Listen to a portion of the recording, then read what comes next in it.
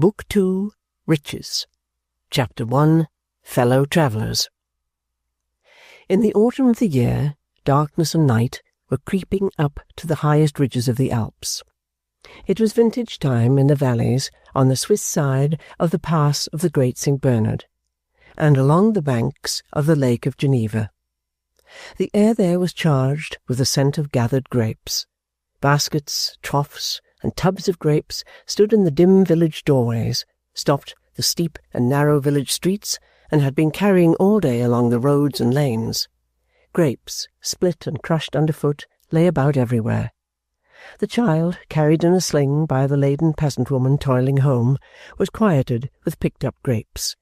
The idiot, sunning his big goiter under the leaves of the wooden chalet by the way to the waterfall, sat munching grapes. The breath of the cows and goats was redolent of leaves and stalks of grapes. The company in every little cabaret were eating, drinking, talking grapes. A pity that no ripe touch of this generous abundance could be given to the thin, hard, stony wine, which, after all, was made from the grapes. The air had been warm and transparent through the whole of the bright day. Shining metal spires and church roofs, distant and rarely seen, had sparkled in the view, and the snowy mountain tops had been so clear that unaccustomed eyes, cancelling the intervening country and slighting their rugged heights for something fabulous, would have measured them as within a few hours' easy reach. Mountain peaks of great celebrity in the valleys, whence no trace of their existence was visible, sometimes for months together, had been since morning plain and near in the blue sky. And now, when it was dark below, though they seemed solemnly to recede, like spectres who were going to vanish, as the red dye of the sunset faded out of them and left them coldly white, they were yet distinctly defined in their loneliness above the mists and shadows. Seen from these solitudes and from the pass of the Great St. Bernard, which was one of them, the ascending night came up the mountain like a rising water. When it at last rose to the walls of the convent of the Great St. Bernard, it was as if that weather-beaten structure were another ark, and floated on the shadowy waves. Darkness, outstripping some visitors on mules, had risen thus to the rough convent walls when those travellers were yet climbing the mountain. As the heat of the glowing day, when they had stopped to drink at the streams of melted ice and snow, was changed to the searching cold of the frosty, rarefied night air at a great height, so the fresh beauty of the lower journey had yielded to barrenness and desolation. A craggy track, up which the mules in single file scrambled and turned from block to block, as though they were ascending the broken staircase of a gigantic ruin, was their way now. No trees were to be seen, nor any vegetable growth, save a poor brown scrubby moss, freezing in the chinks of rock. Blackened skeleton arms of wood by the wayside pointed upward to the convent, as if the ghosts of former travellers, overwhelmed by the snow, haunted the scene of their distress.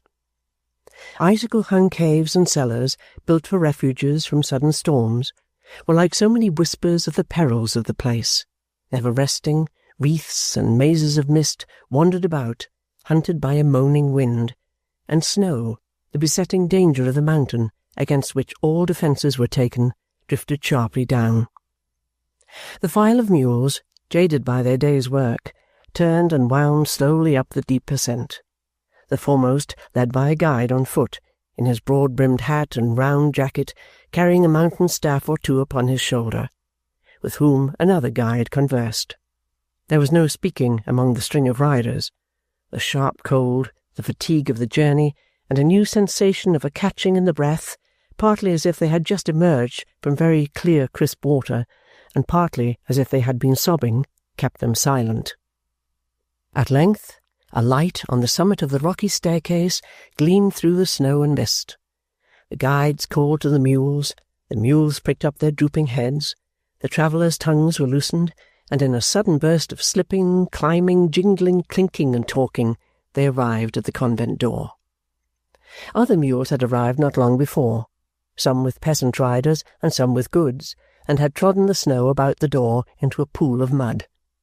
Riding saddles and bridles, pack saddles and strings of bells, mules and men, lanterns, torches, sacks, provender, barrels, cheeses, kegs of honey and butter, straw bundles and packages of many shapes were crowded confusedly together in this thawed quagmire and about the steps.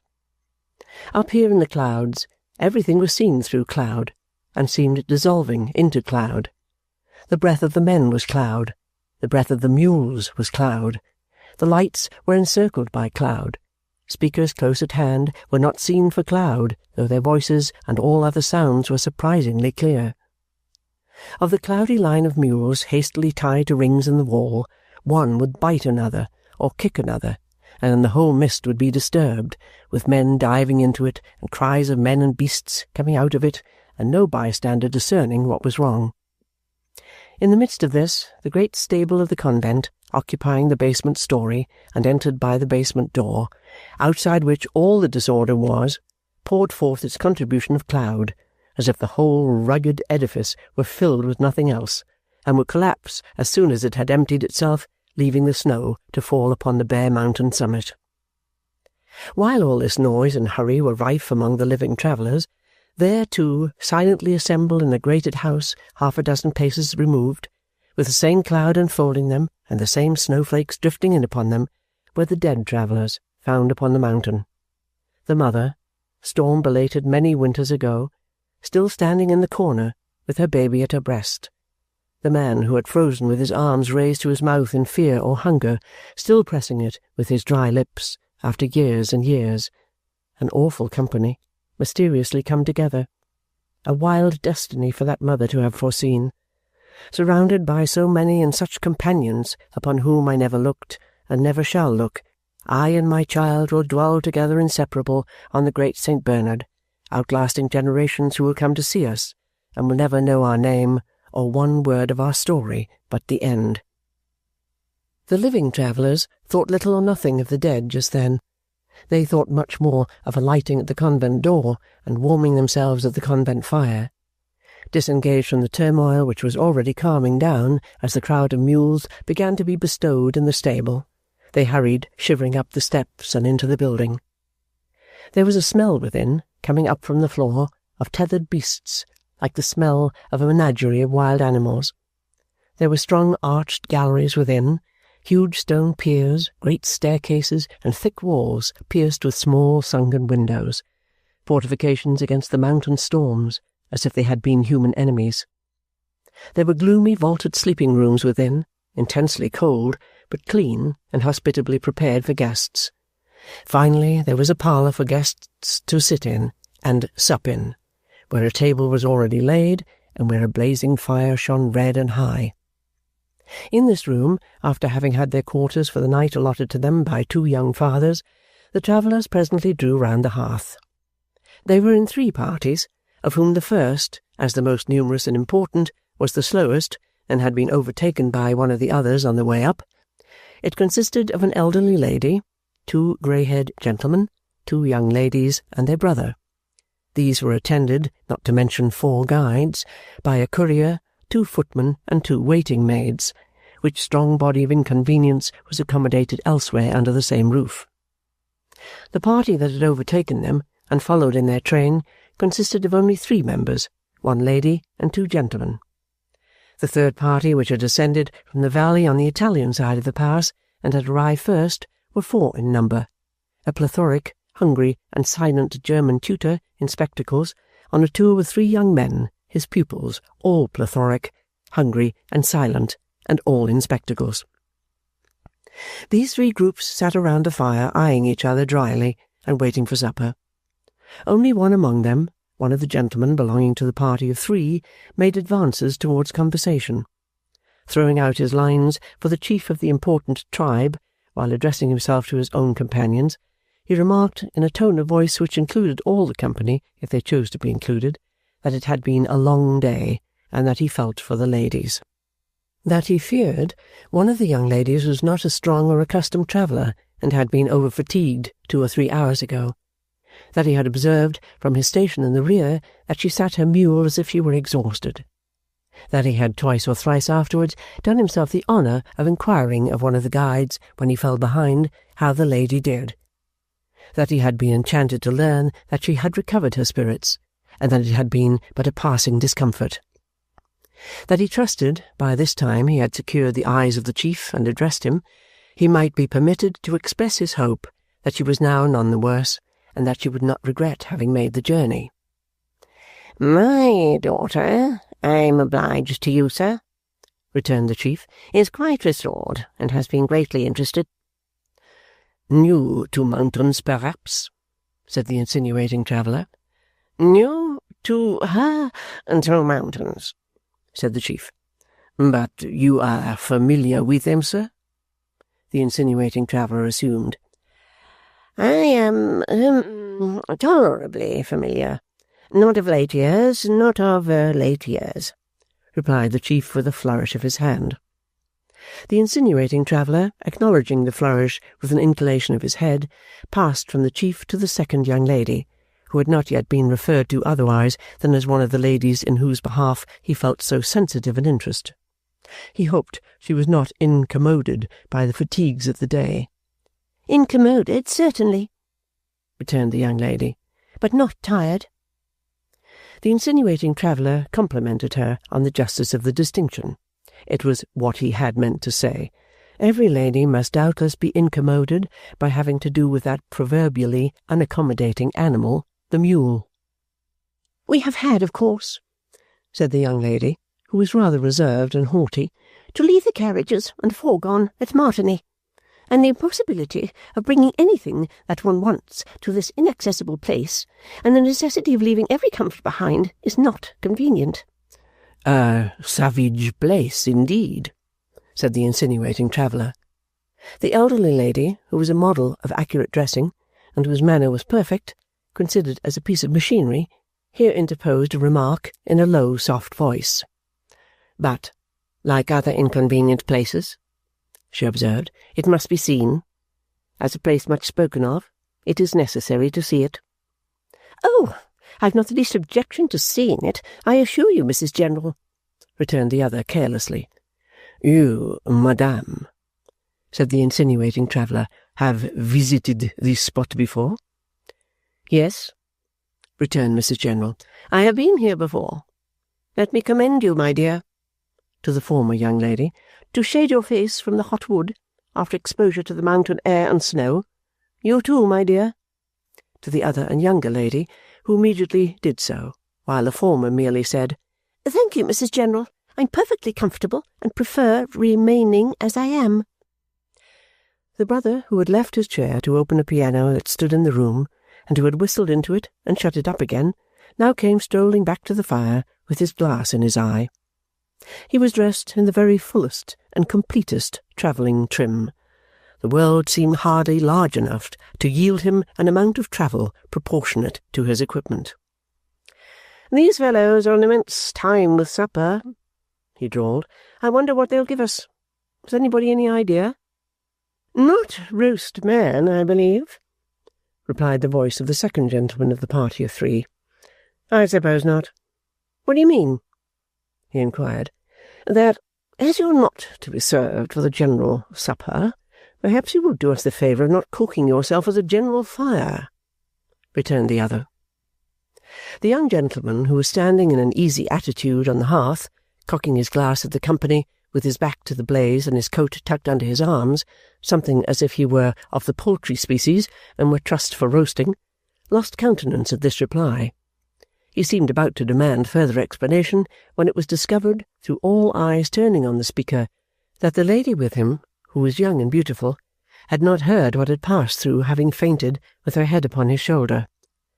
"I think," said the gentleman in a subdued tone, "I had best carry her straight to her room. Will you call to some one to bring a light?" addressing his companion, "and to show the way? In this strange rambling place I don't know that I could find it." "Pray, let me call my maid," cried the taller of the young ladies. "Pray, let me put this water to her lips," said the shorter, who had not spoken yet. Each doing what she suggested, there was no want of assistance. Indeed, when the two maids came in, escorted by the courier, lest any one should strike them dumb by addressing a foreign language to them on the road, there was a prospect of too much assistance. Seeing this, and saying as much in a few words to the slighter and the younger of the two ladies, The gentleman put his wife's arm over his shoulder, lifted her up, and carried her away. His friend, being left alone with the other visitors, walked slowly up and down the room without coming to the fire again, pulling his black moustache in a contemplative manner as if he felt himself committed to the late retort, while the subject of it was breathing injury in a corner. The chief loftily addressed this gentleman. "Your friend, sir," said he, is a little impatient, and in his impatience not perhaps fully sensible of what he owes to. But we will waive that. Your friend is a little impatient, sir." "It may be so, sir," returned the other, "but having had the honour of making that gentleman's acquaintance at the hotel at Geneva, where we and much good company met some time ago, and having had the honour of exchanging company and conversation with that gentleman on several subsequent excursions, I can hear nothing, no, not even from one of your appearance and station, sir, detrimental to that gentleman." "You are in no danger, sir, of hearing any such thing from me. In remarking that your friend has shown impatience, I say no such thing. I make that remark because it is not to be doubted that my son, being by birth and by education a gentleman, would have readily adapted himself to any obligingly expressed wish on the subject of the fire being equally accessible to the whole of the present circle, which, in principle, for all are equal on these occasions, I consider right." "Good," was the reply.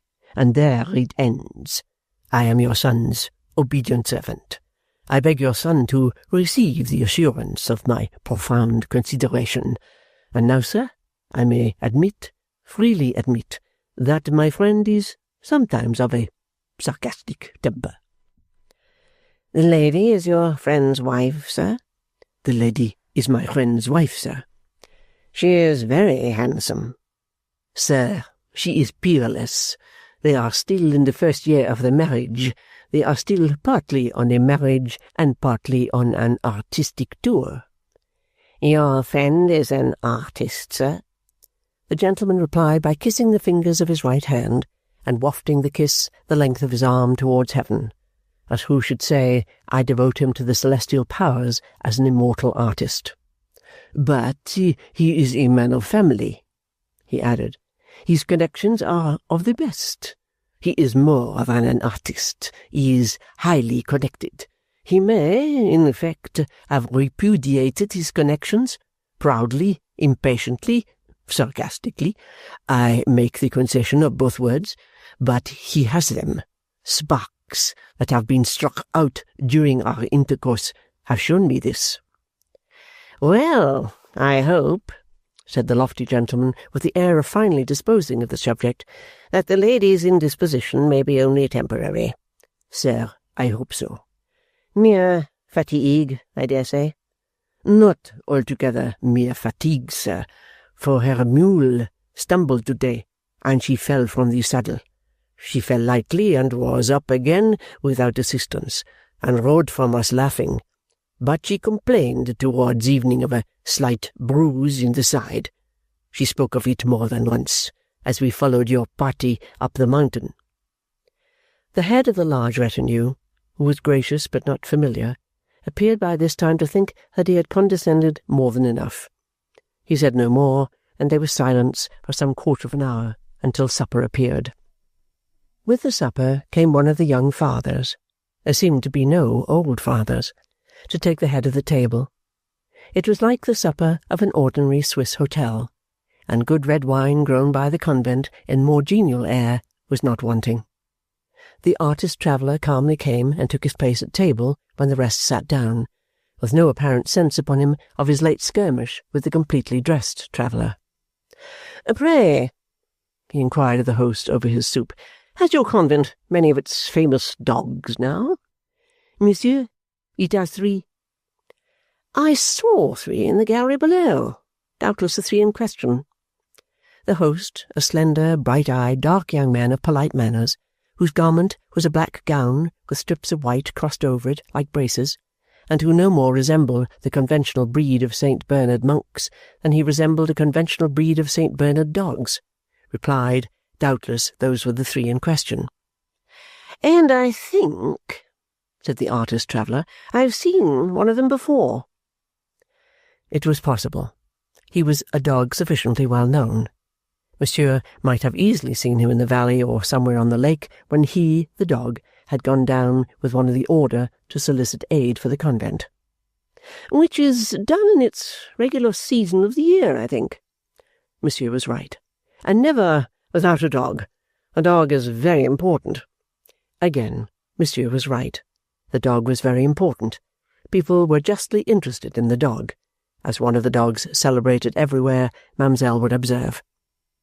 Mademoiselle was a little slow to observe it, as though she were not yet well accustomed to the French tongue.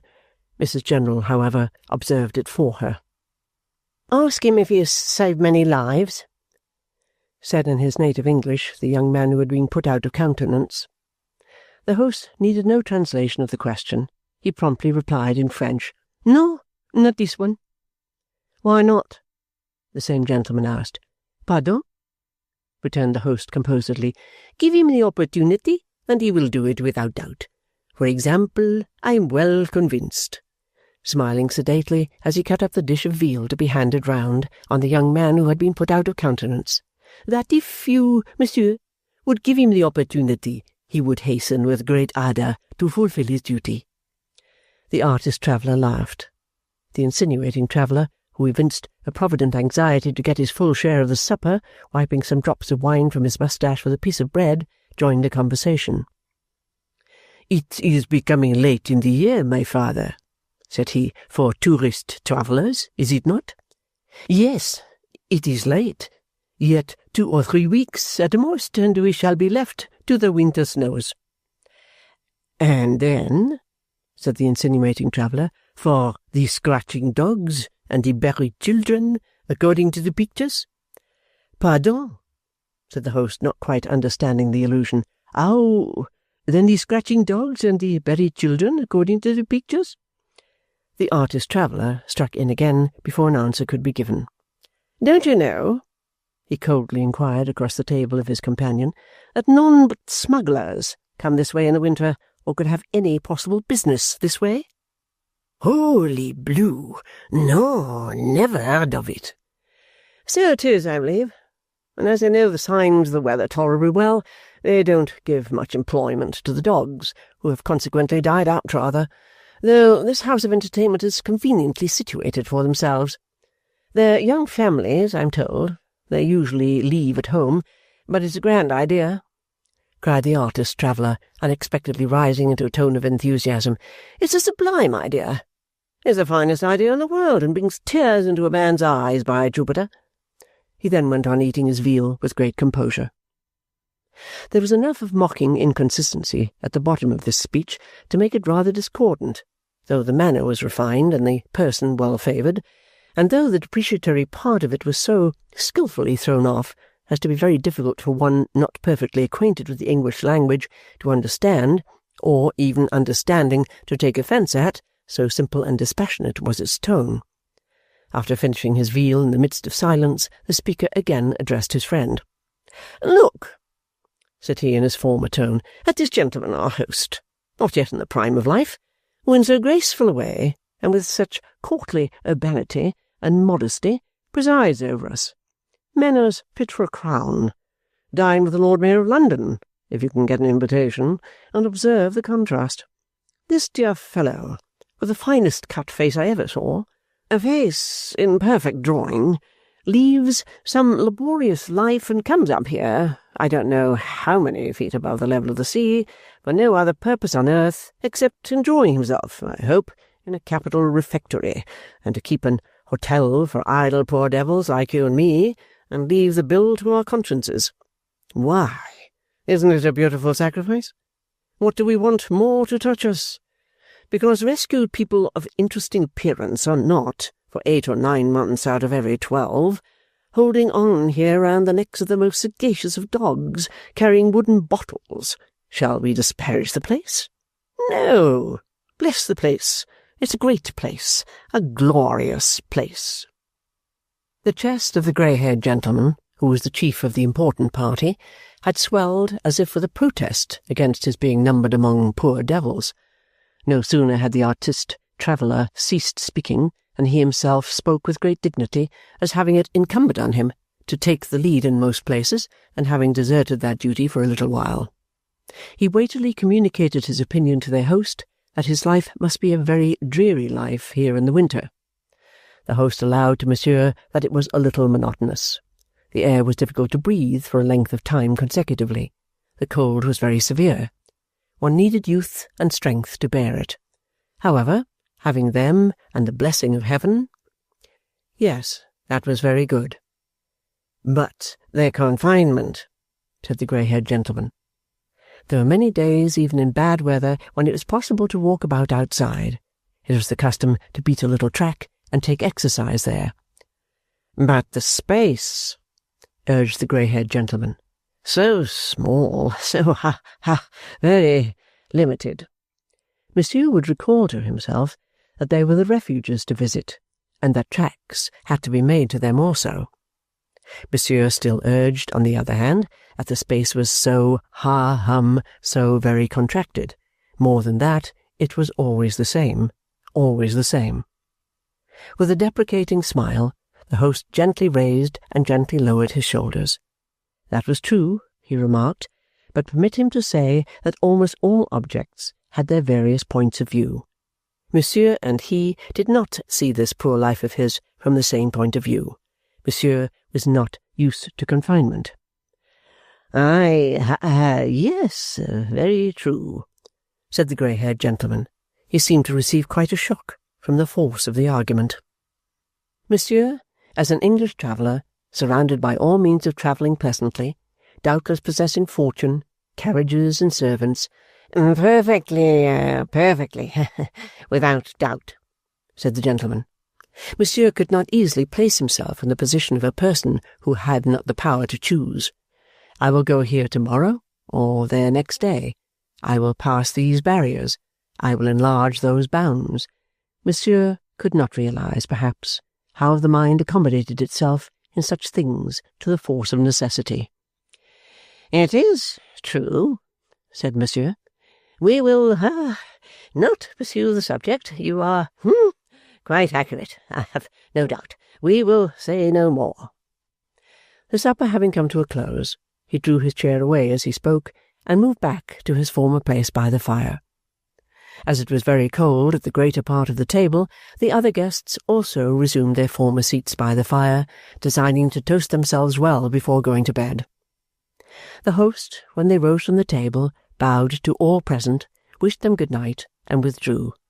But first the insinuating traveller had asked him if they could have some wine made hot, and as he had answered yes, and had presently afterward sent it in, that traveller, seated in the centre of the group, and in the full heat of the fire, was soon engaged in serving it out to the rest. At this time, the younger of the two young ladies, who had been silently attentive in her dark corner— the firelight was the chief light in the sombre room, the lamp being smoky and dull— to what had been said of the absent lady, glided out. She was at a loss which way to turn when she had softly closed the door, but, after a little hesitation among the sounding passages and the many ways, came to a room in a corner of the main gallery, where the servants were at their supper. From these she obtained a lamp and a direction to the lady's room. It was up the great staircase on the story above. Here and there the bare white walls were broken by an iron grate, and she thought, as she went along, that the place was something like a prison. The arched door of the lady's room, or cell, was not quite shut. After knocking at it 2 or 3 times without receiving an answer, she pushed it gently open and looked in. The lady lay with closed eyes on the outside of the bed, protected from the cold by the blankets and wrappers with which she had been covered when she revived from her fainting fit. A dull light placed in the deep recess of the window made little impression on the arched room. The visitor timidly stepped to the bed and said in a soft whisper, Are you better?" The lady had fallen into a slumber, and the whisper was too low to awake her. Her visitor, standing quite still, looked at her attentively. "She's very pretty," she said to herself. "I never saw so beautiful a face. Oh, how unlike me!" It was a curious thing to say, but it had some hidden meaning, for it filled her eyes with tears. I know I must be right. I know he spoke of her that evening. I could very easily be wrong on any other subject, but not on this. Not on this. With a quiet and tender hand, she put aside a straying fold of the sleeper's hair, and then touched the hand that lay outside the covering. "I like to look at her," she breathed to herself. "I like to see what has affected him so much." She had not withdrawn her hand when the sleeper opened her eyes and started. "Oh, pray, don't be alarmed. I'm only one of the travellers from downstairs. I came to ask if you were better, and if I could do anything for you." "I think you've already been so kind as to send your servants to my assistance." "No, not I. That was my sister. Are you better?" "Much better. It is only a slight bruise, and has been well looked to, and is almost easy now. It made me giddy and faint in a moment. It had hurt me before, but at last it overpowered me all at once. May I stay with you until someone comes? Would you like it?" "I should like it, for it is lonely here. But I'm afraid you will feel the cold too much."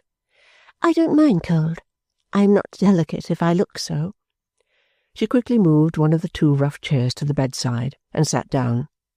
The other as quickly moved a part of some travelling wrapper from herself, and drew it over her, so that her arm, in keeping it about her, rested on her shoulder. "You have so much the air of a kind nurse," said the lady, smiling on her, "that you seem as if you had come to me from home." "I'm very glad of it." "I was dreaming of home when I woke just now. Of my old home, I mean, before I was married." "And before you were so far away from it?" "I have been much farther away from it than this. But then I took the best part of it with me, and missed nothing. I felt solitary as I dropped asleep here, and, missing it a little, wandered back to it." There was a sorrowfully affectionate and regretful sound in her voice, which made her visitor refrain from looking at her for the moment. "It is a curious chance which at last brings us together under this covering in which you have wrapped me," said the visitor after a pause. "For do you know, I think I have been looking for you some time." "Looking for me?" "I believe I have a little note here which I was to give to you whenever I found you. This is it. Unless I greatly mistake, it is addressed to you, is it not?" The lady took it, and said yes, and read it. Her visitor watched her as she did so. It was very short. She flushed a little as she put her lips to her visitor's cheek and pressed her hand. "The dear young friend to whom he presents me may be a comfort to me at some time," he says. "She is truly a comfort to me the first time I see her." "Perhaps you don't," said the visitor, hesitating. "Perhaps you don't know my story. Perhaps he never told you my story." "No." "Oh, no. Why should he? I have scarcely the right to tell it myself at present, because I had been entreated not to do so. There is not much in it, but it might account to you for my asking you not to say anything about the letter here. You saw my family with me, perhaps. Some of them, I only say this to you, are a little proud, a little prejudiced." "You shall take it back again," said the other, "and then my husband is sure not to see it. He might see it and speak of it otherwise by some accident. Will you put it in your bosom again, to be certain?" She did so with great care. Her small, slight hand was still upon the letter when they heard someone in the gallery outside. "I promised," said the visitor, rising, "that I would write to him after seeing you. I could hardly fail to see you sooner or later, and tell him if you were well and happy. I had better say you were well and happy. Yes. Say I was very well and very happy, and that I thanked him affectionately and would never forget him. I shall see you in the morning. After that we are sure to meet again before very long. Good night. Good night. Thank you. Good night, my dear. Both of them were hurried and fluttered as they exchanged this parting, and as the visitor came out of the door. She had expected to meet the lady's husband approaching it, but the person in the gallery was not he. It was the traveller who had wiped the wine-drops from his moustache with a piece of bread. When he heard the step behind him, he turned round, for he was walking away in the dark. His politeness, which was extreme, would not allow of the young lady's lighting herself downstairs or going down alone. He took her lamp, held it so as to throw the best light on the stone steps, and followed her all the way to the supper-room. She went down, not easily hiding how much she was inclined to shrink and tremble, for the appearance of this traveller was particularly disagreeable to her. She had sat in her quiet corner before supper, imagining what he would have been in the scenes and places within her experience, until he inspired her with an aversion that made him little less than terrific. He followed her down with his smiling politeness, followed her in, and resumed his seat in the best place in the hearth. There, with the wood fire, which was beginning to burn low, rising and falling upon him in the dark room, he sat with his legs thrust out to warm, drinking the hot wine down to the lees, with a monstrous shadow imitating him on the wall and ceiling. The tired company had broken up, and all the rest were gone to bed, except the young lady's father, who dozed in his chair by the fire. The traveller had been at the pains of going a long way upstairs to his sleeping-room to fetch his pocket-flask of brandy. He told them so, as he poured its contents into what was left of the wine, and drank with a new relish. "May I ask, sir, if you are on your way to Italy?" The grey-haired gentleman had roused himself and was preparing to withdraw. He answered in the affirmative. "I also," said the traveller. "I shall hope to have the honour of offering my compliments in fairer scenes, and under softer circumstances than on this dismal mountain." The gentleman bowed, distantly enough, and said he was obliged to him. "We poor gentlemen, sir," said the traveller, pulling his moustache dry with his hand, for he had dipped it in the wine and brandy. "We poor gentlemen do not travel like princes, but the courtesies and graces of life are precious to us. To your health, sir." "Sir, I thank you." "To your health, of your distinguished family, of the fair ladies, your daughters." "Sir, I thank you again. I wish you good night. My dear, are our people in attendance?" "They are close by, father." "Permit me," said the traveller, rising and holding the door open as the gentleman crossed the room towards it with his arm drawn through his daughter's. "Good repose. To the pleasure of seeing you once more. Tomorrow." As he kissed his hand with his best manner and his daintiest smile, the young lady drew a little nearer to her father, and passed him with a dread of touching him. "Humph!" said the insinuating traveller, whose manner shrunk and whose voice dropped when he was left alone. "If they all go to bed, why, I must go. They are in a devil of a hurry. One would think the night would be long enough in this freezing silence and solitude if one went to bed 2 hours hence." Throwing back his head and emptying his glass, he cast his eyes upon the traveller's book, which lay on the piano, open, with pens and ink beside it, as if the night's names had been registered when he was absent. Taking it in his hand, he read these entries: William Dorrit, Esquire, Frederick Dorrit, Esquire, Edward Dorrit, Esquire, Miss Dorrit, Miss Amy Dorrit, Mrs. General and Suite, from France to Italy. Mr. and Mrs. Henry Gowan, from France to Italy. To which he added, in a small complicated hand, ending with a long lean flourish, not unlike a lasso thrown at all the rest of the names, Blandois, Paris, from France to Italy. And then, with his nose coming down over his moustache, and his moustache going up and under his nose, repaired to his allotted cell. Chapter 2. Mrs. General. It is indispensable to present the accomplished lady, who was of sufficient importance in the suite of the Dorrit family, to have a line to herself in the Traveller's Book. Mrs. General was the daughter of a clerical dignitary in a cathedral town, where she had led the fashion until she was near 45 as a single lady can be. A stiff commissariat officer of 60, famous as a martinet, had then become enamoured of the gravity with which she drove the proprieties, four in hand, through the cathedral town society, and had solicited to be taken beside her on the box of the cool coach of ceremony to which that team was harnessed.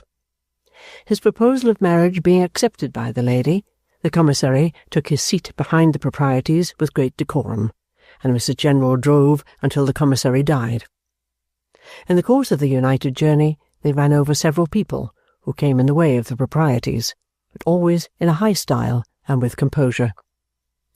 The commissary having been buried with all the decorations suitable to the service, the whole team of proprieties were harnessed to his hearse, and they all had feathers and black velvet housings with his coat of arms in the corner.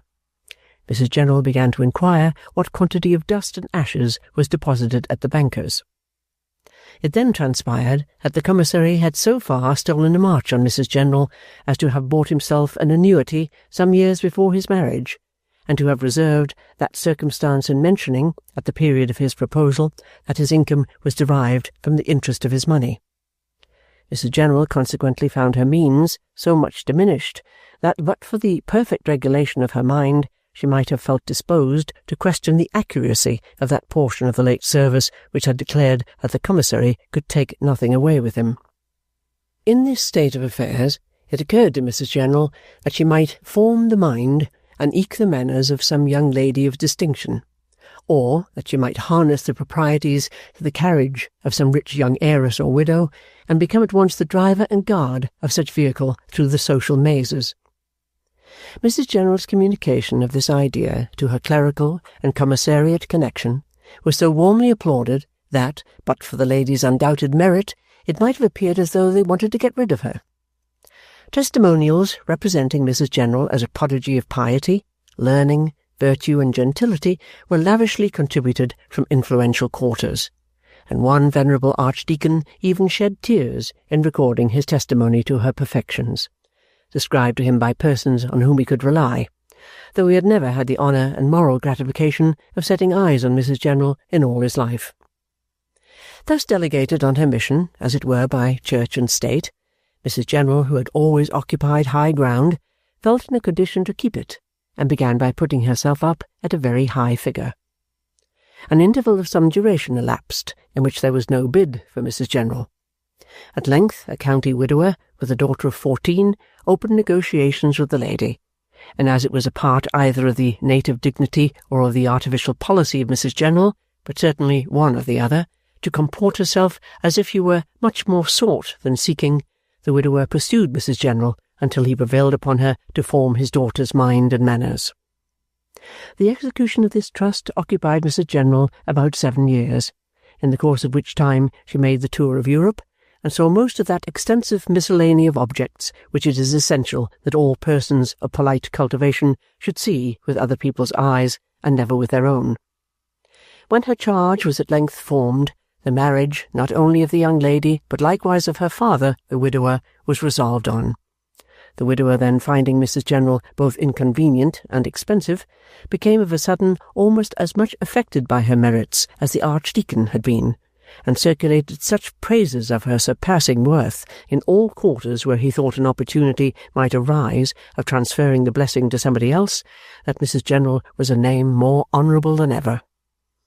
The Phoenix was to let on this elevated perch, when Mr. Dorrit, who had lately succeeded to his property, mentioned to his bankers that he wished to discover a lady, well-bred, accomplished, well-connected, well accustomed to good society, who was qualified at once to complete the education of his daughters and to be their matron or chaperone.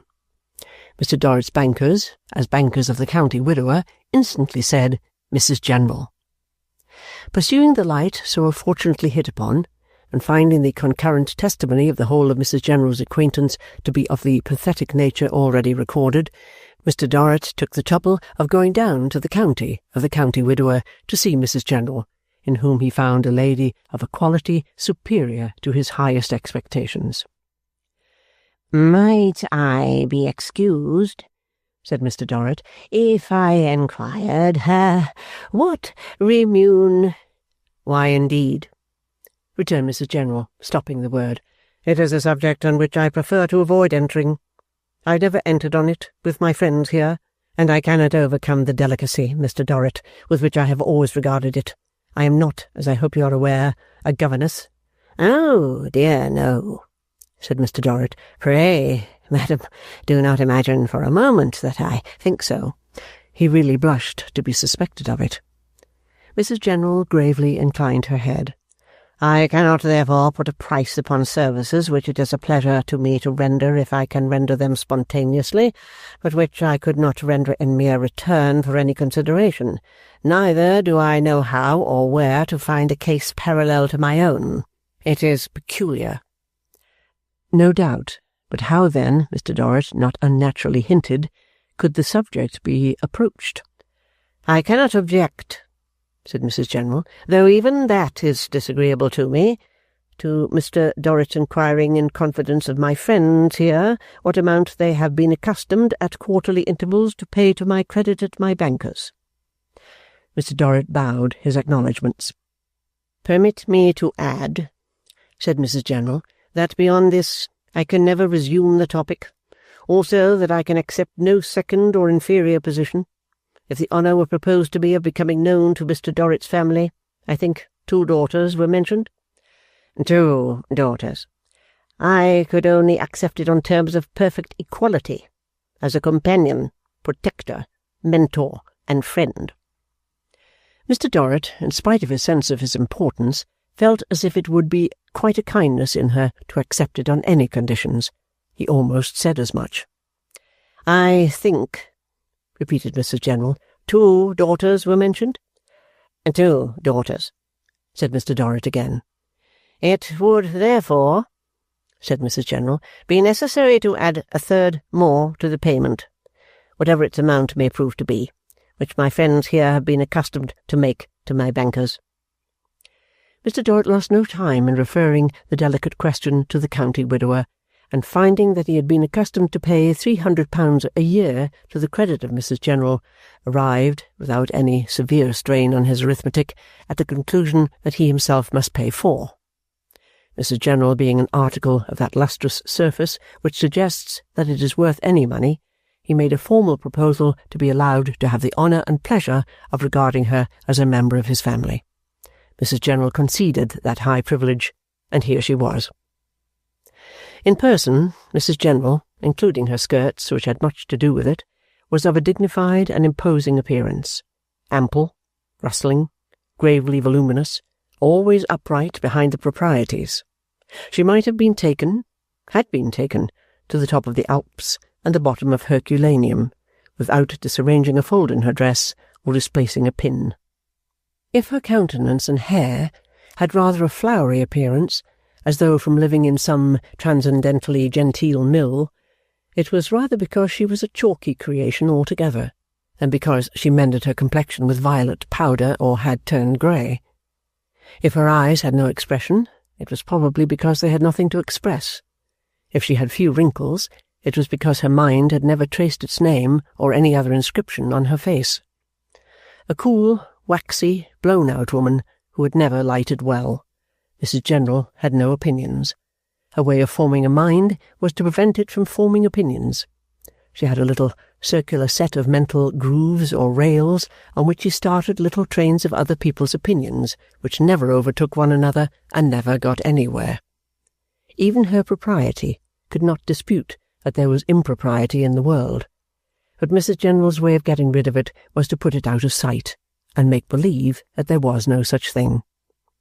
This was another of her ways of forming a mind, to cram all articles of difficulty into cupboards, lock them up, and say they had no existence.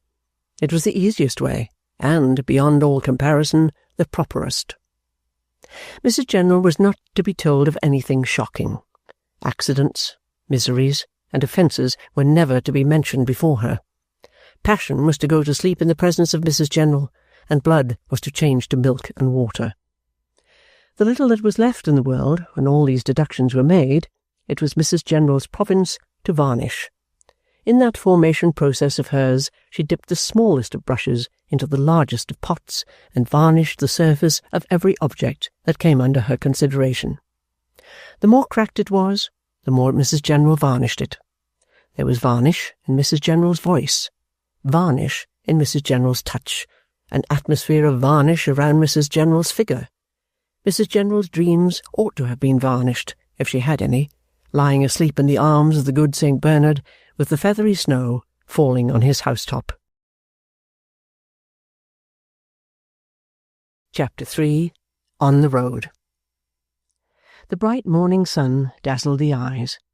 The snow had ceased, the mists had vanished, the mountain air was so clear and light that the new sensation of breathing it was like the having entered on a new existence.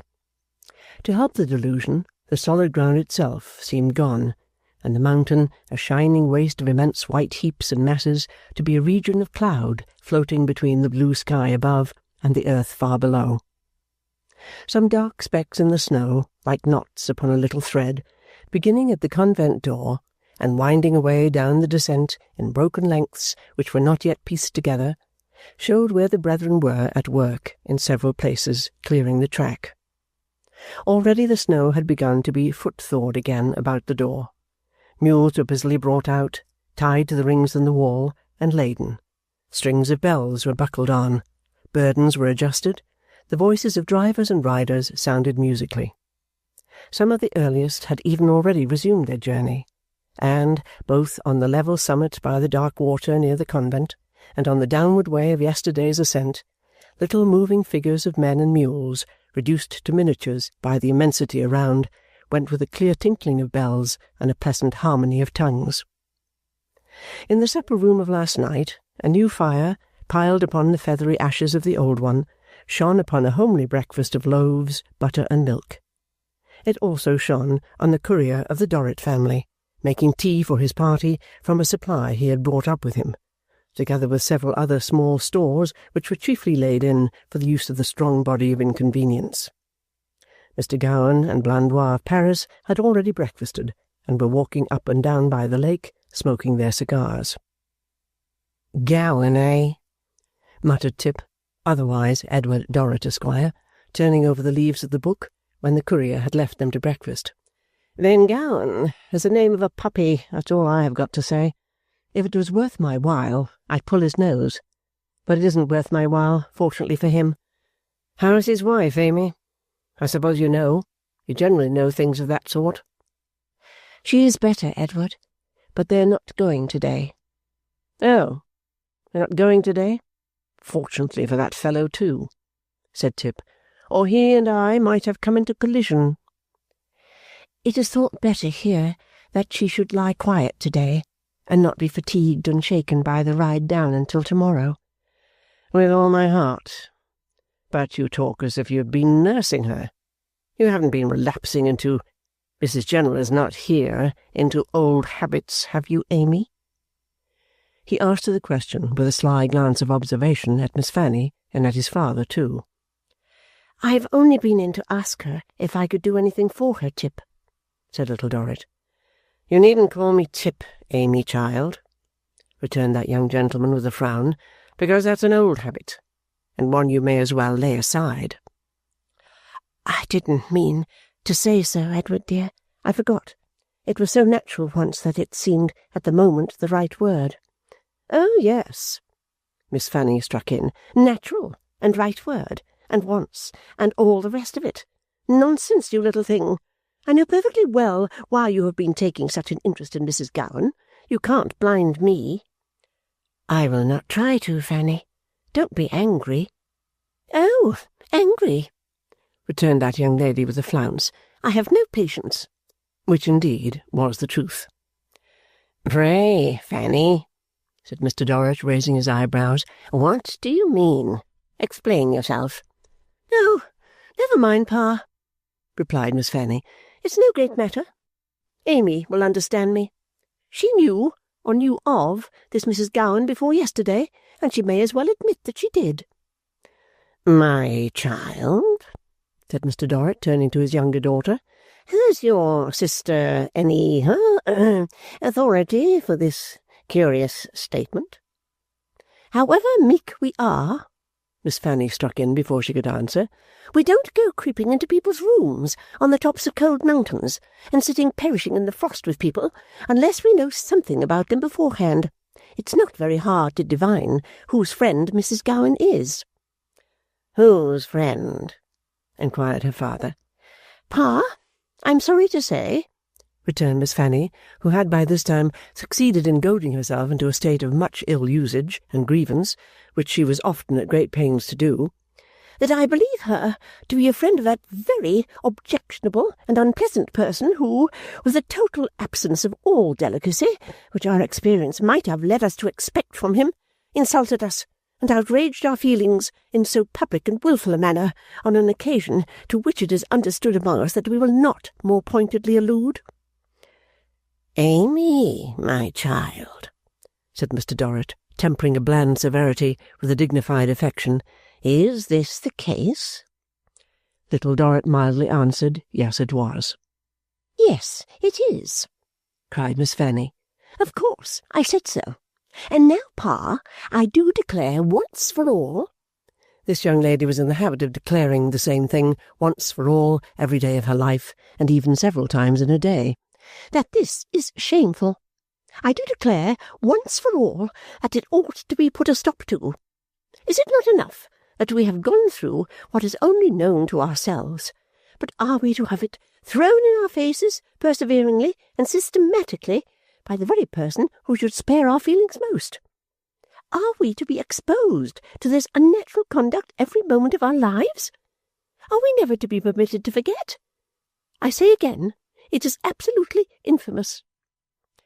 "Well, Amy," observed her brother, shaking his head, "you know I stand by you whenever I can, and on most occasions, but I must say that, upon my soul, I do consider it rather an unaccountable mode of showing your sisterly affection, that you should back up a man who treated me in the most ungentlemanly way in which one man can treat another, and who," he added convincingly, "must be a low-minded thief, you know, or he never could have conducted himself as he did."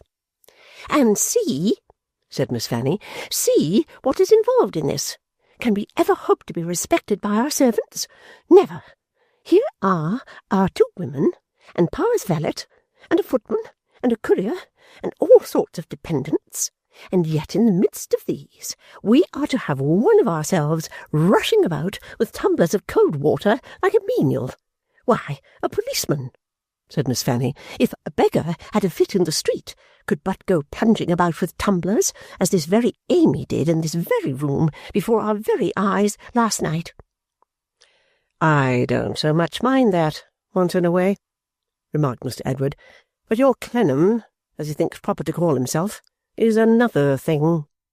"He is part of the same thing," returned Miss Fanny, "and of a piece with all the rest.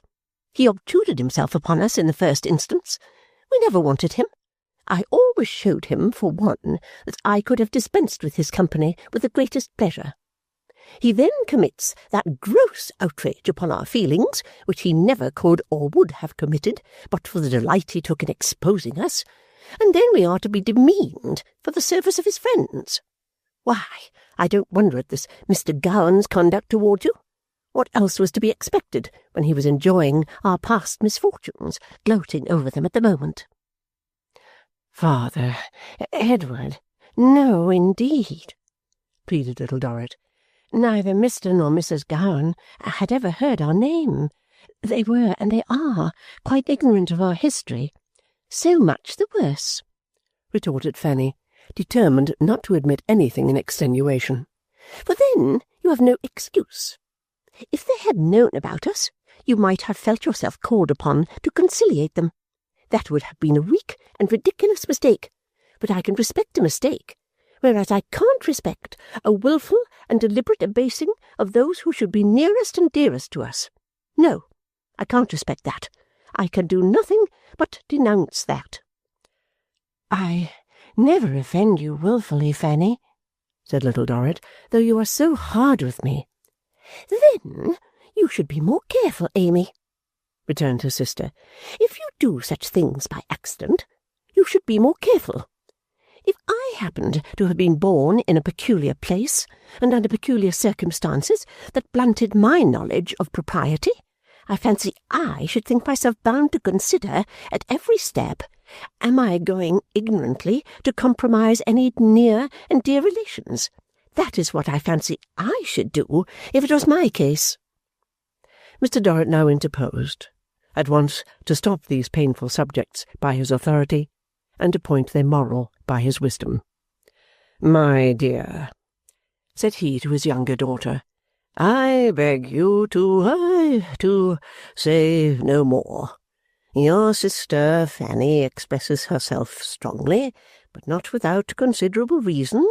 You have now a great position to support. That great position is not occupied by yourself alone, but by me, and by us. Now, it is incumbent upon all people in an exalted position, but it is particularly so on this family, for reasons which I will not dwell upon, to make themselves respected, to be vigilant in making themselves respected. Dependents to respect us must be kept at a distance and kept down. Therefore, you're not exposing yourself to the remarks of our attendants by appearing to have at any time dispensed with their services and performed them for yourself is highly important." "Why, who can doubt it?" cried Miss Fanny. "It's the essence of everything." "Fanny," returned her father grandiloquently, "give me leave, my dear. We then come to Mr. Clennam. I am free to say that I do not, Amy, share your sister's sentiments. That is to say, altogether, in reference to Mr. Clennam. I am content to regard that individual in the light of generally a well-behaved person. A well-behaved person. Nor will I inquire whether Mr. Clennam did, at any time, obtrude himself on my society. He knew my society to be sought, and his plea might be that he regarded me in the light of a public character.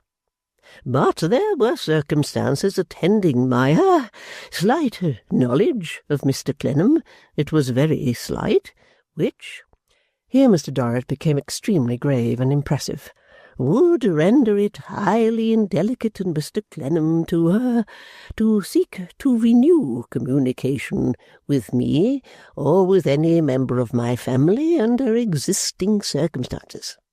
If Mr. Clennam has sufficient delicacy to perceive the impropriety of any such attempt, I am bound as a responsible gentleman to defer to that delicacy on his part.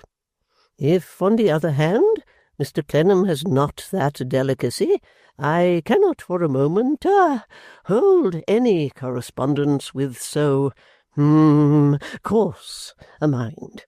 In either case it would appear that Mr. Clennam is put altogether out of the question, and that we have nothing to do with him or he with us.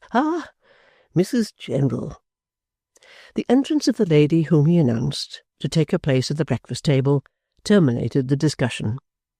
Shortly afterwards the courier announced that the valet and the footman and the 2 maids and the 4 guides and the 14 mules were in readiness, so the breakfast party went out to the convent door to join the cavalcade. Mr. Gowan stood aloof with his cigar and pencil, but Mr. Blandois was on the spot to pay his respects to the ladies. When he gallantly pulled off his slouched hat to Little Dorrit, she thought he had even a more sinister look, standing swart and cloaked in the snow, than he had in the firelight overnight. But as both her father and her sister received his homage with some favour, she refrained from expressing any distrust of him, lest it should prove to be a new blemish derived from her prison birth. Nevertheless, as they wound down the rugged way, while the convent was yet in sight, she more than once looked round, and descried Mr. Blandois, backed by the convent smoke which rose straight and high from the chimneys in a golden film, always standing on one jutting point looking down after them. Long after he was a mere black stick in the snow, she felt as though she could yet see that smile of his, that high nose, and those eyes that were too near it. And even after that, when the convent was gone, and some light morning clouds veiled the pass below it, the ghastly skeleton arms by the wayside seemed to be all pointing up at him. More treacherous than snow, perhaps, colder at heart and harder to melt, Blandois of Paris by degrees passed out of her mind as they came down into the softer regions. Again the sun was warm. Again the streams descending from glaciers in the snowy caverns were refreshing to drink at. Again they came among the pine trees, the rocky rivulets, the verdant heights and dales, the wooden chalets and rough zigzag fences of Swiss country. Sometimes the way so widened that she and her father could ride abreast, and then to look at him, handsomely clothed in his fur and broadcloths, rich, free, numerously served and attended, his eyes roving far away among the glories of the landscape, no miserable screen before them to darken his sight and cast its shadow on him, was enough. Her uncle was so far rescued from that shadow of old that he wore the clothes they gave him, and performed some ablutions as a sacrifice to the family credit, and went where he was taken, with a certain patient animal enjoyment, which seemed to express that the air and change did him good. In all other respects, save one, he shone with no light but such as was reflected from his brother. His brother's greatness, wealth, freedom, and grandeur pleased him without any reference to himself. Silent and retiring, he had no use for speech when he could hear his brother speak, no desire to be waited on, so that the servants devoted themselves to his brother. The only noticeable change he originated in himself was an alteration in his manner to his younger niece. Every day it refined more and more into a marked respect, very rarely shown by age to youth, and still more rarely susceptible, one would have said, of the fitness with which he invested it. On those occasions when Miss Fanny did declare once for all he would take the next opportunity of bearing his grey head before his younger niece, and of helping her to alight, or handing her to the carriage, or showing her any other attention with the profoundest deference. Yet it never appeared misplaced or forced, being always heartily simple, spontaneous, and genuine. Neither would he ever consent, even at his brother's request, to be helped to any place before her, or to take precedence of her in anything. So jealous was he of her being respected, that, on this very journey down from the Great St. Bernard, he took sudden and violent umbrage at the footman's being remiss to hold her stirrup, though standing near when she dismounted, and unspeakably astonished the whole retinue by charging at him on a hard-headed mule, riding him into a corner, and threatening to trample him to death. They were a goodly company, and the innkeepers all but worshipped them. Wherever they went, their importance preceded them in the person of the courier riding before to see that the rooms of state were ready. He was the herald of the family procession. The great travelling carriage came next, containing inside Mr. Dorrit, Miss Dorrit, Miss Amy Dorrit, and Mrs. General. Outside, some of the retainers, and, in fine weather, Edward Dorrit, Esquire, for whom the box was reserved. Then came the chariot, containing Frederick Dorrit, Esquire, and an empty place occupied by Edward Dorrit, Esquire, in wet weather. Then came the fourgon, with the rest of the retainers, the heavy baggage, and as much as it could carry of the mud and dust which the other vehicles left behind. These equipages adorned the yard of the hotel at Martigny on the return of the family from their mountain excursion. Other vehicles were there, much company being on the road, from the patched Italian vettura, like the body of a swing from an English fair, put upon a wooden tray on wheels, and having another wooden tray without wheels put atop of it, to the trim English carriage. But there was another adornment of the hotel which Mr. Dorrit had not bargained for. 2 strange travellers embellished one of his rooms. The innkeeper, hat in hand in the yard, swore to the courier that he was blighted, that he was desolated, that he was profoundly afflicted, that he was the most miserable and unfortunate of beasts, that he had the head of a wooden pig. He ought never to have made the concession, he said, but the very genteel lady had so passionately prayed him for the accommodation of that room to dine in only for a little half-hour that he had been vanquished. The little half-hour was expired. The lady and gentleman were taking their little dessert and half-cup of coffee. The note was paid, the horses were ordered, they would depart immediately. But, owing to an unhappy destiny and the curse of heaven, they were not yet gone. Nothing could exceed Mr. Dorrit's indignation as he turned at the foot of the staircase on hearing these apologies. He felt that the family dignity was struck at by an assassin's hand. He had a sense of his dignity which was of the most exquisite nature. He could detect a design upon it when nobody else had any perception of the fact. His life was made an agony by the number of fine scalpels that he felt to be incessantly engaged in dissecting his dignity. "Is it possible, sir," said Mr. Dorrit, reddening excessively, "that you have had the audacity to place one of my rooms at the disposition of any other person?" Thousands of pardons. It was the host's profound misfortune to have been overcome by that too genteel lady. He besought Monseigneur not to enrage himself. He threw himself on Monseigneur for clemency. If Monseigneur would have the distinguished goodness to occupy the other salon, especially reserved for him, for but 5 minutes, all would go well. "No, sir," said Mr. Dorrit, "I will not occupy any salon. I will leave your house without eating or drinking or setting foot in it.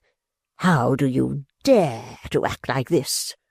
Who am I that you separate me from other gentlemen?" Alas, the host called all the universe to witness that Monseigneur was the most amiable of the whole body of nobility, the most important, the most estimable, the most honoured. If he separated Monseigneur from others, it was only because he was more distinguished, more cherished, more generous, more renowned. "Don't tell me so, sir," returned Mr. Dorrit in a mighty heat. "You have affronted me. You have heaped insults upon me. How dare you? Explain yourself." Ah, just heaven! Then how could the host explain himself when he had nothing more to explain, when he had only to apologize and confide himself to the so well-known magnanimity of Monseigneur? "I tell you, sir," said Mr. Dorrit, panting with anger, "that you separate me from other gentlemen, that you make distinctions between me, other gentlemen of fortune and station. I demand of you why. I wish to know on what authority, on whose authority. Reply, sir. Explain. Answer why." Permit the landlord humbly to submit to Monsieur the Courier, then, that Monseigneur, ordinarily so gracious, enraged himself without cause. There was no why. Monsieur the Courier would represent to Monseigneur that he deceived himself in suspecting that there was any why, but the why his devoted servant had already had the honour to present to him. The very genteel lady— "Silence!" cried Mr. Dorrit. "Hold your tongue. I will hear no more of the very genteel lady. I will hear no more of you. Look at this family. My family. A family more genteel than any lady. You have treated this family with disrespect. You have been insolent to this family. I'll ruin you. Send for the horses. Pack the carriages. I'll not set foot in this man's house again." No one had interfered in the dispute, which was beyond the French colloquial powers of Edward Dorrit, Esquire, and scarcely within the province of the ladies. Miss Fanny, however, now supported her father with great bitterness, declaring in her native tongue that it was quite clear there was something special in this man's impertinence, and that she considered it important that he should be, by some means, forced to give up his authority for making distinctions between that family and other wealthy families. What the reasons of his presumption could be, she was at a loss to imagine, but reasons he must have, and they ought to be torn from him. All the guides, mule-drivers, and idlers in the yard had made themselves parties to the angry conference, and were much impressed by the courier's now bestirring himself to get the carriages out. With the aid of some dozen people to each wheel, this was done at a great cost of noise, and then the loading was proceeded with, pending the arrival of the horses from the post-house. But the very genteel lady's English chariot being already horsed and at the inn door, the landlord had slipped upstairs to represent his hard case.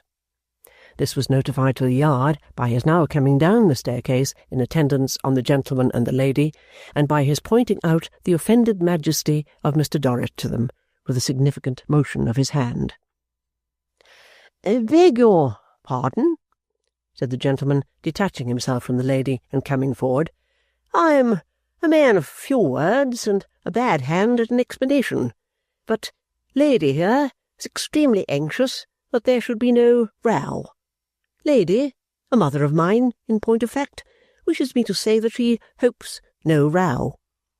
Mr. Dorrit, still panting under his injury, saluted the gentleman and saluted the lady in a distant, final, and invincible manner.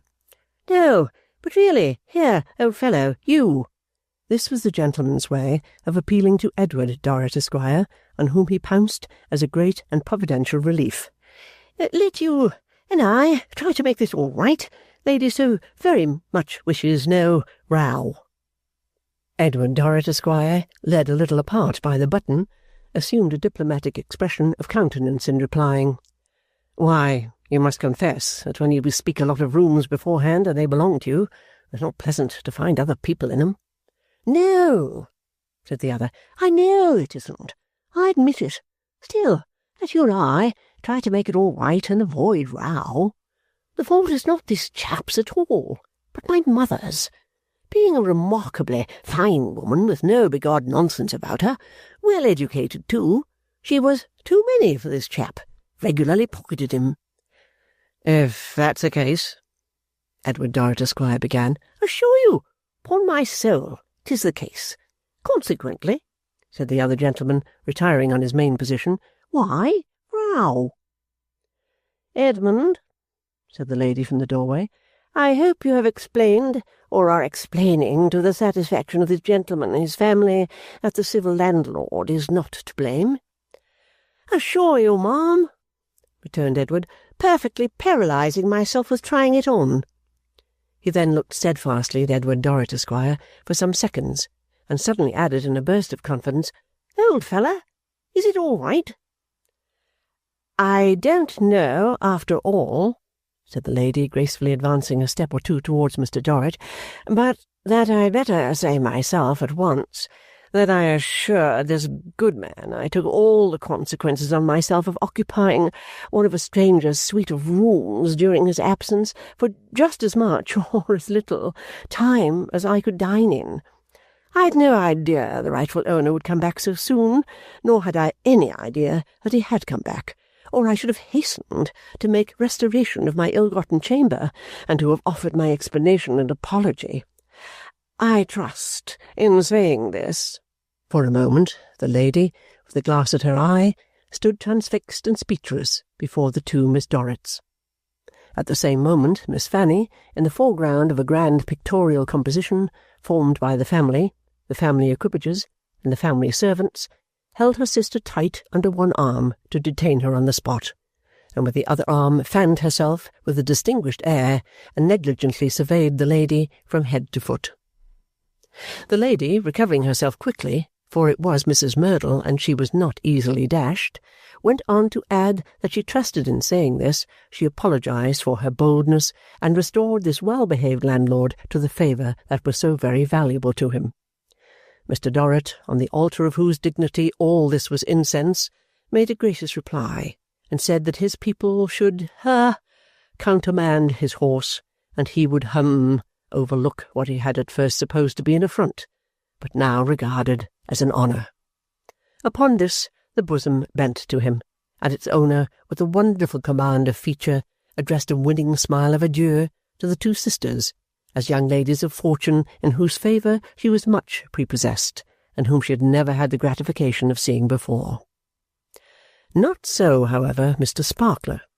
This gentleman, becoming transfixed at the same moment as his lady mother, could not by any means unfix himself again, but stood stiffly staring at the whole composition with Miss Fanny in the foreground, on his mother saying, "Edmund, you are quite ready. Will you give me your arm?" He seemed, by the motion of his lips, to reply with some remark comprehending the form of words in which his shining talents found the most frequent utterance, but he relaxed no muscle.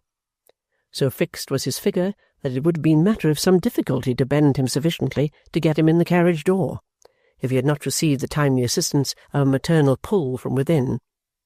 He was no sooner within than the pad of the little window in the back of the chariot disappeared, and his eye usurped its place.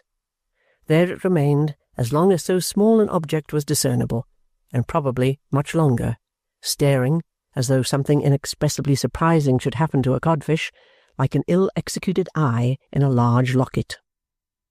This encounter was so highly agreeable to Miss Fanny, and gave her so much to think of with triumph afterwards, that it softened her asperities exceedingly. When the procession was again in motion next day, she occupied her place in it with a new gaiety, and showed such a flow of spirits indeed that Mrs. General looked rather surprised. Little Dorrit was glad to be found no fault with, and to see that Fanny was pleased, but her part in the procession was a musing part, and a quiet one. Sitting opposite her father in the travelling carriage, and recalling the old Marshalsea room, her present existence was a dream. All that she saw was new and wonderful, but it was not real. It seemed to her as if those visions of mountains and picturesque countries might melt away at any moment, and the carriage, turning some abrupt corner, bring up with a jolt at the old Marshalsea gate. To have no work to do was strange, but not half so strange as having glided into a corner where she had no one to think for, nothing to plan and contrive, no cares of others to load herself with. Strange as that was, it was far stranger yet to find a space between herself and her father, where others occupied themselves in taking care of him, and where she was never expected to be. At first this was so much more unlike her old experience than ever the mountains themselves, that she had been unable to resign herself to it, and had tried to retain her old place about him. But he had spoken to her alone, and had said that people in an exalted position, my dear, must scrupulously exact respect from their dependents, and that for her, his daughter, Miss Amy Dorrit, of the sole remaining branch of the Dorrits of Dorsetshire, to be known to occupy herself in fulfilling the functions of a valet, would be incompatible with that respect. Therefore, my dear, he laid his parental injunctions upon her to remember that she was a lady, who had now to conduct herself with a proper pride, and to preserve the rank of a lady, and consequently he requested her to abstain from doing what would occasion unpleasant and derogatory remarks. She had obeyed without a murmur. Thus it had been brought about that she now sat in her corner of the luxurious carriage, with her little patient hands folded before her, quite displaced even from the last point of the old standing ground in life on which her feet had lingered. It was from this position that all she saw appeared unreal. The more surprising the scenes, the more they resembled the unreality of her own inner life, as she went through its vacant places all day long. The gorges of the Simplon, its enormous depths and thundering waterfalls, the wonderful road, the points of danger where a loose wheel or a faltering horse would have been destruction, the descent into Italy, the opening of that beautiful land as the rugged mountain chasm widened and let them out from a gloomy and dark imprisonment, all a dream, only the old mean Marshalsea a reality. Nay, even the old mean Marshalsea was shaken to its foundations when she pictured it without her father. She could scarcely believe that the prisoners were still lingering in the close yard, that the mean rooms were still every one tenanted, and that the turnkey still stood in the lodge, letting people in and out, all just as she well knew it to be. With the remembrance of her father's old life in prison hanging about her like the burden of a sorrowful tune, Little Dorrit would wake from a dream of her birthplace in a whole day's dream. The painted room in which she awoke, often a humbled state chamber in a dilapidated palace, would begin it, with its wild red autumnal vine leaves overhanging the glass, its orange trees on the cracked white terrace outside the window, a group of monks and peasants in the little street below, misery and magnificence wrestling with each other upon every rood of ground in the prospect, no matter how widely diversified, and misery throwing magnificence with the strength of fate. To this would succeed a labyrinth of bare passages and pillared galleries, with the family procession already preparing in the quadrangle below, to the carriages and luggage being brought together by the servants for the day's journey. Then breakfast in another painted chamber, damp-stained and of desolate proportions, and then the departure which, to her timidity and sense of not being grand enough for her place in the ceremonies, was always an uneasy thing. For then the courier, who himself would have been a foreign gentleman of high mark in the Marshalsea, would present himself to report that all was ready, and then her father's valet would pompously induct him into his travelling cloak, and then Fanny's maid and her own maid, who was a weight on Little Dorrit's mind, absolutely made her cry at first, she knew so little what to do with her, would be in attendance, and then her brother's man would complete his master's equipment, and then her father would give his arm to Mrs. General, and her uncle would give his to her, and, escorted by the landlord and inn-servants, they would swoop downstairs.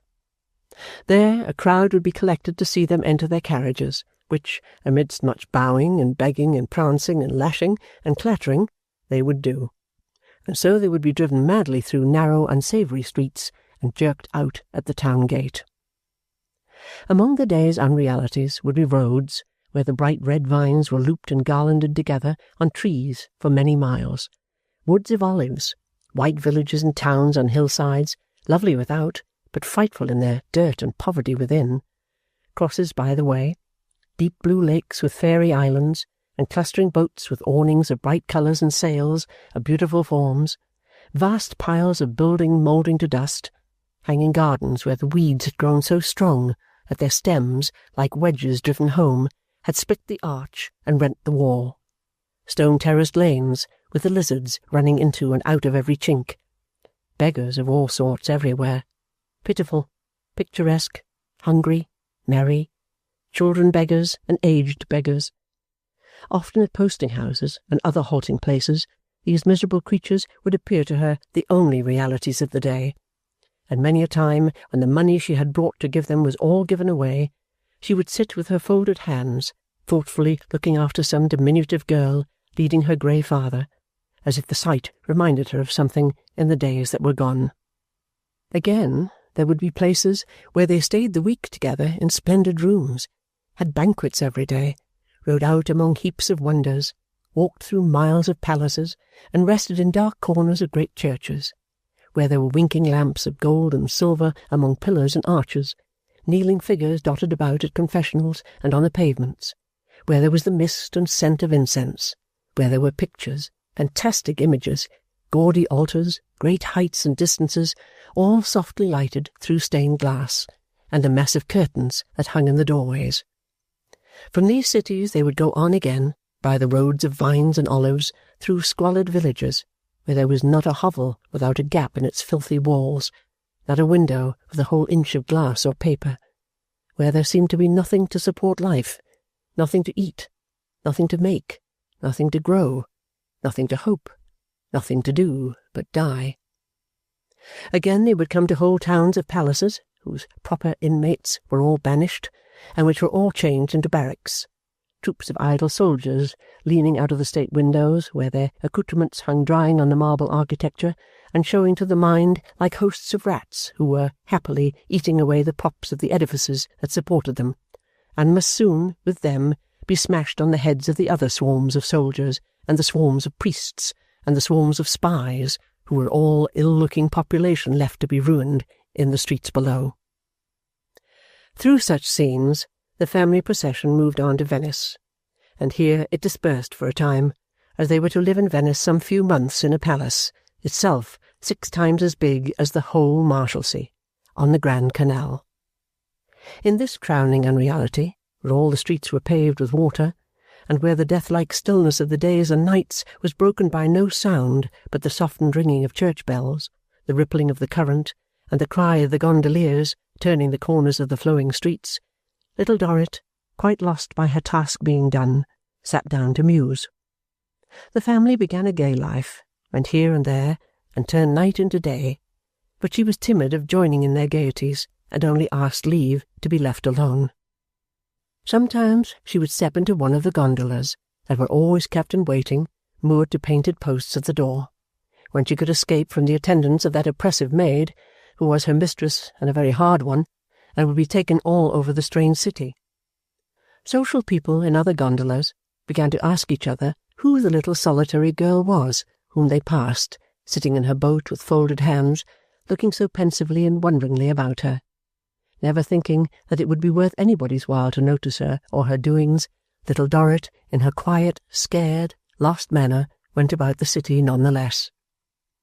But her favourite station was the balcony of her own room, overhanging the canal, with other balconies below and none above.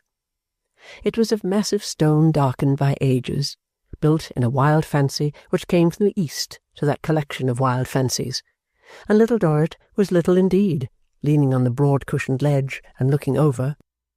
As she liked no place of an evening half so well, she soon began to be watched for, and many eyes in passing gondolas were raised, and many people said, there was the little figure of the English girl who was always alone. Such people were not realities to the little figure of the English girl. Such people were all unknown to her. She would watch the sunset in its low, long lines of purple and red, and its burning flush high up into the sky, so glowing on the buildings, and so lightening their structure, that it made them look as if their strong walls were transparent, and they shone from within. She would watch those glories expire, and then, after looking at the black gondolas underneath, taking guests to music and dancing, would raise her eyes to the shining stars. Was there no party of her own in other times, on which the stars had shone? To think of that old gate now. She would think of that old gate, and of herself sitting at it in the dead of the night, pillowing Maggie's head, and of other places and of other scenes associated with those different times. And then she would lean upon her balcony and look over at the water as though they all lay underneath it. When she got to that, she would musingly watch its running, as if, in the general vision, it might run dry, and show her the prison again, and herself, and the old room, and the old inmates, and the old visitors, all lasting realities that had never changed. Chapter 4. A Letter from Little Dorrit. Dear Mr. Clennam, I write to you from my own room at Venice, thinking you will be glad to hear from me. But I know you cannot be so glad to hear from me as I am to write to you, for everything about you is as you have been accustomed to see it, and you miss nothing, unless it should be me, which can only be for a little while together and very seldom, while everything in my life is so strange, and I miss so much. When we were in Switzerland, which appears to have been years ago, though it was only weeks, I met young Mrs. Gowan, who was on a mountain excursion like ourselves. She told me she was very well and very happy. She sent you the message by me that she thanked you affectionately and would never forget you. She was quite confiding with me, and I loved her almost as soon as I spoke to her. But there is nothing singular in that. Who could help loving so beautiful and winning a creature? I could not wonder at any one loving her. No, indeed. It will not make you uneasy on Mrs. Gowan's account, I hope, for I remember that you said you had the interest of a true friend in her, if I tell you that I wish she could have married someone better suited to her. Mr. Gowan seems fond of her, and of course she is very fond of him, but I thought he was not earnest enough. I don't mean in that respect. I mean in anything. I could not keep it out of my mind that if I was Mrs. Gowan, what a change that would be, and how I must alter to become like her, I should feel that I was rather lonely and lost, for the want of someone who was steadfast and firm in purpose. I even thought She felt this want a little, almost without knowing it. But mind, you are not made uneasy by this, for she was very well and very happy, and she looked most beautiful. I expect to meet her again before long, and indeed have been expecting for some days past to see her here. I will ever be as good a friend to her as I can for your sake. Dear Mr. Clennam, I dare say you think little of having been a friend to me when I had no other. Not that I have any other now, for I have made no new friends. But I think much of it, and I never can forget it. I wish I knew, but it is best for no one to write to me, how Mr. and Mrs. Plornish prosper in the business which my dear father bought for them, and that old Mr. Nandy lives happily with them and his 2 grandchildren, and sings all his songs over and over again. I cannot quite keep back the tears from my eyes when I think of my poor Maggie, and of the blank she must have felt at first, however kind they all are to her, without her little mother. Will you go and tell her, as a strict secret, with my love, that she never can have regretted our separation more than I have regretted it? And will you tell them all that I have thought of them every day, and that my heart is faithful to them everywhere? Oh, if you could know how faithful, you would almost pity me for being so far away, and being so grand. You will be glad, I am sure, to know that my dear father is very well in health, and that all these changes are highly beneficial to him, and that he is very different indeed from what he used to be when you used to see him. There is an improvement in my uncle too, I think, though he never complained of old, and never exults now. Fanny is very graceful, quick, and clever. It is natural to her to be a lady. She has adapted herself to our new fortunes with wonderful ease. This reminds me that I have not been able to do so, and that I sometimes almost despair of ever being able to do so. I find that I cannot learn. Mrs. General is always with us, and we speak French and speak Italian, and she takes pains to form us in many ways. When I say we speak French and Italian, I mean they do. As for me, I am so slow that I scarcely get on at all. As soon as I begin to plan and think and try, all my planning, thinking, and trying go in old directions, and I begin to feel careful again about the expenses of the day, and about my dear father, and about my work, and then I remember with a start that there are no such cares left, and that in itself is so new and improbable that it sets me wandering again. I should not have the courage to mention this to any one but you. It is the same with all these new countries and wonderful sights.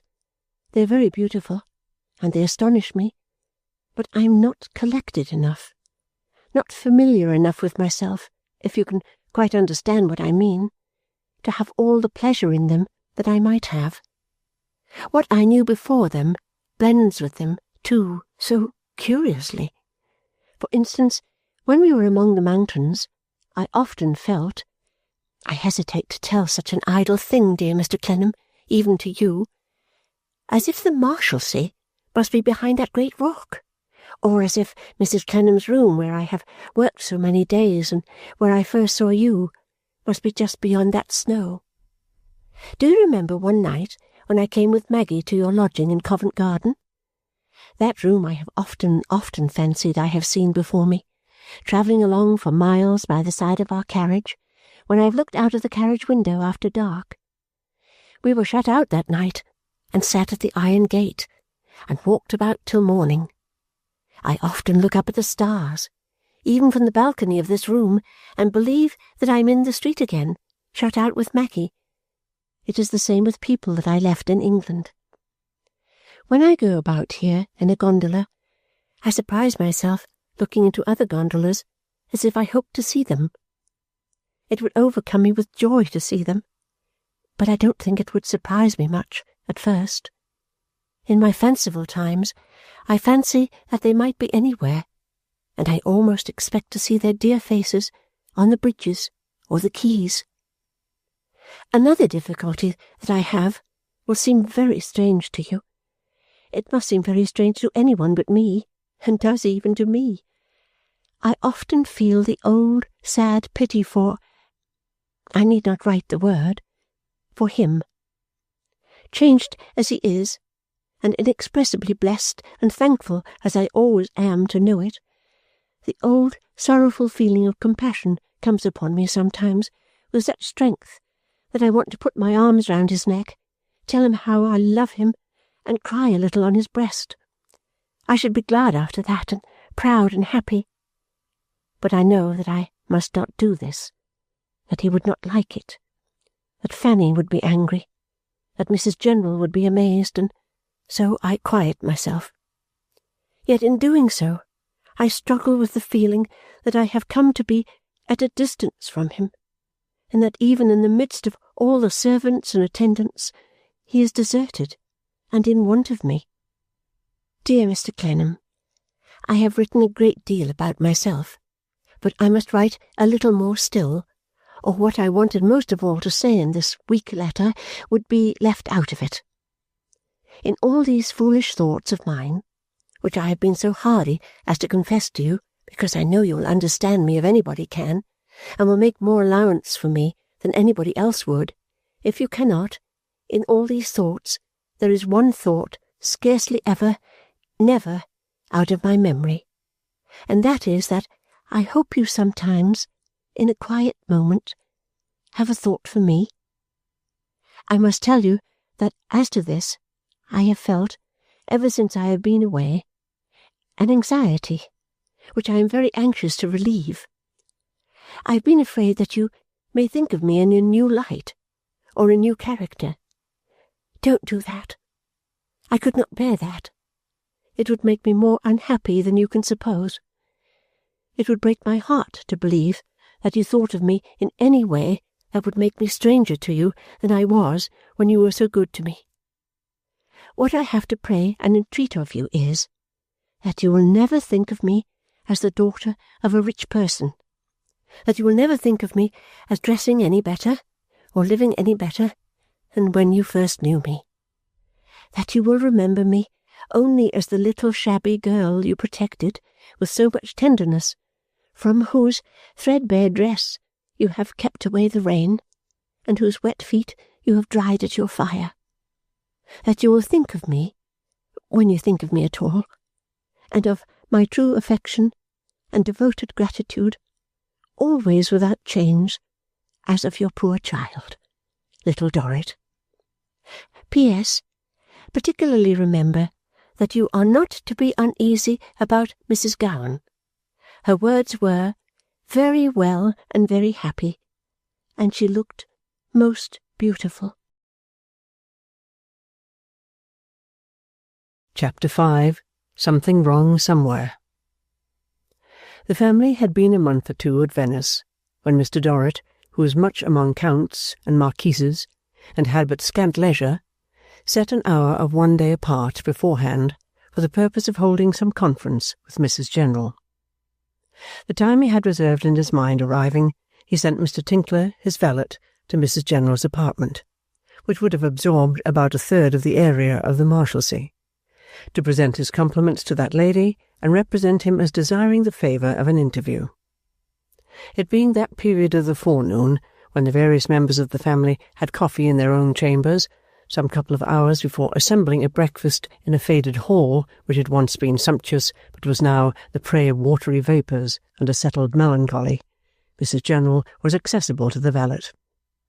That envoy found her on a little square of carpet, so extremely diminutive in reference to the size of her stone and marble floor, that she looked as if she might have had it spread for the trying on of a ready-made pair of shoes, or as if she had come into possession of the enchanted piece of carpet, bought for 40 purses by one of the 3 princes in the Arabian Nights, and had that moment been transported on it, at a wish, into a palatial salon with which it had no connection. Mrs. General, replying to the envoy, as she set down her empty coffee-cup, that she was willing at once to proceed to Mr. Dorrit's apartment and spare him the trouble of coming to her, which in his gallantry he had proposed, The envoy threw open the door and escorted Mrs. General to the presence. It was quite a walk, by mysterious staircases and corridors, from Mrs. General's apartment, hoodwinked by a narrow side street with a low gloomy bridge in it, and dungeon-like opposite tenements. Their walls were smeared with 1,000 downward stains and streaks, as if every crazy aperture in them had been weeping tears of rust into the Adriatic for centuries, to Mr. Dorrit's apartment, with a whole English house-front of window, a prospect of beautiful church domes rising into the blue sky sheer out of the water which reflected them, and a hushed murmur of the Grand Canal laving the doorways below, where his gondolas and gondoliers attended his pleasure, drowsily swinging in a little forest of piles.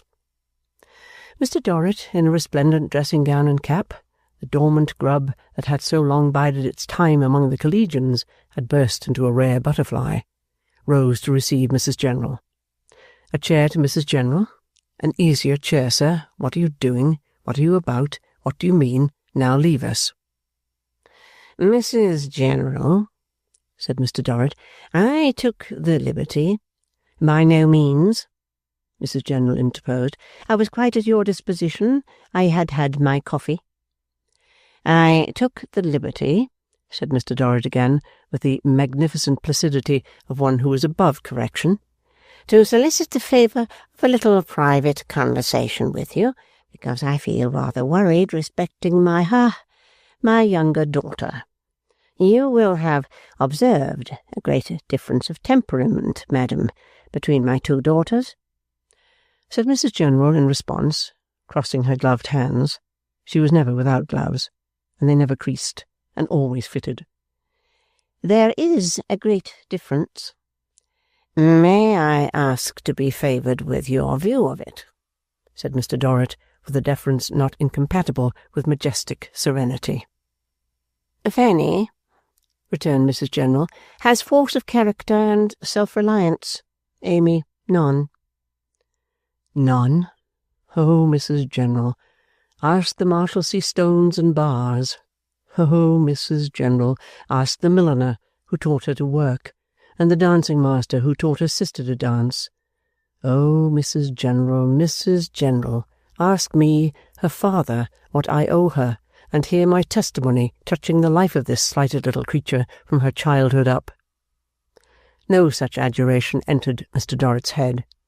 He looked at Mrs. General, seated in her usual erect attitude on her coach-box behind the proprieties, and he said in a thoughtful manner, True, madam. I would not, said Mrs. General, be understood to say, observe, that there is nothing to improve in Fanny, but there is material there, perhaps indeed a little too much. Will you be kind enough, madam, said Mr. Dorrit, to be, more explicit? I do not quite understand my elder daughter's having, too much material. What material? Fanny, returned Mrs. General, at present forms too many opinions. Perfect breeding forms none, and is never demonstrative. Lest he himself should be found deficient in perfect breeding, Mr. Dorrit hastened to reply, Unquestionably, madam, you are right. Mrs. General returned in her emotionless and expressionless manner, I believe so. But you are aware, my dear madam, said Mr. Dorrit, that my daughters had the misfortune to lose their lamented mother when they were very young, and that, in consequence of my not having been until lately the recognized heir to my property, they have lived with me as a comparatively poor, though always proud, gentleman in retirement. I do not, said Mrs. General, lose sight of the circumstance. Madam, pursued Mr. Dorrit, of my daughter Fanny, under her present guidance, and with such an example constantly before her, Mrs. General shut her eyes, I have no misgivings.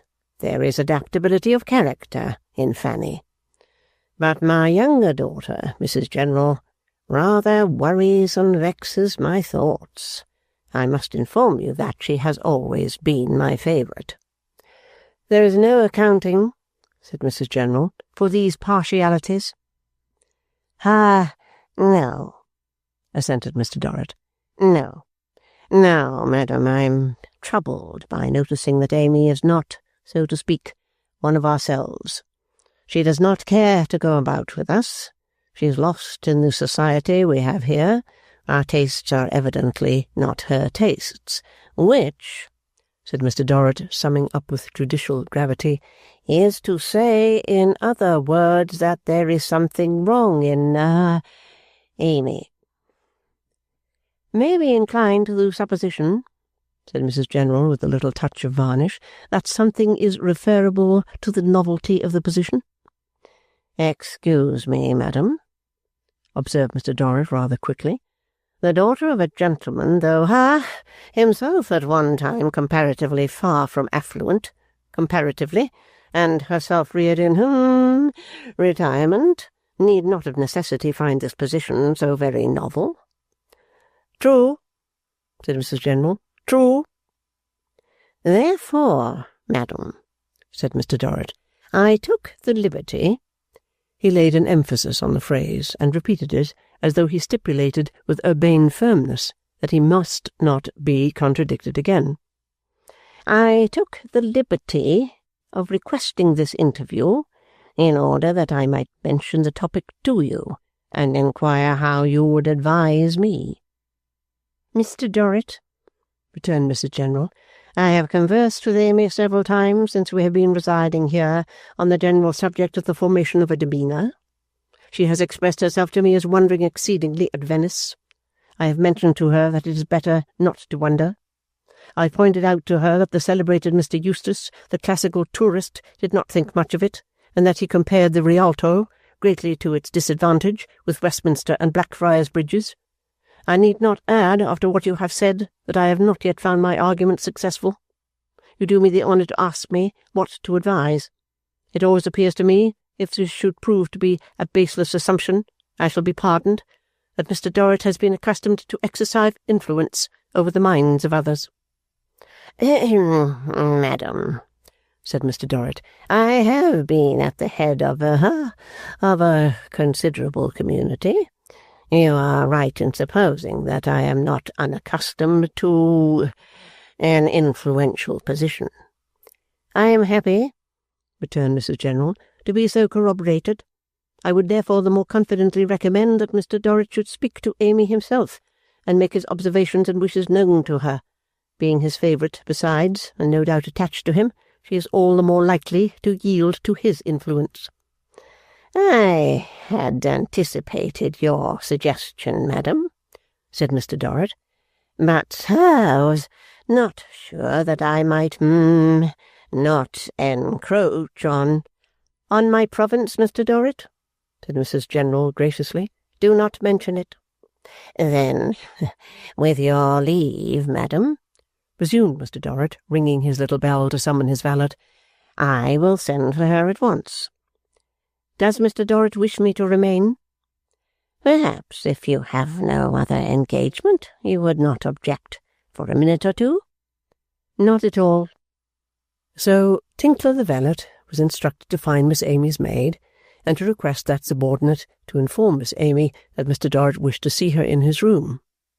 In delivering this charge to Tinkler, Mr. Dorrit looked severely at him, and also kept a jealous eye upon him until he went out at the door, mistrusting that he might have something in his mind prejudicial to the family dignity, that he might have even got wind of some collegiate joke before he came into the service, and might be derisively reviving its remembrance at the present moment.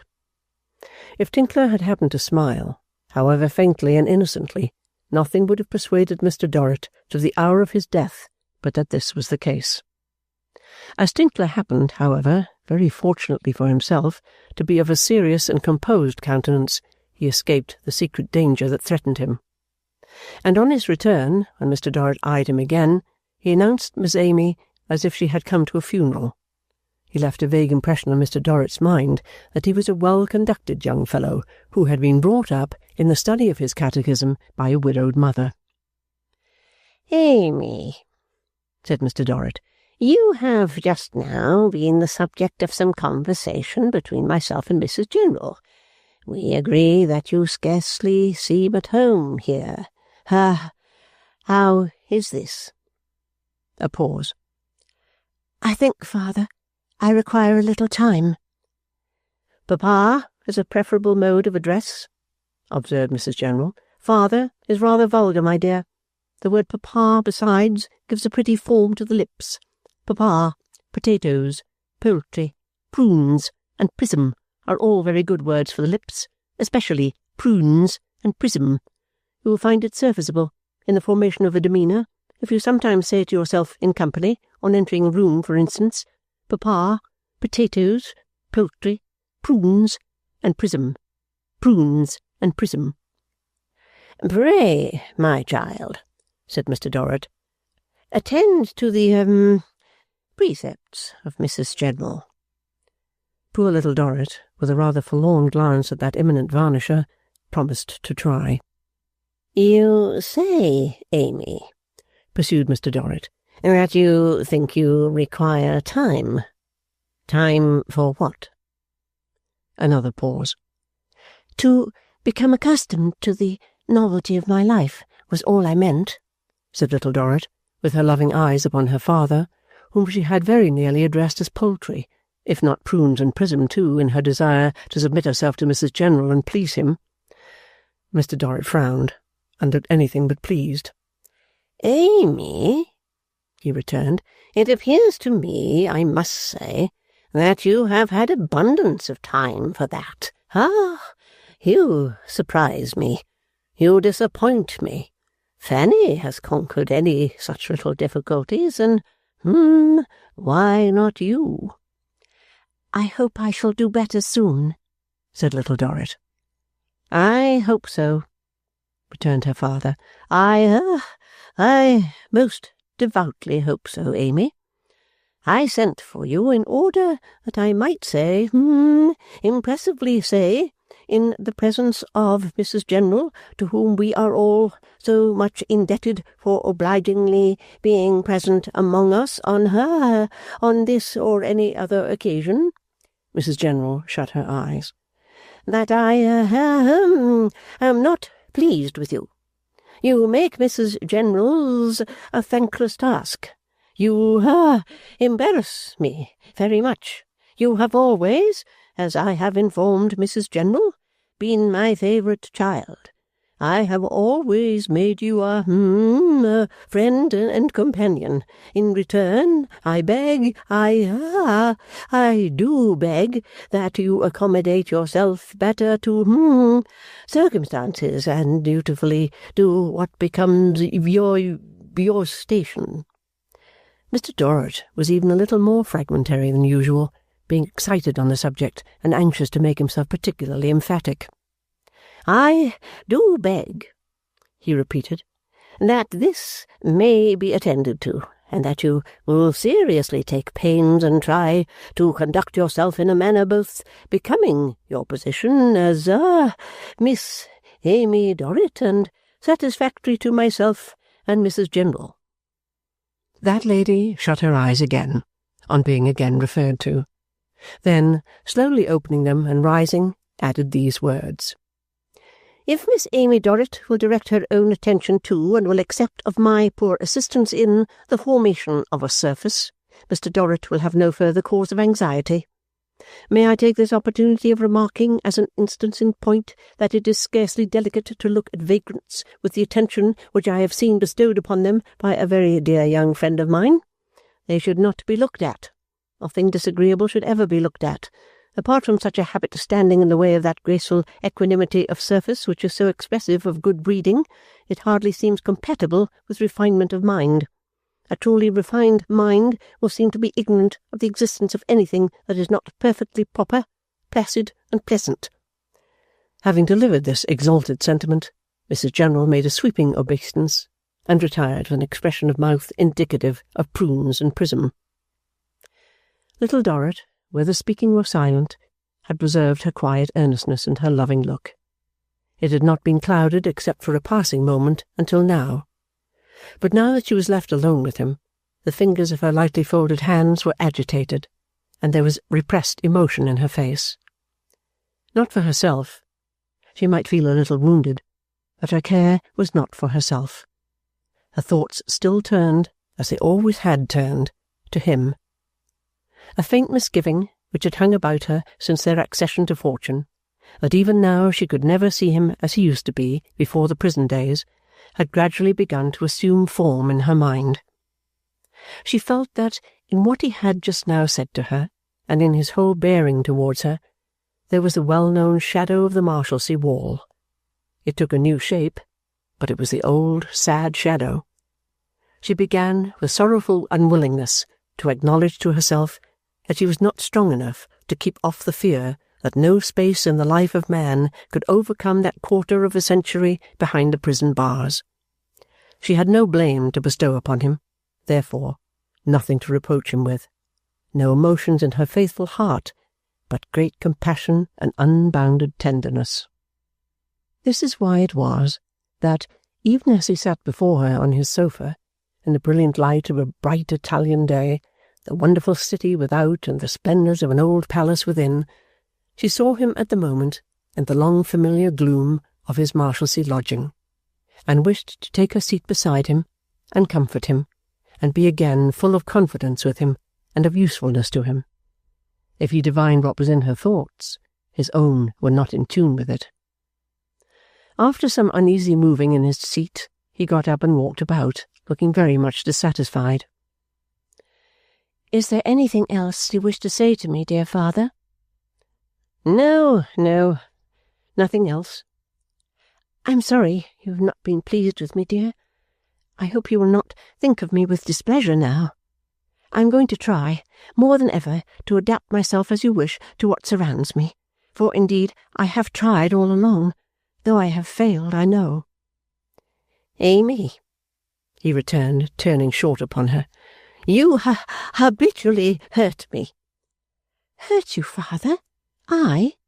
"There is a topic," said Mr. Dorrit, looking all about the ceiling of the room, and never at the attentive, uncomplainingly shocked face, "a painful topic, a series of events which I wish altogether to obliterate. This is understood by your sister, who has already remonstrated with you in my presence. It is understood by your brother. It is understood by by every one of delicacy and sensitiveness, except yourself. I am sorry to say, except yourself.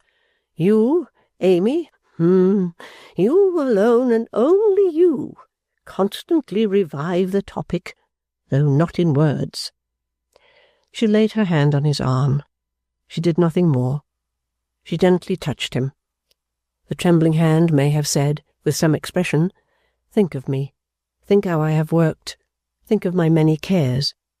But she said not a syllable herself. There was a reproach in the touch so addressed to him that she had not foreseen, or she would have withheld her hand. He began to justify himself in a heated, stumbling, angry manner, which made nothing of it. "I was there all those years. I was universally acknowledged as the head of the place. I cause you to be respected there, Amy. I gave my family a position there. I deserve a return. I claim a return. I say, sweep it off the face of the earth and begin afresh. Is that much? I ask, is that much?" He did not once look at her as he rambled on in this way, but gesticulated at and appealed to the empty air. "I have suffered. Probably I know how much I have suffered better than anyone. I say than anyone. If I can put that aside, if I can eradicate the marks of what I have endured, and can emerge before the world gentleman, unspoiled, unspotted, is it a great deal to expect, I say again, is it a great deal to expect that my children should do the same, and sweep that accursed experience off the face of the earth?" In spite of his flustered state, he made all these exclamations in a carefully suppressed voice, lest the valet should overhear anything. Accordingly, they do it. Your sister does it. Your brother does it. You alone, my favourite child, whom I made the friend and companion of my life when you were a mere baby, do not do it. You alone say you can't do it. I provide you with valuable assistance to do it. I attach an accomplished and highly bred lady, Mrs. General, to you for the purpose of doing it. Is it surprising that I should be displeased? Is it necessary that I should defend myself for expressing my displeasure? No. Notwithstanding which, he continued to defend himself, without any abatement of his flushed mood. I am careful to appeal to that lady for confirmation before I express any displeasure at all. I necessarily make that appeal within limited bounds, or I should render legible by that lady what I desire to be blotted out. Am I selfish? Do I complain for my own sake? No. Principally for, your sake, Amy. This last consideration plainly appeared, from his manner of pursuing it, to have just that instant come into his head. I said I was hurt. So I am. So I am determined to be, whatever is advanced to the contrary. I am hurt that my daughter, seated in the lap of fortune, should mope and retire and proclaim herself unequal to her destiny.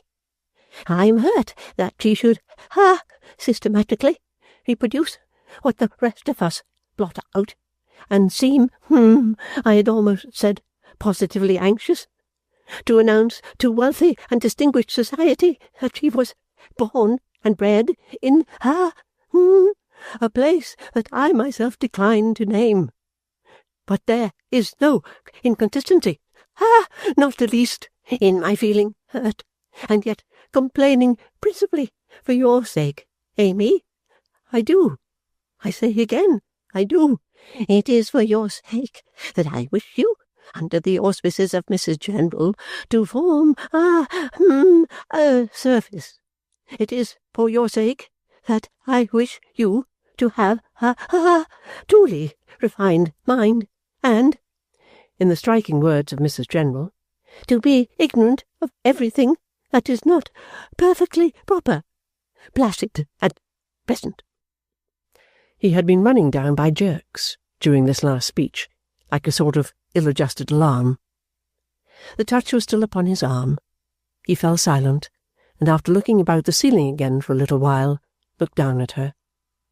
Her head drooped, and he could not see her face, but her touch was tender and quiet, and in the expression of her dejected figure there was no blame, nothing but love.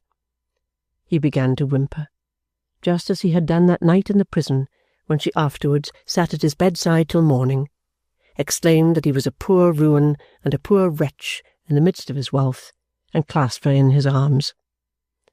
Hush, hush, my own dear, kiss me, was all she said to him. His tears were soon dried, much sooner than on former occasion, and he was presently afterwards very high with his valet as a way of righting himself for having shed any. With one remarkable exception, to be recorded in its place, this was the only time in his life of freedom and fortune when he spoke to his daughter Amy of the old days. But now the breakfast hour arrived, and with it Miss Fanny from her apartment, and Mr. Edward from his apartment. Both these young persons of distinction were something the worse for late hours. As to Miss Fanny, she had become the victim of an insatiate mania for what she called going into society, and would have gone into it head foremost 50 times between sunset and sunrise if so many opportunities had been at her disposal. As to Mr. Edward, he too had a large acquaintance, and was generally engaged, for the most part, in dicing circles or others of a kindred nature, during the greater part of every night. For this gentleman, when his fortunes changed, had stood at the great advantage of being already prepared for the highest associates, and having little to learn. So much was he indebted to the happy accidents which had made him acquainted with horse-dealing and billiard-marking. At breakfast Mr. Frederick Dorrit likewise appeared. As the old gentleman inhabited the highest story of the palace, where he might have practised pistol-shooting without much chance of discovery by the other inmates, his younger niece had taken courage to propose the restoration to him of his clarionet, which Mr. Dorrit had ordered to be confiscated, but which he had ventured to preserve. Notwithstanding some objections from Miss Fanny that it was a low instrument, and that she detested the sound of it, the concession had been made. But it was then discovered that he had had enough of it, and never played it, now that it was no longer his means of getting bread. He had insensibly acquired a new habit of shuffling into the picture galleries, always with his twisted paper of snuff in his hand, much to the indignation of Miss Fanny, who had proposed the purchase of a gold box for him, that the family might not be discredited, which he had absolutely refused to carry when it was bought, and of passing hours and hours before the portraits of renowned Venetians. It was never made out what his dazed eyes saw in them, whether he had an interest in them merely as pictures, or whether he confusedly identified them with a glory that was departed, like the strength of his own mind. But he paid his court to them with great exactness, and clearly derived pleasure from the pursuit. After the first few days, little Dorrit happened one morning to assist at these attentions. It so evidently heightened his gratification that she often accompanied him afterwards, and the greatest delight of which the old man had shown himself susceptible since his ruin arose out of these excursions, when he would carry a chair about for her from picture to picture, and stand behind it, in spite of all her remonstrances, silently presenting her to the noble Venetians. It fell out that, at this family breakfast, he referred to their having seen in a gallery, on the previous day, the lady and gentleman whom they had encountered on the Great St. Bernard. "I forget the name," said he. "I dare say you remember them, William. I dare say you do, Edward." "I remember 'em well enough," said the latter. "I should think so," observed Miss Fanny, with a toss of her head and a glance at her sister. "but they would not have been recalled to our remembrance, I suspect, if uncle hadn't tumbled over the subject." "My dear, what a curious phrase," said Mrs. General. "Would not inadvertently lighted upon, or accidentally referred to, be better?" "Thank you very much, Mrs. General," returned the young lady. "No, I think not. On the whole, I prefer my own expression." This was always Miss Fanny's way of receiving a suggestion from Mrs. General, but she always stored it up in her mind and adopted it at another time. "I should have mentioned our having met Mr. and Mrs. Gowan, Fanny," said Little Dorrit, "even if uncle had not. I have scarcely seen you since, you know. I meant to have spoken of it at breakfast, because I should like to pay a visit to Mrs. Gowan, and to become better acquainted with her, if Papa and Mrs. General do not object." "Well, Amy," said Fanny, "I'm sure I'm glad to find you at last expressing a wish to become better acquainted with anybody in Venice. Though whether Mr. and Mrs. Gowan are desirable acquaintances remains to be determined." "Mrs. Gowan I spoke of, dear." "No doubt," said Fanny. "But you can't separate her from her husband, I believe, without an Act of Parliament." "Do you think, Papa," inquired Little Dorrit, with diffidence and hesitation, "there is any objection to my making this visit?" "Really," he replied, what is Mrs. General's view?" Mrs. General's view was, that not having the honour of any acquaintance with the lady and gentleman referred to, she was not in a position to varnish the present article.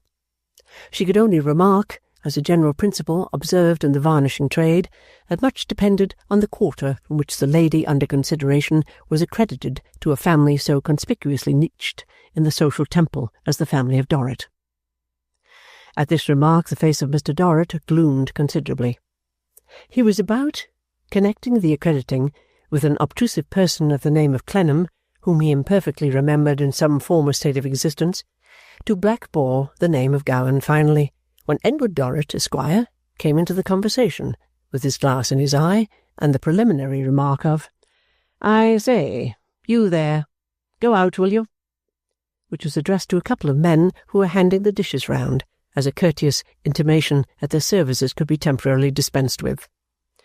Those menials having obeyed the mandate, Edward Dorrit, Esquire, proceeded. "Perhaps it's a matter of policy to let you all know that these Gowans, in whose favour, or at least the gentleman's, I can't be supposed to be much prepossessed myself, are known to be people of importance, if that makes any difference." "That, I would say," observed the fair varnisher, "makes the greatest difference, the connection in question being really people of importance and consideration." "As to that," said Edward Dorrit, Esquire, "I'll give you the means of judging for yourself. You are acquainted, perhaps, with the famous name of Merdle?" "The great Merdle?" exclaimed Mrs. General. "The Merdle," said Edward Dorrit, Esquire. "They're known to him. Mrs. Gowan, I mean the Dowager, my polite friend's mother, is intimate with Mrs. Merdle, and I know these two to be on their visiting list." "If so, a more undeniable guarantee could not be given," said Mrs. General to Mr. Dorrit, raising her gloves and bowing her head as if she were doing homage to some visible graven image. "I beg to ask my son, from motives of curiosity," Mr. Dorrit observed, with a decided change in his manner, "how he becomes possessed of this timely information?" "It's not a long story, sir," returned Edward Dorrit, Esquire, "and you shall have it out of hand. To begin with, Mrs. Merdle is the lady you had the parley with at what's-his-name place." "Martini," interposed Miss Fanny with an air of infinite languor. "Martini," assented her brother, with a slight nod and a slight wink, in acknowledgment of which Miss Fanny looked surprised, and laughed and reddened. "How can that be, Edward?" said Mr. Dorrit. "You informed me that the name of the gentleman with whom you conferred was Sparkler. Indeed, you showed me his card. Sparkler." "No doubt of it, father, but it doesn't follow that his mother's name must be the same. Mrs. Merdle was married before, and he is her son. She is in Rome now, where probably we shall know more of her, as you decide to winter there. Sparkler has just come here. I passed last evening in company with Sparkler. Sparkler is a very good fellow on the whole, though rather a bore on one subject, in consequence of being tremendously smitten with a certain young lady." Here Edward Dorrit, Esquire, eyed Miss Fanny through his glass across the table. "We happened last night to compare notes about our travels, and I had the information I have given you from Sparkler himself." Here he ceased, continuing to eye Miss Fanny through his glass, with a face much twisted, and not ornamentally so, in part by the action of keeping his glass in his eye, and in part by the great subtlety of his smile. "Under these circumstances," said Mr. Dorrit, "I believe I express the sentiments of Mrs. General, no less than my own, when I say that there is no objection, but quite the contrary, to your gratifying your desire, Amy. I trust I may hail this desire," said Mr. Dorrit in an encouraging and forgiving manner, "as an auspicious omen. It is quite right to know these people. It is a very proper thing. Mr. Merdle's is a name of world-wide repute. Mr. Merdle's undertakings are immense. They bring him in such vast sums of money that they are regarded as national benefits. Mr. Merdle is the man of this time. The name of Merdle is the name of the age. Pray do everything on my behalf that is civil to Mr. and Mrs. Gowan, for we will certainly notice them." This magnificent accordance of Mr. Dorrit's recognition settled the matter. It was not observed that Uncle had pushed away his plate and forgotten his breakfast, but he was not much observed at any time, except by Little Dorrit. The servants were recalled, and the meal proceeded to its conclusion. Mrs. General rose and left the table. Little Dorrit rose and left the table. When Edward and Fanny remained whispering together across it, and when Mr. Dorrit remained eating figs and reading a French newspaper, Uncle suddenly fixed the attention of all three by rising out of his chair, striking his hand upon the table, and saying, "Brother, I protest against it." If he had made a proclamation in an unknown tongue, and given up the ghost immediately afterwards, he could not have astounded his audience more. The paper fell from Mr. Dorrit's hand, and he sat petrified, with the fig half-way to his mouth. "Brother," said the old man, conveying a surprising energy into his trembling voice, "I protest against it. I love you. You know I love you dearly. In these many years I have never been untrue to you in a single thought.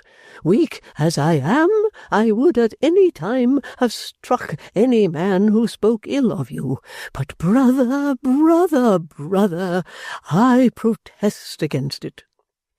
It was extraordinary to see of what a burst of earnestness such a decrepit man was capable. His eyes became bright, his grey hair rose on his head, markings of purpose on his brow and face, which had faded from them for 25 years, started out again, and there was an energy in his hand that made its action nervous once more.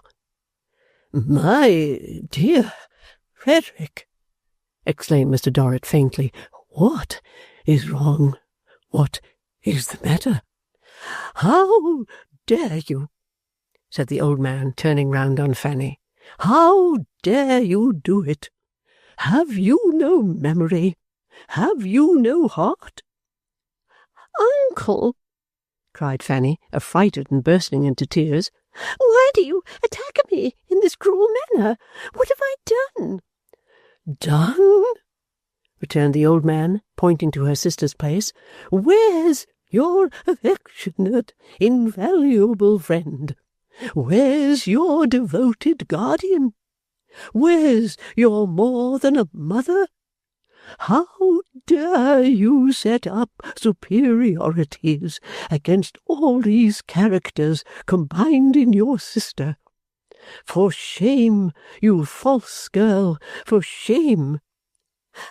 "I love Amy," cried Miss Fanny, sobbing and weeping, "as well as I love my life, better than I love my life. I don't deserve to be so treated. I am as grateful to Amy and as fond of Amy as it is possible for any human being to be. I wish I was dead.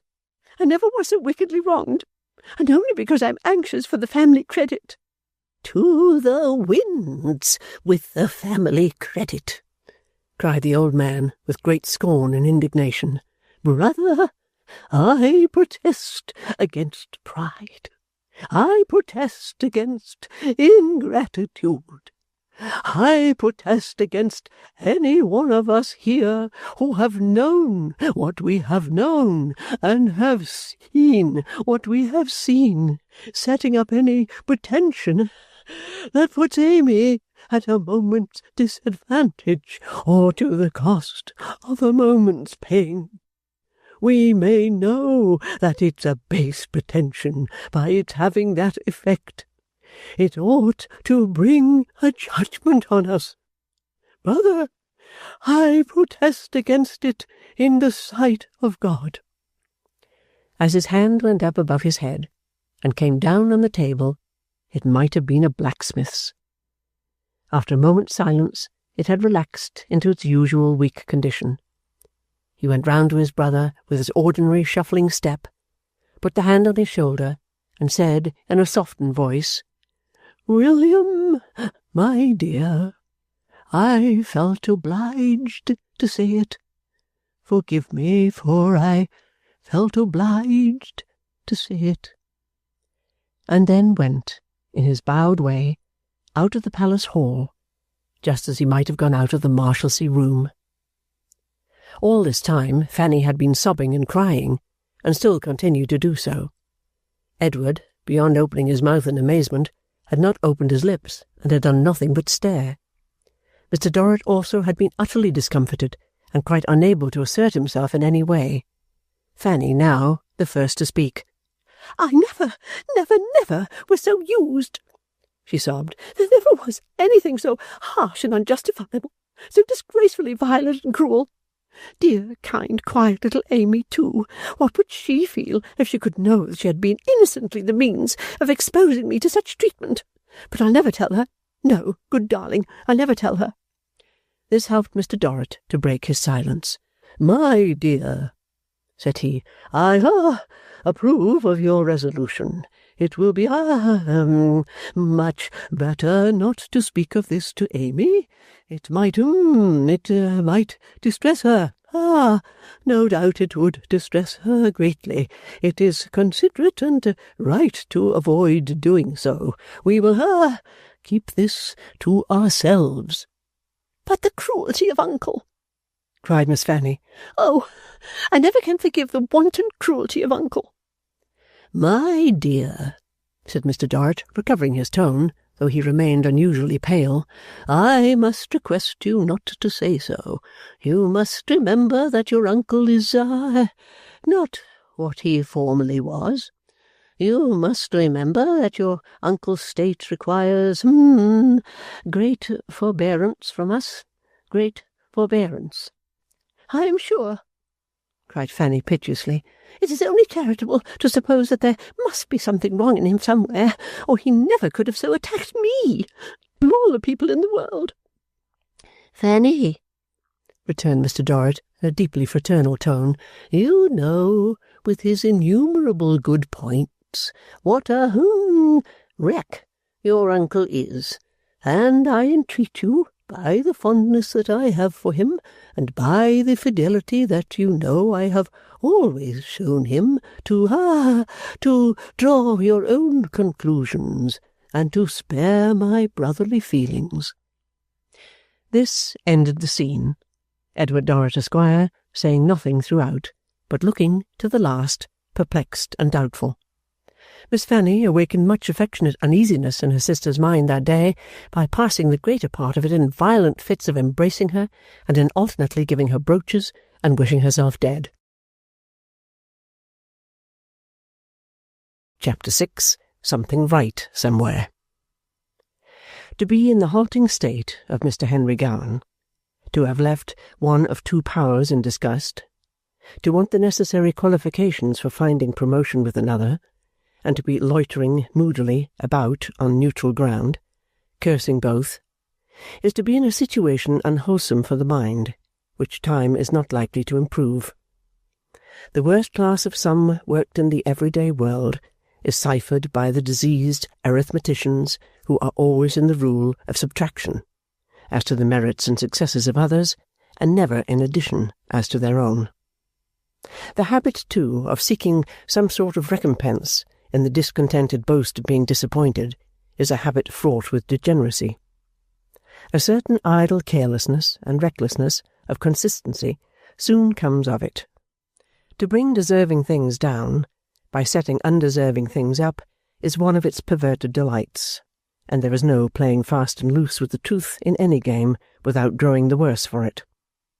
In his expressed opinions of all performances in the art of painting that were completely destitute of merit, Gowan was the most liberal fellow on earth. He would declare such a man to have more power in his little finger, provided he had none, than such another had, provided he had much, in his whole mind and body. If the objection were taken that the thing commended was trash, he would reply, on behalf of his art, "My good fellow, what do we all turn out but trash? I turn out nothing else, and I make you a present of the confession." To make a vaunt of being poor was another of the incidents of his splenetic state, though this may have had the design in it of showing that he ought to be rich, just as he would publicly laud and decry the Barnacles, lest it should be forgotten that he belonged to the family. Howbeit, these two subjects were very often on his lips, and he managed them so well that he might have praised himself by the month together, and not have made himself out half so important a man as he did by his light disparagement of his claims on anybody's consideration. Out of this same airy talk of his, it always soon came to be understood, wherever he and his wife went, that he had married against the wishes of his exalted relations, and had had much ado to prevail on them to countenance her. He never made the representation, on the contrary, seemed to laugh the idea to scorn, But it did happen that, with all his pains to depreciate himself, he was always in the superior position. From the days of their honeymoon, Minnie Gowan felt sensible of being usually regarded as the wife of a man who had made a descent in marrying her, but whose chivalrous love for her had cancelled that inequality. To Venice they had been accompanied by Monsieur Blandois of Paris, and at Venice Monsieur Blandois of Paris was very much in the society of Gowan. When they had first met this gallant gentleman at Geneva, Gowan had been undecided whether to kick him or encourage him, and had remained for about 24 hours, so troubled to settle the point to his satisfaction that he had thought of tossing up a 5-franc piece on the terms tails, kick, heads, and courage, and abiding by the voice of the oracle. It chanced, however, that his wife expressed a dislike to the engaging Blandois, and that the balance of feeling in the hotel was against him. Upon it, Gowan resolved to encourage him. Why this perversity, if it were not in a generous fit, which it was not? Why should Gowan, very much the superior of Blandois of Paris, and very well able to pull that prepossessing gentleman to pieces and find out the stuff he was made of, take up with such a man? In the first place, he opposed the first separate wish he observed in his wife, because her father had paid his debts, and it was desirable to take an early opportunity of asserting his independence. In the second place, he opposed the prevalent feeling, because, with many capacities of being otherwise, he was an ill-conditioned man. He found a pleasure in declaring that a courtier with the refined manners of Blandois ought to rise to the greatest distinction in any polished country. He found a pleasure in setting up Blandois as the type of elegance, and making him a satire upon others who piqued themselves on personal graces.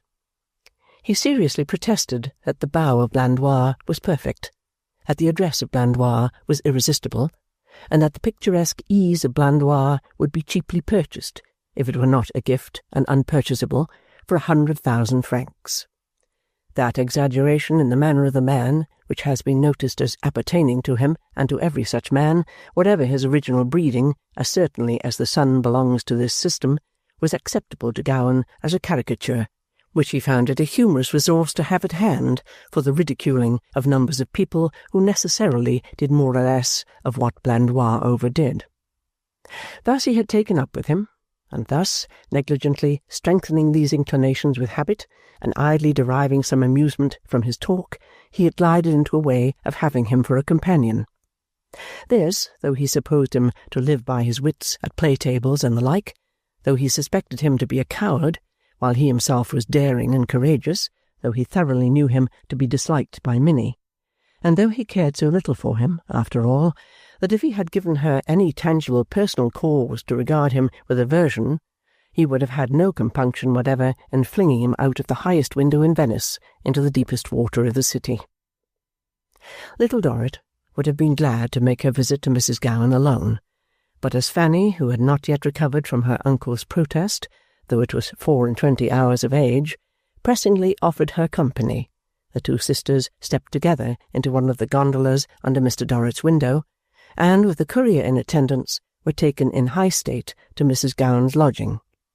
In truth, their state was rather too high for the lodging, which was, as Fanny complained, fearfully out of the way, and which took them through a complexity of narrow streets of water, which the same lady disparaged as mere ditches. The house, on a little desert island, looked as if it had broken away from somewhere else, and had floated by chance into its present anchorage, in company with the vine, almost as much in want of training as the poor wretches who were lying under its leaves. The features of the surrounding picture were a church with hoarding and scaffolding about it, which had been under supposititious repair so long that the means of repair looked 100 years old, and had themselves fallen into decay, a quantity of washed linen spread to dry in the sun, a number of houses at odds with one another and grotesquely out of the perpendicular, like rotten pre-Adamite cheese cut into fantastic shapes and full of mites, and a feverish bewilderment of windows, with their lattice blinds all hanging askew, and something draggled and dirty dangling out of most of them. On the first floor of the house was a bank, a surprising experience for any gentleman of commercial pursuits bringing laws for all mankind from a British city, where two spare clerks, like dried dragoons, in green velvet caps adorned with golden tassels, stood, bearded, behind a small counter in a small room containing no other visible objects than an empty iron safe with the door open, a jug of water, and a papering of garland of roses, but who, on lawful requisition, by merely dipping their hands out of sight, could produce exhaustless mounds of 5-franc pieces. Below the bank was a suite of 3 or 4 rooms with barred windows, which had the appearance of a jail for criminal rats. Above the bank was Mrs. Gowan's residence.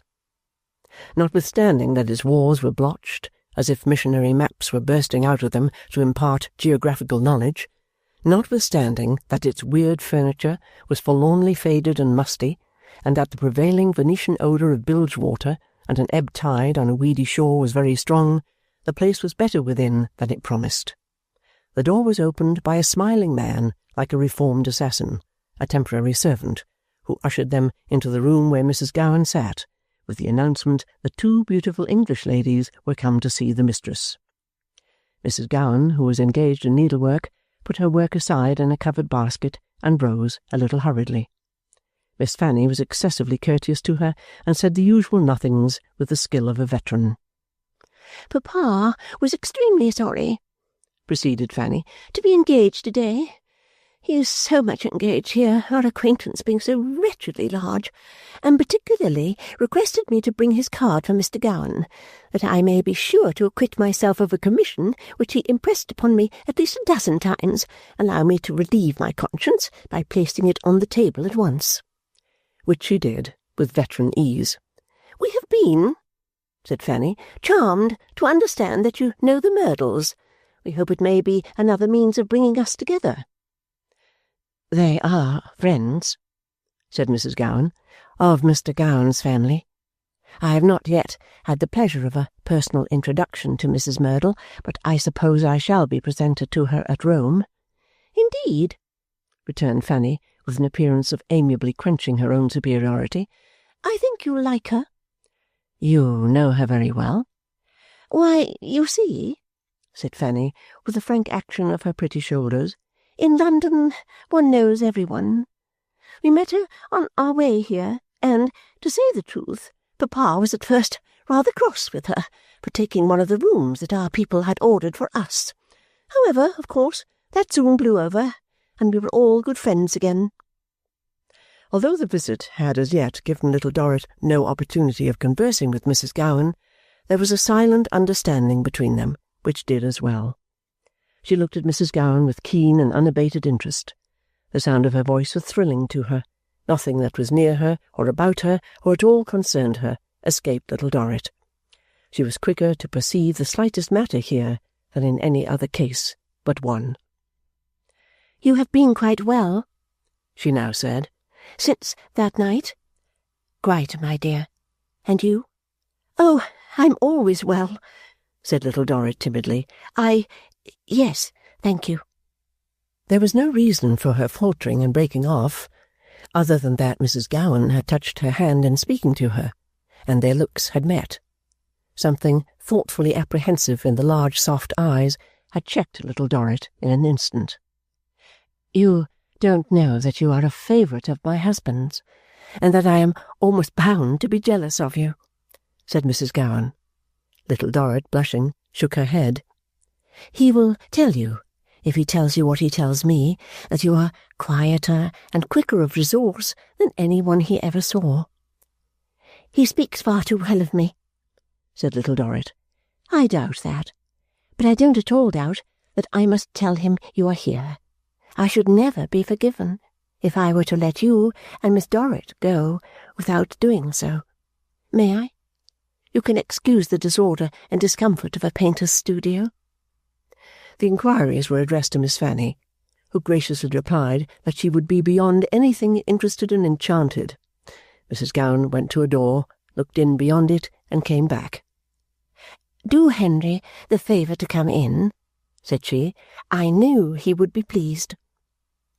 The first object that confronted Little Dorrit, entering first, was Blandois of Paris, in a great cloak and a furtive slouched hat, standing on a thrown platform in a corner, as he had stood on the great St. Bernard, when the warning arms seemed to be all pointing up at him. She recoiled from this figure as it smiled at her. "Don't be alarmed," said Gowan, coming from his easel behind the door. "It's only Blandois. He is doing duty as a model today. I'm making a study of him. It saves me money to turn him to some use. We poor painters have none to spare." Blandois of Paris pulled off his slouched hat and saluted the ladies without coming out of his corner.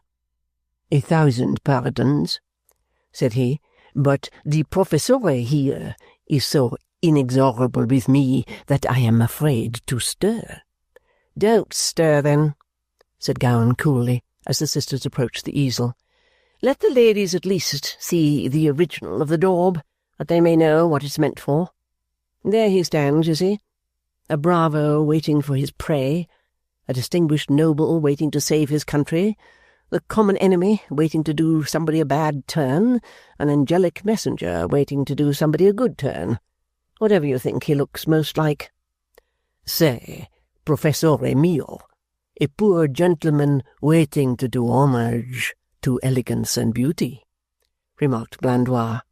"Or say, cattivo soggetto mio," returned Gowan, touching the painted face with his brush in the part where the real face had moved. "A murderer, after the fact. Show that white hand of yours, Blandois. Put it outside the cloak. Keep it still." Blandois' hand was unsteady, but he laughed, and that would naturally shake it.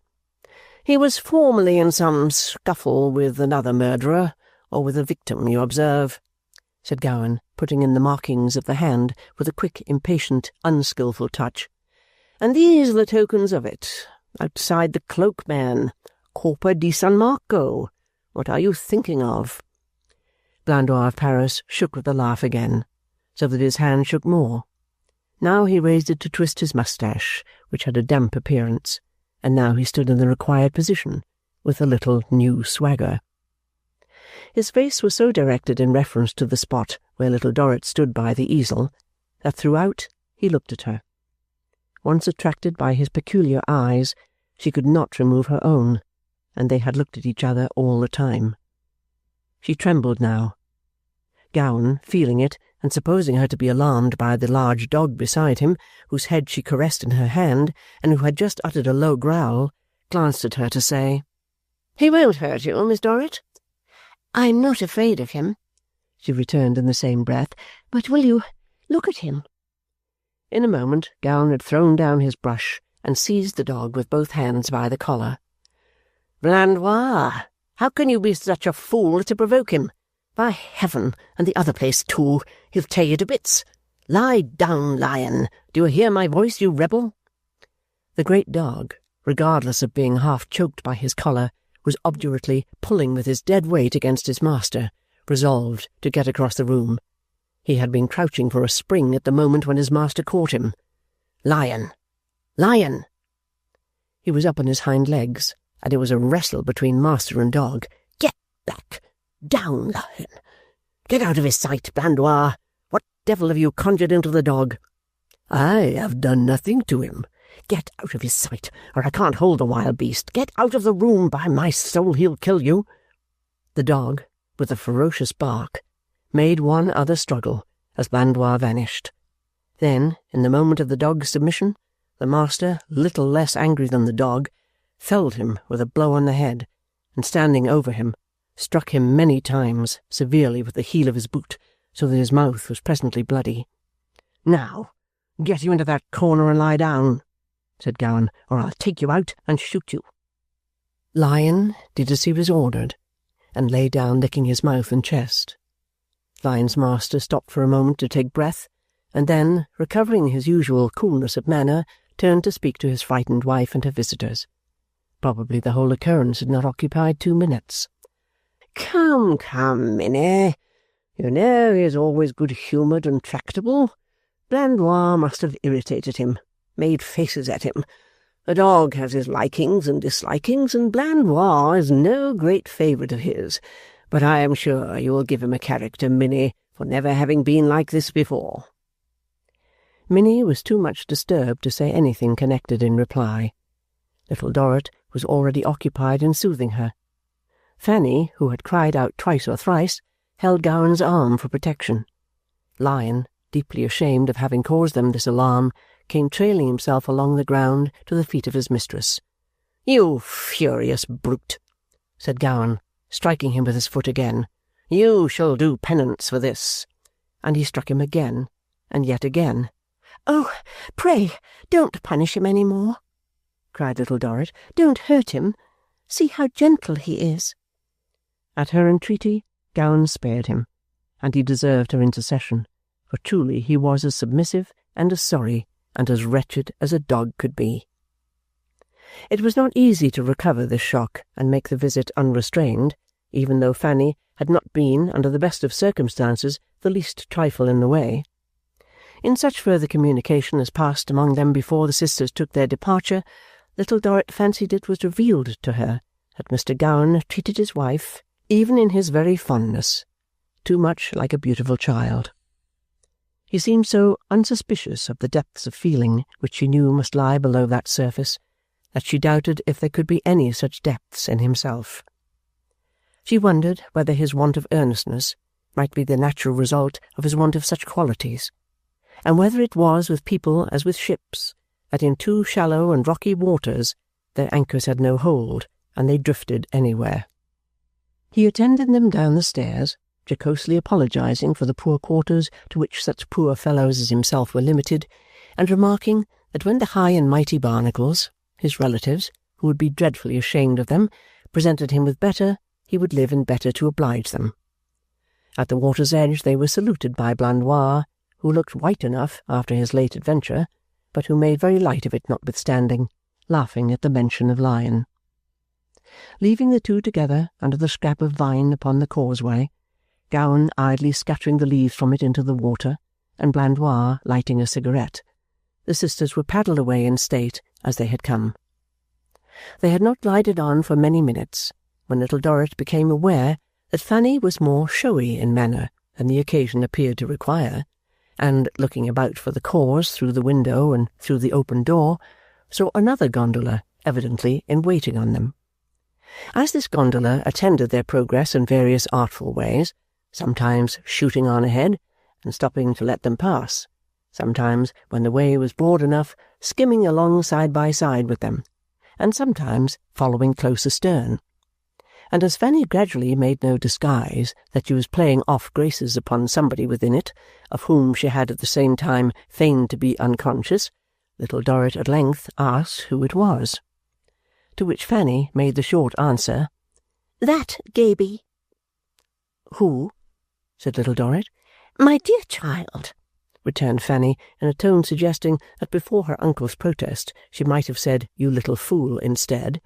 "How slow you are, young sparkler." She lowered the window on her side, and, leaning back and resting her elbow on it negligently, fanned herself with a rich Spanish fan of black and gold. The attendant gondola having skimmed forward again with some swift trace of an eye in the window, Fanny laughed coquettishly and said, "Did you ever see such a fool, my love?" "Do you think he means to follow you all the way?" asked Little Dorrit. "My precious child," returned Fanny, "I can't possibly answer for what an idiot in a state of desperation may do, but I should think it highly probable. It's not such an enormous distance. Or Venice would scarcely be that, I imagine, if he's dying for a glimpse of me." "And is he?" asked Little Dorrit in perfect simplicity. "Well, my love, that really is an awkward question for me to answer," said her sister. "I believe he is. You had better ask Edward. He tells Edward he is, I believe.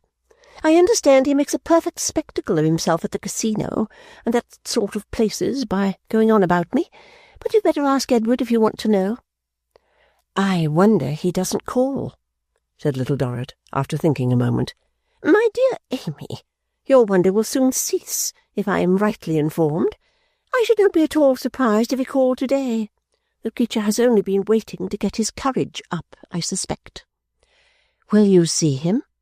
"Indeed, my darling," said Fanny, "that's just as it may happen. Here he is again. Look at him. Oh, you simpleton!" Mr. Sparkler had, undeniably, a weak appearance, with his eye in the window like a knot in the glass, and no reason on earth for stopping his bark suddenly, except the real reason. "When you ask me if I will see him, dear," said Fanny, almost as well composed in the graceful indifference of her attitude as Mrs. Merdle herself, "what do you mean?" "I mean," said Little Dorrit, "I think I rather mean, what do you mean, dear Fanny?"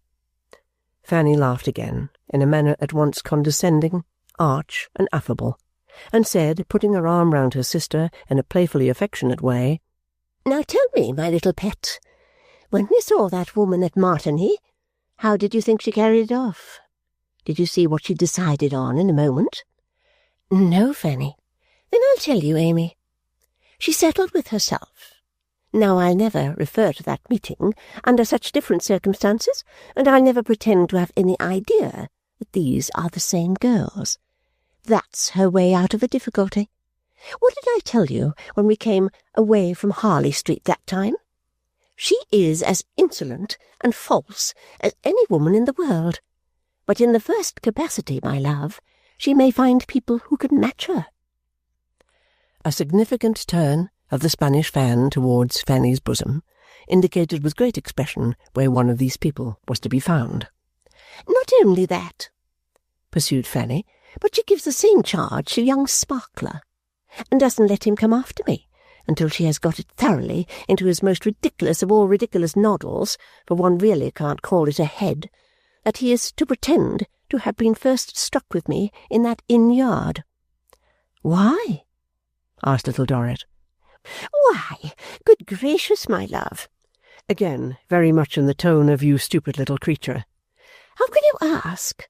Don't you see that I may have become a rather desirable match for a noddle?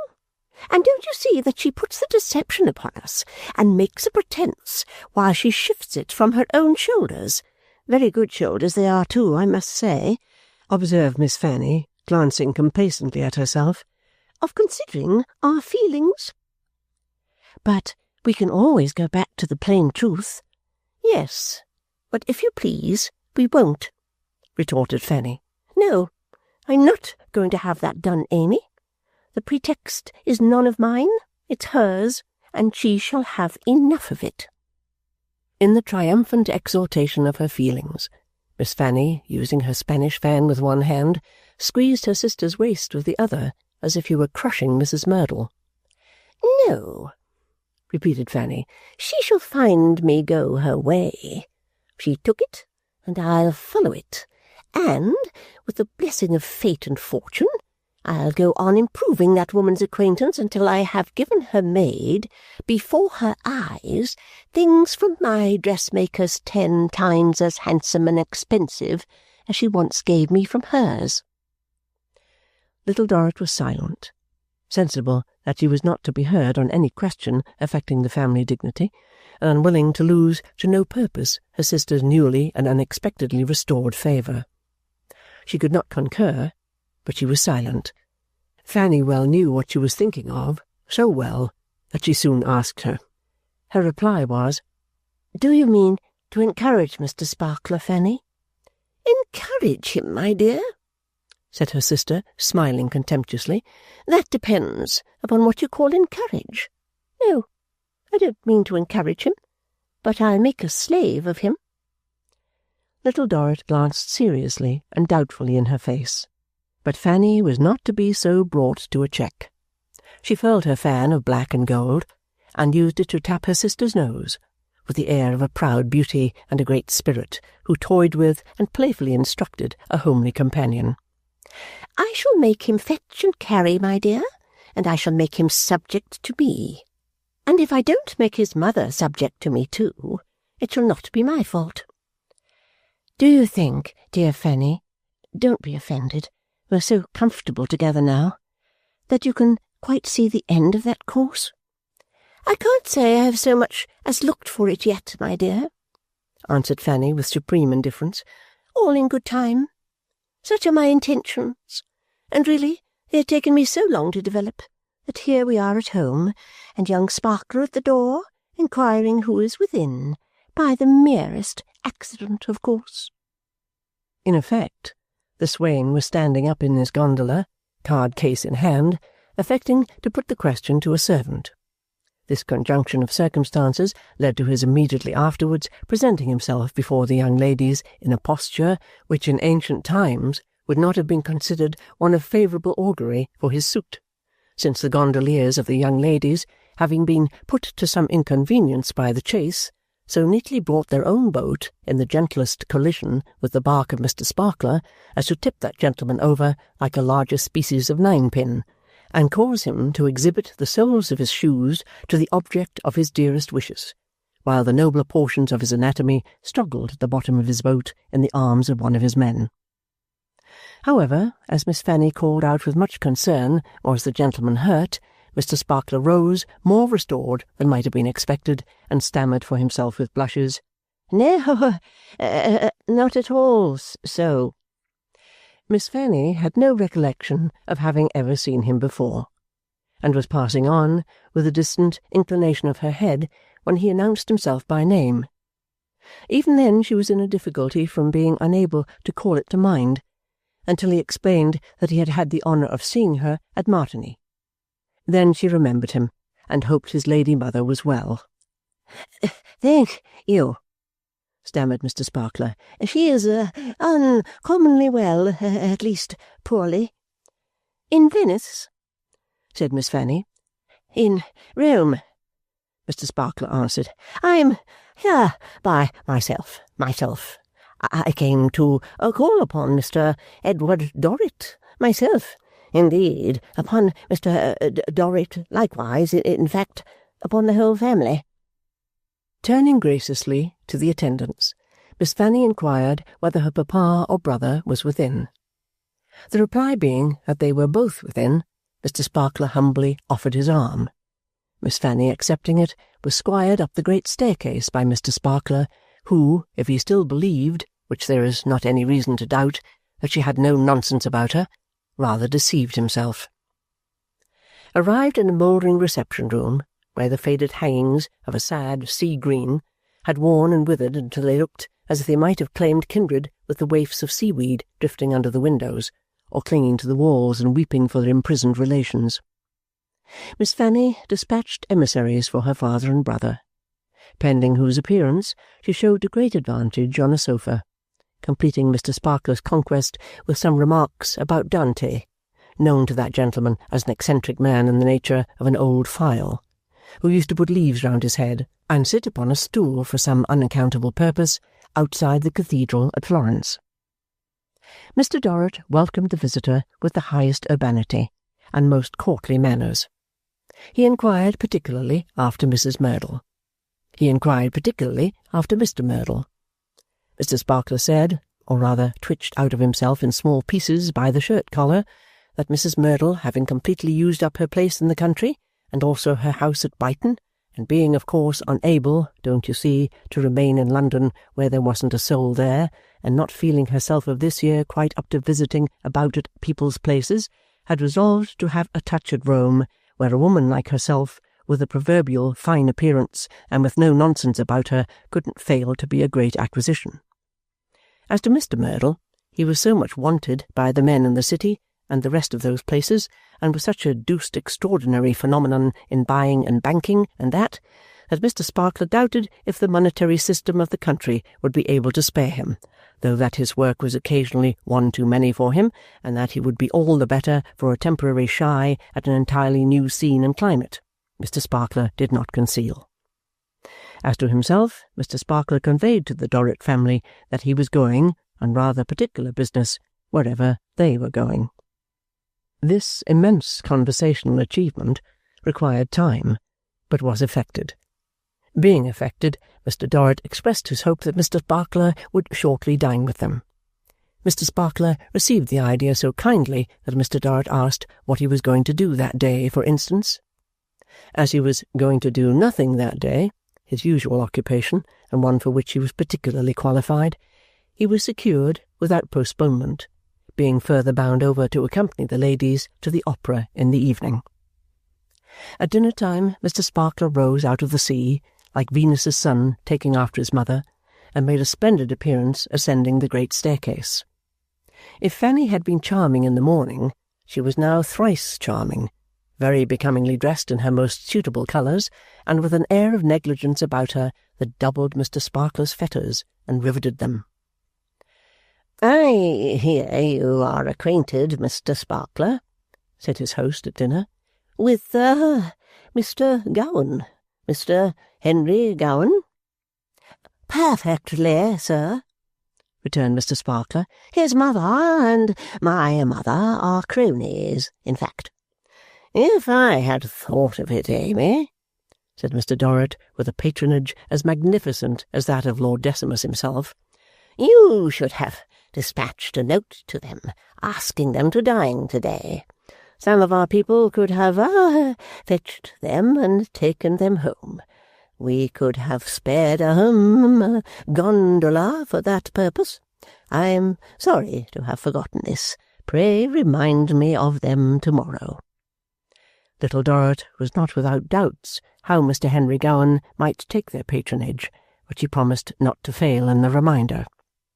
"Pray, does Mr. Henry Gowan paint portraits?" inquired Mr. Dorrit. Mr. Sparkler opined that he painted anything if he could get the job. "He has no particular walk?" said Mr. Dorrit.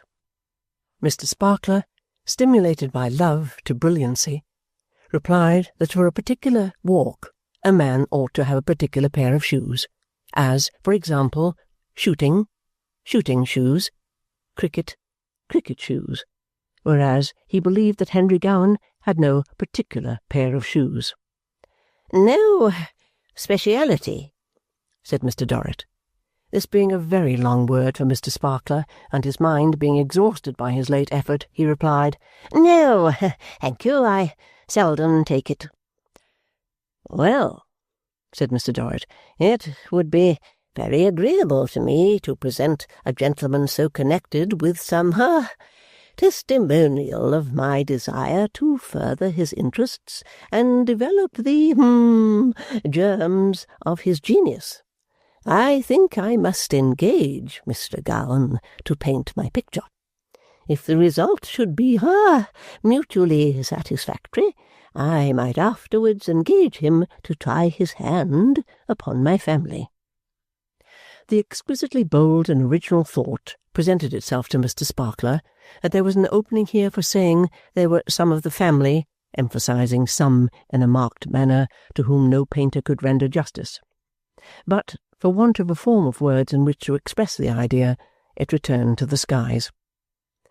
This was the more to be regretted, as Miss Fanny greatly applauded the notion of the portrait and urged her papa to act upon it. She surmised, she said, that Mr. Gowan had lost better and higher opportunities by marrying his pretty wife, and love in a cottage painting pictures for dinner was so delightfully interesting that she begged her papa to give him the commission whether he could paint a likeness or not, though indeed both she and Amy knew he could from having seen a speaking likeness on his easel that day, and having had the opportunity of comparing it with the original.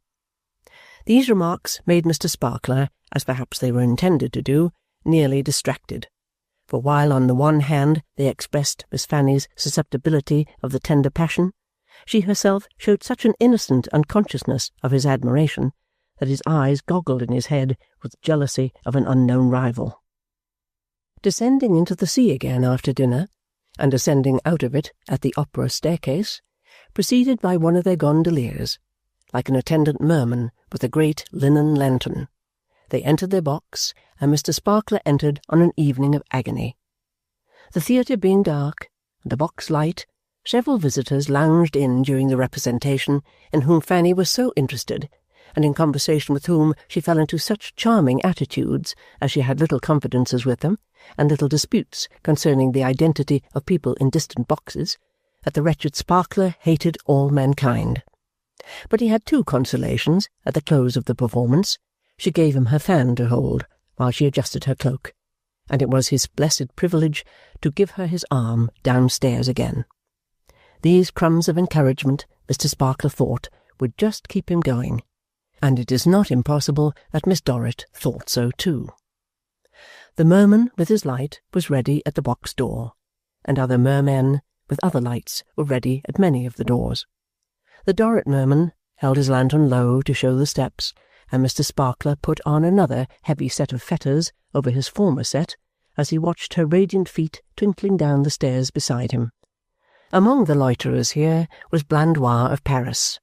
He spoke and moved forward beside Fanny. Little Dorrit was in front with her brother and Mrs. General. Mr. Dorrit had remained at home. But on the brink of the quay they all came together. She started again to find Blandois close to her, handing Fanny into the boat. "Gowan has had a loss," he said, "since he was made happy to-day by a visit from fair ladies." "A loss?"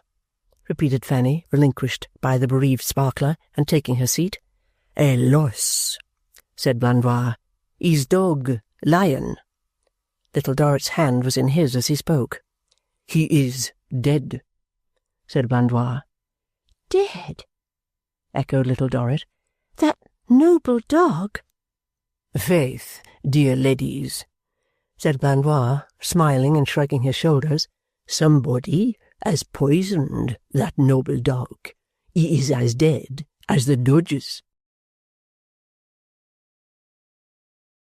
Chapter 7. Mostly Prunes and Prism. Mrs. General, always on her coach-box, keeping the proprieties well together, took pains to form a surface on her very dear young friend, and Mrs. General's very dear young friend tried hard to receive it. Hard as she had tried in her laborious life to attain many ends, she had never tried harder than she did now to be varnished by Mrs. General. It made her anxious and ill at ease to be operated upon by that smoothing hand, it is true, but she submitted herself to the family want in its greatness, as she had submitted herself to the family want in its littleness, and yielded to her own inclinations in this thing no more than she had yielded to her hunger itself in the days when she had saved her dinner that her father might have his supper. One comfort that she had under the ordeal by General was more sustaining to her, and made her more grateful than to a less devoted and affectionate spirit. Not habituated to her struggles and sacrifices, might appear quite reasonable, and indeed it may often be observed in life that spirits, like Little Dorrit, do not appear to reason half as carefully as the folks who get the better of them. The continued kindness of her sister was this comfort to Little Dorrit. It was nothing to her that the kindness took the form of tolerant patronage. She was used to that.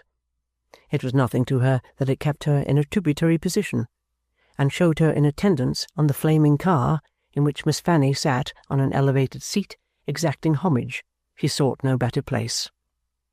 Always admiring Fanny's beauty and grace and readiness, and not now asking herself how much of her disposition to be strongly attached to Fanny was due to her own heart, and how much to Fanny's, she gave her all the sisterly fondness her great heart contained.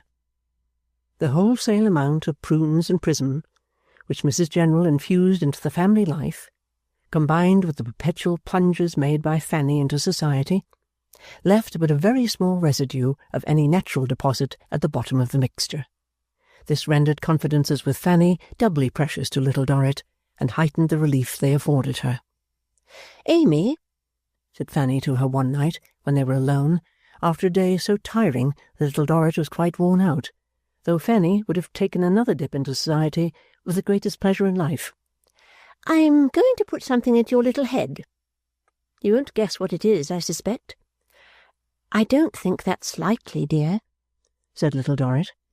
"Come, I'll give you a clue, child," said Fanny. "Mrs. General." Prunes and Prism, in 1,000 combinations, having been wearily in the ascendant all day, everything having been surface and varnish and show without substance, Little Dorrit looked as if she had hoped that Mrs. General was safely tucked up in bed for some hours. "Now, can you guess, Amy?" said Fanny. "No, dear, unless I have done anything," said Little Dorrit, rather alarmed, and meaning anything calculated to crack varnish and ruffle surface. Fanny was so very much amused by the misgiving that she took up her favourite fan, being then seated at her dressing-table with her armoury of cruel instruments about her, most of them reeking from the heart of Sparkler, and tapped her sister frequently on the nose with it, laughing all the time. "Oh, our Amy, said Fanny. "What a timid little goose our Amy is! But this is nothing to laugh at. On the contrary, I'm very cross, my dear." "As it is not with me, Fanny, I don't mind," returned her sister, smiling. "Ah, but I do mind," said Fanny, "and so will you, pet, when I enlighten you. Amy, has it never struck you that somebody is monstrously polite to Mrs. General?" "Everybody is polite to Mrs. General," said Little Dorrit, because she freezes them into it," interrupted Fanny. "I don't mean that. Quite different from that. Come, has it never struck you, Amy, that Pa is monstrously polite to Mrs. General?" Amy, murmuring "No," looked quite confounded. "No, I dare say not. But he is," said Fanny. "He is, Amy. And remember my words. Mrs. General has designs on Pa." "Dear Fanny, do you think it possible that Mrs. General has designs on any one?" "Do I think it possible?" returned Fanny. "My love, I know it. I tell you she has designs on Pa. And more than that, I tell you Pa considered her such a wonder, such a paragon of accomplishment, and such an acquisition to our family, that he is ready to get himself into a state of perfect infatuation with her at any moment. And that opens a pretty picture of things, I hope. Think of me with Mrs. General for a mamma." Little Dorrit did not reply. Think of me with Mrs. General for a mamma, but she looked anxious and seriously inquired what had led Fanny to these conclusions. "Lord, my darling," said Fanny tartly, "you might as well ask me how I know when a man is struck with myself. But of course I do know. It happens pretty often. But I always know it. I know this in much the same way, I suppose. At all events, I know it." "You never heard Papa say anything?" "Say anything?" repeated Fanny. "My dearest darling girl, what necessity has he had, yet a while, to say anything?" "And you have never heard Mrs. General say anything?" "My goodness me, Amy," returned Fanny, "is she the sort of woman to say anything?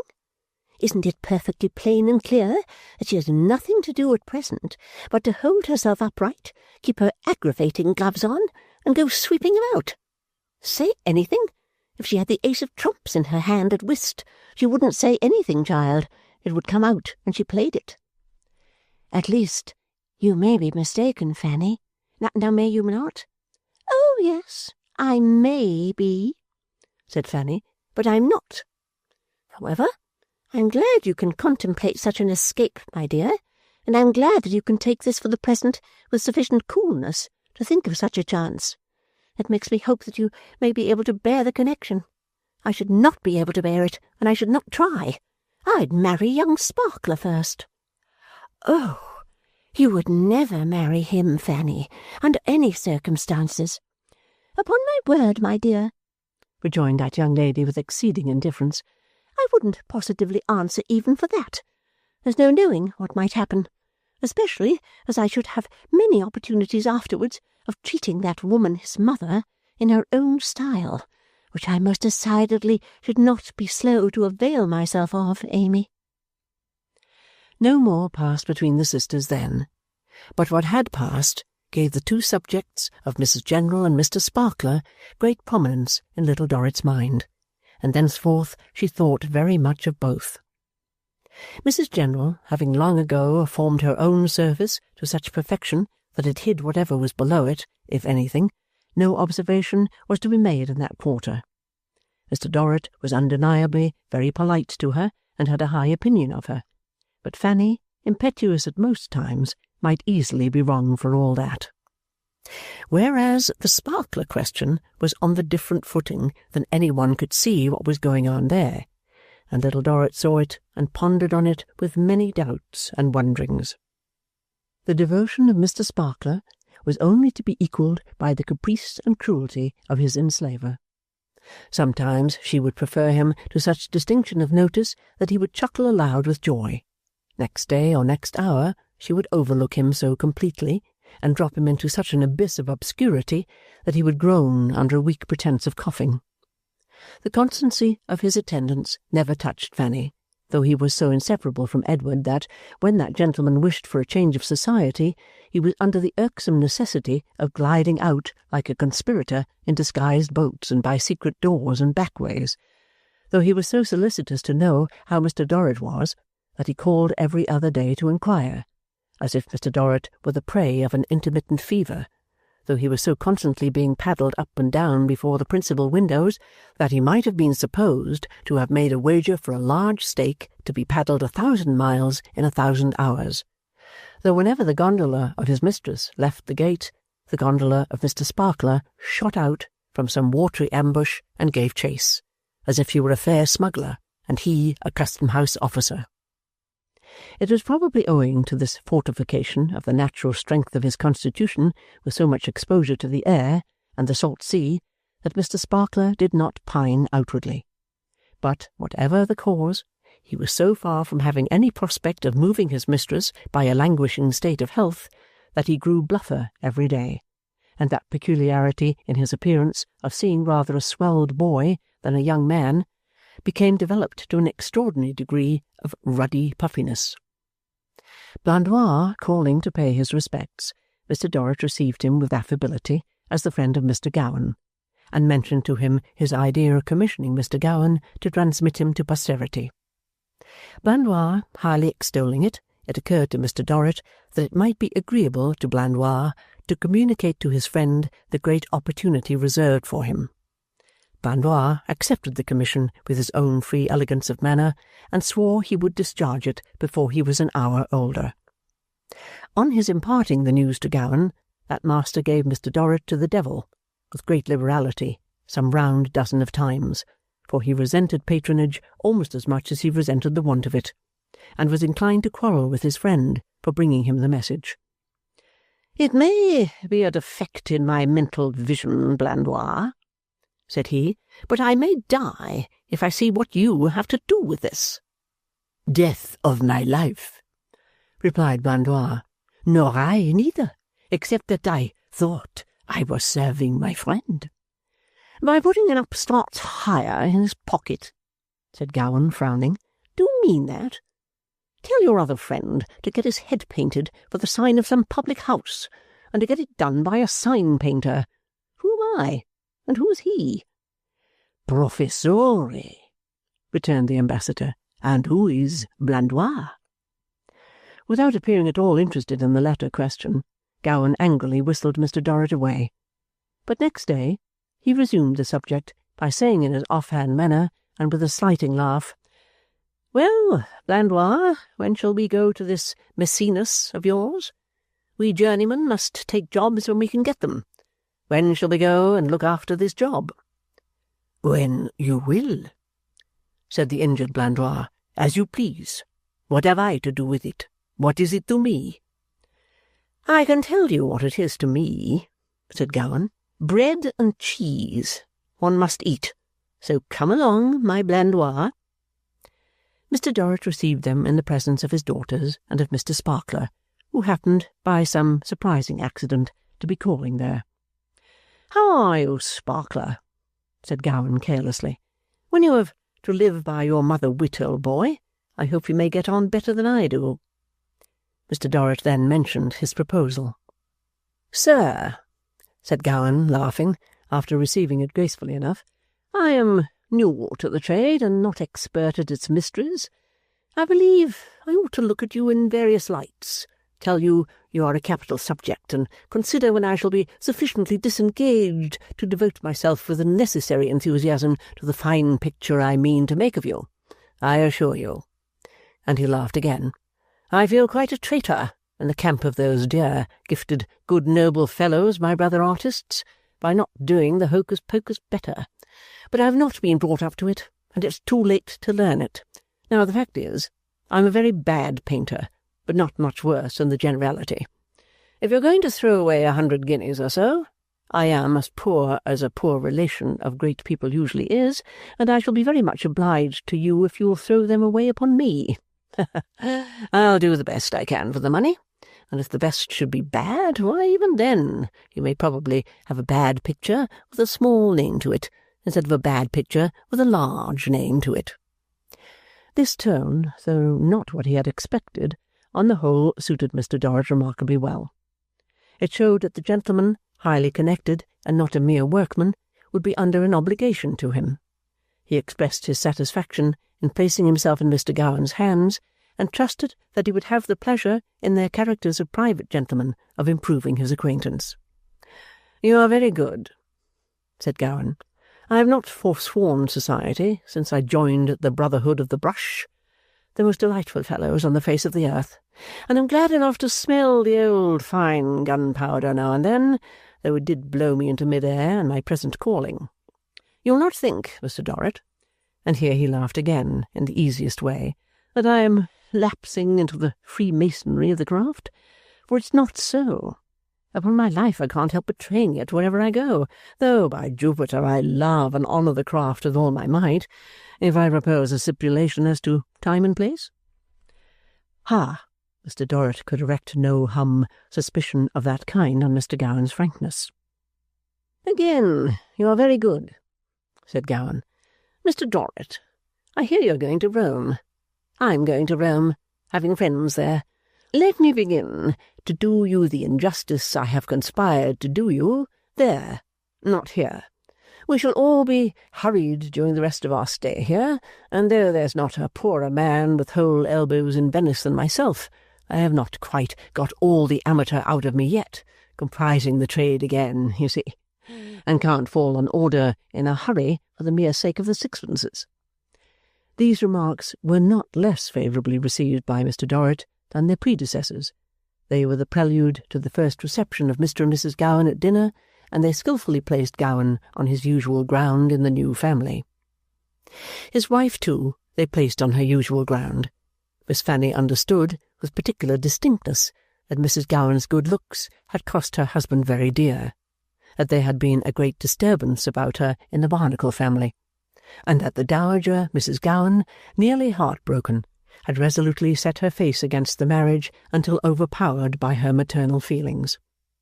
Mrs. General likewise clearly understood that the attachment had occasioned much family grief and dissension. Of honest Mr. Meagles no mention was made, except that it was natural enough that a person of that sort should wish to raise his daughter out of his own obscurity, and that no one could blame him for trying his best to do so. Little Dorrit's interest in the fair subject of this easily accepted belief was too earnest and watchful to fail in accurate observation. She could see that it had its part in throwing upon Mrs. Gowan the touch of a shadow under which she lived, and she even had an instinctive knowledge that there was not the least truth in it. But it had an influence in placing obstacles in the way of her association with Mrs. Gowan by making the Prunes and Prism school excessively polite to her, but not very intimate with her, and Little Dorrit, as an enforced sizar of that college, was obliged to submit herself humbly to its ordinances. Nevertheless, there was a sympathetic understanding already established between the two, which would have carried them over greater difficulties and made a friendship out of a more restricted intercourse. As though accidents were determined to be favourable to it, they had a new assurance of congeniality in the aversion which each perceived that the other felt towards Blandois of Paris, an aversion amounting to the repugnance and horror of a natural antipathy towards an odious creature of the reptile kind. And there was a passive congeniality between them besides this active one. To both of them Blandois behaved in exactly the same manner, and to both of them his manner had uniformly something in it which they both knew to be different from his bearing towards others. The difference was too minute in its expression to be perceived by others, but they knew it to be there.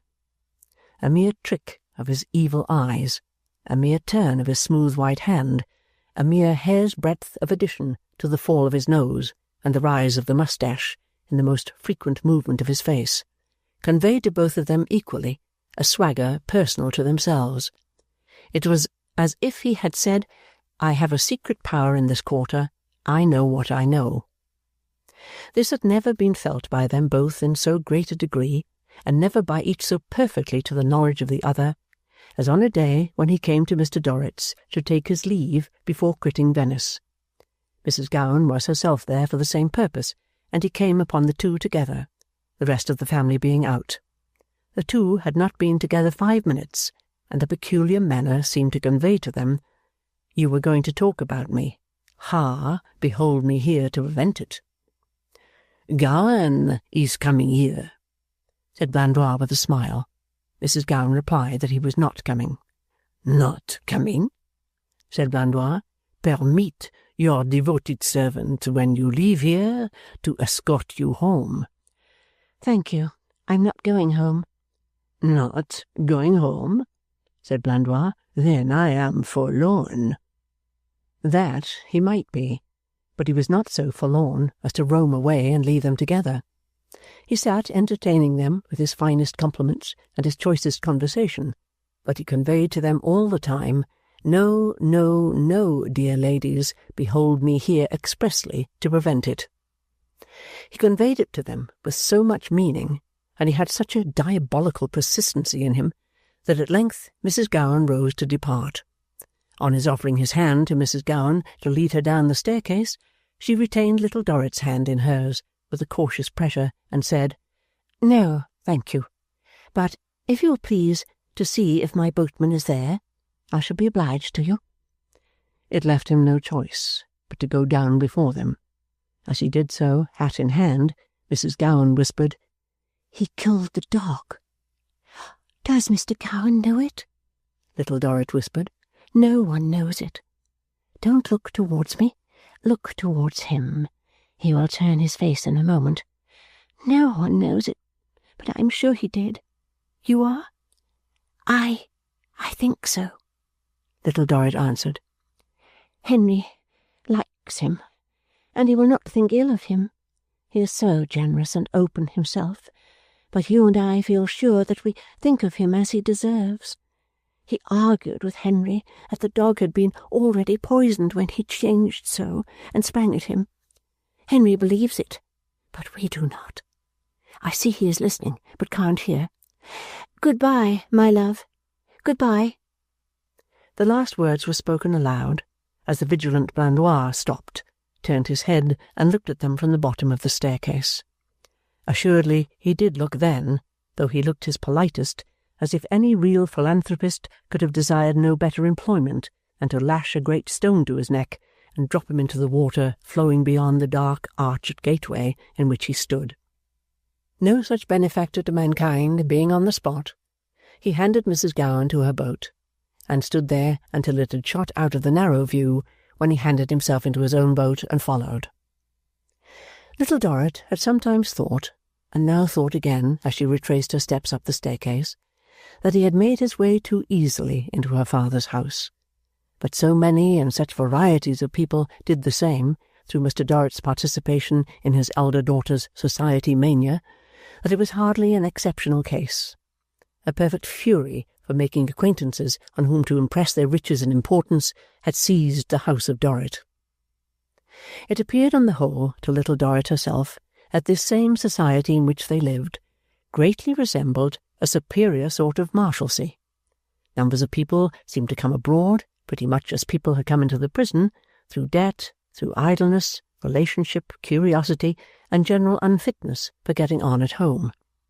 They were brought into these foreign towns in the custody of couriers and local followers, just as the debtors had been brought into the prison. They prowled about the churches and picture galleries much in the old dreary prison yard manner. They were usually going away again tomorrow or next week, and rarely knew their own minds, and seldom did what they said they would do, or went where they said they would go, in all this again, very like the prison debtors. They paid high for poor accommodation, and disparaged a place while they pretended to like it, which was exactly the Marshalsea custom. They were envied when they went away by people left behind, feigning not to want to go, and that again was the Marshalsea habit invariably. A certain set of words and phrases, as much belonging to tourists as the college and the snuggery belonged to the jail, was always in their mouths. They had precisely the same incapacity for settling down to anything as the prisoners used to have. They rather deteriorated one another, as the prisoners used to do, and they wore untidy dresses, and fell into a slouching way of life, still always like the people in the Marshalsea.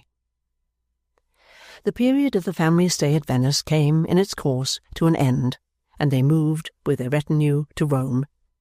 Through a repetition of the former Italian scenes, growing more dirty and more haggard as they went on, and bringing them at length to where the very air was diseased, they passed to their destination. A fine residence had been taken for them on the Corso, and there they took up their abode, in a city where everything seemed to be trying to stand still for ever on the ruins of something else, except the water, which, following eternal laws, tumbled and rolled from its glorious multitude of fountains. Here it seemed to little Dorrit that a change came over the Marshalsea spirit of their society, and that Prunes and Prism got the upper hand. Everybody was walking about St. Peter's and the Vatican on somebody else's cork legs, and straining every visible object through somebody else's sieve. Nobody said what anything was, but everybody said what the Mrs. Generals, Mr. Eustace, or somebody else said it was. The whole body of travellers seemed to be a collection of voluntary human sacrifices, bound hand and foot, and delivered over to Mr. Eustace and his attendants, to have the entrails of their intellects arranged according to the taste of that sacred priesthood. Through the rugged remains of temples and tombs and palaces and senate halls and theatres and amphitheatres of ancient days, hosts of tongue-tied and blindfolded moderns were carefully feeling their way, incessantly repeating Prunes and Prism in the endeavour to set their lips according to the received form. Mrs. General was in her pure element. Nobody had an opinion. There was a formation of surface going on around her on an amazing scale, and it had not a flaw of courage or honest free speech in it. Another modification of Prunes and Prism insinuated itself on little Dorrit's notice very shortly after their arrival. They received an early visit from Mrs. Merdle, who led that extensive department of life in the Eternal City that winter, and the skilful manner in which she and Fanny fenced with one another on the occasion almost made her quiet sister wink, like the glittering of small swords. "So delighted," said Mrs. Merdle, "to resume an acquaintance so inauspiciously begun at Martigny." "At Martigny, of course," said Fanny. "Charmed, I'm sure." "I understand," said Mrs. Merdle, "from my son Edmund Sparkler, that he has already improved that chance occasion. He has returned quite transported with Venice." "Indeed," returned the careless Fanny. "Was he there long?" "I might refer that question to Mr. Dorrit," said Mrs. Merdle, turning the bosom towards that gentleman. "Edmund, having been so much indebted to him for rendering his stay agreeable." "Oh, pray don't speak of it," returned Fanny. "I believe Papa had the pleasure of inviting Mr. Sparkler twice or thrice, but it was nothing. We had so many people about us, and kept such open house, that if he had that pleasure, it was less than nothing." "Except, my dear," said Mr. Dorrit, "except, as it afforded me unusual gratification to, show by any means, however slight and worthless, the, high estimation in which, in common with the rest of the world, I hold so distinguished and princely a character as Mr. Merdle's." The bosom received this tribute in its most engaging manner. "Mr. Merdle," observed Fanny, as a means of dismissing Mr. Sparkler into the background, "is quite a theme of Papa's, you must know, Mrs. Merdle." "I have been, disappointed, madam," said Mr. Dorrit, "to understand from Mr. Sparkler that there is no great, probability of Mr. Merdle's coming abroad." "Why, indeed," said Mrs. Merdle, "he is so much engaged and in such request that I fear not. He has not been able to get abroad for years. You, Miss Dorrit, I believe, have been almost continually abroad for a long time." "Oh dear, yes," drawled Fanny with the greatest hardihood. "An immense number of years. So I should have inferred, said Mrs. Merdle.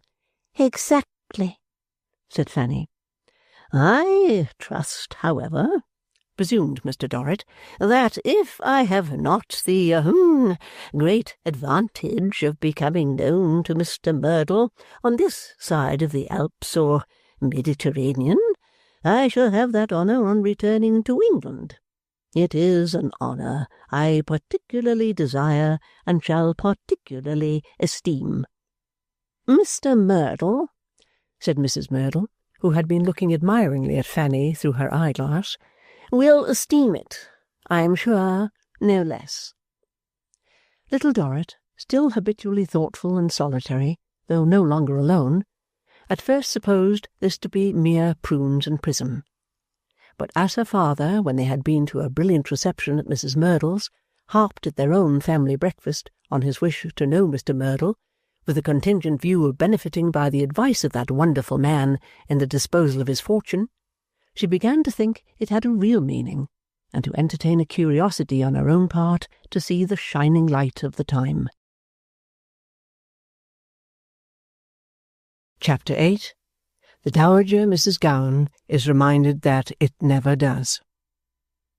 While the waters of Venice and the ruins of Rome were sunning themselves for the pleasure of the Dorrit family, and were daily being sketched out of all earthly proportion, lineament, and likeness by travelling pencils innumerable, the firm of Doyce and Clennam hammered away in Bleeding Heart Yard, and the vigorous clink of iron upon iron was heard there through the working hours. The young partner had by this time brought the business into sound trim, and the elder, left free to follow his own ingenious devices, had done much to enhance the character of the factory. As an ingenious man, he had necessarily to encounter every discouragement that the ruling powers for a length of time had been able by any means to put in the way of this class of culprits, but that was only reasonable self-defence in the powers, since how to do it must obviously be regarded as the natural and mortal enemy of how not to do it. In this was to be found the basis of the wise system, by tooth and nail upheld by the Circumlocution Office, of warning every ingenious British subject to be ingenious at his peril, of harassing him, obstructing him, inviting robbers, by making his remedy uncertain and expensive, to plunder him, and at the best of confiscating his property after a short term of enjoyment, as though invention were on a par with felony. The system had uniformly found great favour with the Barnacles, and that was only reasonable too, for one who worthily invents must be in earnest, and the Barnacles abhorred and dreaded nothing half so much. That again was very reasonable, since in a country suffering under the affliction of a great amount of earnestness, there might, in an exceeding short space of time, be not a single barnacle left sticking to a post. Daniel Doyce faced his condition with its pains and penalties attached to it, and soberly worked on for the work's sake. Clennam, cheering him with a hearty cooperation, was a moral support to him, besides doing good service in his business relation. The concern prospered, and the partners were fast friends, but Daniel could not forget the old design of so many years. It was not in reason to be expected that he should. If he could have lightly forgotten it, he could never have conceived it, or had the patience and perseverance to work it out. So Clennam thought, when he sometimes observed him of an evening looking over the models and drawings and consoling himself by muttering with a sigh as he put them away again, that the thing was as true as it ever was. To show no sympathy with so much endeavour and so much disappointment would have been to fail in what Clennam regarded as among the implied obligations of his partnership. A revival of the passing interest in the subject, which had been by chance awakened at the door of the Circumlocution Office, originated in this feeling. He asked his partner to explain the invention to him. "Having a lenient consideration," he stipulated, "for my being no workman, Doyce." "No workman?" said Doyce. "You would have been a thorough workman if you had given yourself to it. You have as good a head for understanding such things as I've met with." "A totally uneducated one, I'm sorry to add," said Clennam. "I don't know that," returned Doyce, and I wouldn't have you say that. No man of sense, who has been generally improved, and has improved himself, can be called quite uneducated as to anything. I don't particularly favour mysteries. I would as soon, on a fair and clear explanation, be judged by one class of man as another, provided he had the qualification I've named. At all events, said Clennam, this sounds as if we were exchanging compliments, but we know we're not.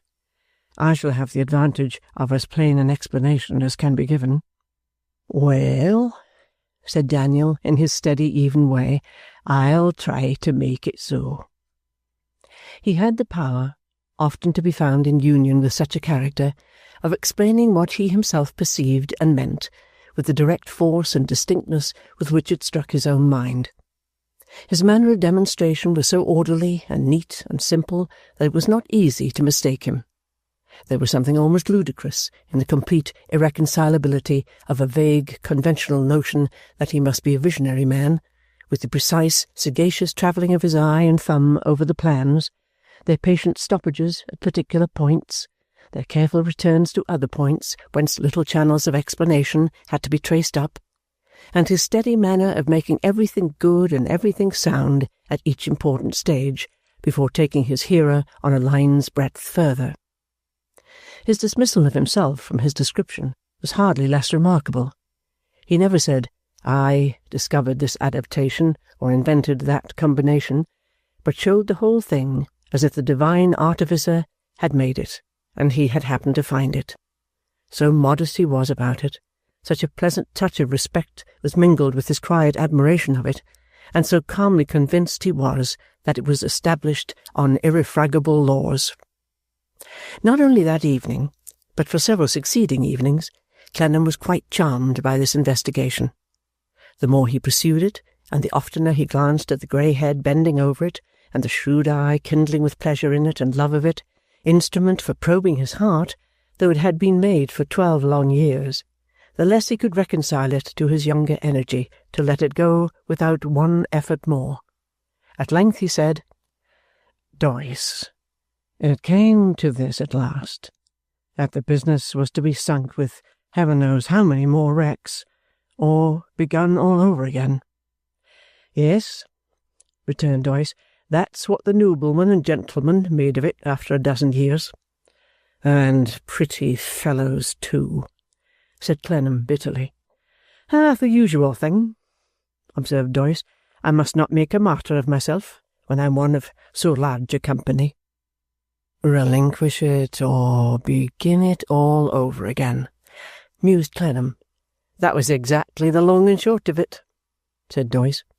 Then, my friend, cried Clennam, starting up and taking his work-roughened hand, it shall be begun all over again.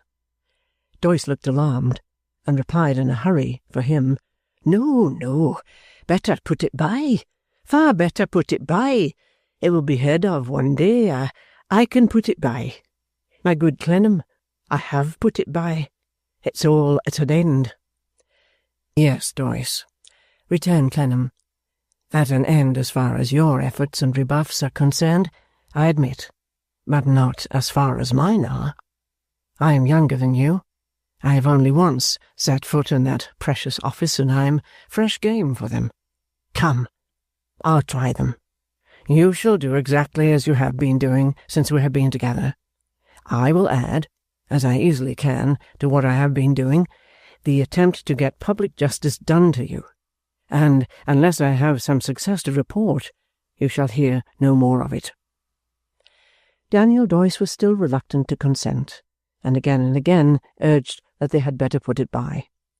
But it was natural that he should gradually allow himself to be over-persuaded by Clennam, and should yield.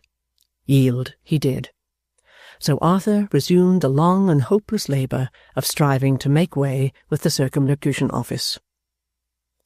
The waiting rooms of that department soon began to be familiar with his presence, and he was generally ushered into them by its janitors much as a pickpocket might be shown into a police office.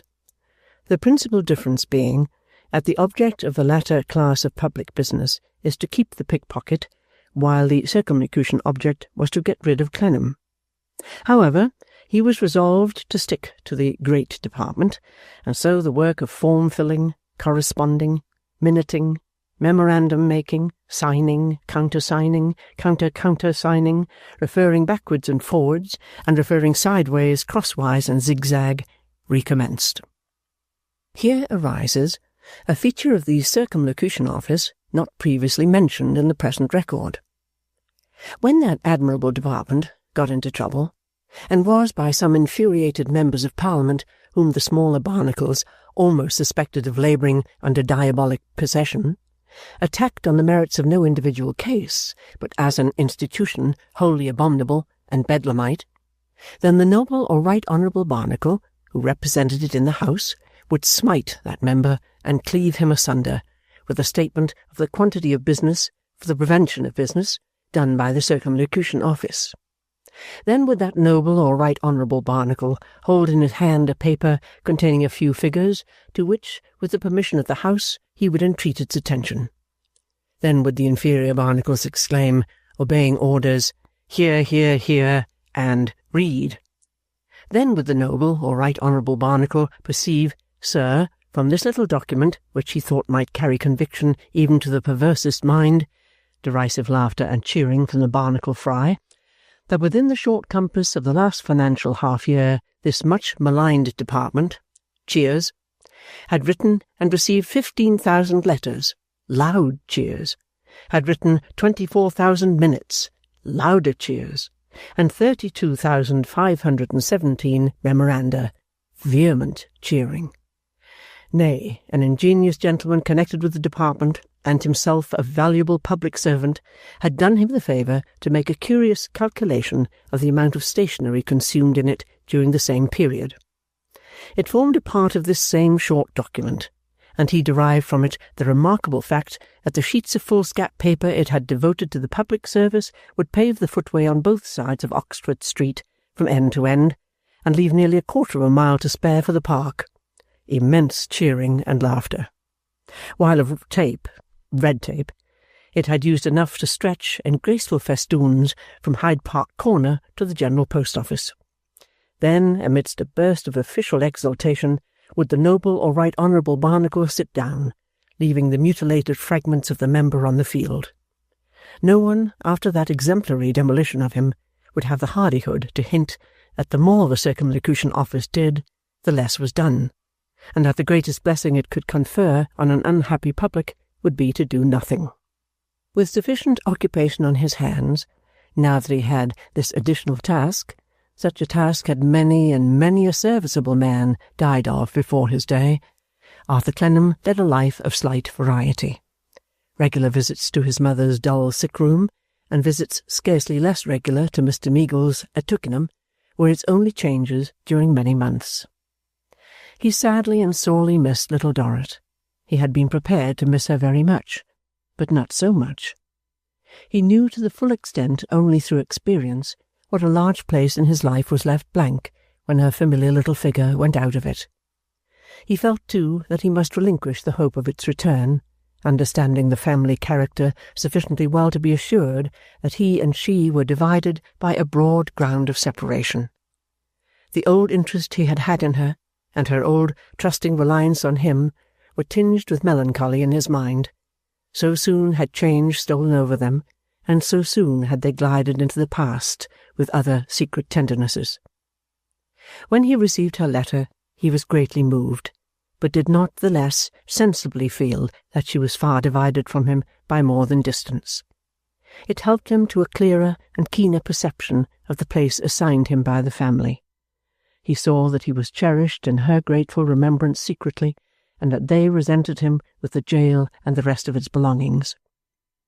Through all these meditations, which every day of his life crowded about her, he thought of her otherwise in the old way. She was his innocent friend, his delicate child, his dear little Dorrit. This very change of circumstances fitted curiously in with the habit, begun on the night when the roses floated away, of considering himself as a much older man than his years really made him. He regarded her from a point of view which in its remoteness, tender as it was, he little thought would have been unspeakable agony to her. He speculated about her future destiny, and about the husband she might have, with an affection for her which would have drained her heart of its dearest drop of hope and broken it. Everything about him tended to confirm him in the custom of looking on himself as an elderly man, from whom such aspirations as he had combated in the case of Minnie Gowan, though that was not so long ago either, reckoning by months and seasons, were finally departed. His relations with her father and mother were like those on which a widower's son-in-law might have stood. If the twin sister who was dead had lived to pass away in the bloom of womanhood, and he had been her husband, the nature of his intercourse with Mr. and Mrs. Meagles would probably have been just what it was. This imperceptibly helped to render habitual the impression within him that he had done with and dismissed that part of life. He invariably heard of Minnie from them, as telling them in her letters how happy she was and how she loved her husband, but inseparable from that subject, he invariably saw the old cloud on Mr. Meagles's face. Mr. Meagles had never been quite so radiant since the marriage as before. He had never quite recovered the separation from Pet. He was the same good-humoured, open creature, but as if his face, from being much turned towards the pictures of his two children, which could show him only one look, unconsciously adopted a characteristic from them. It always had now, through all its changes of expression, a look of loss in it. One wintry Saturday, when Clennam was at the cottage, the Dowager Mrs. Gowan drove up, in the Hampton Court equipage, which pretended to be the exclusive equipage of so many individual proprietors. She descended, in her shady ambuscade of green fan, to favour Mr. and Mrs. Meagles with a call. "And how do you both do, Papa and Mamma Meagles?" said she, encouraging her humble connections. "And when did you last hear from or about my poor fellow?" My poor fellow was her son, and this mode of speaking of him politely kept alive, without any offence in the world, the pretence that he had fallen a victim to the Meagles' wiles. "And the dear pretty one," said Mrs. Gowan, "have you later news of her than I have?" Which also delicately implied that her son had been captured by mere beauty, and under its fascination had foregone all sorts of worldly advantages. "I am sure," said Mrs. Gowan, without straining her attention on the answers she received, "it's an unspeakable comfort to know they continue happy. My poor fellow is of such a restless disposition, and has been so used to roving about and to being inconstant and popular among all manner of people, that it's the greatest comfort in life. I suppose they're as poor as mice, Papa Meagles?" Mr. Meagles, fidgety under the question, replied, "I hope not, ma'am. I hope they will manage their little income." "Oh, my dearest Meagles," returned the lady, tapping him on the arm with the green fan, and then adroitly interposing it between a yawn and the company, "how can you, as a man of the world and one of the most businesslike of human beings, for you know you are businesslike, and a great deal too much for us who are not," which went to the former purpose by making Mr. Meagles out to be an artful schemer, "how can you talk about their managing their little means? My poor dear fellow, the idea of his managing hundreds, and the sweet pretty creature too, a notion of her managing. Papa Meagles, don't." "Well, ma'am," said Mr. Meagles gravely, "I'm sorry to admit, then, that Henry certainly does anticipate his means." "My dear good man, I use no ceremony with you because we are a kind of relations. Positively, Mamma Meagles?" exclaimed Mrs. Gowan cheerfully, as if the absurd coincidence then flashed upon her for the first time. "A kind of relations. My dear good man, in this world none of us can have everything our own way." This again went to the former point, and showed Mr. Meagles with all good breeding that, so far, he had been brilliantly successful in his deep designs. Mrs. Gowan thought the hit so good a one that she dwelt upon it, repeating, "Not everything. No, no. In this world we must not expect everything, Papa Meagles." "And may I ask, ma'am," retorted Mr. Meagles, a little heightened in colour, "who does expect everything?" Oh, nobody, said Mrs. Gowan. I was going to say, but you put me out, you interrupting papa. What was I going to say? Drooping her large green fan, she looked musingly at Mr. Meagles while she thought about it, a performance not tending to the cooling of that gentleman's rather heated spirits. Ah, yes, to be sure, said Mrs. Gowan. You must remember that my poor fellow has always been accustomed to expectations. They may have been realized, or they may not have been realized. Let us say, then, may not have been realized, observed Mr. Meagles. The Dowager for a moment gave him an angry look, but tossed it off with her head and her fan, and pursued the tenor of her way in her former manner. It makes no difference. My poor fellow has been accustomed to that sort of thing, and of course you knew it and were prepared for the consequences. I myself always clearly foresaw the consequences, and am not surprised. And you must not be surprised. In fact, can't be surprised, must have been prepared for it. Mr. Meagles looked at his wife and at Clennam, bit his lip, and coughed. And now here's my poor fellow, Mrs. Gowan pursued, receiving notice that he is to hold himself in expectation of a baby, and all the expenses attendant on such an addition to his family. Oh, poor Henry! But it can't be helped now. It's too late to help it now. Only don't talk of anticipating means, Papa Meagles, as a discovery, because that would be too much. Too much, ma'am, said Mr. Meagles, as seeking an explanation. There, said Mrs. Gowan, putting him in his inferior place with an expressive action of her hand. Too much for my poor fellow's mother to bear at this time of day. They are fast married, and can't be unmarried. There, I know that. You needn't tell me that, Papa Meagles. I know it very well. What was it I said just now? That it was a great comfort they continued happy? It is to be hoped that they will still continue happy.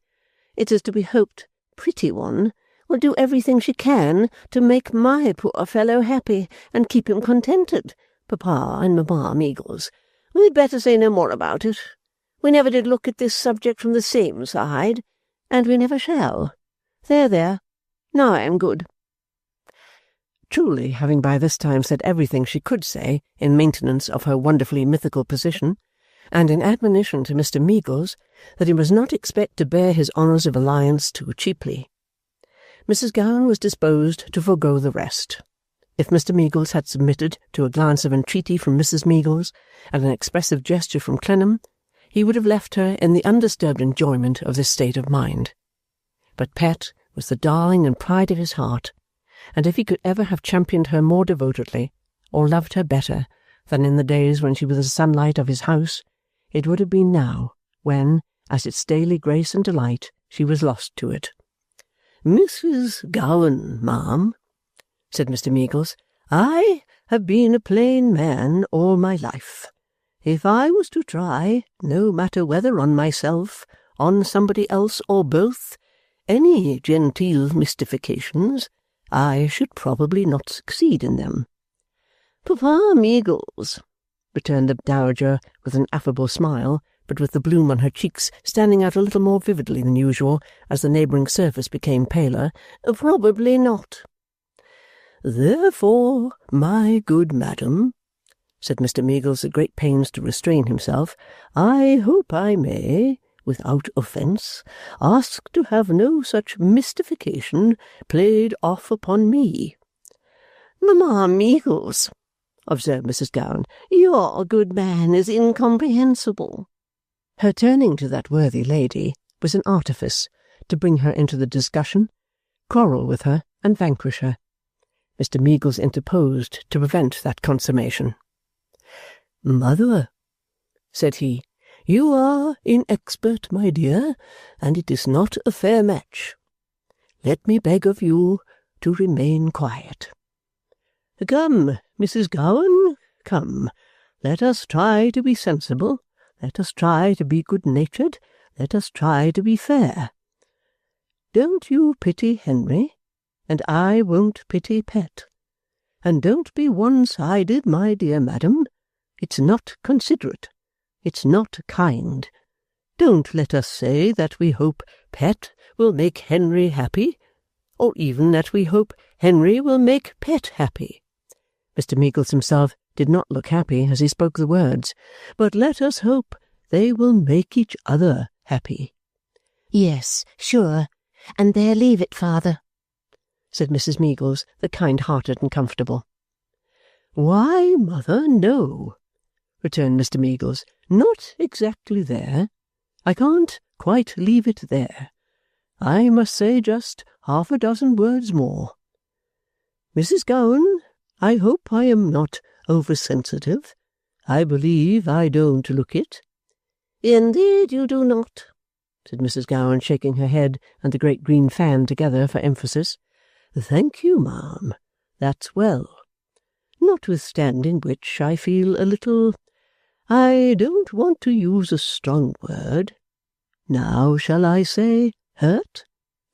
Asked Mr. Meagles at once with frankness and moderation, and with a conciliatory appeal in his tone. Say what you like, answered Mrs. Gowan. It is perfectly indifferent to me. No, no, don't say that, urged Mr. Meagles, because that's not responding amiably. I feel a little hurt when I hear references made to consequences having been foreseen, and to its being too late now, and so forth.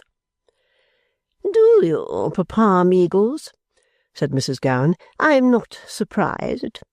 Well, ma'am, reasoned Mr. Meagles, I was in hopes you would have been at least surprised, because to hurt me wilfully on so tender a subject is surely not generous.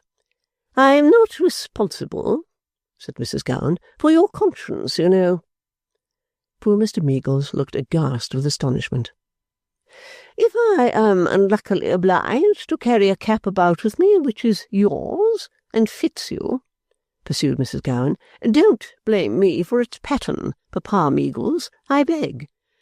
Why, good Lord, ma'am, Mr. Meagles broke out, that's as much as to state, now, Papa Meagles, said Mrs. Gowan, who became extremely deliberate and prepossessing in manner whenever that gentleman became at all warm. Perhaps to prevent confusion, I had better speak for myself than trouble your kindness to speak for me. It's as much as to state, you begin. If you please, I will finish the sentence. It is as much as to state, not that I wish to press it or even recall it, for it is of no use now, and my only wish is to make the best of existing circumstances, that from the first to the last I always objected to this match of yours, and at a very late period yielded a most unwilling consent to it. Mother, cried Mr. Meagles, do you hear this? Arthur, do you hear this? The room being of a convenient size, said Mrs. Gowan, looking about as she fanned herself, and quite charmingly adapted in all respects to conversation, I should imagine I am audible in any part of it. Some moments passed in silence before Mr. Meagles could hold himself in his chair with sufficient security to prevent his breaking out of it at the next word he spoke. At last he said, Ma'am, I am very unwilling to revive them, but I must remind you what my opinions and my course were all along on that unfortunate subject. Oh, my dear sir, said Mrs. Gowan, smiling and shaking her head with accusatory intelligence, they were well understood by me, I assure you. I never, ma'am, said Mr. Meagles, knew unhappiness before that time. I never knew anxiety before that time. It was a time of such distress to me that Mr. Meagles could really say no more about it, in short, but passed his handkerchief before his face. I understood the whole affair, said Mrs. Gowan, composedly looking over her fan. As you have appealed to Mr. Clennam, I may appeal to Mr. Clennam too. He knows whether I did or not. I'm very unwilling, said Clennam, looked to by all parties, to take any share in this discussion, more especially because I wish to preserve the best understanding and the clearest relations with Mr. Henry Gowan. I have very strong reasons indeed for entertaining that wish. Mrs. Gowan attributed certain views of furthering the marriage to my friend here in conversation with me before it took place, and I endeavoured to undeceive her. I represented that I knew him, as I did and do, to be strenuously opposed to it, both in opinion and action. You see, said Mrs. Gowan, turning the palms of her hands towards Mr. Meagles as if she were justice herself, representing to him that he had better confess, for he had not a leg to stand on. You see? Very good. Now, Papa and Mamma Meagles both. Here she rose. Allow me to take the liberty of putting an end to this rather formidable controversy. I will not say another word upon its merits.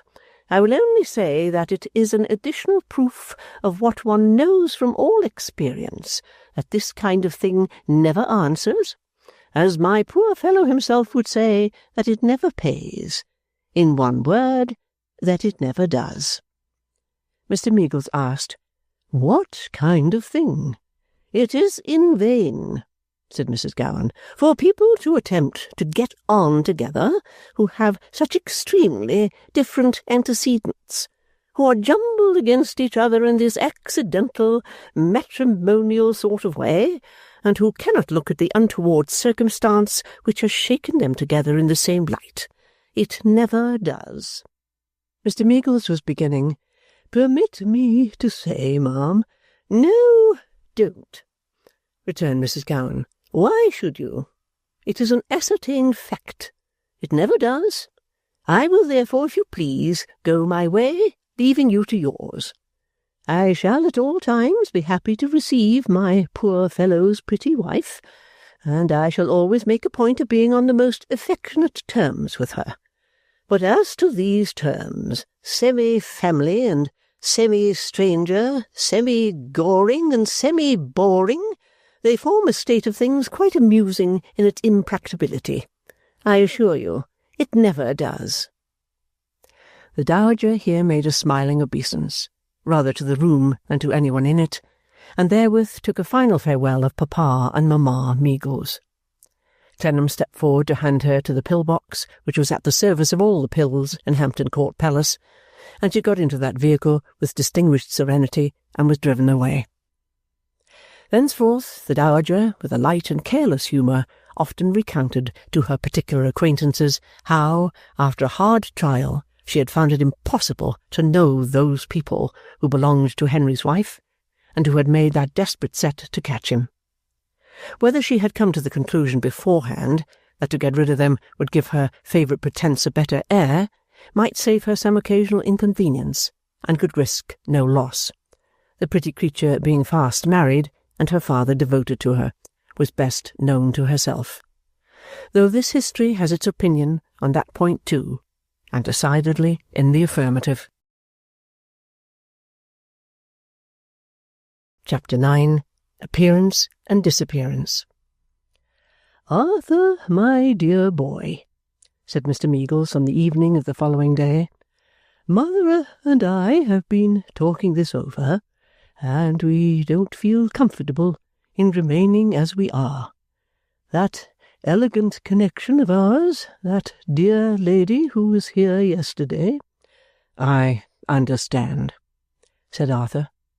"Even that affable and condescending ornament of society," pursued Mr. Meagles, "may misrepresent us. We are afraid. We could bear a great deal, Arthur, for her sake, but we think we would rather not bear that, if it is all the same to her." "Good," said Arthur. "Go on." "You see," proceeded Mr. Meagles, "it might put us wrong with our son-in-law. It might even put us wrong with our daughter, and it might lead to a great deal of domestic trouble. You see, don't you?" "Yes, indeed," returned Arthur. there is much reason in what you say." He had glanced at Mrs. Meagles, who was always on the good and sensible side, and a petition had shone out of her honest face that he would support Mr. Meagles in his present inclinings. "So we are very disposed, our mother and I," said Mr. Meagles, "to pack up bags and baggage and go among the Alongers and Marshongers once more. I mean, we are very much disposed to be off, strike right through France into Italy, and see our pet." "And I don't think," replied Arthur, touched by the motherly anticipation in the bright face of Mrs. Meagles, she must have been very like her daughter once, "that you could do better. And if you ask me for my advice, it is that you set off tomorrow." "Is it really, though?" said Mr. Meagles. "Mother, this is being backed in an idea." Mother, with a look which thanked Clennam in a manner very agreeable to him, answered that it was indeed. "The fact is, besides, Arthur," said Mr. Meagles, the old cloud coming over his face, "that my son-in-law is already in debt again, and that I suppose I must clear him again. It may be as well, even on this account, that I should step over there and look him up in a friendly way. Then again, here's mother foolishly anxious, and yet naturally too, about Pet's state of health, and that she should not be left to feel lonesome at the present time. It's undeniably a long way off, Arthur, and a strange place for the poor love, under all the circumstances. Let her be as well cared for as any lady in that land. Still it is a long way off. Just as home is home, though it's never so homely. Why, you see," said Mr. Meagles, adding a new version to the proverb, "Rome is Rome, though it's never so Romely." "All perfectly true," observed Arthur, "and all sufficient reasons for going." "I am glad you think so. It decides me. Mother, my dear, you may get ready. We have lost our pleasant interpreter. She spoke 3 foreign languages beautifully, Arthur. You have heard her many a time. And you must pull me through it, mother, as well as you can. I require a deal of pulling through, Arthur," said Mr. Meagles, shaking his head, "a deal of pulling through. I stick at everything beyond a noun substantive, and I stick at him if he's at all a tight one." "Now I think of it," returned Clennam, "there's Cavaletto. He shall go with you if you like. I could not afford to lose him, but you will bring him safe back." "Well, I am much obliged to you, my boy," said Mr. Meagles, turning it over, "but I think not. No, I think I'll be pulled through by mother. Cavaluro, I stick at his very name to start with, and it sounds like the chorus to a comic song, is so necessary to you that I don't like the thought of taking him away. More than that, there's no saying when we may come home again, and it would never do to take him away for an indefinite time. The cottage is not what it was. It only holds 2 little people less than it ever did, Pet and her poor unfortunate maid Tattycoram, but it seems empty now. Once out of it, there's no knowing when we may come back to it. No, Arthur, I'll be pulled through by mother." They would do best by themselves, perhaps, after all, Clennam thought. Therefore he did not press his proposal. "If you would come down and stay here for a change, when it wouldn't trouble you," Mr. Meagles resumed, "I should be glad to think, and so would mother too, I know, that you were brightening up the old place with a bit of life it was used to when it was full, and that the babies on the wall there had a kind eye upon them sometimes. You so belong to the spot and to them, Arthur, and we should every one of us have been so happy if it had fallen out. But let us see. How's the weather for travelling now?" Mr. Meagles broke off, cleared his throat, and got up to look out of the window. They agreed that the weather was of high promise, and Clennam kept the talk in that safe direction until it had become easy again, when he gently diverted it to Henry Gowan and his quick sense and agreeable qualities when he was delicately dealt with. He likewise dwelt on the indisputable affection he entertained for his wife. Clennam did not fail of his effect upon good Mr. Meagles, whom these commendations greatly cheered, and who took mother to witness that the single and cordial desire of his heart in reference to their daughter's husband was harmoniously to exchange friendship for friendship and confidence for confidence. Within a few hours the cottage furniture began to be wrapped up for preservation in the family absence, or, as Mr. Meagles expressed it, the house began to put its hair in papers, and within a few days father and mother were gone. Mrs. Tickett and Dr. Buchan were posted, as of yore, behind the parlour blind, and Arthur's solitary feet were rustling among the dry fallen leaves in the garden walks. As he had a liking for the spot, he seldom let a week pass without paying a visit. Sometimes he went down alone from Saturday to Monday, sometimes his partner accompanied him. Sometimes he merely strode for an hour or two about the house and garden, saw that all was right, and returned to London again. At all times and under all circumstances, Mrs. Tickett, with her dark row of curls, and Dr. Buchan, sat in the parlour window looking out for the family return. On one of his visits, Mrs. Tickett received him with the words, "I have something to tell you, Mr. Clennam, that will surprise you." So surprising was the something in question that it actually brought Mrs. Tickett out of the parlour window and produced her in the garden walk when Clennam went in at the gate on its being opened for him. "What is it, Mrs. Tickett?" said he. "Sir," returned that faithful housekeeper, having taken him into the parlour and closed the door, "if ever I saw the led-away and deluded child in my life, I saw her identically in the dusk of yesterday evening." "You don't mean Tatty—" "Coram, yes, I do," quoth Mrs. Tickett, clearing the disclosure at a leap. "Where?" "Mr. Clennam," returned Mrs. Tickett. "I was a little heavy in my eyes, being that I was waiting longer than customary for my cup of tea, which was then preparing by Mary Jane. I was not sleeping, nor what a person would term correctly dozing. I was more what a person would strictly call watching, with my eyes closed." Without entering upon an inquiry into this curious abnormal condition, Clennam said, "Exactly. Well?" "Well, sir," proceeded Mrs. Tickett, "I was thinking of one thing and thinking of another, just as you yourself might, just as anybody might." "Precisely so," said Clennam. "Well?" "And when I do think of one thing and do think of another," pursued Mrs. Tickett, "I hardly need to tell you, Mr. Clennam, that I think of the family, because, dear me, a person's thoughts," Mrs. Tickett said this with an argumentative and philosophic air, "however they may stray, will go more or less on what is uppermost in their minds. They will do it, sir, and a person can't prevent them." Arthur subscribed to this discovery with a nod. "You find it so yourself, sir, I'll be bold to say," said Mrs. Tickett, "and we all find it so. It ain't our stations in life that changes us, Mr. Clennam. Thoughts is free. As I was saying, I was thinking of one thing and thinking of another, and thinking very much of the family, not of the family in the present times only, but in the past times too.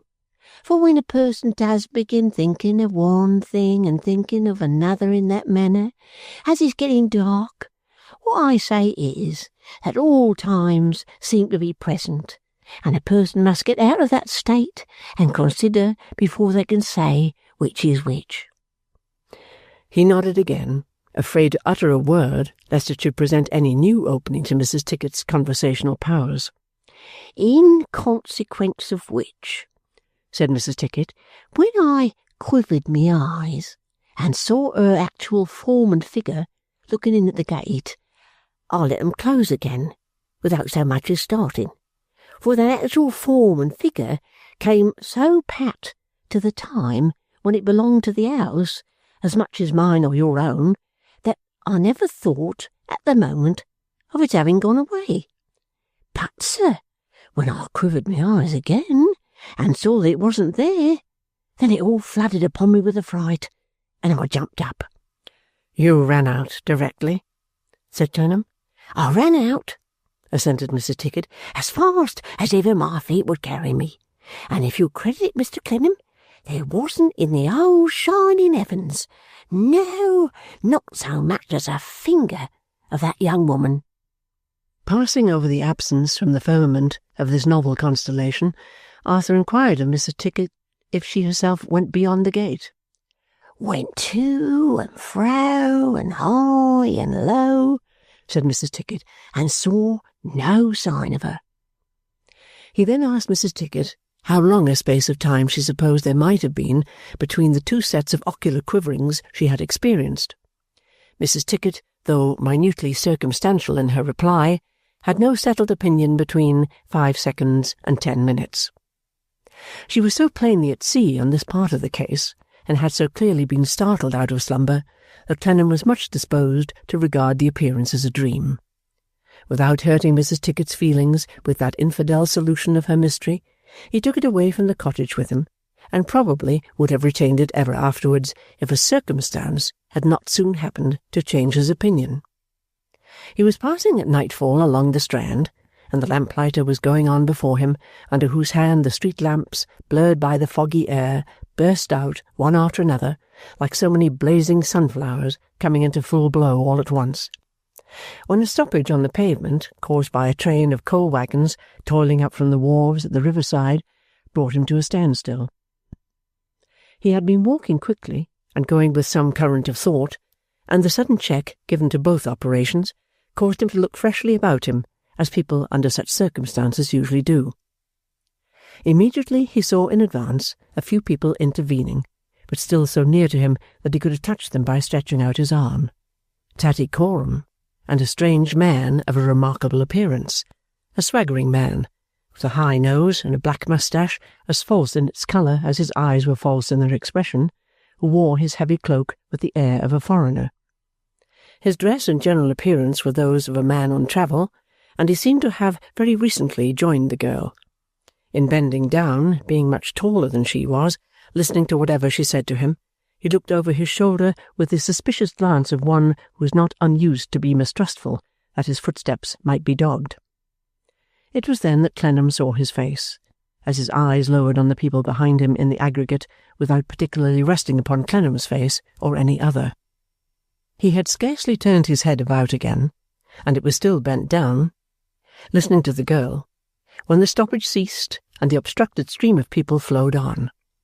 Still bending his head and listening to the girl, he went on at her side, and Clennam followed them, resolved to play this unexpected play out and see where they went. He had hardly made the determination, though he was not long about it, when he was again as suddenly brought up as he had been by the stoppage. They turned short into the Adelphi, the girl evidently leading, and went straight on as if they were going to the terrace which overhangs the river. There is always to this day a sudden pause in that place to the roar of the great thoroughfare. The many sounds become so deadened that the change is like putting cotton in the ears, or having the head thickly muffled. At that time the contrast was far greater, there being no small steamboats on the river, no landing-places but slippery wooden stairs and foot causeways, no railroad on the opposite bank, no hanging bridge or fish-market near at hand, no traffic on the nearest bridge of stone, nothing moving on the stream but watermen's wherries and coal-lighters.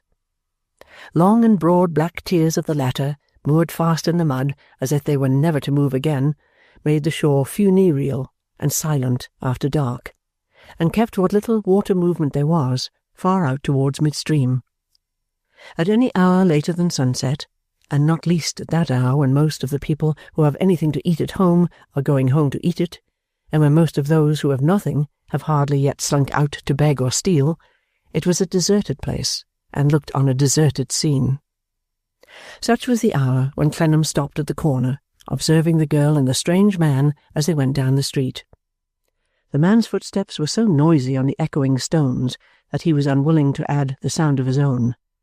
But when they had passed the turning, and were in the darkness of the dark corner leading to the terrace, he made after them with such indifferent appearance of being a casual passenger on his way as he could assume. When he rounded the dark corner, they were walking along the terrace towards a figure which was coming towards them. If he had seen it by itself, under such conditions of gas-lamp mist and distance, he might not have known it at first sight, but with the figure of the girl to prompt him, he at once recognized Miss Wade. He stopped at the corner, seeming to look back expectantly up the street as if he had made an appointment with someone to meet him there, but he kept a careful eye on the three. When they came together, the man took off his hat and made Miss Wade a bow. The girl appeared to say a few words, as though she presented him, or accounted for his being late, or early, or what not, and then fell back a pace or so behind, by herself. Miss Wade and the man then began to walk up and down, the man having the appearance of being extremely courteous and complimentary in manner, Miss Wade having the appearance of being extremely haughty. When they came down to the corner and turned, she was saying, "If I pinch myself for it, sir, that is my business. Confine yourself to yours, and ask me no question." "By heaven, ma'am," he replied, making her another bow, "it was my profound respect for the strength of your character and my admiration of your beauty." "I want neither the one nor the other from any one," said she, "and certainly not from you of all creatures. Go on with your report." "Am I pardoned?" he asked with an air of half-abashed gallantry. "You are paid," she said, "and that is all you want." Whether the girl hung behind because she was not to hear the business, or as already knowing enough about it, Clennam could not determine. They turned, and she turned. She looked away at the river, as she walked with her hands folded before her, and that was all he could make of her without showing his face. There happened, by good fortune, to be a lounger really waiting for someone, and he sometimes looked over the railing at the water, and sometimes came to the dark corner and looked up the street, rendering Arthur less conspicuous. When Miss Wade and the man came back again, she was saying, "You must wait until tomorrow." "1,000 pardons?" he returned. "My faith! Then it's not convenient tonight?" "No. I tell you I must get it before I can give it to you." She stopped in the roadway, as if to put an end to the conference. He, of course, stopped too, and the girl stopped. "It's a little inconvenient," said the man. "A little, but holy blue, that's nothing in such a service. I am without money tonight by chance. I have a good banker in this city, but I would not wish to draw upon the house until the time when I shall draw for a round sum." "Harriet," said Miss Wade, "arrange with him, this gentleman here, for sending him some money tomorrow." She said it with the slur of the word gentleman, which was more contemptuous than any emphasis, and walked slowly on. The man bent his head again, and the girl spoke to him as they both followed her. Clennam ventured to look at the girl as they moved away. He could note that her rich black eyes were fastened upon the man with a scrutinizing expression, and that she kept at a little distance from him as they walked side by side to the further end of the terrace. A loud and altered clank upon the pavement warned him, before he could discern what was passing there, that the man was coming back alone. Clennam lounged into the road towards the railing, and the man passed at a quick swing, with the end of his cloak thrown over his shoulder, singing a scrap of a French song. The whole vista had no one in it now but himself. The lounger had lounged out of view, and Miss Wade and Tattycoram were gone. More than ever bent on seeing what became of them, and on having some information to give his good friend Mr. Meagles, he went out at the further end of the terrace, looking cautiously about him. He rightly judged that, at first at all events, they would go in a contrary direction from their late companion. He soon saw them in a neighbouring by-street, which was not a thoroughfare, evidently allowing time for the man to get well out of their way. They walked leisurely, arm in arm, down one side of the street, and returned on the opposite side. When they came back to the street corner, they changed their pace for the pace of people with an object and a distance before them, and walked steadily away. Clennam, no less steadily, kept them in sight.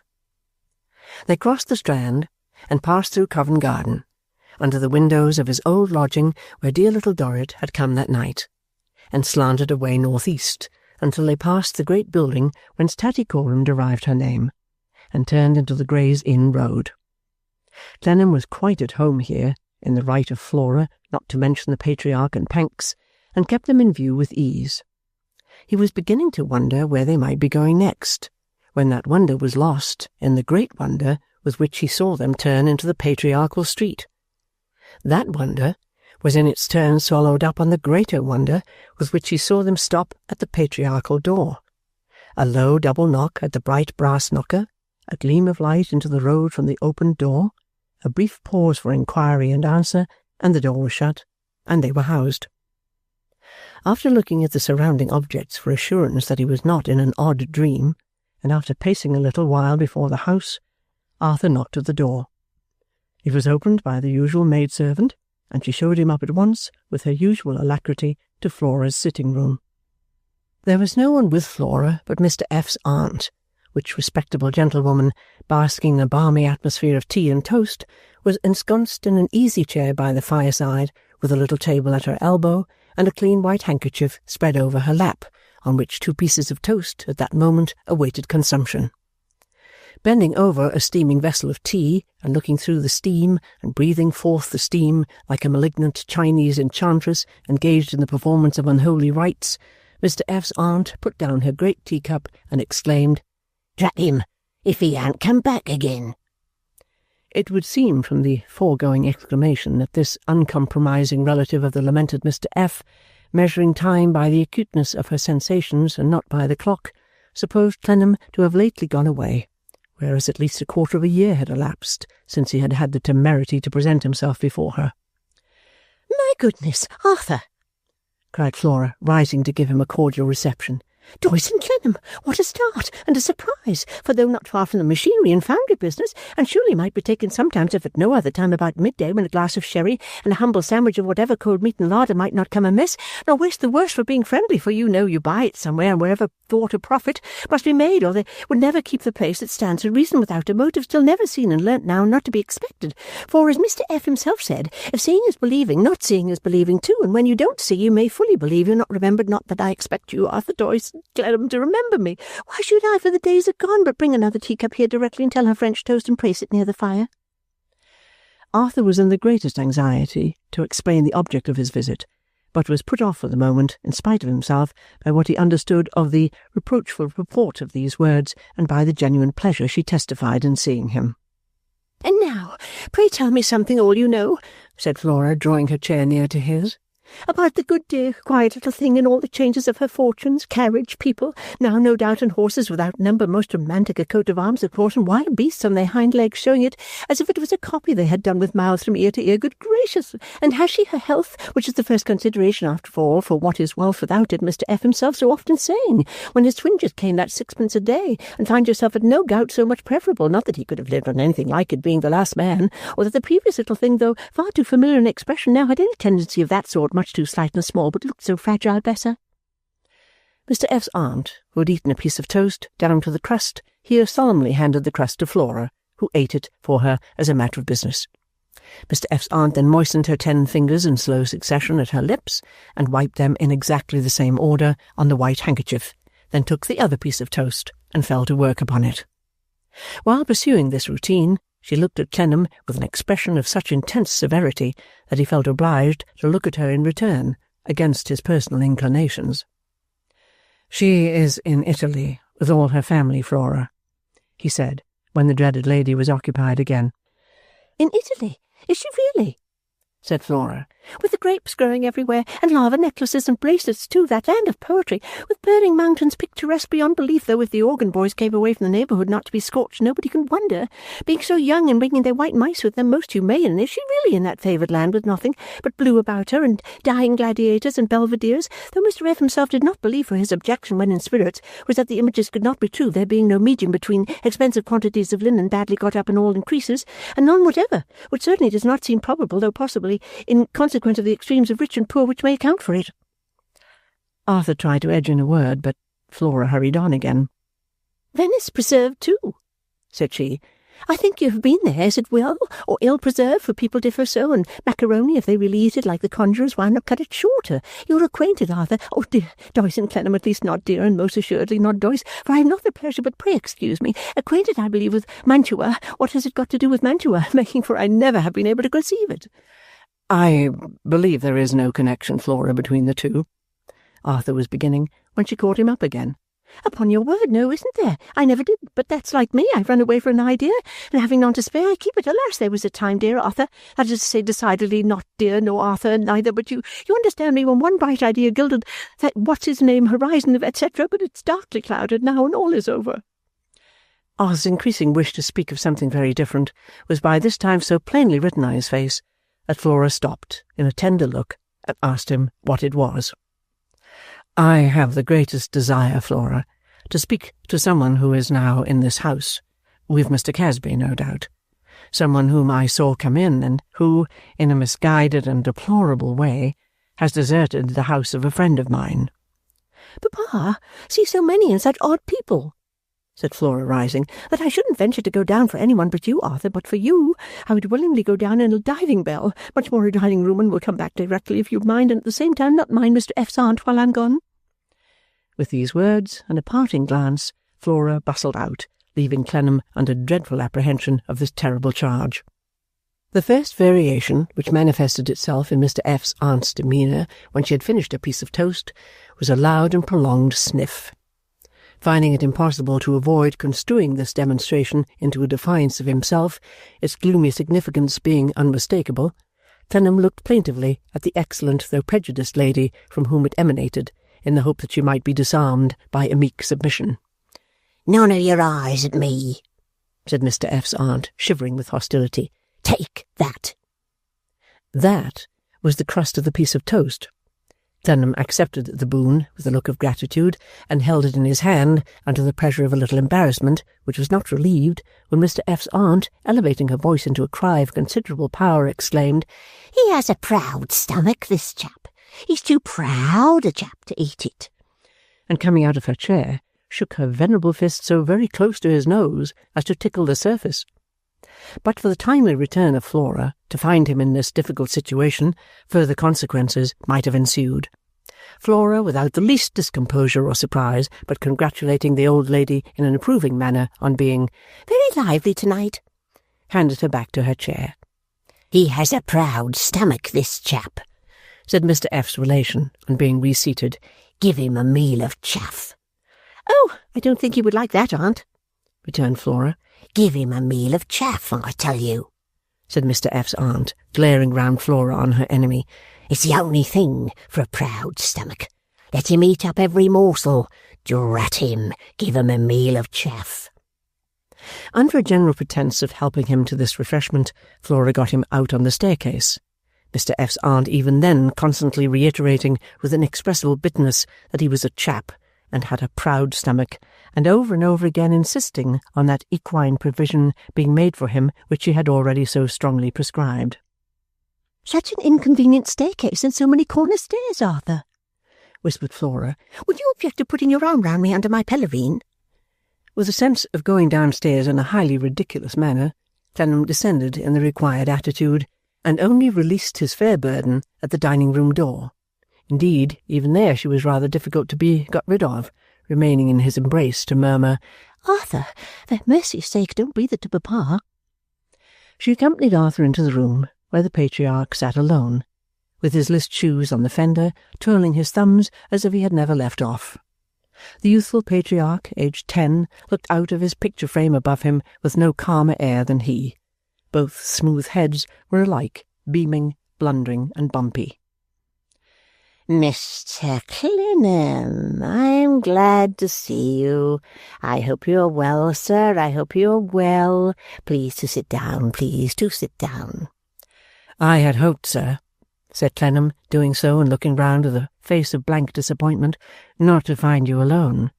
"Ah, indeed," said the patriarch sweetly. "Ah, indeed."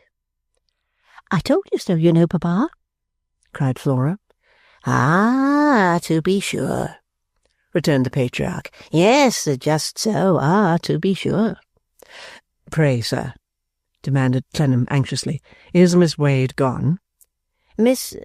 Oh, you call her Wade, returned Mr. Casby. Highly proper.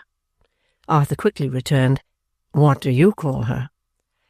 Wade, said Mr. Casby. Oh, always Wade. After looking at the philanthropic visage and the long silky white hair for a few seconds, during which Mr. Casby twirled his thumbs and smiled at the fire as if he were benevolently wishing it to burn him that he might forgive it, Arthur began, "I beg your pardon, Mr. Casby." Not so, said the patriarch. Not so.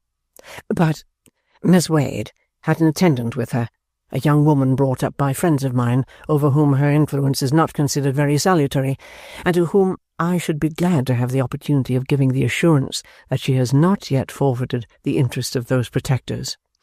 Really, returned the patriarch. "Will you, therefore, be so good as to give me the address of Miss Wade?" Dear, said the patriarch. How very unfortunate. If you had only sent in to me when they were here.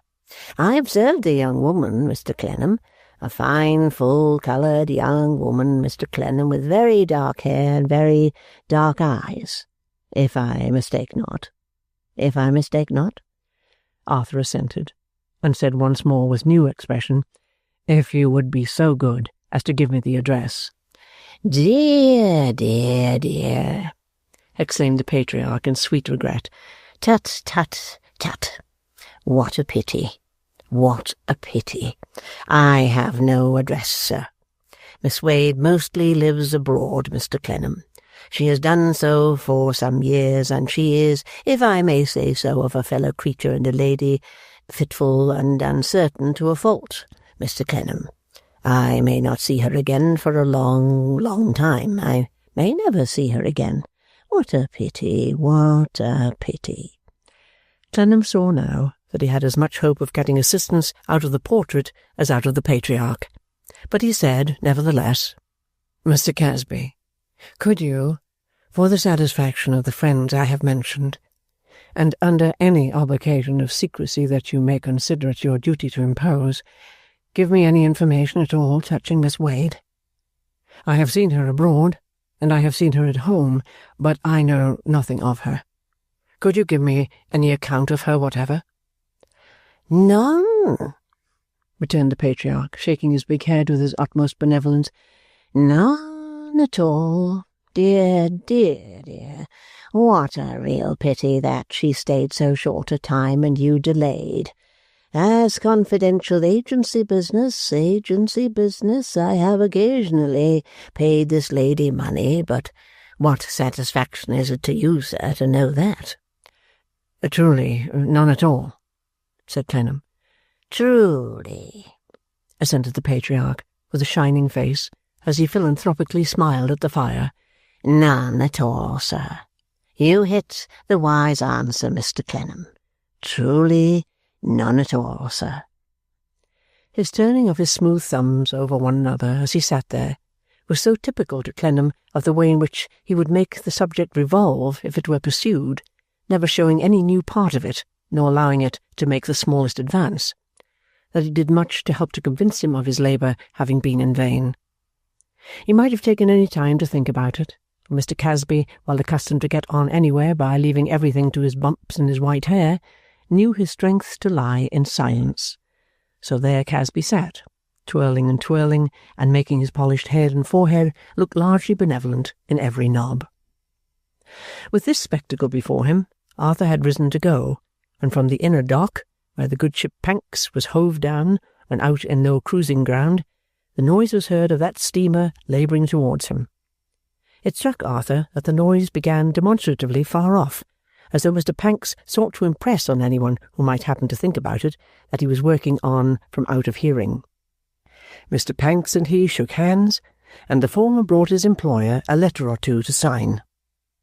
Mr. Panks, in shaking hands, merely scratched his eyebrow with his left forefinger and snorted once, but Clennam, who understood him better now than of old, comprehended that he had almost done for the evening and wished to say a word to him outside. Therefore, when he had taken his leave of Mr. Casby, and, which was a more difficult process, of Flora, he sauntered into the neighbourhood on Mr. Panks's line of road. He had waited but a short time when Mr. Panks appeared. Mr. Panks shaking hands again with another expressive snort and taking off his hat to put his hair up, Arthur thought he received his cue to speak to him as one who knew pretty well what had just now passed.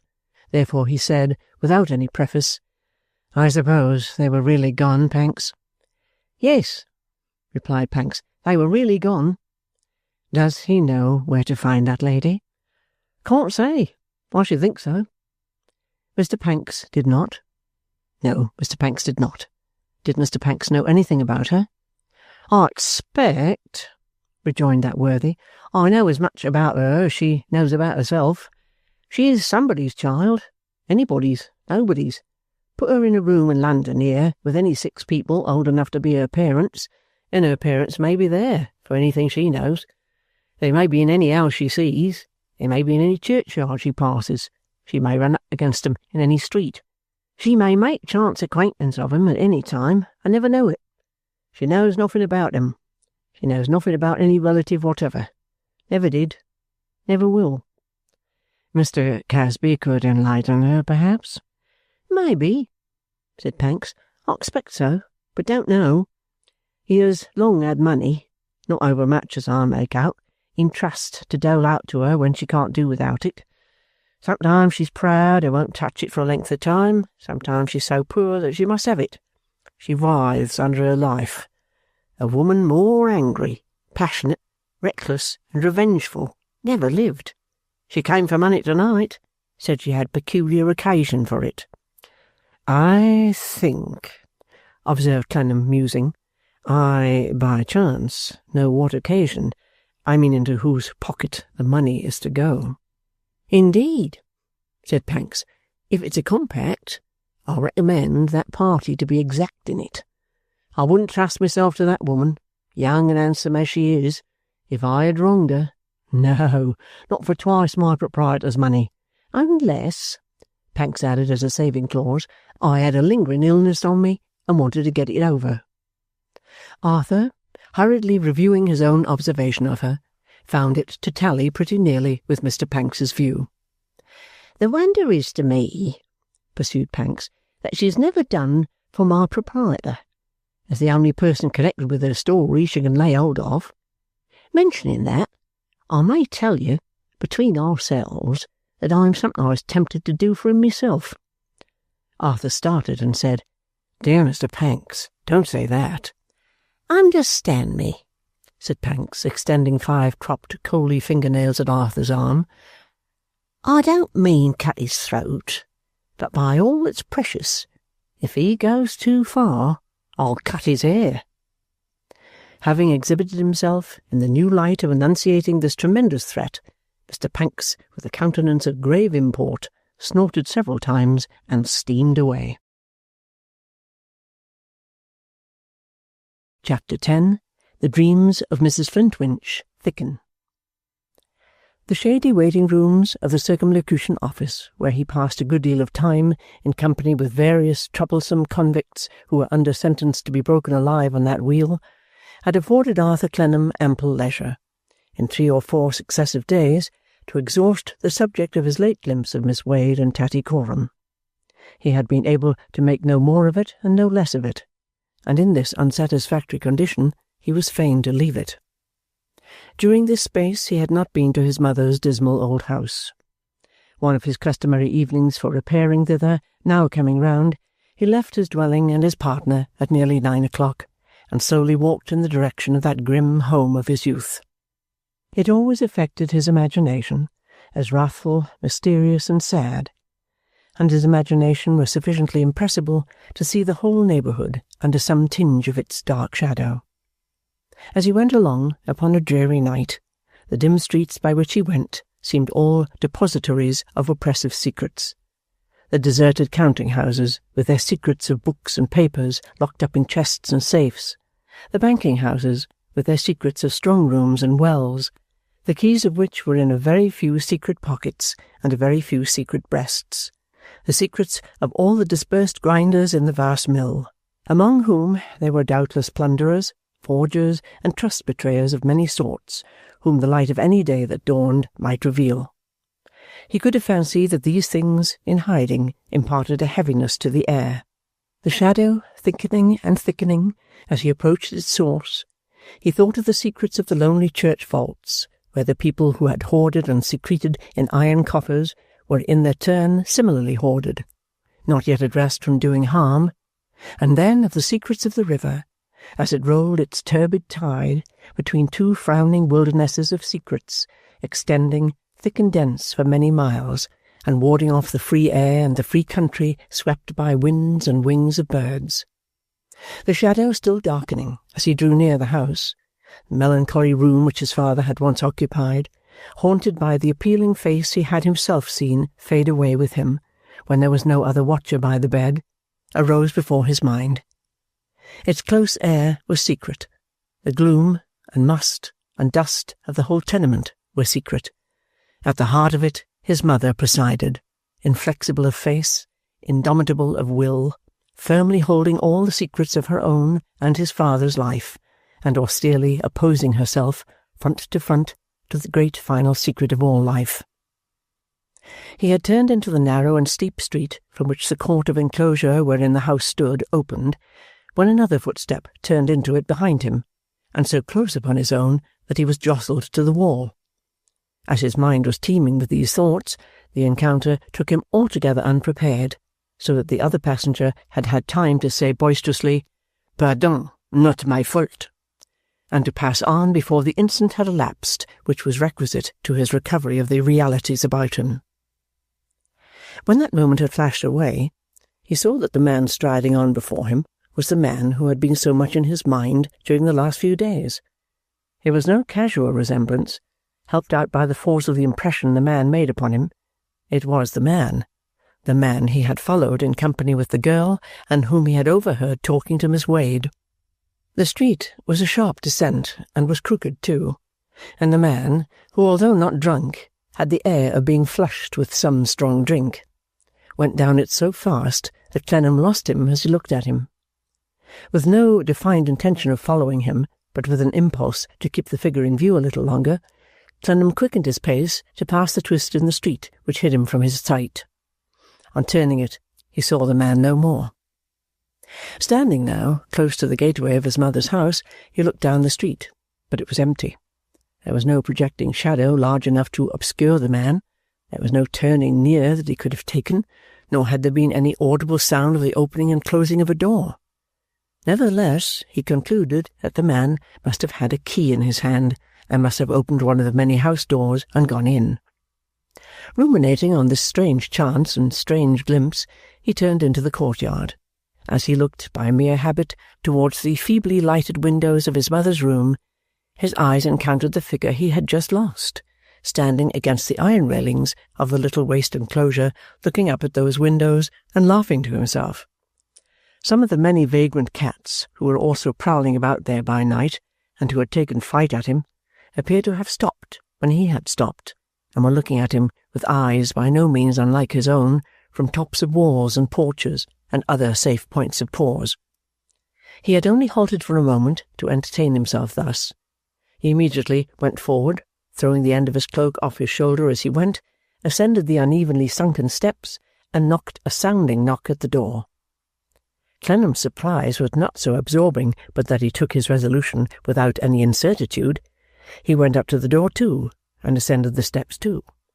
His friend looked at him with a braggart air, and sang to himself, "Who passes by this road so late, compagnon de la Marshalsea, who passes by this road so late, always gay." After which he knocked again. "You are impatient, sir," said Arthur. "I am, sir. Death of my life, sir," returned the stranger. "It's my character to be impatient." The sound of Mistress Affery cautiously chaining the door before she opened it caused them both to look that way.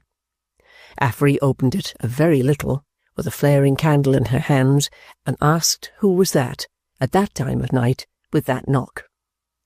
"Why, Arthur," she added with astonishment, seeing him first. Not you, sure? Oh, Lord save us, no! She cried out, seeing the other. Him again! It's true. Him again, dear Mrs. Flintwinch, cried the stranger. Open the door, and let me take my dear friend Jeremiah to my arms. Open the door, and let me hasten myself to embrace my Flintwinch. He's not at home, cried Affery. Fetch him, cried the stranger. Fetch my Flintwinch. Tell him that it is his old Blandois, who comes from arriving in England. Tell him that it is his little boy who is here, his cabbage, his well-beloved. Open the door, beautiful Mrs. Flintwinch, and in the meantime let me to pass upstairs to present my compliments, homage of Blandois, to my lady. My lady lives always. It is well. Open then. To Arthur's increased surprise, Mistress Affery, stretching her eyes wide at himself, as if in warning that this was not a gentleman for him to interfere with, drew back the chain and opened the door. The stranger, without ceremony, walked into the hall, leaving Arthur to follow him. Dispatch, then. Achieve, then. Bring my Flintwinch. Announce me to my lady, cried the stranger, clanking about the stone floor. Pray, tell me, Affery, said Arthur aloud and sternly, as he surveyed him from head to foot with indignation, who is this gentleman? Pray, tell me, Affery, the stranger repeated in his turn, who is this gentleman? The voice of Mrs. Clennam opportunely called from her chamber above. Affery, let them both come up. Arthur, come straight to me. Arthur, exclaimed Blandois, taking off his hat at arm's length and bringing his heels together from a great stride in making him a flourishing bow. The son of my lady. I am the all-devoted of the son of my lady. Arthur looked at him again in no more flattering manner than before, and, turning on his heel without acknowledgment, went upstairs. The visitor followed him upstairs. Mistress Affery took the key from behind the door and deftly slipped out to fetch her lord. A bystander, informed of the previous appearance of Monsieur Blandois in that room, would have observed a difference in Mrs. Clennam's present reception of him. Her face was not one to betray it, and her suppressed manner and her set voice were equally under her control. It wholly consisted in her never taking her eyes off his face from the moment of his entrance, and in her twice or thrice, when he was becoming noisy, swaying herself a very little forward in the chair in which she sat upright, with her hands immovable upon its elbows, as if she gave him the assurance that he should be presently heard at any length he would. Arthur did not fail to observe this, though the difference between the present occasion and the former was not within his power of observation. Madame, said Blandois, do me the honour to present me to Monsieur, your son. It appears to me, madame, that Monsieur, your son, is disposed to complain of me. He is not polite. Sir, said Arthur, striking in expeditiously, whoever you are, and however you come to be here, if I were the master of this house, I would lose no time in placing you on the outside of it. But you are not, said his mother, without looking at him. Unfortunately, for the gratification of your unreasonable temper, you are not the master, Arthur. I make no claim to be, mother. If I object to this person's manner of conducting himself here, and object to it so much that if I had any authority here, I certainly would not suffer him to remain a minute, I object on your account. In the case of objection being necessary, she returned, I could object for myself, and of course I should. The subject of the dispute, who had seated himself, laughed aloud and rapped his legs with his hand. You have no right, said Mrs. Clennam, always intent on Blandois, however directly she addressed her son, to speak to the prejudice of any gentleman, least of all a gentleman from another country, because he does not conform to your standard, or square his behaviour by your rules. It is possible that the gentleman may, on similar grounds, object to you. I hope so, returned Arthur. The gentleman," pursued Mrs. Clennam, "on a former occasion brought a letter of recommendation to us from highly esteemed and responsible correspondents. I am perfectly unacquainted with the gentleman's object in coming here at present. I am entirely ignorant of it, and cannot be supposed likely to be able to form the remotest guess at its nature." Her habitual frown became stronger as she very slowly and weightily emphasized those words. "But when the gentleman proceeds to explain his object, as I shall beg him to have the goodness to do to myself and Flintwinch when Flintwinch returns, it will prove, no doubt, to be one more or less in the usual way of our business, which it will be both our pleasure and our business to advance. It can be nothing else." "We shall see, madame," said the man of business. "We shall see," she assented. "The gentleman is acquainted with Flintwinch, and when the gentleman was in London last, I remember to have heard that he and Flintwinch had some entertainment or good fellowship together. I am not in the way of knowing much that passes outside this room, and the jingle of little worldly things beyond it does not much interest me, but I remember to have heard that." "Right, madame, it is true." He laughed again and whistled the burden of the tune he had sung at the door. "Therefore, Arthur," said his mother, "the gentleman comes here as an acquaintance and no stranger, and it is much to be regretted that your unreasonable temper should have found offence in him. I regret it. I say so to the gentleman. You will not say so, I know. Therefore I say it for myself and Flintwinch, since with us too the gentleman's business lies." The key of the door below was now heard in the lock, and the door was heard to open and close. In due sequence Mr. Flintwinch appeared, on whose entrance the visitor rose from his chair, laughing loud, and folded him in a close embrace. "How goes it, my cherished friend?" said he. "How goes the world, my Flintwinch? Rose-coloured? So much the better, so much the better. Ah, but you look charming. Ah, but you look young and fresh as the flowers of spring. Ah, good little boy, brave child, brave child." While heaping these compliments on Mr. Flintwinch, he rolled him about with a hand on each of his shoulders, until the staggerings of that gentleman, who under the circumstances was drier and more twisted than ever, were like those of a teetotum nearly spent. "I had a presentiment last time that we should be better and more intimately acquainted. Is it coming on you, Flintwinch? Is it yet coming on?" "Why, no, sir," retorted Mr. Flintwinch. "Not unusually. Hadn't you better be seated? You've been calling for some more of that port, sir, I guess." "Ha ha! Little joker, little pig!" cried the visitor. "Ha ha ha!" And throwing Mr. Flintwinch away as a closing piece of raillery, he sat down again. The amazement, suspicion, resentment, and shame with which Arthur looked on at all this struck him dumb. Mr. Flintwinch, who had spun backward some 2 or 3 yards under the impetus last given to him, brought himself up with a face completely unchanged in its stolidity, except as it was affected by shortness of breath, and looked hard at Arthur. Not a whit less reticent and wooden was Mr. Flintwinch outwardly than in the usual course of things, the only perceptible difference in him being that the knot of cravat which was generally under his ear had worked round to the back of his head, where it formed an ornamental appendage not unlike a bagwig, and gave him something of a courtly appearance. As Mrs. Clennam never moved her eyes from Blandois, on whom they had some effect, as a steady look has on a lower sort of dog, so Jeremiah never removed his from Arthur. It was as if they had tacitly agreed to take their different provinces. Thus, in the ensuing silence, Jeremiah stood scraping his chin and looking at Arthur, as though he were trying to screw his thoughts out of him with an instrument.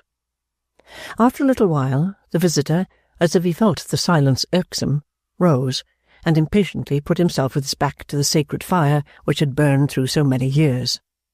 Thereupon Mrs. Clennam said, moving one of her hands for the first time, and moving it very slightly with an action of dismissal, "Please to leave us to our business, Arthur." "Mother, I do so with reluctance." "Never mind with what," she returned, "or with what not. Please to leave us.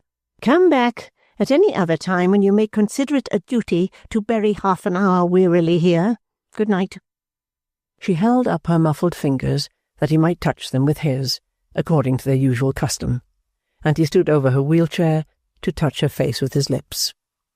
He thought then that her cheek was more strained than usual, and that it was colder. As he followed the direction of her eyes in rising again towards Mr. Flintwinch's good friend, Mr. Blandois, Mr. Blandois snapped his finger and thumb with one loud, contemptuous snap.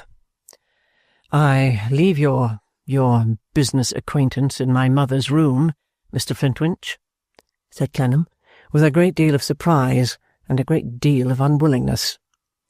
The person referred to snapped his finger and thumb again. "Good night, mother." "Good night." "I had a friend once, my good comrade Flintwinch," said Blandois, standing astride before the fire, and so evidently saying it to arrest Clennam's retreating steps that he lingered near the door. "I had a friend once who had heard so much of the dark side of the city and its ways that he wouldn't have confided himself alone by night with two people who had an interest in getting him under the ground.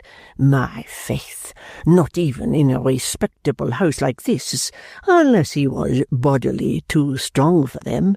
Bah! What a poltroon, my Flintwinch, eh?" "A cur, sir." "Agreed. A cur. But he wouldn't have done it, my Flintwinch, unless he had known them to have the will to silence him without the power. He wouldn't have drunk from a glass of water under such circumstances, not even in a respectable house like this, my Flintwinch, unless he had seen one of them drink first, and swallow too."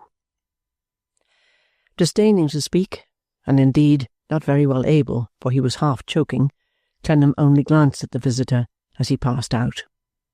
The visitor saluted him with another parting snap, and his nose came down over his moustache, and his moustache went up under his nose in an ominous and ugly smile. "For heaven's sake, Affery," whispered Clennam as she opened the door for him in the dark hall, and he groped his way to the sight of the night sky, "what is going on here?" Her own appearance was sufficiently ghastly, standing in the dark with her apron thrown over her head, and speaking behind it in a low, deadened voice.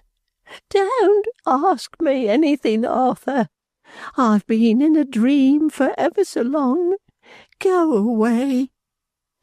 He went out, and she shut the door upon him. He looked up at the windows of his mother's room, and the dim light, deadened by the yellow blinds, seemed to say a response after Affery, and to mutter, "Don't ask me anything. Go away." Chapter 11. A Letter from Little Dorrit. Dear Mr. Clennam, as I said in my last that it was best for nobody to write to me, and as my sending you another little letter can therefore give you no other trouble than the trouble of reading it, perhaps you may not find leisure for even that, though I hope you will some day. I am now going to devote an hour to writing to you again. This time I write from Rome. We left Venice before Mr. and Mrs. Gowan did, but they were not so long upon the road as we were, and did not travel by the same way, and so when we arrived we found them in a lodging here, in a place called the Via Gregoriana. I dare say you know it. Now I'm going to tell you all I can about them, because I know that is what you most want to hear. Theirs is not a very comfortable lodging, but perhaps I thought it less so when I first saw it than you would have done, because you have been in many different countries and have seen many different customs. Of course it is a far, far better place, millions of times, than any I have ever been used to until lately, and I fancy I don't look at it with my own eyes, but with hers, for it would be easy to see that she has always been brought up in a tender and happy home, even if she had not told me so with great love for it. Well, it is a rather bare lodging, up a rather dark common staircase, and it is nearly all a large dull room where Mr. Gowan paints. The windows are blocked up where anyone could look out, and the walls have been all drawn over with chalk and charcoal by others who have lived there before. Oh, I should think for years. There is a curtain, more dust-coloured than red, which divides it, and the part behind the curtain makes the private sitting-room. When I first saw her there, she was alone, and her work had fallen out of her hand, and she was looking up at the sky shining through the tops of the windows. Pray do not be uneasy when I tell you, but it was not quite so airy, nor so bright, nor so cheerful, nor so happy and youthful altogether as I should have liked it to be.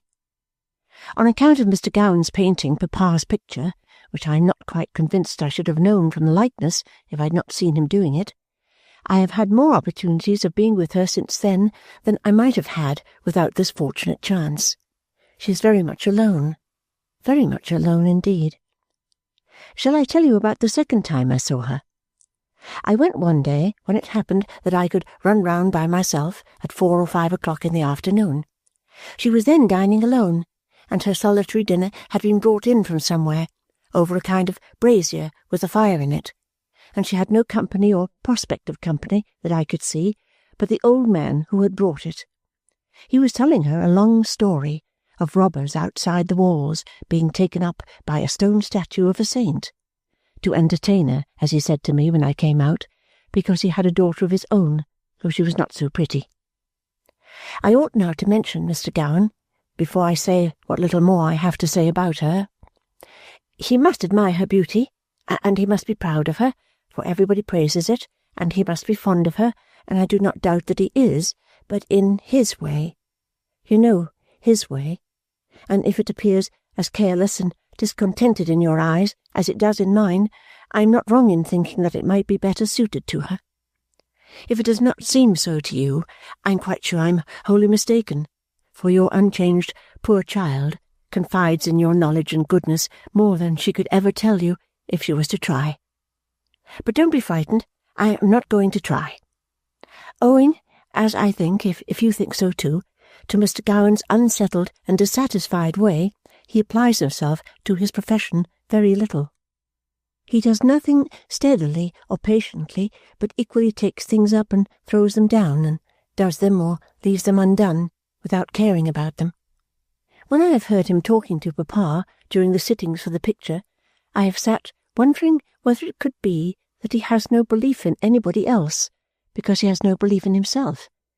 Is it so? I wonder what you will say when you come to this.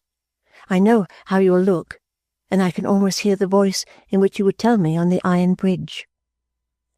Mr. Gowan goes out a good deal among what is considered the best company here, though he does not look as if he enjoyed it or liked it when he is with it, and she sometimes accompanies him, but lately she has gone out very little. I think I have noticed that they have an inconsistent way of speaking about her, as if she had made some great self-interested success in marrying Mr. Gowan, though at the same time the very same people would not have dreamed of taking him for themselves or their daughters. Then he goes into the country besides to think about making sketches, and in all places where there are visitors he has a large acquaintance and is very well known. Besides all this, he has a friend who is much in his society, both at home and away from home, though he treats this friend very coolly, and is very uncertain in his behaviour to him. I am quite sure, because she has told me so, that she does not like this friend. He is so revolting to me, too, that his being away from here at present is quite a relief to my mind. How much more to hers? But what I particularly want you to know, and why I have resolved to tell you so much while I am afraid it may make you a little uncomfortable without occasion, is this. She is so true and so devoted, and knows so completely that all her love and duty are his for ever, that you may be certain she will love him, admire him, praise him, and conceal all his faults until she dies. I believe she conceals them and always will conceal them, even from herself. She has given him a heart that can never be taken back, and however much he may try it, he will never wear out its affection. You know the truth of this, as you know everything far, far better than I, but I cannot help telling you what a nature she shows, and you can never think too well of her. I have not yet called her by her name in this letter, but we are such friends now that I do so when we are quietly together, and she speaks to me by name. I mean, not my Christian name, but the name you gave me. When she began to call me Amy, I told her my short story, and that you had always called me Little Dorrit. I told her that the name was much dearer to me than any other, and so she calls me Little Dorrit too. Perhaps you have not heard from her father or mother yet, and may not know that she has a baby son. He was born only 2 days ago, and just a week after they came. It has made them very happy. However, I must tell you, as I am to tell you all, that I fancy they are under a constraint with Mr. Gowan, and that they feel as if his mocking way with them was sometimes a slight, given to their love for her. It was but yesterday, when I was there, that I saw Mr. Meagles change colour, and get up and go out, as if he was afraid that he might say so, unless he prevented himself by that means. Yet I am sure they are both so considerate, good-humoured, and reasonable, that he might spare them. It is hard on him not to think of them a little more. I stopped at the last full stop to read all this over. It looked at first as if I was taking on myself to understand and explain so much that I was half inclined not to send it. But when I thought it over a little, I felt more hopeful for your knowing at once that I had only been watchful for you, and had only noticed what I think I have noticed because I was quickened by your interest in it. Indeed, you may be sure that is the truth. And now I have done with the subject in the present letter, and have little left to say. We're all quite well, and Fanny improves every day. You can hardly think how kind she is to me, and what pains she takes with me. She has a lover, who has followed her first all the way from Switzerland, and then all the way from Venice, and who has just confided to me that he means to follow her everywhere. I was much confused by his speaking to me about it, but he would. I did not know what to say, but at last I told him that I thought he had better not. For Fanny, but I did not tell him this, is much too spirited and clever to suit him. Still, he said he would, all the same. I have no lover, of course. If you should ever get so far as this in this long letter, you will perhaps say, surely Little Dorrit will not leave off without telling me something about her travels, and surely it is time she did. I think it is indeed, but I don't know what to tell you. Since we left Venice we have been in a great many wonderful places, Genoa and Florence among them, and have seen so many wonderful sights that I am always giddy when I think what a crowd they make. But you can tell me so much more about them than I can tell you, that why should I tire you with my accounts and descriptions? Dear Mr. Clennam, as I had the courage to tell you what the familiar difficulties in my travelling mind were before, I will not be a coward now. One of my frequent thoughts is this. Old as these cities are, their age itself is hardly so curious to my reflections as that they should have been in their places all through those days when I did not even know of the existence of more than 2 or 3 of them, and when I scarcely knew of anything outside our old walls. There is something melancholy in it. I don't know why. When we went to see the famous Leaning Tower at Pisa, it was a bright sunny day, and it and the buildings near it looked so old, and the earth and the sky looked so young, and its shadow on the ground was so soft and retired. I could not at first think how beautiful it was, or how curious it was, but I thought, oh, how many times, when the shadow of the wall was falling on our room, and when that weary tread of feet was going up and down the yard, oh, how many times this place was just as quiet and lovely as it is today. It quite overpowered me. My heart was so full that tears burst out of my eyes, though I did what I could to restrain them, and I have the same feeling often. Often. Do you know that since the change in our fortunes, though I appear to myself to have dreamed more than before, I've always dreamed of myself as very young indeed. I'm not very old, you may say. No, but that is not what I mean.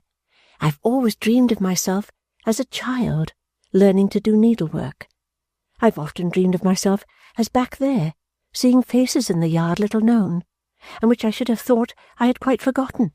But, as often as not, I have been abroad here, in Switzerland, or France, or Italy, somewhere where we have been, yet always as that little child. I have dreamed of going down to Mrs. General with the patches on my clothes in which I can first remember myself.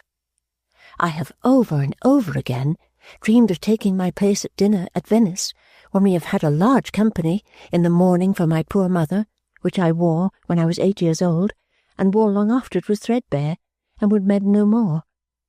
It has been a great distress to me to think how irreconcilable the company would consider it with my father's wealth, and how I should displease and disgrace him and Fanny and Edward by so plainly disclosing what they wish to keep secret.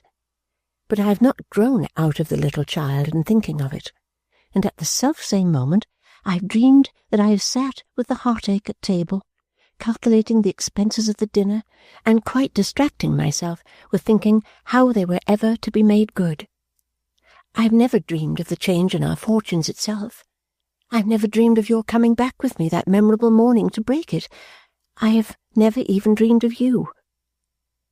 Dear Mr. Clennam, it is possible that I have thought of you, and others, so much by day that I have no thoughts left to wander round you by night, for I must now confess to you that I suffer from homesickness, that I long so ardently and earnestly for home as sometimes, when no one sees me, to pine for it.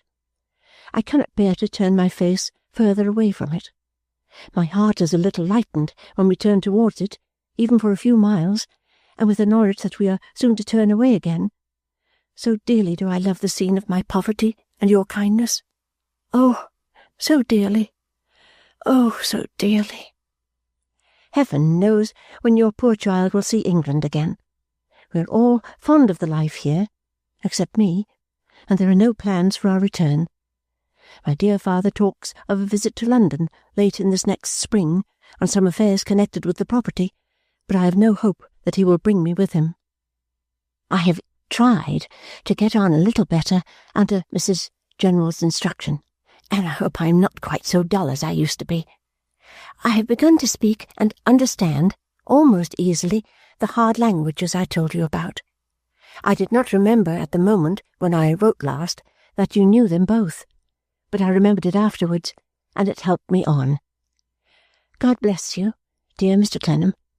Do not forget your ever grateful and affectionate little Dorrit. P.S. Particularly remember that Minnie Gowan deserves the best remembrance in which you can hold her. You cannot think too generously or too highly of her. I forgot Mr. Pancks last time. Please, if you should see him, give him your little Dorrit's kind regard. He was very good to little D. Chapter 12, in which a great patriotic conference is holden. The famous name of Merdle became, every day, more famous in the land. Nobody knew that the Merdle of such high renown had ever done any good to anyone, alive or dead, or to any earthly thing. Nobody knew that he had any capacity or utterance of any sort in him, which had ever thrown, for any creature, the feeblest farthing-candle ray of light on any path of duty or diversion, pain or pleasure, toil or rest, fact or fancy, among the multiplicity of paths in the labyrinth trodden by the sons of Adam. Nobody had the smallest reason for supposing the clay of which this object of worship was made to be other than the commonest clay, with as clogged a wick smouldering inside of it as ever kept an image of humanity from tumbling to pieces. All people knew, or thought they knew, that he had made himself immensely rich, and, for that reason alone, prostrated themselves before him, more degradedly and less excusably than the darkest savage creeps out of his hole in the ground to propitiate, in some log or reptile, the deity of his benighted soul. Nay, the high priests of this worship had the man before them as a protest against their meanness. The multitude worshipped on trust, though always distinctly knowing why, but the officiators at the altar at the man habitually in their view. They sat at his feasts, and he sat at theirs. There was a spectre always attendant on him, saying to these high priests, are such the signs you trust and love to honour, this head, these eyes, this mode of speech, the tone and manner of this man? You are the levers of the Circumlocution Office, and the rulers of men. When 6 of you fall out by the ears, it seems that Mother Earth can give birth to no other rulers. Does your qualification lie in the superior knowledge of men which accepts, courts, and puffs this man? Or, if you are competent to judge aright the signs I never fail to show you when he appears among you, is your superior honesty your qualification? 2 rather ugly questions these, always going about town with Mr. Merdle, and there was a tacit agreement that they must be stifled. In Mrs. Merdle's absence abroad, Mr. Merdle still kept the great house open for the passage through it of a stream of visitors. A few of these took affable possession of the establishment. 3 or 4 ladies of distinction and liveliness used to say to one another, "Let us dine at our dear Mr. Merdle's next Thursday. Whom shall we have?" Our dear Merdle would then receive his instructions, and would sit heavily among the company at table, and wander lumpishly about his drawing-rooms afterwards, only remarkable for appearing to have nothing to do with the entertainment beyond being in its way. The chief butler, the avenging spirit of this great man's life, relaxed nothing of his severity. He looked on at these dinners when the bosom was not there, as he looked on at other dinners when the bosom was there, and his eye was a basilisk to Mr. Merdle. He was a hard man, and would never bate an ounce of plate or a bottle of wine. He would not allow a dinner to be given, unless it was up to his mark. He set forth the table for his own dignity. If the guests chose to partake of what was served, he saw no objection, but it was served for the maintenance of his rank. As he stood by the sideboard, he seemed to announce, "I have accepted office to look at this which is now before me, and to look at nothing less than this." If he missed the presiding bosom, it was as a part of his own state of which he was, from unavoidable circumstances, temporarily deprived, just as he might have missed a centrepiece or a choice wine-cooler which had been sent to the bankers. Mr. Merdle issued invitations for a Barnacle dinner. Lord Decimus was to be there, Mr. Tite Barnacle was to be there, the pleasant young Barnacle was to be there, and the chorus of parliamentary Barnacles, who went about the provinces when the house was up, warbling the praises of their chief, were to be represented there. It was understood to be a great occasion. Mr. Merdle was going to take up the Barnacles. Some delicate little negotiations had occurred between him and the noble Decimus, the young Barnacle of engaging manners acting as negotiator, and Mr. Merdle had decided to cast the weight of his great probity and great riches into the Barnacle scale.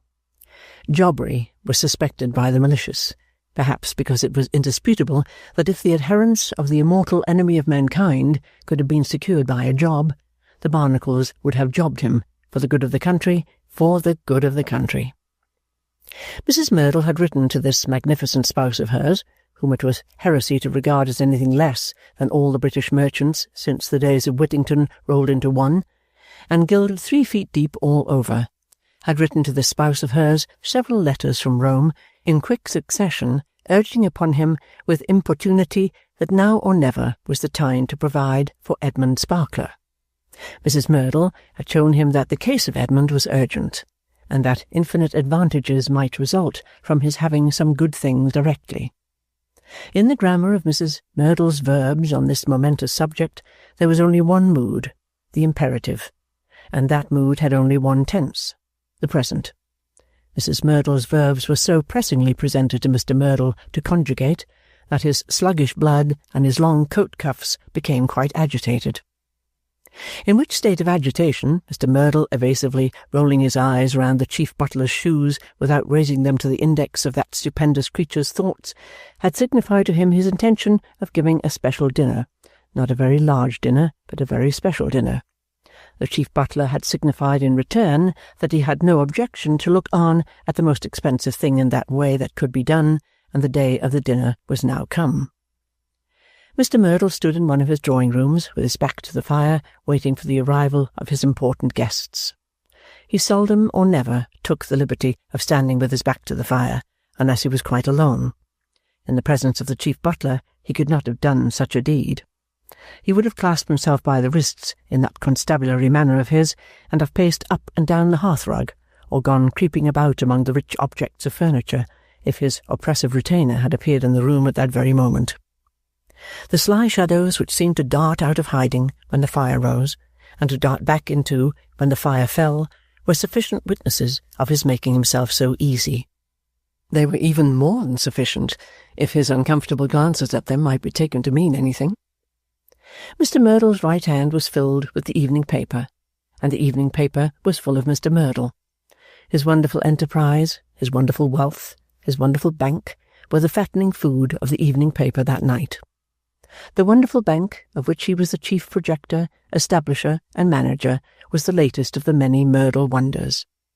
So modest was Mr. Merdle withal, in the midst of these splendid achievements, that he looked far more like a man in possession of his house under a distraint than a commercial colossus bestriding his own hearthrug while the little ships were sailing into dinner. Behold the vessels coming into port. The engaging young Barnacle was the first arrival, but Bar overtook him on the staircase. Bar, strengthened as usual with his double eyeglass and his little jury droop, was overjoyed to see the engaging young Barnacle, and opined that we were going to sit in banco, as we lawyers called it, to take a special argument. "Indeed," said the sprightly young Barnacle, whose name was Ferdinand. "How so?" "Nay," smiled Bar, "if you don't know, how can I know? You are in the innermost sanctuary of the temple. I am one of the admiring concourse on the plain without." Bar could be light in hand, or heavy in hand, according to the customer he had to deal with. With Ferdinand Barnacle he was gossamer. Bar was likewise always modest and self-depreciatory in his way. Bar was a man of great variety, but one leading thread ran through the woof of all his patterns. Every man with whom he had to do was in his eyes a juryman, and he must get that juryman over if he could. "Our illustrious host and friend," said Bar, "our shining mercantile star, going into politics?" "Going? He has been in Parliament some time, you know," returned the engaging young Barnacle. "True," said Bar, with his light comedy laugh for special jurymen, which was a very different thing from his low comedy laugh for comic tradesmen on common juries. "He has been in Parliament for some time, yet hitherto our star has been a vacillating and wavering star." An average witness would have been seduced by the into an affirmative answer, but Ferdinand Barnacle looked knowingly at Bar as he strolled upstairs, and gave him no answer at all. "Just so, said Bar, nodding his head, for he was not to be put off in that way. "And therefore I spoke of our sitting in banco to take a special argument, meaning this to be a high and solemn occasion, when, as Captain Macheath says, the judges are met, a terrible show. We lawyers are sufficiently liberal, you see, to quote the captain, though the captain is severe upon us. Nevertheless, I think I could put in evidence an admission of the captain's," said Bar with a little jocose roll of his head, for in his legal current of speech he always assumed the air of rallying himself with the best grace in the world. "An admission of the captain's that law, in the gross, is at least intended to be impartial. For what says the captain, if I quote him correctly, and if not," with a light comedy touch of his double eyeglass on his companion's shoulder, "my learned friend will set me right. Since laws were made for every degree, to curb vice in others as well as in me, I wonder we ha'n't better company upon Tyburn Tree." These words brought them to the drawing-room, where Mr. Merdle stood before the fire. So immensely astounded was Mr. Merdle by the entrance of Bar with such a reference in his mouth, that Bar explained himself to have been quoting Gay. "Assuredly not one of our Westminster Hall authorities," said he, "but still no despicable one to a man possessing the largely practical Mr. Merdle's knowledge of the world."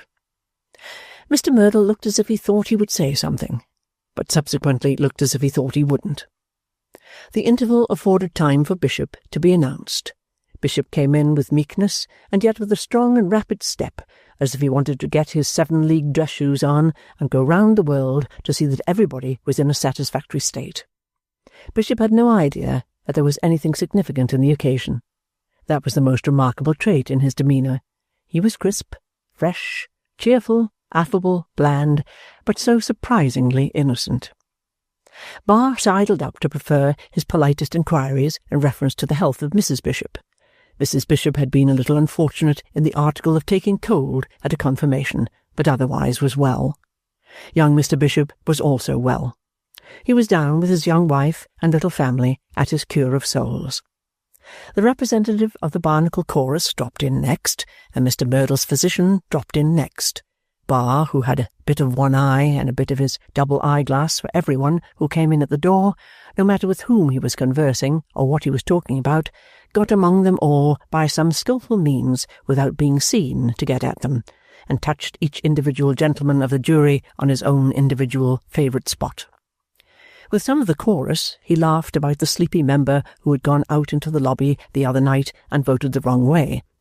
With others he deplored that innovating spirit in the time which could not even be prevented from taking an unnatural interest in the public service and the public money. With the physician he had a word to say about the general health. He had also a little information to ask him for concerning a professional man of unquestioned erudition and polished manners. But those credentials in their highest development, he believed, were the possession of other professors of the healing art, Jury Droop, whom he had happened to have in the witness box the day before yesterday, and from whom he had elicited, in cross-examination, that he claimed to be one of the exponents of this new mode of treatment, which appeared to Bar to, Well, Bar thought so. Bar had thought and hoped physician would tell him so. Without presuming to decide where doctors disagreed, it did appear to Bar, viewing it as a question of common sense and not of so-called legal penetration, that this new system might be, in the presence of so great an authority, say, humbug? Fortified by such encouragement, he could venture to say humbug, and now Bar's mind was relieved. Mr. Tite Barnacle, who, like Dr. Johnson's celebrated acquaintance, had only one idea in his head, and that was a wrong one, had appeared by this time. This eminent gentleman and Mr. Merdle, seated diverse ways and with ruminating aspects on a yellow ottoman in the light of the fire, holding no verbal communication with each other, bore a strong general resemblance to the two cows in the Cuyp picture over against them. But now Lord Decimus arrived. The chief butler, who up to this time had limited himself to a branch of his usual function by looking at the company as they entered, and that with more defiance than favour, put himself so far out of his way as to come upstairs with him and announce him. Lord Decimus, being an overpowering peer, a bashful young member of the lower house, who was the last fish but one caught by the Barnacles, and who had been invited on this occasion to commemorate his capture, shut his eyes when his lordship came in. Lord Decimus, nevertheless, was glad to see the member. He was also glad to see Mr. Merdle, glad to see Bishop, glad to see Bar, glad to see physician, glad to see Tite Barnacle, glad to see chorus, glad to see Ferdinand, his private secretary. Lord Decimus, though one of the greatest of the earth, was not remarkable for ingratiatory manners, and Ferdinand had coached him up to the point of noticing all the fellows he might find there, and saying he was glad to see them.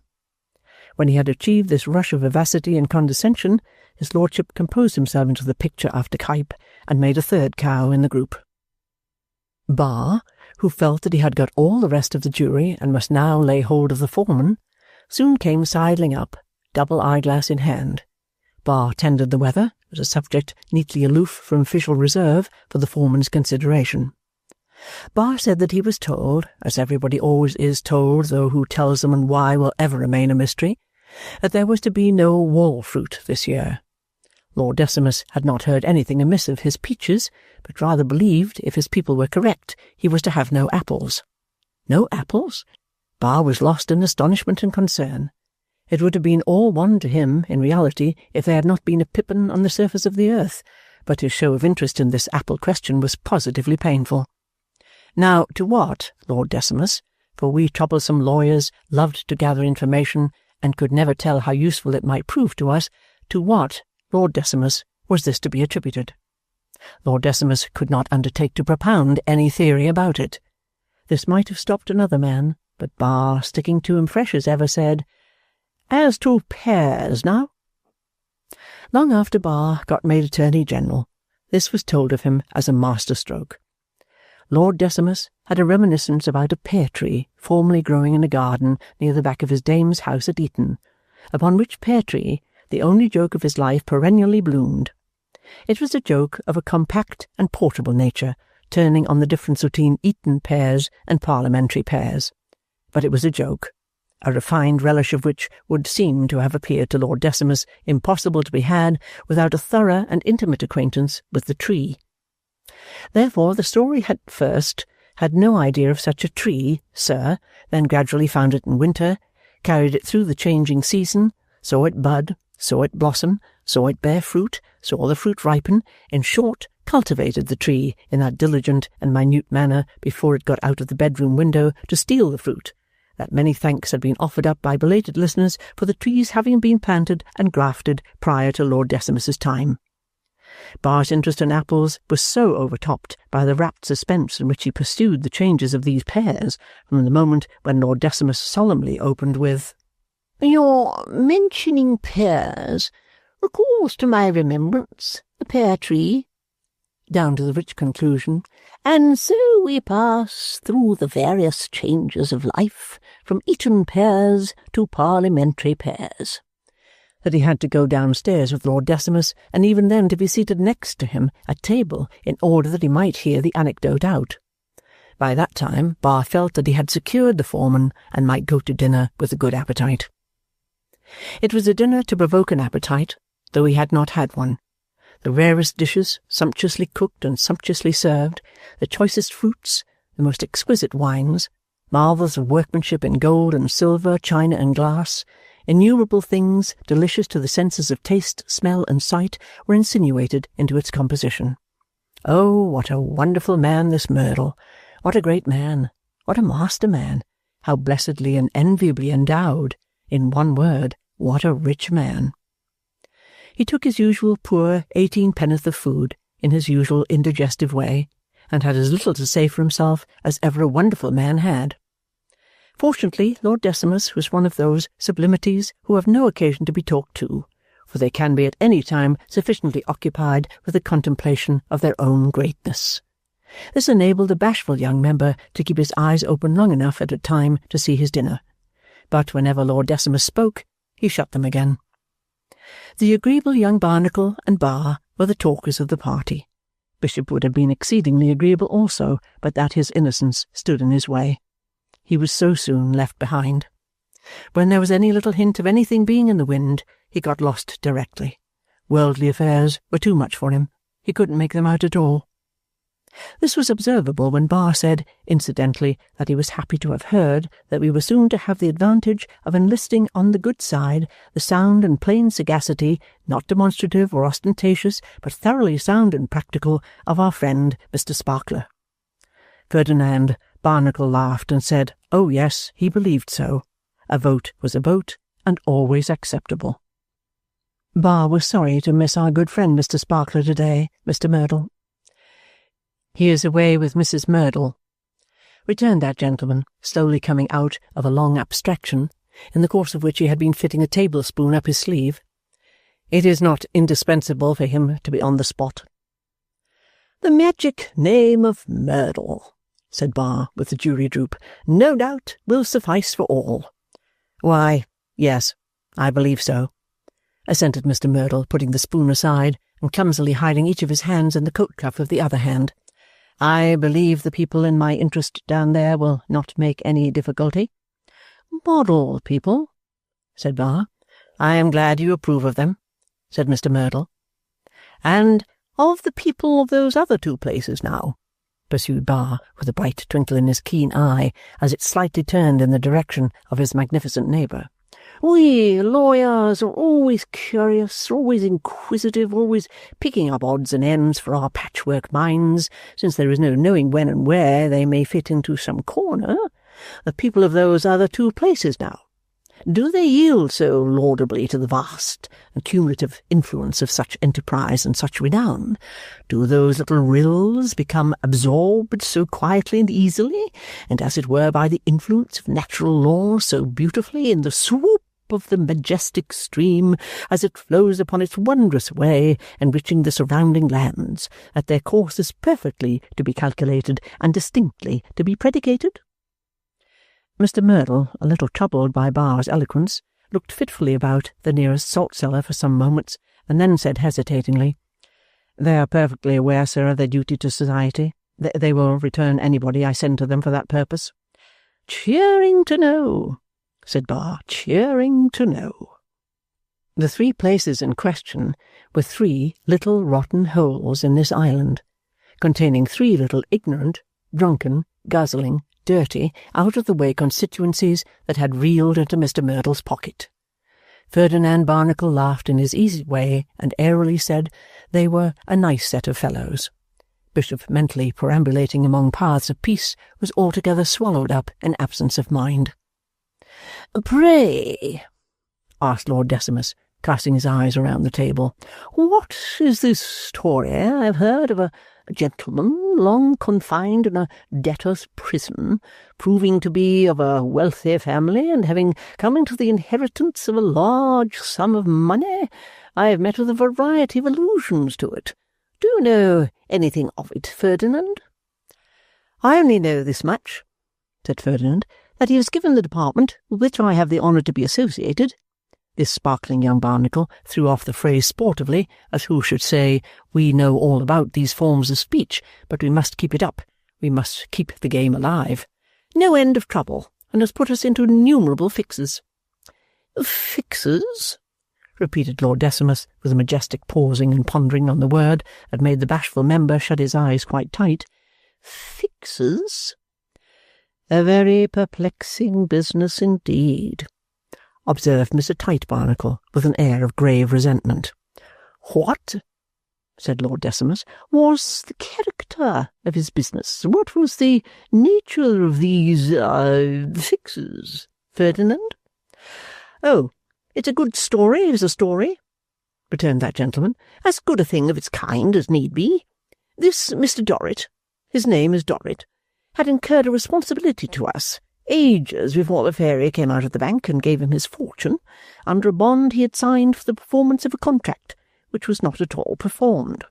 He was a partner in a house in some large way, spirits or buttons or wine, or blacking or oatmeal or woollen or pork or hooks and eyes or iron or treacle or shoes or something or other that was wanted for troops, or seamen, or somebody, and the house burst, and we being among the creditors, detainees were lodged on the part of the Crown in a scientific manner, and all the rest of it. When the fairy had appeared and he wanted to pay us off, egad, we had got into such an exemplary state of checking and counter-checking, signing and countersigning, that it was 6 months before we knew how to take the money, or how to give a receipt for it. It was a triumph of public business," said this handsome young Barnacle, laughing heartily. "You never saw such a lot of forms in your life. Why, the attorney said to me one day, if I wanted this office to give me £2,000 or £3,000 instead of take it, I couldn't have more trouble about it. 'You're right, old fellow,' I told him, 'and in future you'll know that we have something to do here.'" The pleasant young Barnacle finished by once more laughing heartily. He was a very easy, pleasant fellow indeed, and his manners were exceedingly winning. Mr. Tite's Barnacle view of the business was of a less airy character. He took it ill that Mr. Dorrit had troubled the department by wanting to pay the money, and considered it a grossly informal thing to do after so many years. But Mr. Tite Barnacle was a buttoned-up man, and consequently a weighty one. All buttoned-up men are weighty. All buttoned-up men are believed in. Whether or no the reserved and never exercised power of unbuttoning fascinates mankind, whether or no wisdom is supposed to condense and augment when buttoned up, and to evaporate when unbuttoned, it is certain that the man to whom importance is accorded is the buttoned-up man. Mr. Tite Barnacle never would have passed for half his current value unless his coat had been always buttoned up to his white cravat. "May I ask," said Lord Decimus, "if Mr. or Dorrit has any family?" Nobody else replying, the host said, "He has 2 daughters, my lord." "Oh, you're acquainted with him?" asked Lord Decimus. "Mrs. Merdle is. Mr. Sparkler is too, in fact," said Mr. Merdle. "I rather believe that one of the young ladies has made an impression on Edmund Sparkler. He is susceptible, and I think the conquest—" Here Mr. Merdle stopped and looked at the tablecloth, as he usually did when he found himself observed or listened to. Bar was uncommonly pleased to find that the Merdle family and this family had already been brought into contact. He submitted in a low voice across the table to Bishop that it was a kind of analogical illustration of those physical laws in virtue of which like flies to like. He regarded this power of attraction in wealth to draw wealth to it as something remarkably interesting and curious, something indefinably allied to the lodestone and gravitation. Bishop, who had ambled back to earth again when the present theme was broached, acquiesced. He said it was indeed highly important to society that one in the trying situation of unexpectedly finding himself invested with the power for good or for evil in society should become, as it were, merged in the superior power of a more legitimate and more gigantic growth, the influence of which, as in the case of our friend at whose board we sat, was habitually exercised in harmony with the best interests of society. Thus, instead of two rival and contending flames, a larger and a lesser, each burning with a lurid and uncertain glare, we had a blended and a softened light whose genial ray diffused an equable warmth throughout the land. Bishop seemed to like his own way of putting the case very much, and rather dwelt upon it. Bar, meanwhile, not to throw away a juryman, making a show of sitting at his feet and feeding on his precepts. The dinner and dessert being 3 hours long, the bashful member cooled in the shadow of Lord Decimus faster than he warmed with food and drink, and had but a chilly time of it. Lord Decimus, like a tall tower in a flat country, seemed to project himself across the tablecloth, hide the light from the honourable member, cool the honourable member's marrow, and give him a woeful idea of distance. When he asked this unfortunate traveller to take wine, he encompassed his faltering steps with the gloomiest of shades, and when he said, "Your health, sir," all around him was barrenness and desolation. At length Lord Decimus, with a coffee-cup in his hand, began to hover about among the pictures, and to cause an interesting speculation to arise in all minds as to the probabilities of his ceasing to hover, and enabling the smaller birds to flutter upstairs, which could not be done until he had urged his noble pinions in that direction. After some delay and several stretches of his wings which came to nothing, he soared to the drawing-rooms. And here a difficulty arose, which always does arise when two people are specially brought together at a dinner to confer with one another. Everybody, except Bishop, who had no suspicion of it, knew perfectly well that this dinner had been eaten and drunk specifically to the end that Lord Decimus and Mr. Merdle should have 5 minutes' conversation together. The opportunity so elaborately prepared was now arrived, and it seemed from that moment that no mere human ingenuity could so much as get the two chieftains into the same room. Mr. Merdle and his noble guest persisted in prowling about at opposite ends of the perspective. It was in vain for the engaging Ferdinand to bring Lord Decimus to look at the bronze horses near Mr. Merdle. Then Mr. Merdle evaded and wandered away. It was in vain for him to bring Mr. Merdle to Lord Decimus to tell him the history of the unique Dresden vases. Then Lord Decimus evaded and wandered away while he was getting his man up to the mark. "Did you ever see such a thing as this?" said Ferdinand to Bar when he had been baffled 20 times. "Often," returned Bar. "Unless I butt one of them into an appointed corner and you butt the other," said Ferdinand, "it will not come off after all." "Very good," said Bar. "I'll butt Merdle, if you like, but not my lord." Ferdinand laughed in the midst of his vexation. "Confound them both," said he, looking at his watch. "I want to get away. Why the deuce can't they come together? They both know what they want and mean to do. Look at them." They were still looming at opposite ends of the perspective, each with an absurd pretence of not having the other on his mind, which could not have been more transparently ridiculous, though his real mind had been chalked on his back. Bishop, who had just now made a third with Bar and Ferdinand, but whose innocence had again cut him out of the subject and washed him in sweet oil, was seen to approach Lord Decimus and glide into conversation. "I must get Merdle's doctor to catch and secure him, I suppose," said Ferdinand, "and then I must lay hold of my illustrious kinsman and decoy him if I can, drag him, if I can't, to the conference." "Since you do me the honour," said Bar with his slyest smile, "to ask for my poor aid? It shall be yours, with the greatest pleasure. I don't think this is to be done by one man, but if you will undertake to pen my lord into that furthest drawing-room where he is now so profoundly engaged, I will undertake to bring our dear Merdle into the presence without the possibility of getting away." "Done," said Ferdinand. "Done," said Bar. Bar was a sight wondrous to behold, and full of matter, when, jauntily waving his double eyeglass by its ribbon, and jauntily drooping to an universe of jurymen, he, in the most accidental manner ever seen, found himself at Mr. Merdle's shoulder, and embraced that opportunity of mentioning a little point to him on which he particularly wished to be guided by the light of his practical knowledge. Here he took Mr. Merdle's arm and walked him gently away.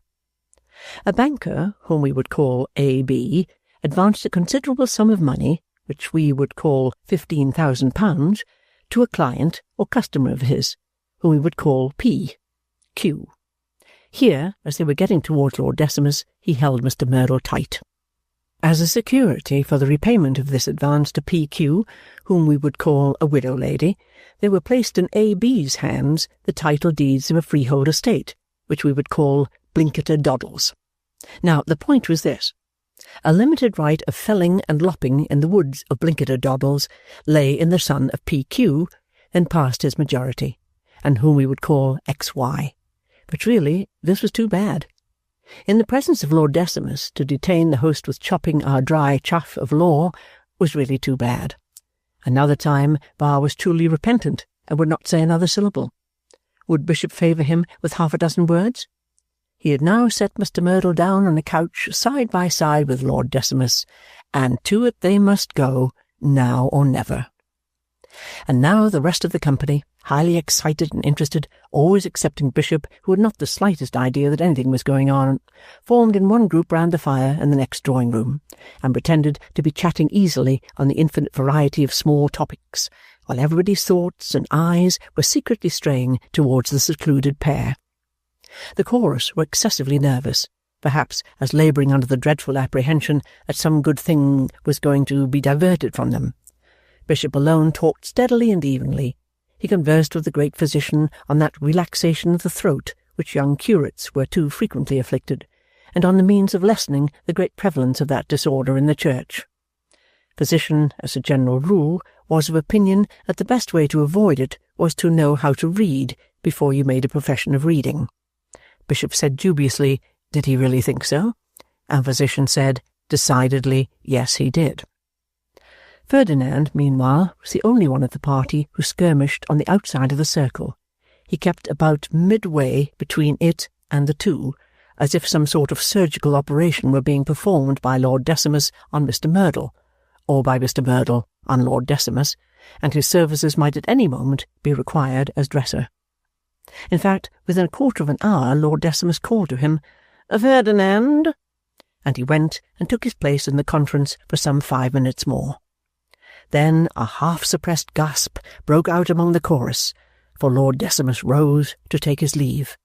Again coached up by Ferdinand to the point of making himself popular, he shook hands in the most brilliant manner with the whole company, and even said to Bar, "I hope you are not bored by my pears?" To which Bar retorted, "Eton, my lord, or parliamentary," neatly showing that he had mastered the joke, and delicately insinuating that he could never forget it while his life remained. All the grave importance that was buttoned up in Mr. Tite Barnacle took itself away next, and Ferdinand took himself away next to the opera. Some of the rest lingered a little, marrying golden liquor glasses to buhl tables with sticky rings on the desperate chance of Mr. Merdle's saying something, but Merdle, as usual, oozed sluggishly and muddily about his drawing-room, saying never a word. In a day or two it was announced to all the town that Edmund Sparkler, Esquire, son-in-law of the eminent Mr. Merdle of world-wide renown, was made one of the Lords of the Circumlocution Office, and proclamation was issued to all true believers that this admirable appointment was to be hailed as a graceful and gracious mark of homage rendered by the graceful and gracious Decimus to that commercial interest which must ever, in a great commercial country, and all the rest of it, with blast of trumpet. So, bolstered by this mark of government homage, the wonderful bank and all the other wonderful undertakings went on and went up, and gapers came to Harley Street, Cavendish Square, only to look at the house where the golden wonder lived. And when they saw the chief butler looking out at the hall door in his moments of condescension, the gapers said how rich he looked, and wondered how much money he had in the wonderful bank. But if they had known that respectable Nemesis better, they would not have wondered about it, and might have stated the amount with the utmost precision. Chapter 13. The Progress of an Epidemic. That it is at least as difficult to stay a moral infection as a physical one, that such a disease will spread with the malignity and rapidity of the plague, that the contagion, when it has once made head, will spare no pursuit or condition, but will lay hold on people in the soundest health, and become developed in the most unlikely constitutions, is a fact as firmly established by experience as that we human creatures breathe an atmosphere. A blessing beyond appreciation would be conferred upon mankind if the tainted, in whose weakness or wickedness these virulent disorders are bred, could be instantly seized and placed in close confinement, not to say summarily smothered, before the poison is communicable. As a vast fire will fill the air to a great distance with its roar, so the sacred flame which the mighty barnacles had fanned caused the air to resound more and more with the name of Merdle. It was deposited on every lip, and carried into every ear. There never was, there never had been, there never again should be, such a man as Mr. Merdle. Nobody, as aforesaid, knew what he had done, but everybody knew him to be the greatest that had appeared. Down in Bleeding Heart Yard, where there was not one unappropriated halfpenny, as lively an interest was taken in this paragon of men as on the Stock Exchange. Mrs. Plornish, now established in the small grocery and general trade in a snug little shop at the crack end of the yard, at the top of the steps, with her little old father and Maggie acting as assistants, habitually held forth about him over the counter in conversation with her customers. Mr. Plornish, who had a small share in a small builder's business in the neighbourhood, said, trowel in hand, on the tops of scaffolds and on the tiles of houses, that people did tell him as Mr. Merdle was the one, mind you, to put us all to rights in respects of that which all on us looked to, and to bring us all safe home as much as we needed, mind you, for to be brought. Mr. Baptist, sole lodger of Mr. and Mrs. Plornish, was reputed in whispers to lay by the savings which were the result of his simple and moderate life for investment in one of Mr. Merdle's certain enterprises.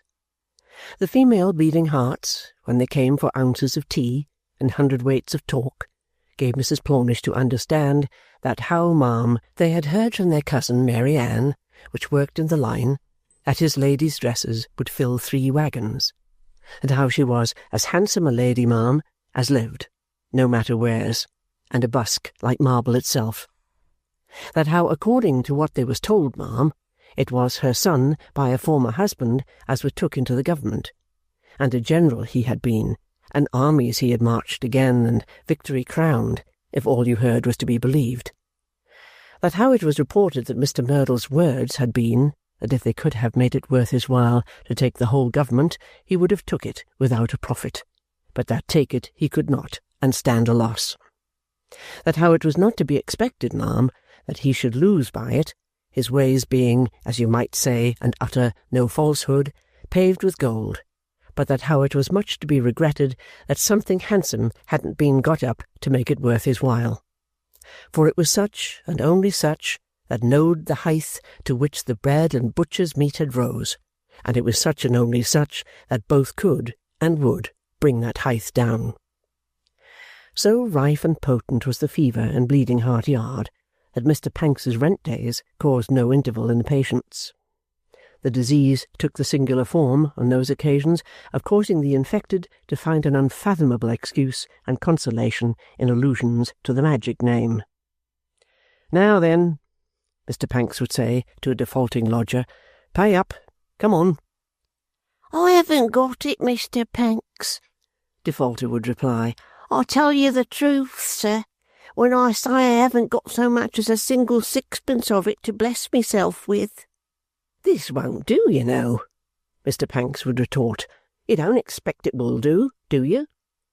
Defaulter would admit, with a low-spirited "No, sir," having no such expectation. "My proprietor isn't going to stand this, you know," Mr. Pancks would proceed. "He don't send me here for this. Pay up. Come." The defaulter would make answer. "Ah, Mr. Pancks, if I was a rich gentleman whose name is in everybody's mouth, if my name was Merdle, sir, I'd soon pay up and be glad to do it." Dialogues on the rent question usually took place at the house doors or in the entries, and in the presence of several deeply interested bleeding hearts. They always received a reference of this kind with a low murmur of response, as if it were convincing, and the defaulter, however black and discomfited before, always cheered up a little in making it. "If I was Mr. Merdle, sir, you wouldn't have cause to complain of me then. No, believe me," the defaulter would proceed with a shake of the head. "I'll pay up so quick then, Mr. Pancks, that you shouldn't have to ask me." The response would be heard again here, implying that it was impossible to say anything fairer, and this was the next thing to paying the money down. Mr. Pancks would be now reduced to saying, as he booked the case, "Well, you'll have the broker in, and be turned out. That's what'll happen to you.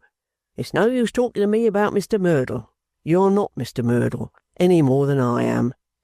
"No, sir," the defaulter would reply. "I only wish you were him, sir."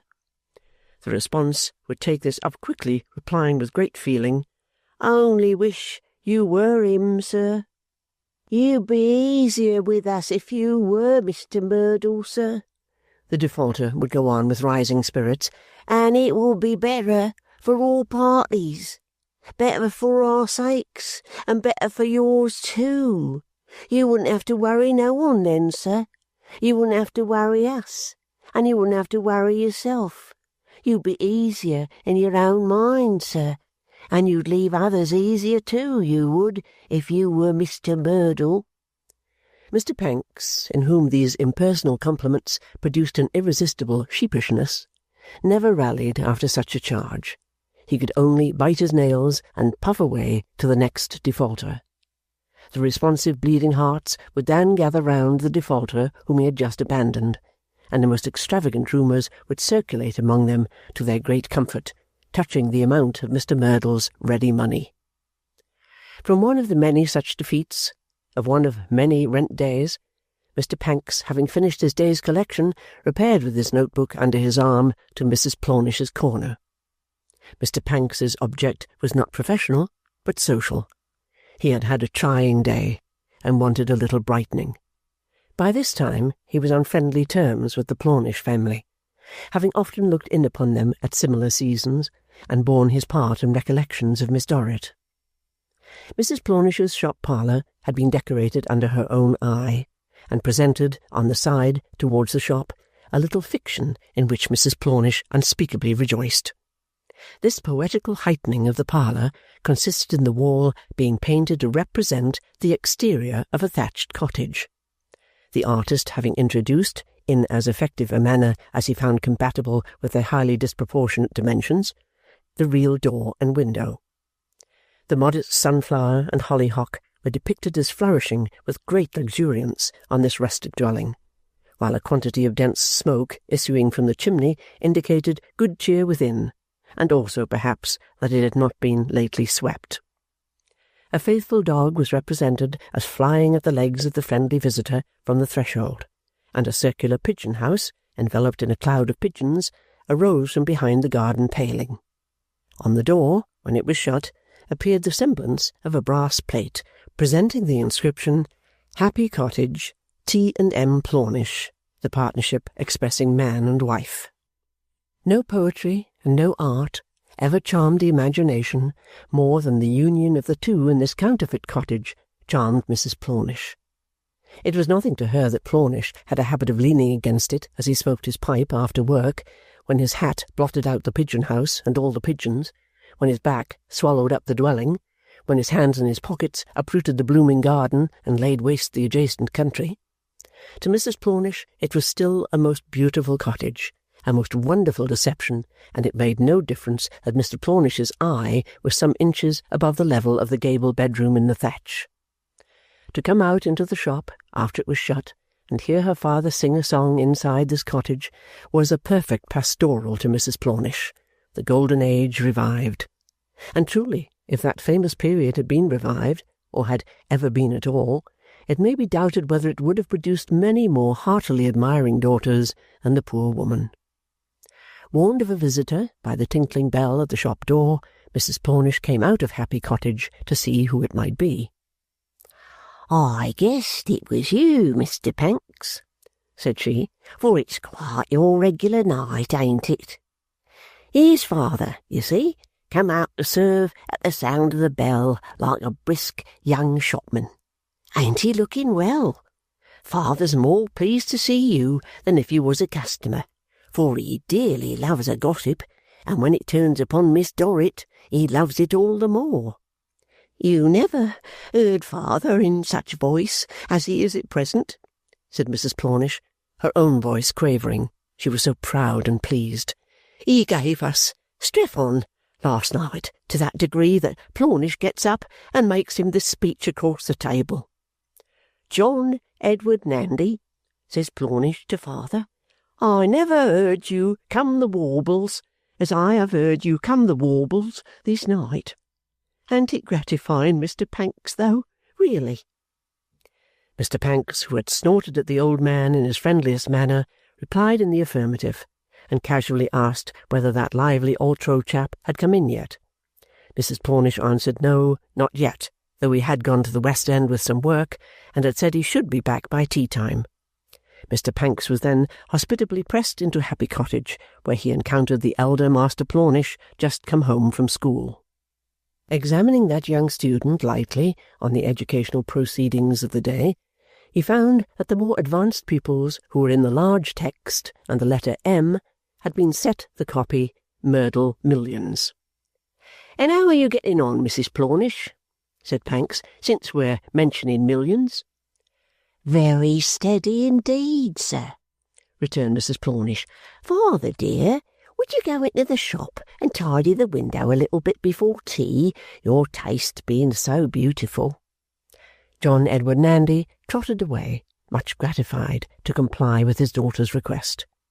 Mrs. Plornish, who was always in mortal terror of mentioning pecuniary affairs before the old gentleman, lest any disclosure she made might rouse his spirit and induce him to run away to the workhouse, was thus left free to be confidential with Mr. Pancks.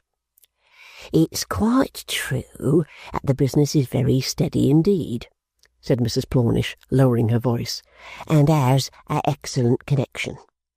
The only thing that stands in its way, sir, is the credit." This drawback, rather severely felt by most people who engaged in commercial transactions with the inhabitants of Bleeding Heart Yard, was a large stumbling block in Mrs. Plornish's trade. When Mr. Dorrit had established her in the business, the Bleeding Hearts had shown an amount of emotion and a determination to support her in it that did honour to human nature.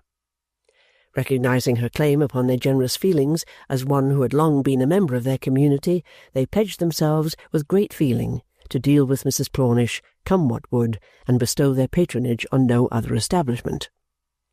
Influenced by these noble sentiments, they had even gone out of their way to purchase little luxuries in the grocery and butter line to which they were unaccustomed, saying to one another that if they did stretch a point, was it not for a neighbour and a friend, and for whom ought a point to be stretched, if not for such? So stimulated, the business was extremely brisk, and the articles in stock went off with the greatest celerity. In short, if the Bleeding Hearts had but paid, the undertaking would have been a complete success, whereas, by reason of their exclusively confining themselves to owing, the profits actually realized had not yet begun to appear in the books. Mr. Pancks was making a very porcupine of himself by sticking his hair up in the contemplation of this state of accounts, when old Mr. Nandy, re-entering the cottage with an air of mystery, entreated them to come and look at the strange behaviour of Mr. Baptist, who seemed to have met with something that had scared him, all three going into the shop and watching through the window, then saw Mr. Baptist, pale and agitated, go through the following extraordinary performances. First, he was observed hiding at the top of the steps leading down into the yard, and peeping up and down the street with his head cautiously thrust out close to the side of the shop door. After very anxious scrutiny, he came out of his retreat and went briskly down the street as if he were going away altogether, then suddenly turned about and went at the same pace and with the same feint up the street. He had gone no further up the street than he had gone down when he crossed the road and disappeared. The object of this last manoeuvre was only apparent when his entering the shop with a sudden twist from the steps again explained that he had made a wide and obscure circuit round to the other, or Dorrit and Clennam end of the yard, and had come through the yard and bolted in. He was out of breath by that time, as he might well be, and his heart seemed to jerk faster than the little shop bell as it quivered and jingled behind him with his hasty shutting of the door. "Hello, old chap," said Mr. Pancks. "Altro, old boy, what's the matter?" Mr. Baptist, or Signor Cavaletto, understood English now almost as well as Mr. Pancks himself, and could speak it very well too. Nevertheless, Mrs. Plornish, with a pardonable vanity in that accomplishment of hers which made her all but Italian, stepped in as interpreter. "He ask no," said Mrs. Plornish, "what go wrong?"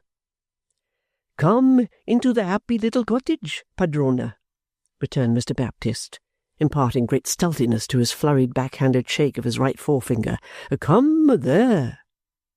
Mrs. Plornish was proud of the title Padrona, which she regarded as signifying not so much mistress of the house as mistress of the Italian tongue.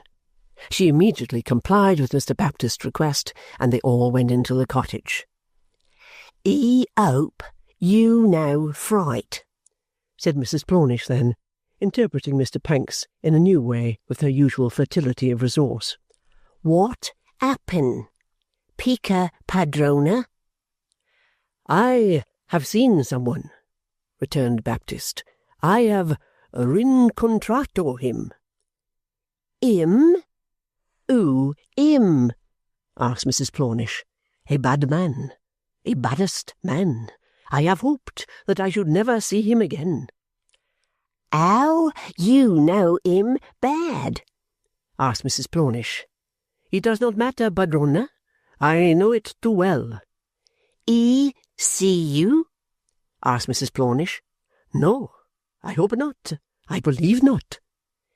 "He says," Mrs. Plornish then interpreted, addressing her father and Pancks with mild condescension, "that he has met a bad man, but he hopes the bad man didn't see him."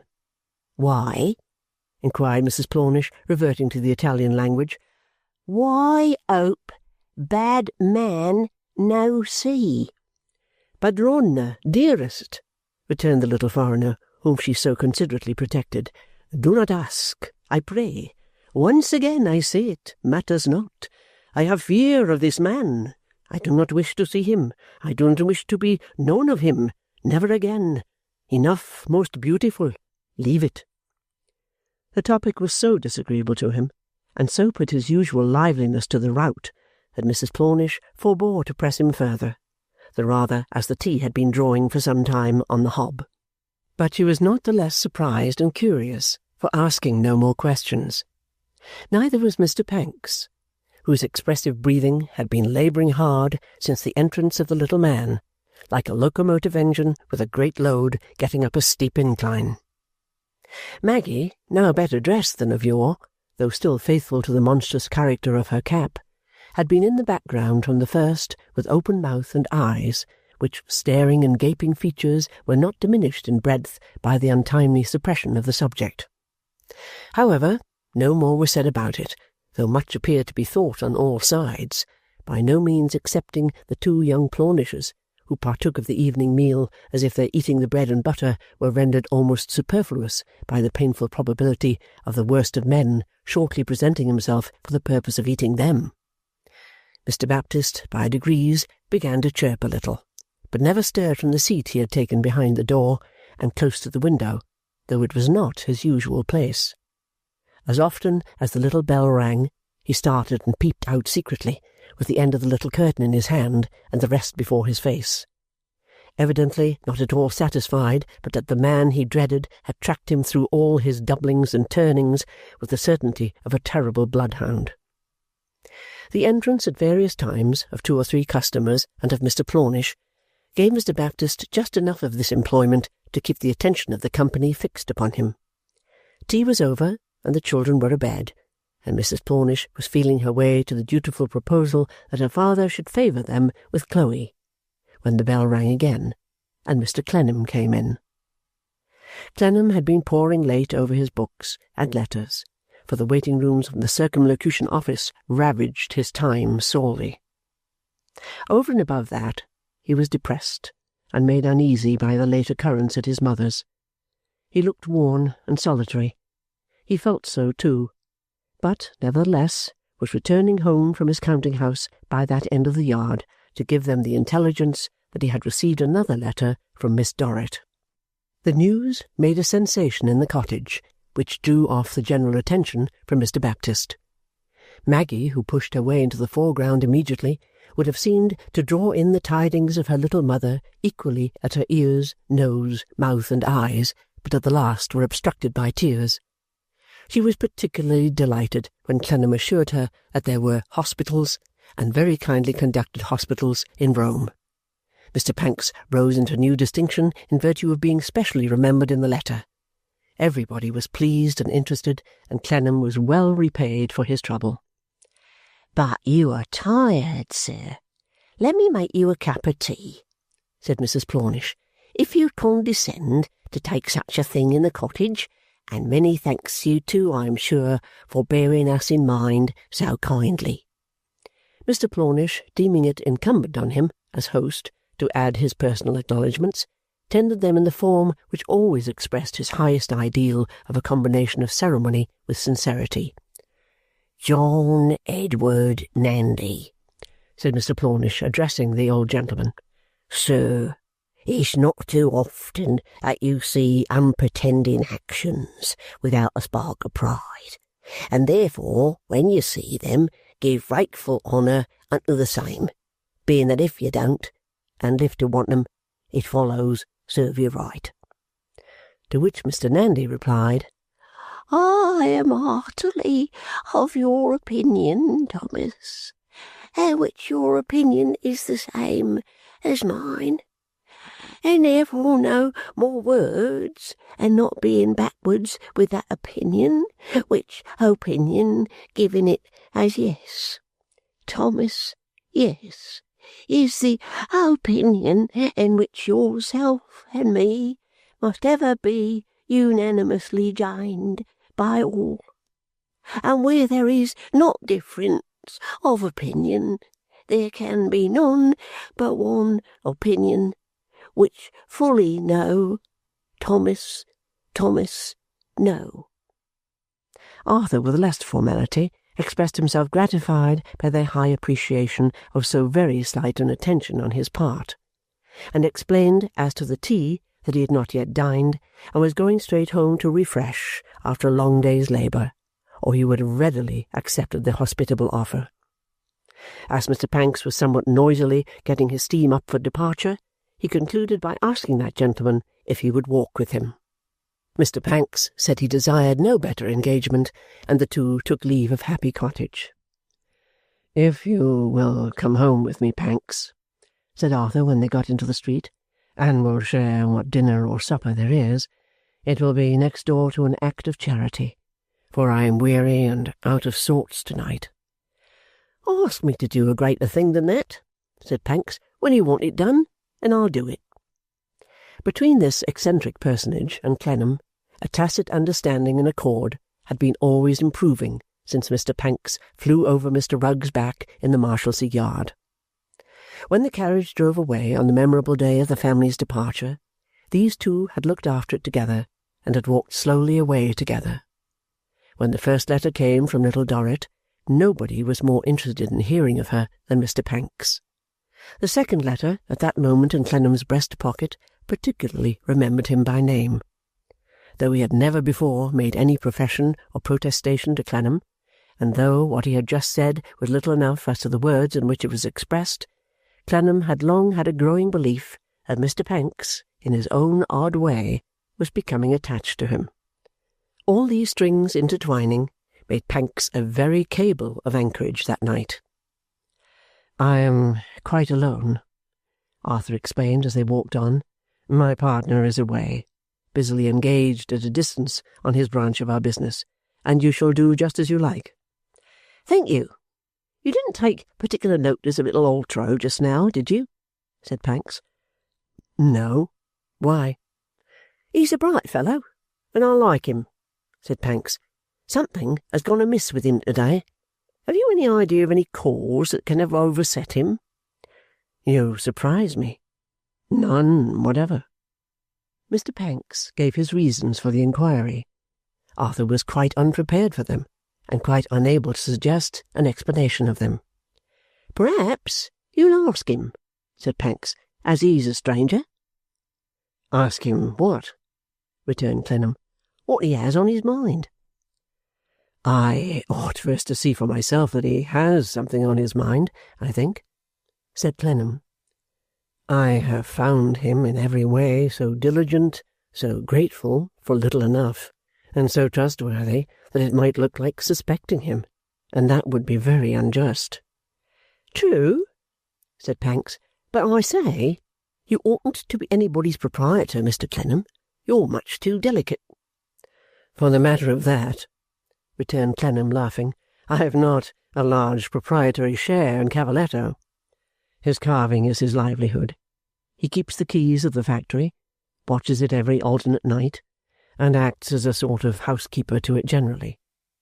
But we have little work in the way of his ingenuity, though we give him what we have. No, I am rather his adviser than his proprietor. To call me his standing counsel and his banker would be nearer the fact. Speaking of being his banker, is it not curious, Pancks, that the ventures which run just now in so many people's heads should run even in little Cavaletto's?" "Ventures?" retorted Pancks with a snort. "What ventures?" "These Merdle enterprises." "Oh, investments," said Pancks. "Aye, aye. I didn't know you were speaking of investments." His quick way of replying caused Clennam to look at him with a doubt whether he meant more than he said. As it was accompanied, however, with a quickening of his pace and a corresponding increase in the labouring of his machinery, Arthur did not pursue the matter, and they soon arrived at his house.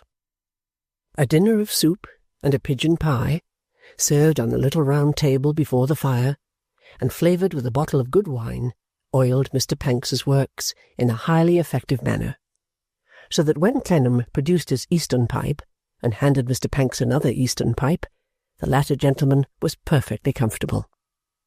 They puffed for a while in silence, Mr. Pancks like a steam vessel with wind, tide, calm water, and all other sea-going conditions in her favour. He was the first to speak, and he spoke thus. "Yes, investments is the word." Clennam, with his former look, said, "Ah." "I'm going back to it, you see," said Pancks. "Yes, I see you are going back to it," returned Clennam, wondering why. "Wasn't it a curious thing that they should run in little Altro's head, eh?" said Pancks as he smoked. "Wasn't that how you put it?" "That was what I said." "Aye, but think of the whole yard having got it. Think of their all meeting with it on my collecting days, here and there and everywhere, whether they pay or whether they don't pay. Merdle, Merdle, Merdle. Always Merdle." "Very strange how these runs on infatuation prevail," said Arthur. "An't it?" returned Pancks. After smoking for a minute or so, more dryly than comported with his recent oiling, he added, "Because, you see, these people don't understand the subject." "Not a bit," assented Clennam. "Not a bit?" cried Pancks. "Know nothing of figures? Know nothing of money questions? Never made a calculation? Never worked it, sir?" "If they had—" Clennam was going on to say, when Mr. Pancks, without change of countenance, produced a sound so far surpassing all his usual efforts, nasal or bronchial, that he stopped. "If they had," repeated Pancks in an inquiring tone. "I thought you spoke," said Arthur, hesitating what name to give the interruption. "Not at all," said Pancks. "not yet. I may in a minute. If they had—" "If they had," observed Clennam, who was a little at a loss how to take his friend, "why, I suppose they would have known better." "How so, Mr. Clennam?" Pancks asked quickly, and with an odd effect of having been, from the commencement of the conversation, loaded with the heavy charge he now fired off. "They're right, you know. They don't mean to be, but they're right." "Right in sharing Cavalletto's inclination to speculate with Mr. Merdle?" "Perfectly, sir," said Pancks. "I've gone into it. I've made the calculations. I've worked it. They're safe and genuine." Relieved by having got to this, Mr. Pancks took as long a pull as his lungs would permit at his Eastern pipe, and looked sagaciously and steadily at Clennam, while inhaling and exhaling too. In those moments Mr. Pancks began to give out the dangerous infection with which he was laden. It is the manner of communicating these diseases. It is the subtle way in which they go about. "Do you mean, my good Pancks," said Clennam emphatically, "that you would put that £1,000 of yours, let us say, for instance, out at this kind of interest?" "Certainly," said Pancks. "Already done it, sir." Mr. Pancks took another long inhalation, another long exhalation, another long sagacious look at Clennam. "I tell you, Mr. Clennam, I've gone into it," said Pancks. "He's a man of immense resources, enormous capital, government influence. They're the best schemes afloat. They're safe. They're certain." "Well," returned Clennam, looking first at him gravely, and then at the fire gravely, "you surprise me." "Bah!" Pancks retorted. "Don't say that, sir. It's what you ought to do yourself. Why don't you do as I do?" Of whom Mr. Pancks had taken the prevalent disease, he could no more have told than if he had unconsciously taken a fever. Bred at first, as many physical diseases are, in the wickedness of men, and then disseminated in their ignorance, these epidemics, after a period, get communicated to many sufferers who are neither ignorant nor wicked. Mr. Pancks might or might not have caught the illness himself from a subject of this class, but in this category he appeared before Clennam, and the infection he threw off was all the more virulent. "And you have really invested?" Clennam had already passed to that word. "Your £1,000, Pancks?" "To be sure, sir," replied Pancks boldly, with a puff of smoke, "and only wish it 10." Now, Clennam had two subjects lying heavy on his lonely mind that night. The one, his partner's long-deferred hope; the other, what he had seen and heard at his mother's. In the relief of having this companion, and of feeling that he could trust him, he passed on to both, and both brought him round again with an increase and acceleration of force to his point of departure. It came about in the simplest manner.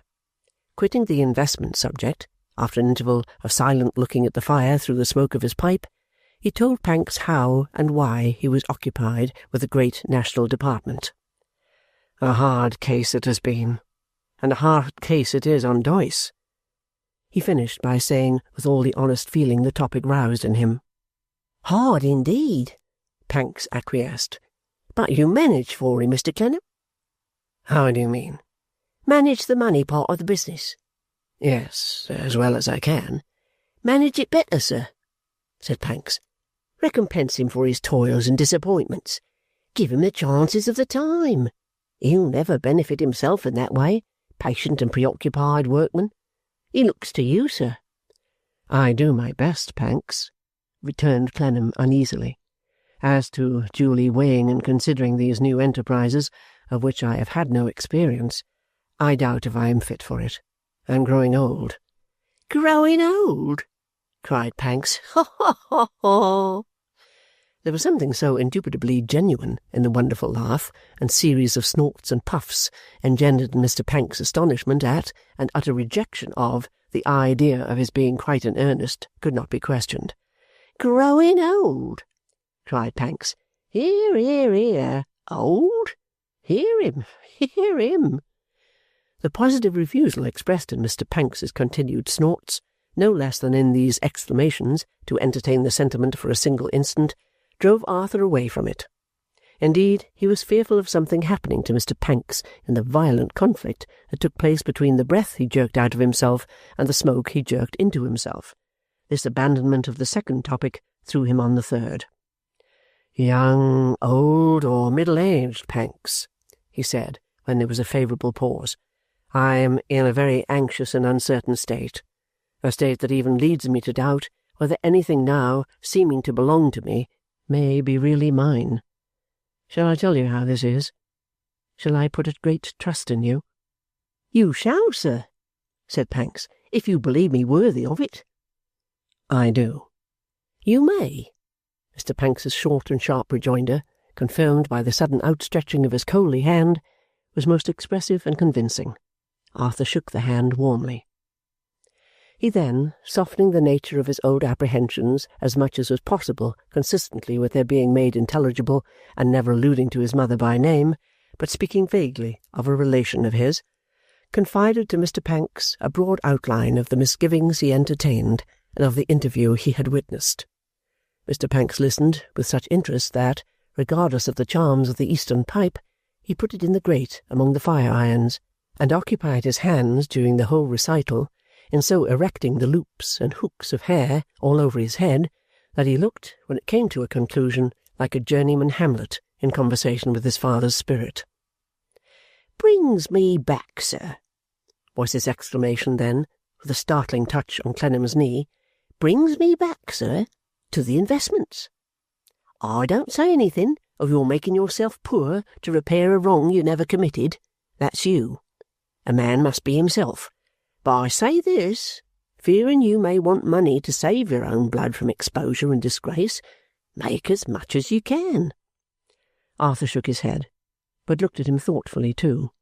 "Be as rich as you can, sir," Panks adjured him, with a powerful concentration of all his energies on the advice.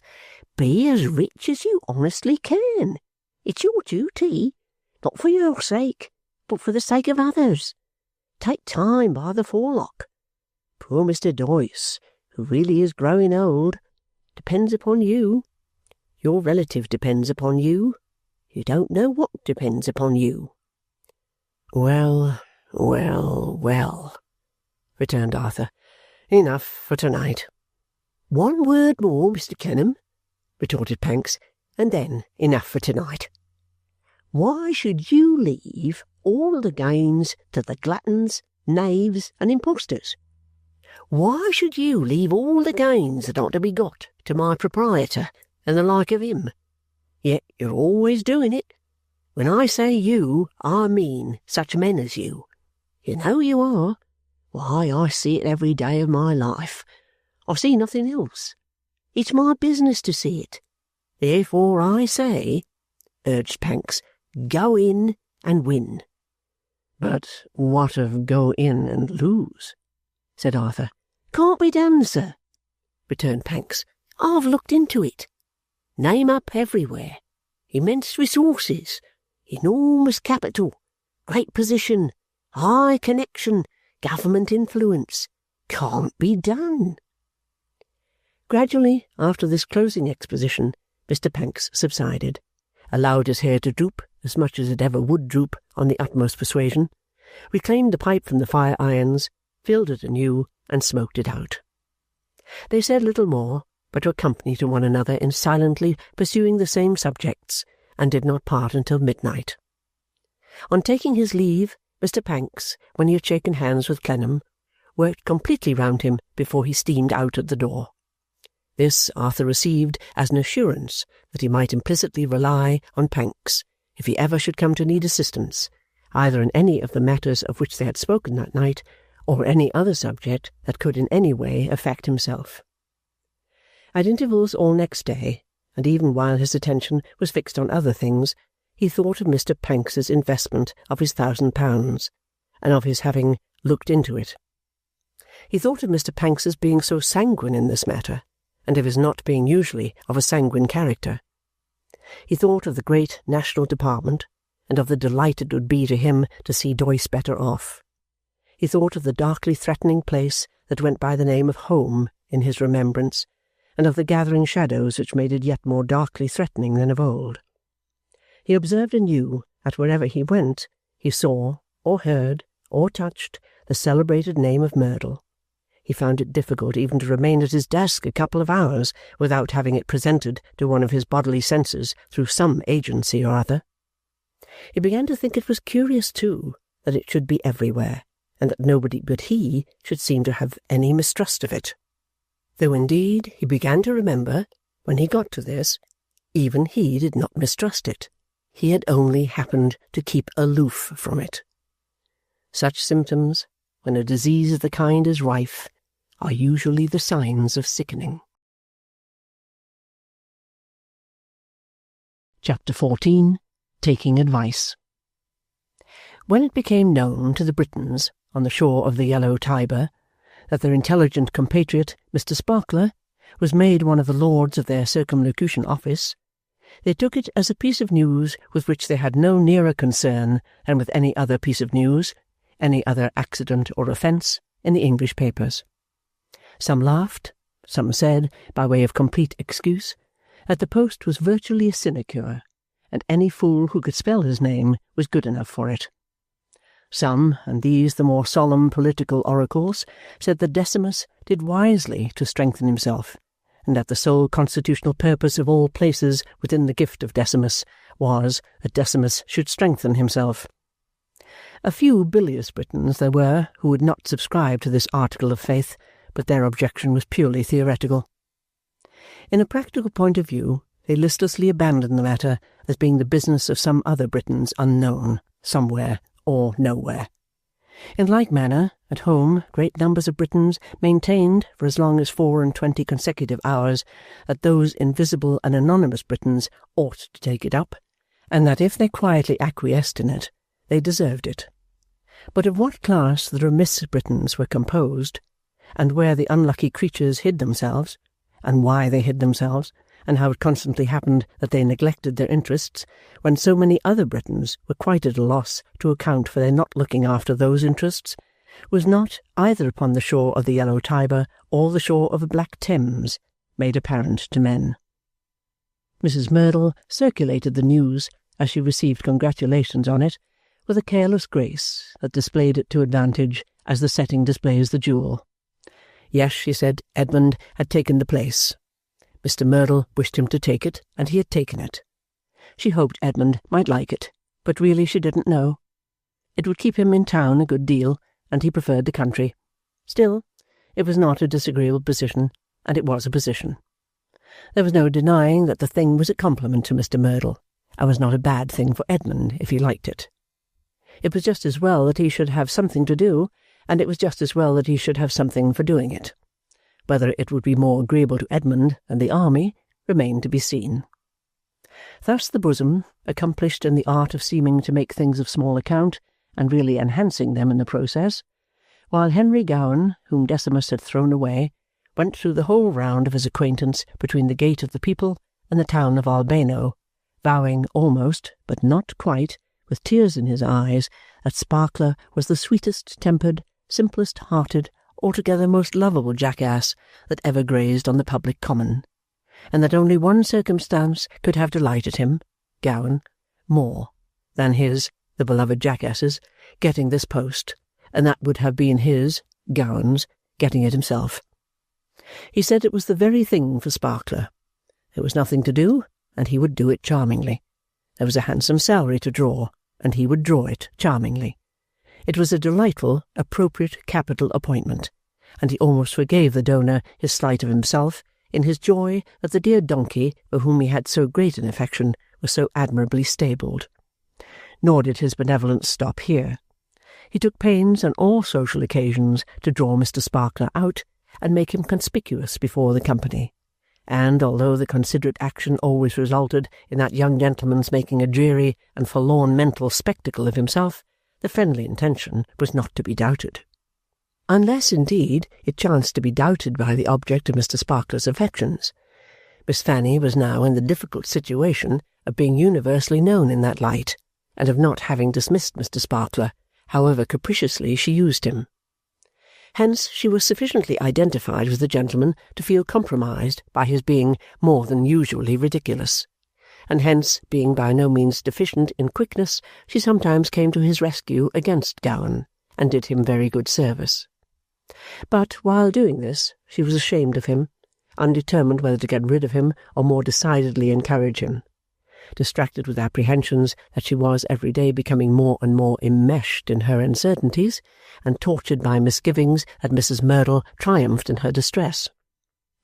With this tumult in her mind, it is no subject for surprise that Miss Fanny came home one night in a state of agitation from a concert and ball at Mrs. Merdle's house, and on her sister affectionately trying to soothe her, pushed that sister away from the toilet table at which she sat angrily trying to cry, and declared with a heaving bosom that she detested everybody and she wished she was dead. "Dear Fanny, what is the matter? Tell me." "Matter, you little mole," said Fanny. "If you were not the blindest of the blind, you had no occasion to ask me. The idea of daring to pretend to assert that you have eyes in your head, and yet ask me what's the matter." "Is it Mr. Sparkler, dear?"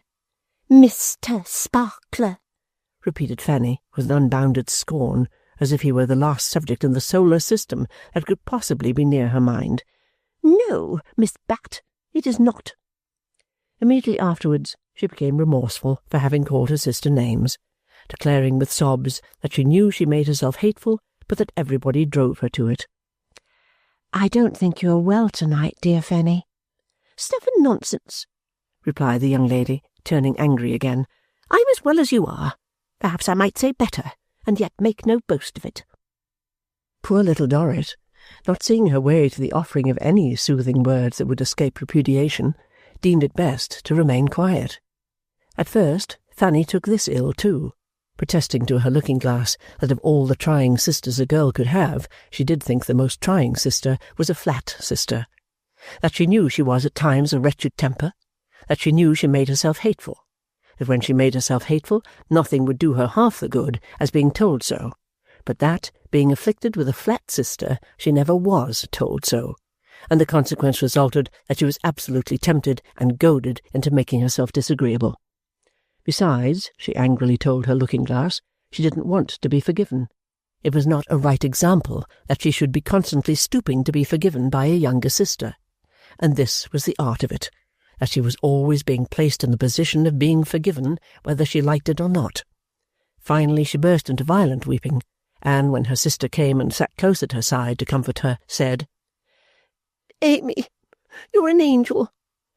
But I tell you what, my pet," said Fanny, when her sister's gentleness had calmed her, "it now comes to this, that things cannot and shall not go on as they are at present going on, and that there must be an end of this one way or another." As the announcement was vague, though very peremptory, little Dorrit returned, "Let us talk about it." "Quite so, my dear," assented Fanny as she dried her eyes. "Let us talk about it. I am rational again now, and you shall advise me. Will you advise me, my sweet child?" Even Amy smiled at this notion, but she said, "I will, Fanny, as well as I can." "Thank you, dearest Amy," returned Fanny, kissing her. "You are my anchor." Having embraced her anchor with great affection, Fanny took a bottle of sweet toilet water from the table, and called to her maid for a fine handkerchief. She then dismissed that attendant for the night, and went on to be advised, dabbing her eyes and forehead from time to time to cool them. "My love," Fanny began, "our characters and points of view are sufficiently different. Kiss me again, my darling, to make it very probable that I shall surprise you by what I am going to say. What I am going to say, my dear, is that notwithstanding our property, we labour, socially speaking, under disadvantages. You don't quite understand what I mean, Amy?" "I have no doubt I shall," said Amy mildly, after a few words more. "Well, my dear, What I mean is that we are, after all, newcomers into fashionable life. I am sure, Fanny, Little Dorrit interposed in her zealous admiration, no one need find that out in you. Well, my dear child, perhaps not, said Fanny, though it's most kind and most affectionate in you, you precious girl, to say so. Here she dabbed her sister's forehead, and blew upon it a little. But you are, resumed Fanny, as is well known, the dearest little thing that ever was. To resume, my child, Pa is extremely gentlemanly and extremely well informed, but he is, in some trifling respects, a little different from other gentlemen of his fortune, partly on account of what he has gone through, poor dear, partly, I fancy, on account of its often running in his mind that other people are thinking about that while he is talking to them. Uncle, my love, is altogether unpresentable.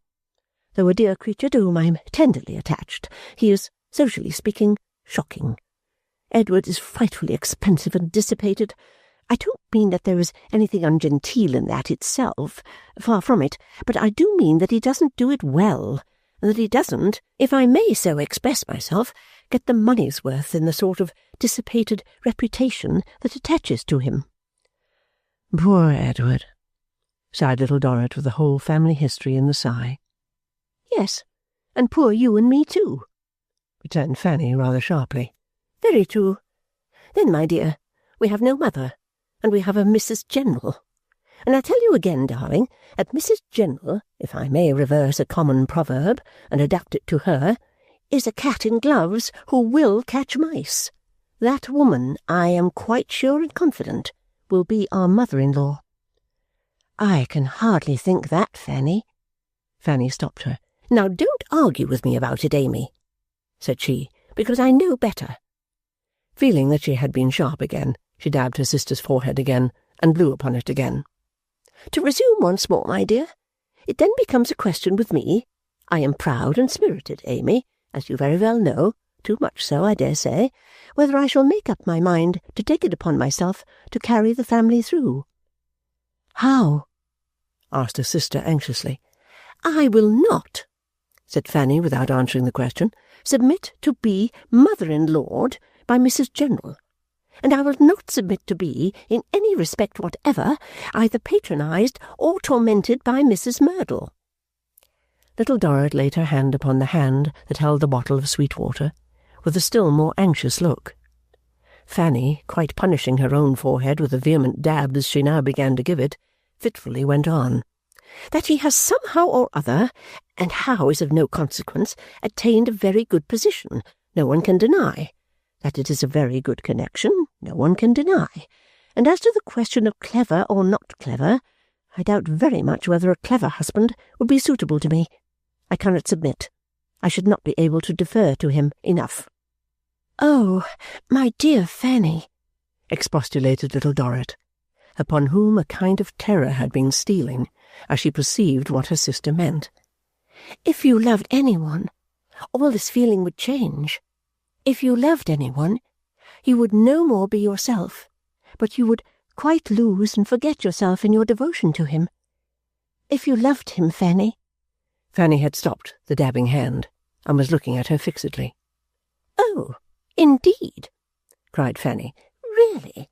Bless me! How much some people know of some subjects. They say everyone has a subject, and I certainly seem to have hit upon yours, Amy. There, you little thing. I was only in fun, dabbing her sister's forehead. But don't you be a silly puss, and don't you think flightily and eloquently about degenerate impossibilities. There. Now I'll go back to myself. Dear Fanny, let me say first that I would far rather we worked for a scanty living again than I would see you rich and married to Mr. Sparkler. Let you say, my dear, retorted Fanny. Why, of course, I will let you say anything. There is no constraint upon you, I hope. We are together to talk it over. And as to marrying Mr. Sparkler, I have not the slightest intention of doing so tonight, my dear, or tomorrow morning either. But at some time? At no time for anything I know at present, answered Fanny with indifference. Then, suddenly changing her indifference into a burning restlessness, she added, You talk about the clever men, You little thing. It's all very fine and easy to talk about the clever men. But where are they? I don't see them anywhere near me. My dear Fanny, so short a time. Short time or long time? Interrupted Fanny. I am impatient of our situation. I don't like our situation, and very little would induce me to change it. Other girls, differently reared and differently circumstanced altogether, might wonder at what I say, or may do. Let them. They are driven by their lives and characters, and I am driven by mine. Fanny, my dear Fanny, you know that you have qualities to make you the wife of one very superior to Mr. Sparkler. Amy, my dear Amy, retorted Fanny, parodying her words, I know that I wish to have a more defined and distinct position in which I can assert myself with greater effect against that insolent woman. Would you, therefore, forgive me asking, Fanny, therefore marry her son? Why, perhaps, said Fanny with a triumphant smile. There may be many less promising ways of arriving at an end than that, my dear. That piece of insolence may think now that it would be a great success to get her son off upon me and shelve me, but perhaps she little thinks how I would retort upon her if I married her son. I would oppose her in everything and compete with her. I would make it the business of my life. Fanny set down the bottle when she came to this, and walked about the room, always stopping and standing still while she spoke. One thing I could certainly do, my child. I could make her older, and I would. This was followed by another walk. I would talk of her as an old woman. I would pretend to know, if I didn't, but I should from her son, all about her age, and she should hear me say, Amy, affectionately, quite dutifully and affectionately, how well she looked considering her time of life. I could make her seem older at once, by being myself so much younger. I may not be as handsome as she is. I am not a fair judge of that question, I suppose, but I know I am handsome enough to be a thorn in her side, and I would be. My dear sister, would you condemn yourself to an unhappy life for this? It wouldn't be an unhappy life, Amy. It would be the life I am fitted for. Whether by disposition or whether by circumstances is no matter. I am better fitted for such a life than for almost any other. There was something of a desolate tone in those words, but, with a short, proud laugh, she took another walk, and after passing a great looking-glass, came to another stop.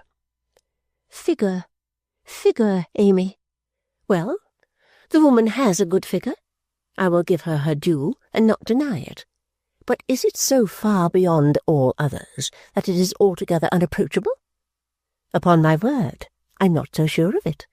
Give some much younger woman the latitude as to dress that she has, being married, and we would see about that, my dear. Something in the thought that was agreeable and flattering brought her back to her seat in a gayer temper. She took her sister's hands in hers and clapped all four hands above her head as she looked in her sister's face, laughing. And the dancer, Amy, that she has quite forgotten, the dancer who bore no sort of resemblance to me, and of whom I never remind her, oh dear no, she danced through her life, and danced in her way, to such a tune as would disturb her insolent placidity a little. Just a little, my dear Amy, just a little. Meeting an earnest and imploring look in Amy's face, she brought the four hands down and laid only one on Amy's lips. Now, don't argue with me, child, she said in a sterner way, because it is of no use. I understand these subjects much better than you do. I have not nearly made up my mind, but it may be. Now we have talked this over comfortably, and we go to bed. You best and dearest little mouse, good night. With those words, Fanny weighed her anchor, and, having taken so much advice, left off being advised for that occasion.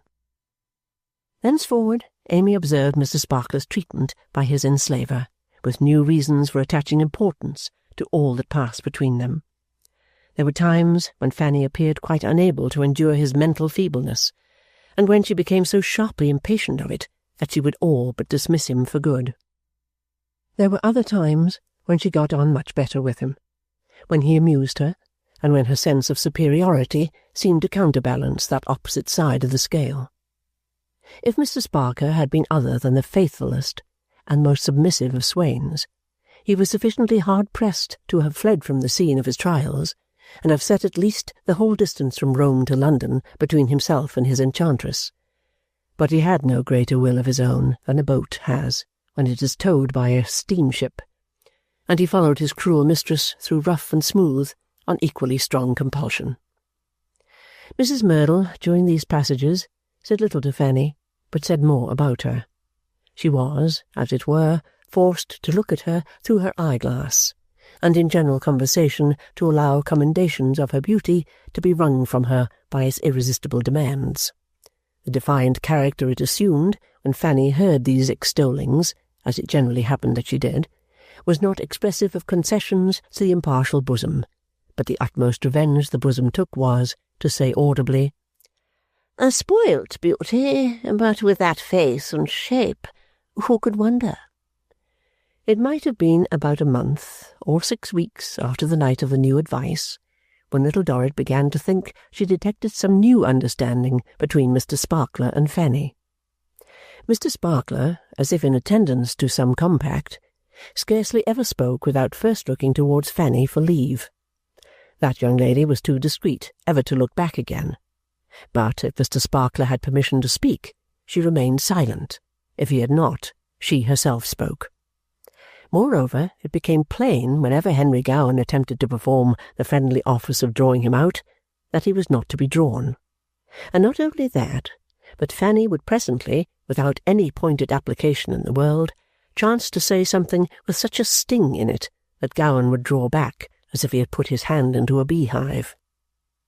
There was yet another circumstance which went a long way to confirm Little Dorrit in her fears, though it was not a great circumstance in itself. Mr. Sparkler's demeanour towards herself changed. It became fraternal. Sometimes, when she was in the outer circle of assemblies, at their own residence, at Mrs. Merdle's, or elsewhere, she would find herself stealthily supported round the waist by Mr. Sparkler's arm. Mr. Sparkler never offered the slightest explanation of this attention, but merely smiled with an air of blundering, contented, good-natured proprietorship, which, in so heavy a gentleman, was ominously expressive. Little Dorrit was at home one day, thinking about Fanny with a heavy heart. They had a room at one end of their drawing-room suite, nearly all a regular bay window, projecting over the street, and commanding all the picturesque life and variety of the Corso, both up and down. At 3 or 4 o'clock in the afternoon, English time, the view from this window was very bright and peculiar, and Little Dorrit used to sit and muse here, much as he had been used to while away the time in her balcony at Venice. Seated thus one day, she was softly touched on the shoulder, and Fanny said, "Well, Amy dear," and took her seat at her side. Their seat was a part of the window. When there was anything in the way of a procession going on, they used to have bright draperies hung out of the window, and used to kneel or sit on this seat, and look out at it, leaning on the brilliant colour. But there was no procession that day, and Little Dorrit was rather surprised by Fanny's being at home at that hour, as she was generally out on horseback then. "Well, Amy," said Fanny, "what are you thinking of, little one?" "I was thinking of you, Fanny." "No? What a coincidence! I declare here's someone else. You were not thinking of this someone else too, were you, Amy?" Amy had been thinking of this someone else too, for it was Mr. Sparkler. She did not say so, however, as she gave him her hand. Mr. Sparkler came and sat down on the other side of her, and she felt the fraternal railing coming behind her, and apparently stretch on to include Fanny. "Well, my little sister," said Fanny with a sigh, "I suppose you know what this means?" "She's as beautiful as she's doted on," stammered Mr. Sparkler, "and there's no nonsense about her. It's arranged." "You needn't explain, Edmund," said Fanny. "No, my love," said Mr. Sparkler.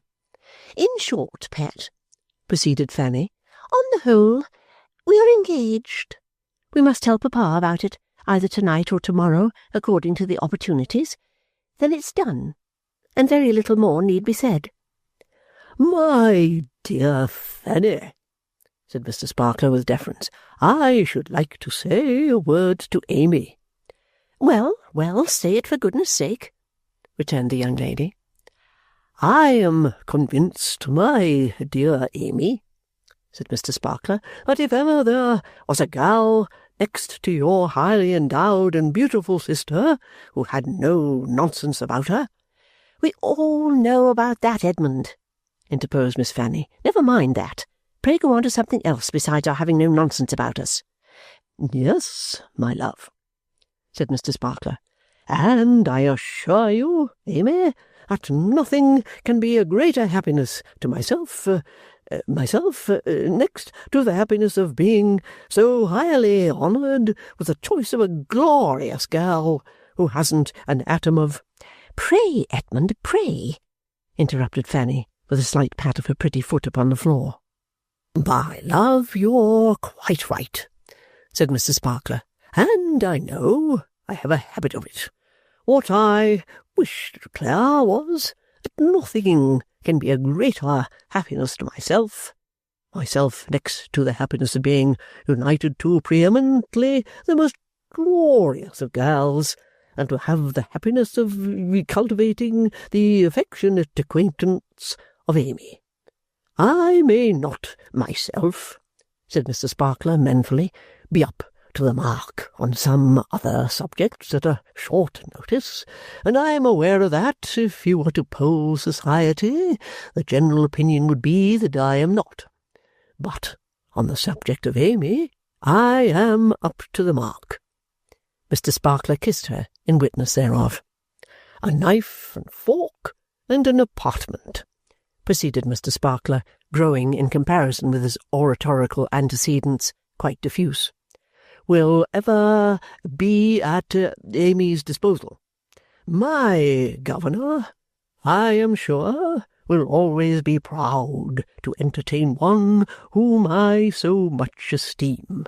And regarding my mother," said Mr. Sparkler, "who is a remarkably fine woman with—" "Edmund, Edmund," cried Miss Fanny as before.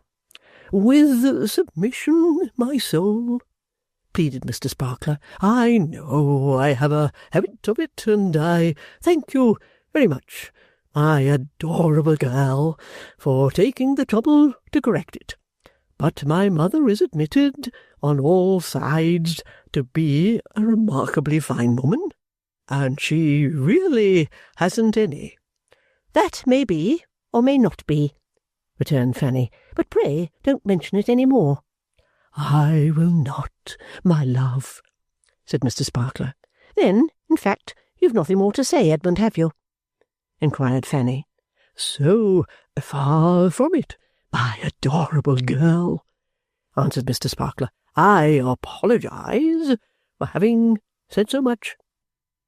Mr. Sparkler perceived, by a kind of inspiration, that the question implied, had he not better go? He therefore withdrew the fraternal railing, and neatly said that he thought he would, with submission, take his leave. He did not go without being congratulated by Amy, as well as she could discharge that office in the flutter and distress of her spirits. When he was gone, she said, "Oh, Fanny, Fanny!" and turned to her sister in the bright window, and fell upon her bosom and cried there. Fanny laughed at first, but soon laid her face against her sister's and cried too, a little.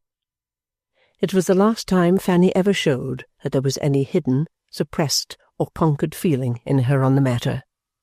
From that hour the way she had chosen lay before her, and she trod it with her own imperious, self-willed step. Chapter 15. No just cause or impediment why these two persons should not be joined together. Mr. Dorrit, on being informed by his elder daughter that she had accepted matrimonial overtures from Mr. Sparkler, to whom she had plighted her troth, received the communication at once with great dignity, and with a large display of parental pride. His dignity dilating with the widened prospect of advantageous ground from which to make acquaintances, and his parental pride being developed by Miss Fanny's ready sympathy with that great object of his existence. He gave her to understand that her noble ambition found harmonious echoes in his heart, and bestowed his blessing on her as a child brimful of duty and good principle, self-devoted to the aggrandizement of the family name. To Mr. Sparkler, when Miss Fanny permitted him to appear, Mr. Dorrit said he would not disguise that the alliance Mr. Sparkler did him the honour to propose was highly congenial to his feelings, both as being in unison with the spontaneous affections of his daughter Fanny, and as opening a family connection of a gratifying nature with Mr. Merdle, the master spirit of the age. Mrs. Merdle also, as a leading lady, rich in distinction, elegance, grace, and beauty, he mentioned in very laudatory terms. He felt it his duty to remark, he was sure a gentleman of Mr. Sparkler's fine sense would interpret him with all delicacy, that he could not consider this proposal definitely determined on until he should have had the privilege of holding some correspondence with Mr. Merdle, and of ascertaining it to be so far accordant with the views of that eminent gentleman as that his, Mr. Dorrit's, daughter would be received on that footing which her station in life, and her dowry, and expectations warranted him in requiring that she should maintain in what he trusted he might be allowed, without the appearance of being mercenary, to call the eye of the great world. While saying this, which his character as a gentleman of some little station, and his character as a father, equally demanded of him, he would not be so diplomatic as to conceal that the proposal remained in hopeful abeyance and under conditional acceptance, and that he thanked Mr. Sparkler for the compliment rendered to himself and to his family. He concluded with some further and more general observations on the character of an independent gentleman, and the character of a possibly too partial and admiring parent. To sum the whole up shortly, he received Mr. Sparkler's offer very much as he would have received 3 or 4 half-crowns from him in the days that were gone. Mr. Sparkler, finding himself stunned by the words thus heaped upon his inoffensive head, made a brief though pertinent rejoinder, the same being neither more nor less than that he had long perceived Miss Fanny to have no nonsense about her, and that he had no doubt of its being all right with his governor. At that point the object of his affections shut him up like a box with a spring lid, and sent him away. Proceeding shortly afterwards to pay his respects to the bosom, Mr. Dorrit was received by it with great consideration. Mrs. Merdle had heard of this affair from Edmund. She had been surprised at first, because she had not thought Edmund a marrying man. Society had not thought Edmund a marrying man. Still, of course, she had seen, as a woman, we women did instinctively see these things, Mr. Dorrit, that Edmund had been immensely captivated by Miss Dorrit, and she had openly said that Mr. Dorrit had much to answer for in bringing so charming a girl abroad to turn the heads of his countrymen. "Have I the honour to conclude, madam," said Mr. Dorrit, "that the direction which Mr. Sparkler's affections have taken is approved of by you?" "I assure you, Mr. Dorrit," returned the lady, "that personally I am charmed." That was very gratifying to Mr. Dorrit. "Personally," repeated Mrs. Merdle, "charmed." This casual repetition of the word personally moved Mr. Dorrit to express his hope that Mr. Merdle's approval too would not be wanting. "I cannot," said Mrs. Merdle, "take upon myself to answer positively for Mr. Merdle. Gentlemen, especially gentlemen who are what society calls capitalists, having their own ideas of these matters. But I should think, merely giving an opinion, Mr. Dorrit, I should think Mr. Merdle would be upon the whole," here she held a review of herself before adding at her leisure, "quite charmed." At the mention of gentlemen whom society called capitalists, Mr. Dorrit had coughed, as if some internal demur were breaking out of him.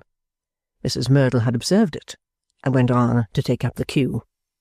"Though, indeed, Mr. Dorrit, it is scarcely necessary for me to make that remark, except in the mere openness of saying what is uppermost to one whom I so highly regard, and with whom I hope I may have the pleasure of being brought into still more agreeable relations.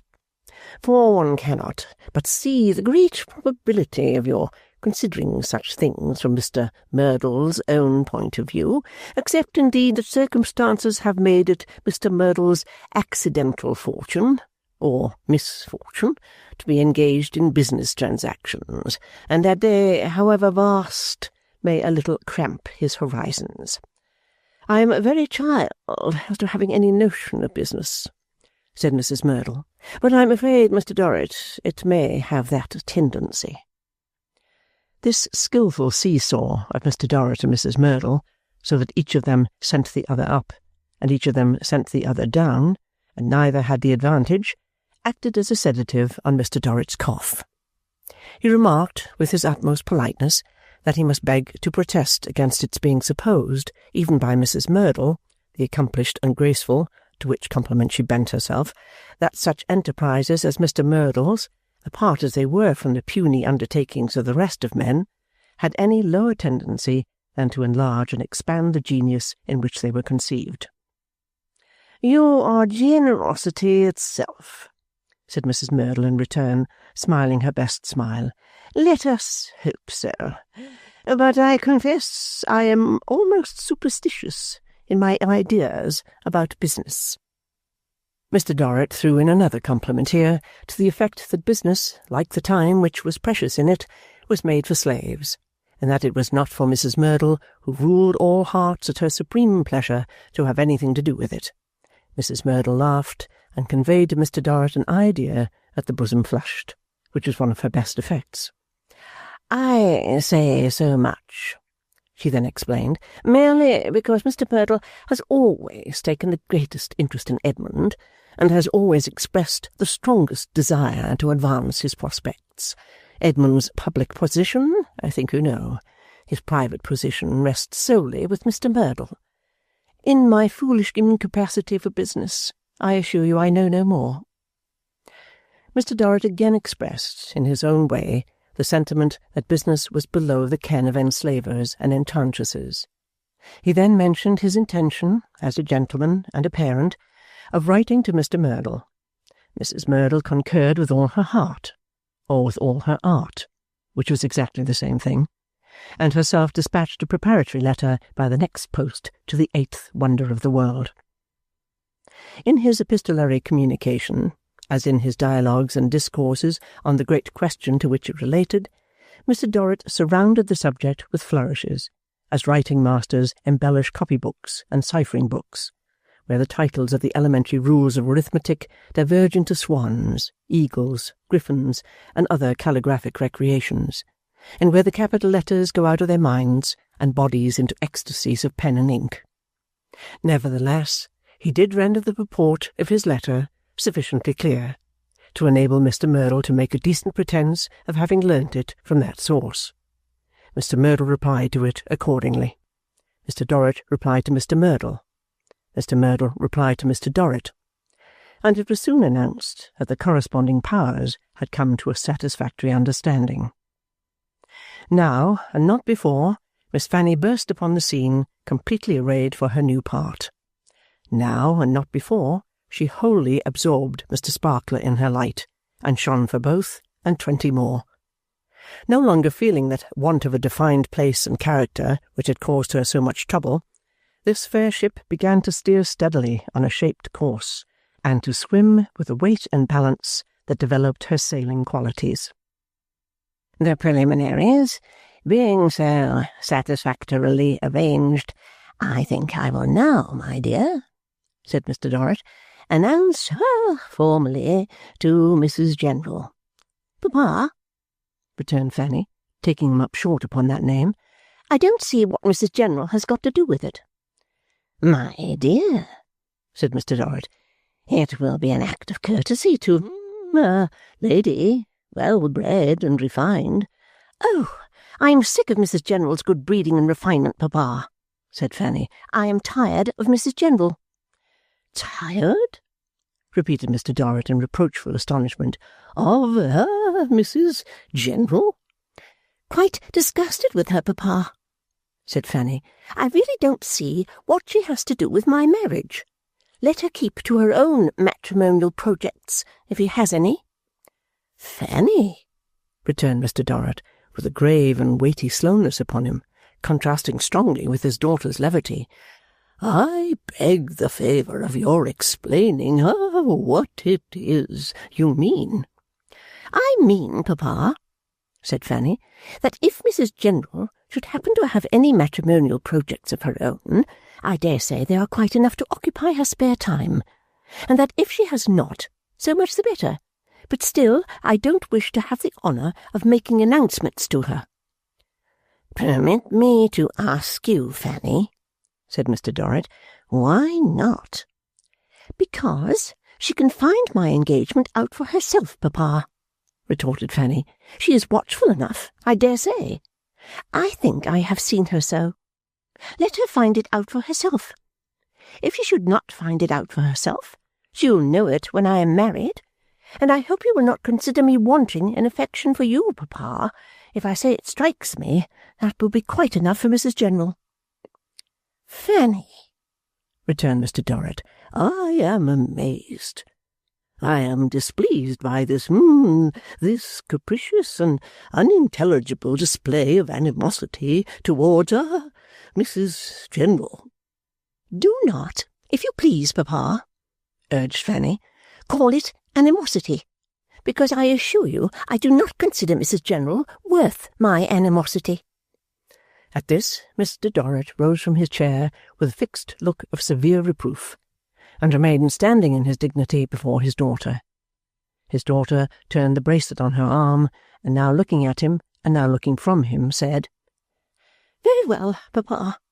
I'm truly sorry if you don't like it, but I can't help it. I'm not a child, and I'm not Amy, and I must speak. Fanny, gasped Mr. Dorrit after a majestic silence, if I request you to remain here, while I formally announce to Mrs. General, as an exemplary lady who is a trusted member of this family, the change that is contemplated among us, if I not only request it, but insist upon it. Oh, papa, Fanny broke in with pointed significance, if you make so much of it as that, I have in duty nothing to do but comply. I hope I may have my thoughts upon the subject, however, for I really cannot help it under the circumstances. So Fanny sat down with a meekness which, in the junction of extremes, became defiance, and her father, either not deigning to answer, or not knowing what to answer, summoned Mr. Tinkler into his presence. Mrs. General. Mr. Tinkler, unused to receive such short orders in connection with the fair varnisher, paused. Mr. Dorrit, seeing the whole Marshalsea and all its testimonials in the pause, instantly flew at him with, How dare you, sir? What do you mean? I beg your pardon, sir, pleaded Mr. Tinkler. I was wishful to know. You wish to know nothing, sir, cried Mr. Dorrit, highly flushed.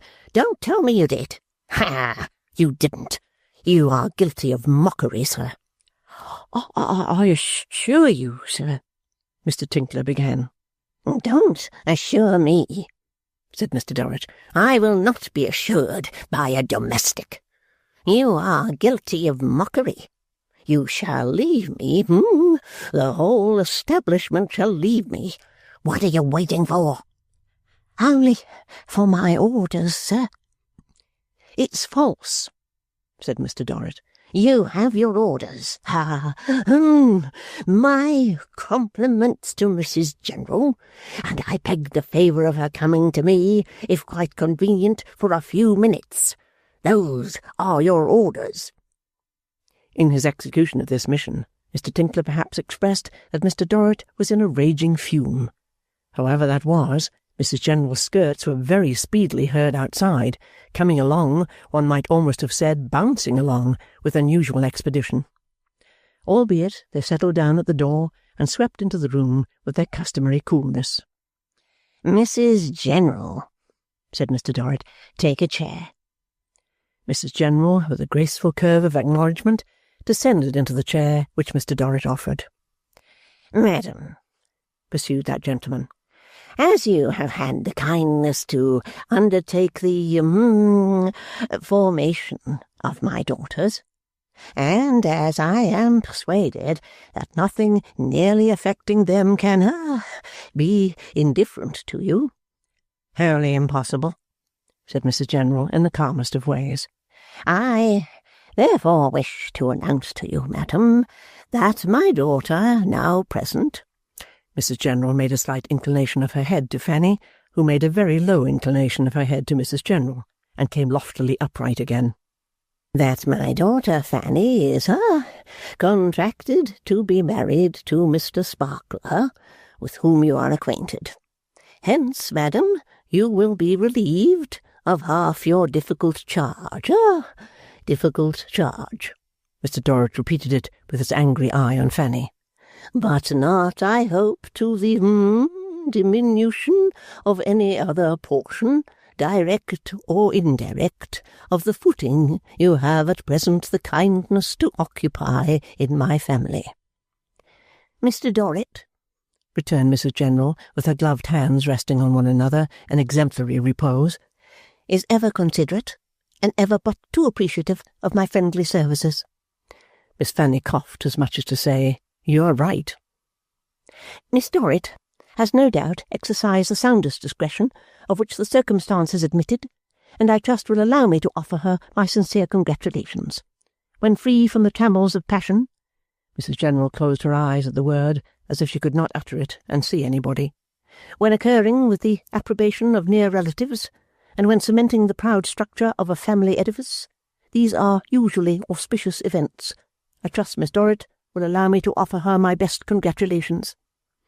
Here Mrs. General stopped, and added internally for the setting of her face, Papa, potatoes, poultry, prunes, and Prism. Mr. Dorrit, she superadded aloud, is ever most obliging, and for the attention, and I will add distinction, of having this confidence imparted to me by himself and Miss Dorrit at this early time, I beg to offer the tribute of my thanks.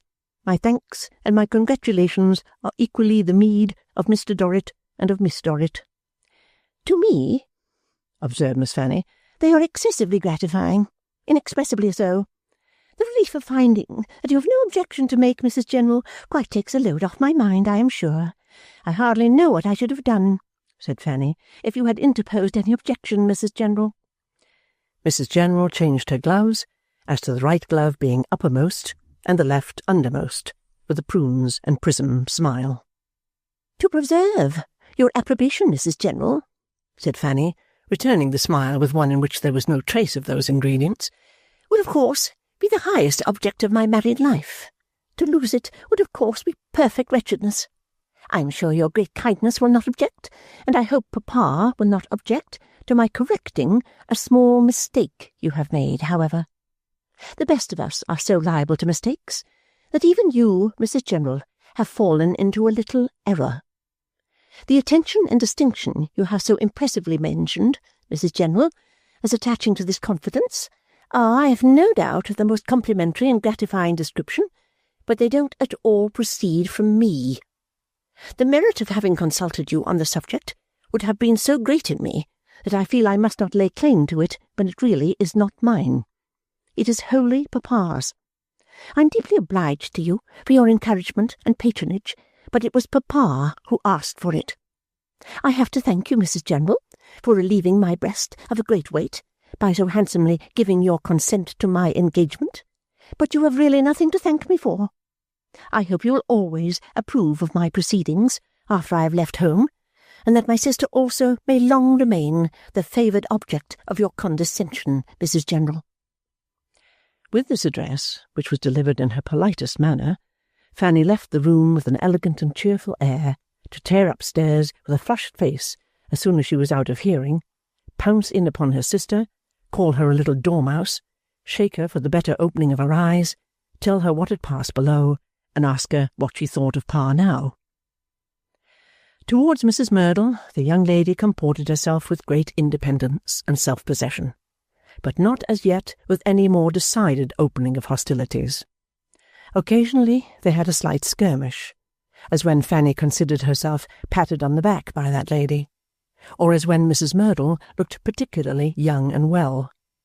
But Mrs. Merdle always soon terminated those passages of arms by sinking among her cushions with the gracefullest indifference, and finding her attention otherwise engaged. Society, for that mysterious creature sat upon the 7 hills too, found Miss Fanny vastly improved by her engagement. She was much more accessible, much more free and engaging, much less exacting, insomuch that she now entertained a host of followers and admirers, to the bitter indignation of ladies with daughters to marry, who were to be regarded as having revolted from society on the Miss Dorrit grievance, and erected a rebellious standard, enjoying the flutter she caused. Miss Dorrit not only haughtily moved through it in her own proper person, but haughtily, even ostentatiously, led Mr. Sparkler through it too, seeming to say to them all, "If I think proper to march among you, in triumphal procession, attended by this weak captive in bonds, rather than a stronger one, that is my business. Enough that I choose to do it." Mr. Sparkler, for his part, questioned nothing, but went wherever he was taken, did whatever he was told, felt that for his bride-elect to be distinguished was for him to be distinguished on the easiest terms, and was truly grateful for being so openly acknowledged. The winter passing on towards the spring, while this condition of affairs prevailed, it became necessary for Mr. Sparkler to repair to England, and take his appointed part in the expression and direction of its genius, learning, commerce, spirit, and sense. The land of Shakespeare, Milton, Bacon, Newton, Watt, the land of a host of past and present abstract philosophers, natural philosophers, and subduers of nature and art in their myriad forms, called to Mr. Sparkler to come and take care of it, lest it should perish. Mr. Sparkler, unable to resist the agonized cry from the depths of his country's soul, declared that he must go. It followed that the question was rendered pressing when, where, and how Mr. Sparkler should be married to the foremost girl in all this world with no nonsense about her. Its solution, after some little mystery and secrecy, Miss Fanny herself announced to her sister. "Now, my child," said she, seeking her out one day, "I'm going to tell you something. It's only this moment broached, and naturally I hurry to you the moment it is broached." "Your marriage, Fanny?" "My precious child," said Fanny, "don't anticipate me. Let me impart my confidence to you, you flurried little thing, in my own way. As to your guess, if I answered it literally, I should answer no, for really it is not my marriage that is in question, half as much as it is Edmund's." Little Dorrit looked, and perhaps not altogether without cause, somewhat at a loss to understand this fine distinction. "I am in no difficulty," exclaimed Fanny, "and in no hurry. I am not wanted at any public office, or to give any vote anywhere else. But Edmund is.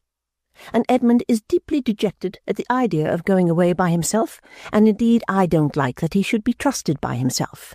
For, if it's possible, and it generally is, to do a foolish thing, he is sure to do it." As she concluded this impartial summary of the reliance that might be safely placed upon her future husband, she took off, with an air of business, the bonnet she wore, and dangled it by its strings upon the ground. "It is far more Edmund's question, therefore, than mine. However, we need say no more about that. That is self-evident on the face of it.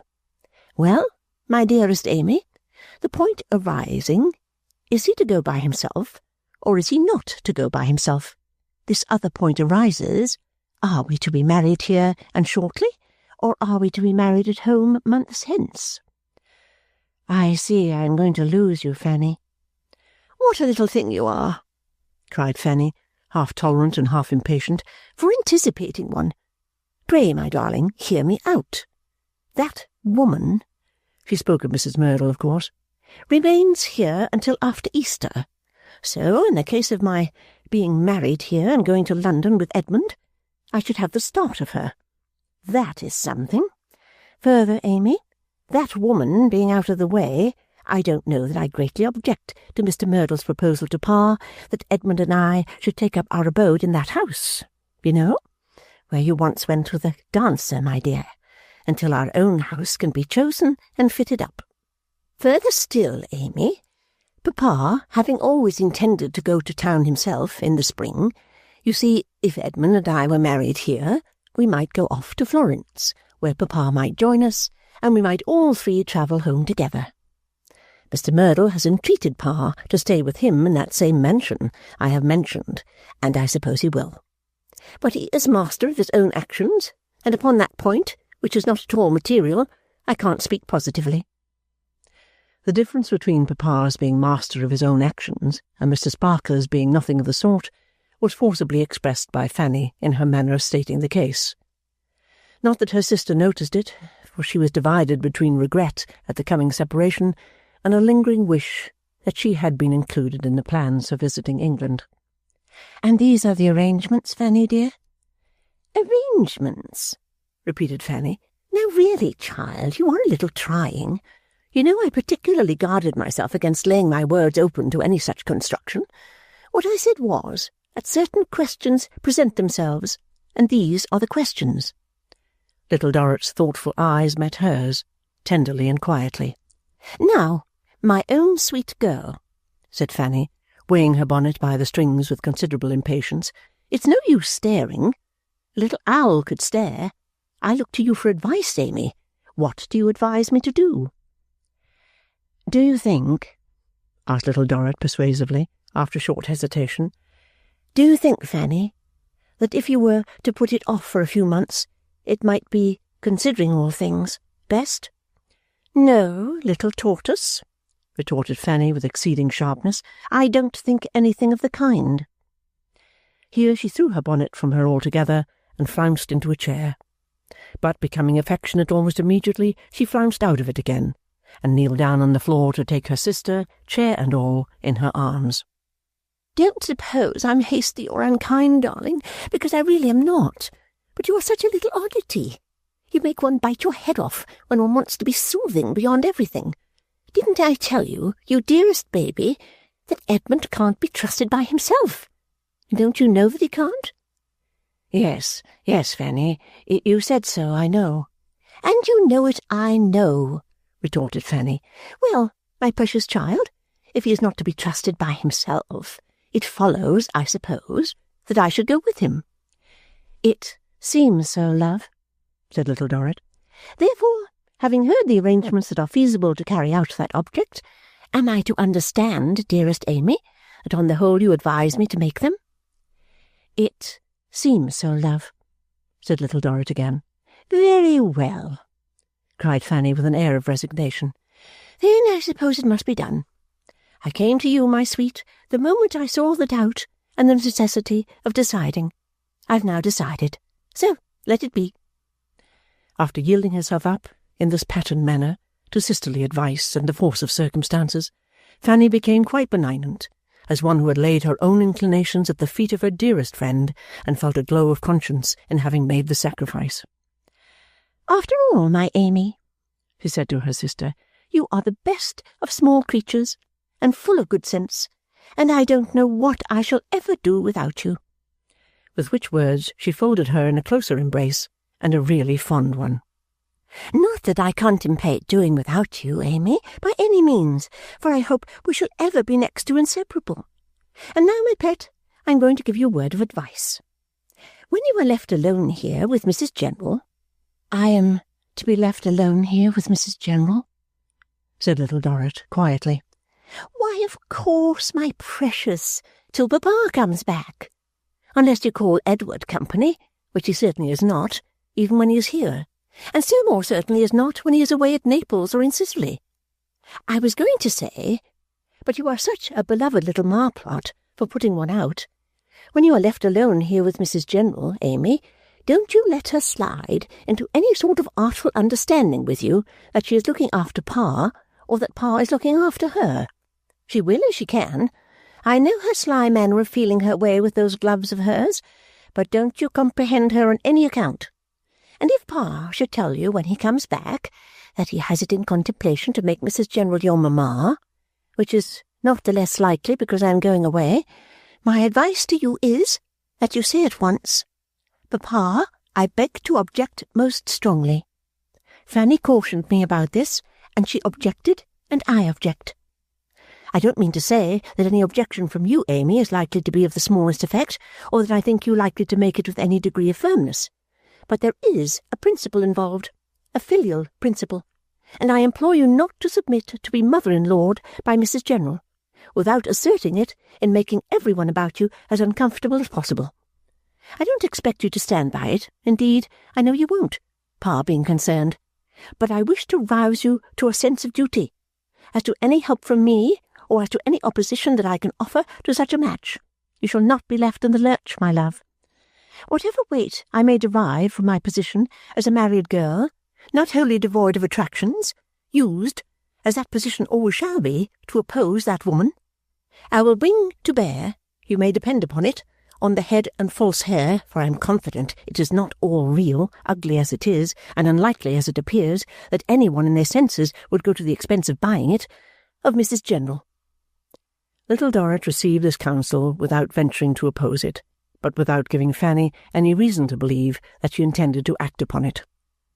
Having now, as it were, formally wound up her single life and arranged her worldly affairs, Fanny proceeded with characteristic ardour to prepare for the serious change in her condition.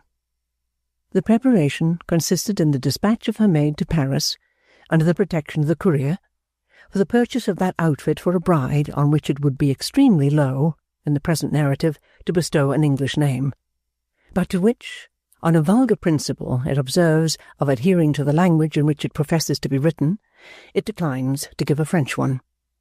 The rich and beautiful wardrobe purchased by these agents in the course of a few weeks made its way through the intervening country, bristling with custom-houses, garrisoned by an immense army of shabby mendicants in uniform, who incessantly repeated the beggar's petition over it, as if every individual warrior among them were the ancient Belisarius, and of whom there were so many legions that unless the courier had expended just 1.5 bushels of silver money relieving their distresses, they would have worn the wardrobe out before it got to Rome, by turning it over and over.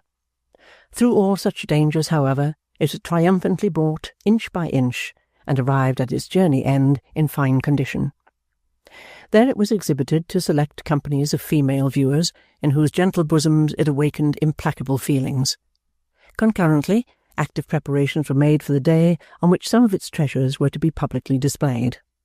Cards of breakfast invitation were sent out to half the English in the city of Romulus. The other half made arrangements to be under arms as criticising volunteers at various outer points of the solemnity. The most high and illustrious English Signor Edgardo Dorrit came post through the deep mud and ruts from forming a surface under the improving Neapolitan nobility to grace the occasion. The best hotel and all its culinary myrmidons were sent to work to prepare the feast. The draughts of Mr. Dorrit almost constituted a run on the Tolonia Bank. The British consul hadn't had such a marriage in the whole of its consularity. The day came, and the she-wolf in the capital might have snarled with envy to see how the island savages contrived these things nowadays. The murderous-headed statues of the wicked emperors of the soldiery, whom sculptors had not been able to flatter out of their villainous hideousness, might have come off their pedestals to run away with the bride. The choked old fountain, where erst the gladiators washed, might have leaped into life again to honour the ceremony. The temple of Vesta might have sprung up anew from its ruins, expressly to lend its countenance to the occasion. Might have done, but did not. Like sentient things, even like the lords and ladies of creation sometimes, might have done much, but did nothing. The celebration went off with admirable pomp. Monks in black robes, white robes, and russet robes stopped to look after the carriages. Wandering peasants and fleeces of sheep begged and piped under the house windows. The English volunteers defiled. The day wore on to the hour of vespers. The festival wore away. The 1,000 churches rang their bells without any reference to it, and St. Peter denied that he had anything to do with it. But by that time the bride was near the end of the first day's journey towards Florence. It was the peculiarity of the nuptials that they were all bride. Nobody noticed the bridegroom. Nobody noticed the first bridesmaid. Few could have seen Little Dorrit, who held that post, for the glare, even supposing many to have sought her. So the bride had mounted into her handsome chariot, incidentally accompanied by the bridegroom, and after rolling for a few minutes smoothly over a fair pavement, had begun to jolt through a slough of despond, and through a long, long avenue of rack and ruin. Other nuptial carriages are said to have gone the same road, before and since. If Little Dorrit found herself left a little lonely and a little low that night, nothing would have done so much against her feeling of depression as the being able to sit at work by her father, as in the old time, and help him to his supper and his rest. But that was not to be thought of now, when they sat in the state equipage with Mrs. General on the coach-box. And as to supper, if Mr. Dorrit had wanted supper, there was an Italian cook, and there was a Swiss confectioner, who must have put on caps as high as the Pope's mitre, and have performed the mysteries of alchemists in a copper saucepanned laboratory below, before he could have got it. He was sententious and didactic that night. If he had been simply loving, he would have done Little Dorrit more good. But she accepted him as he was. When had she not accepted him as he was, and made the most and best of him? Mrs. General at length retired. Her retirement for the night was always her frostiest ceremony, as if she felt it necessary that the human imagination should be chilled into stone to prevent its following her. When she had gone through her rigid preliminaries, amounting to a sort of genteel platoon exercise, she withdrew. Little Dorrit then put her arm round her father's neck to bid him good night. "Amy, my dear," said Mr. Dorrit, taking her by the hand, "this is the close of a day that has, greatly impressed and gratified me." "A little tired, you dear, too?" "No," said Mr. Dorrit. "No, I am not sensible of fatigue when it arises from an occasion so, replete with gratification of the purest kind." Little Dorrit was glad to find him in such heart, and smiled from her own heart. "My dear," he continued, "this is an occasion, teeming with a good example. With a good example, my favourite and attached child, to you." Little Dorrit, fluttered by his words, did not know what to say, though he stopped as if he expected her to say something. "Amy," he resumed, "your dear sister, our Fanny, has contracted, a marriage eminently calculated to extend the basis of our connection and to consolidate our social relations. My love, I trust that the time is not far distant when some eligible partner may be found for you." "Oh, no. Let me stay with you. I beg and pray that I may stay with you. I want nothing but to stay and take care of you." She said it like one in sudden alarm. "Nay, Amy," said Mr. Dorrit, "this is weak and foolish. You have a responsibility imposed upon you by your position. It is to develop that position and be worthy of that position. As to taking care of me, I can take care of myself.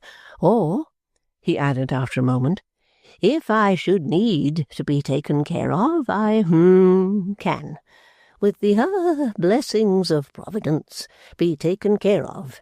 I cannot, my dear child, think of engrossing and, as it were, sacrificing you." Oh, what a time of day at which to begin that profession of self-denial, at which to make it with an air of taking credit for it, at which to believe it, if such a thing could be. "Don't speak, Amy. I positively say I cannot do it. I must not do it. My conscience would not allow it. I therefore, my love, take the opportunity afforded by this gratifying and impressive occasion of solemnly remarking that it is now a cherished wish and purpose of mine to see you eligibly, I repeat, eligibly, married." "Oh, no, dear, pray."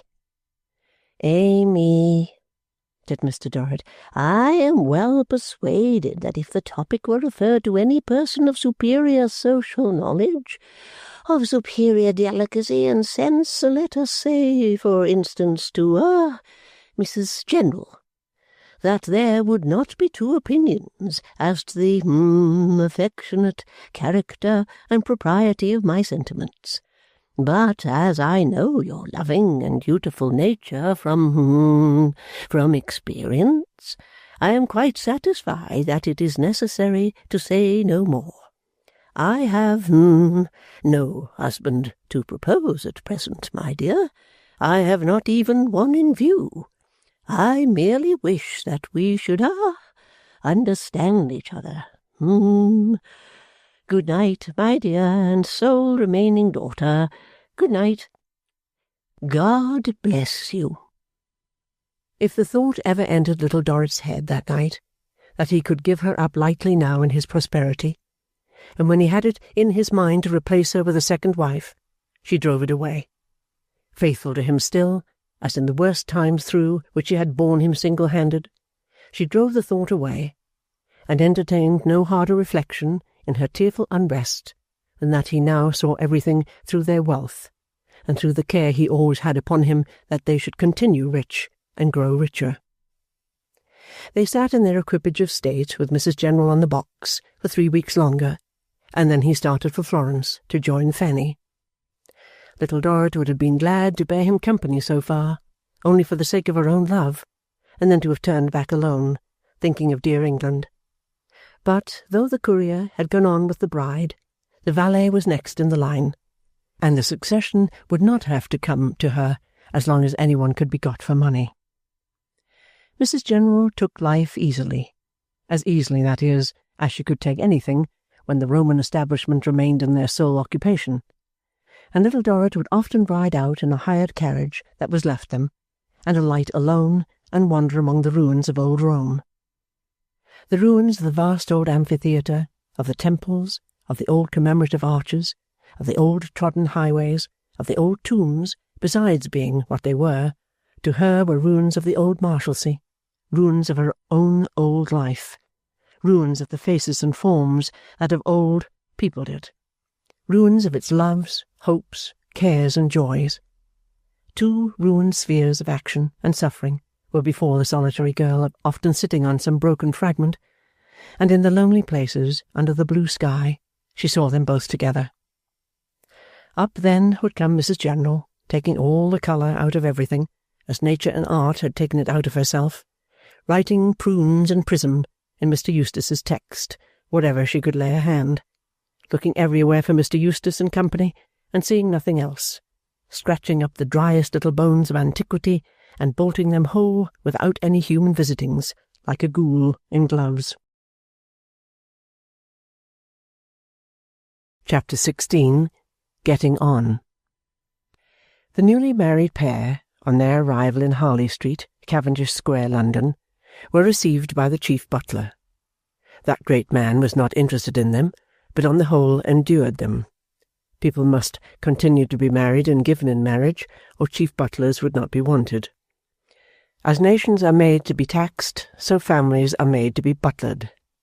The chief butler, no doubt, reflected that the course of nature required the wealthy population to be kept up on his account.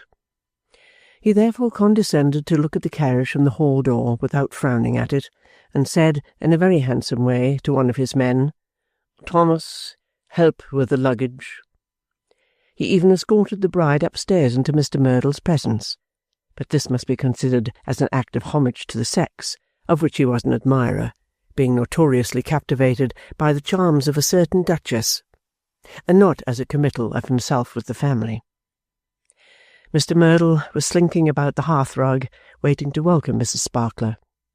His hand seemed to retreat up his sleeve as he advanced to do so, and he gave her such a superfluity of coat-cuff that it was like being received by the popular conception of Guy Fawkes. When he put his lips to hers, besides, he took himself into custody by the wrists, and backed himself among the ottomans and chairs and tables, as if he were his own police officer saying to himself, "Now, none of that. Come, I've got you, you know, and you go quietly along with me." Mrs. Sparkler, installed in the rooms of state, the innermost sanctuary of down, silk, chintz, and fine linen, felt that so far her triumph was good, and her way made step by step.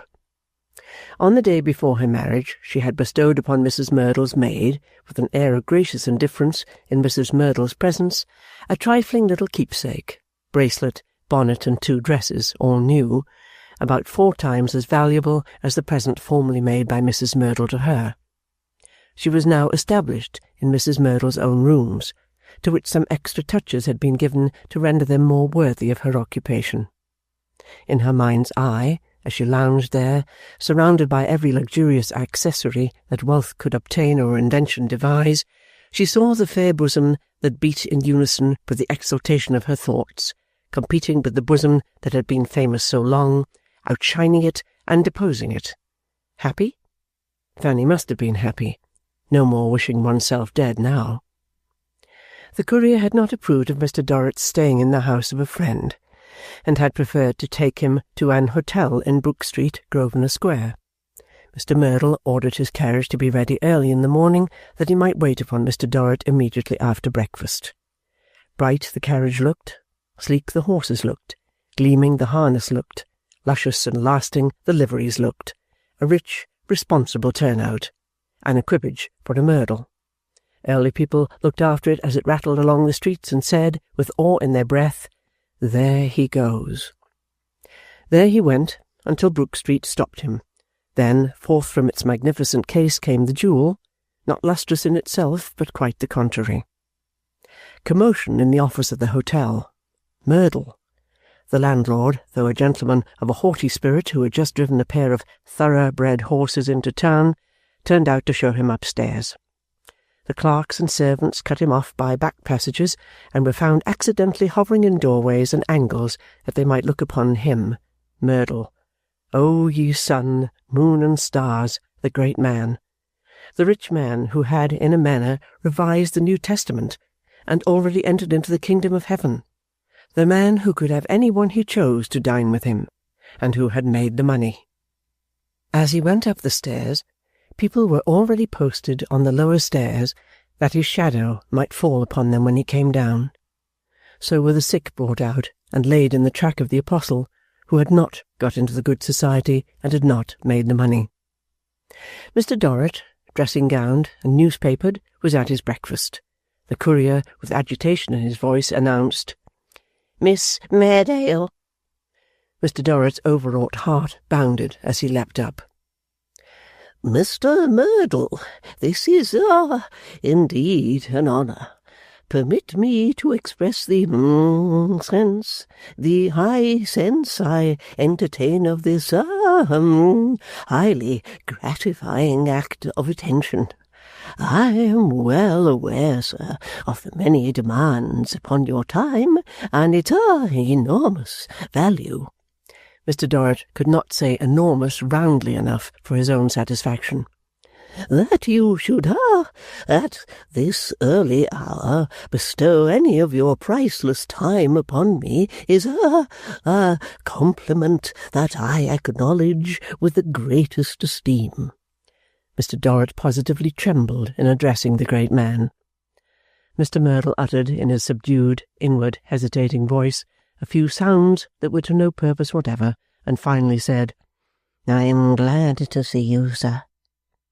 "You are very kind," said Mr. Dorrit, "truly kind." By this time the visitor was seated, and was passing his great hand over his exhausted forehead. "You are well, I hope, Mr. Merdle?" "I am as well as I am as well as I usually am," said Mr. Merdle. "Your occupations must be immense." "Tolerably so, but, oh dear, no, there's not much the matter with me," said Mr. Merdle, looking round the room. "A little dyspeptic?" Mr. Dorrit hinted. "Very likely, but I am well enough," said Mr. Merdle. There were black traces on his lips where they met, as if a little train of gunpowder had been fired there, and he looked like a man who, if his natural temperament had been quicker, would have been very feverish that morning. This, and his heavy way of passing his hand over his forehead, had prompted Mr. Dorrit's solicitous inquiries. "Mrs. Merdle," Mr. Dorrit insinuatingly pursued, "I left, as you will be prepared to hear, the observed of all observers, the admired of all admirers, the leading fascination and charm of society in Rome.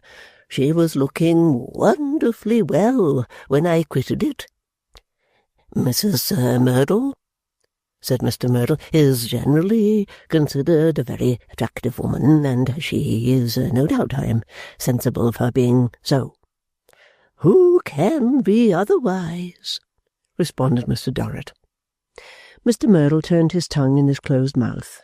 It seemed rather a stiff and unmanageable tongue, moistened his lips, passed his hand over his forehead again, and looked all round the room again, principally under the chairs.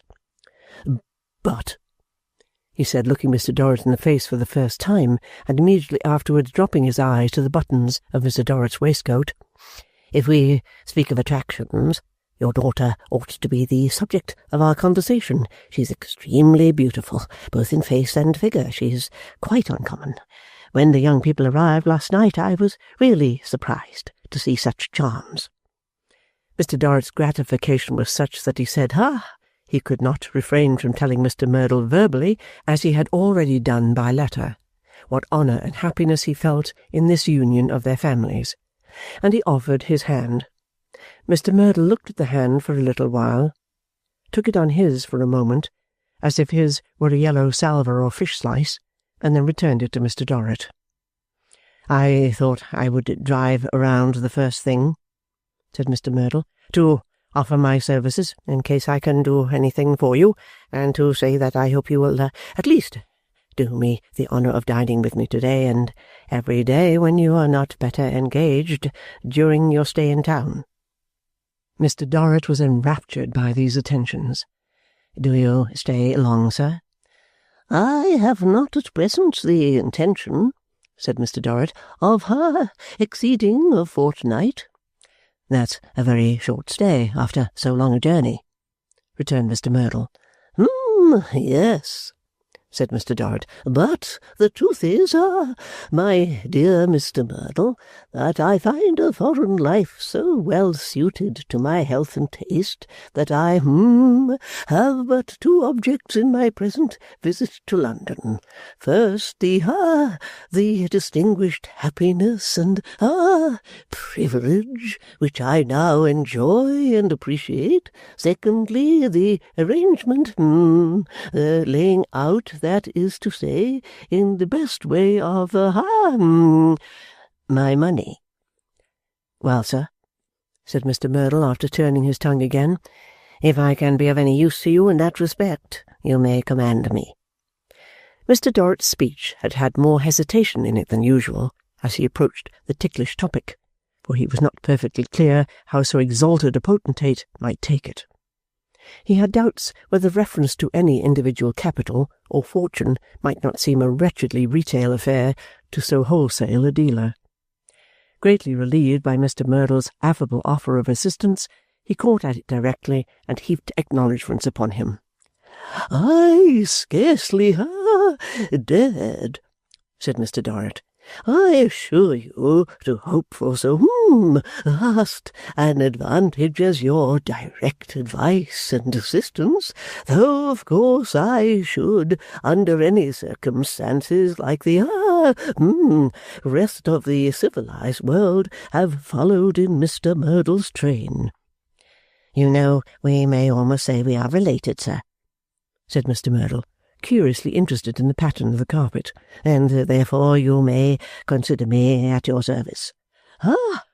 "Very handsome indeed," cried Mr. Dorrit. "Most handsome." "It would not," said Mr. Merdle, "be at the present moment easy for what I may call a mere outsider to come into any of the good things. Of course, I speak of my own good things."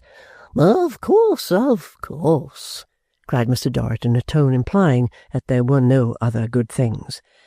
"Unless at a high price, at what we are accustomed to term a very long figure.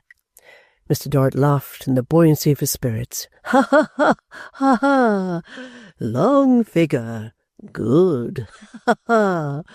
Very expressive, to be sure.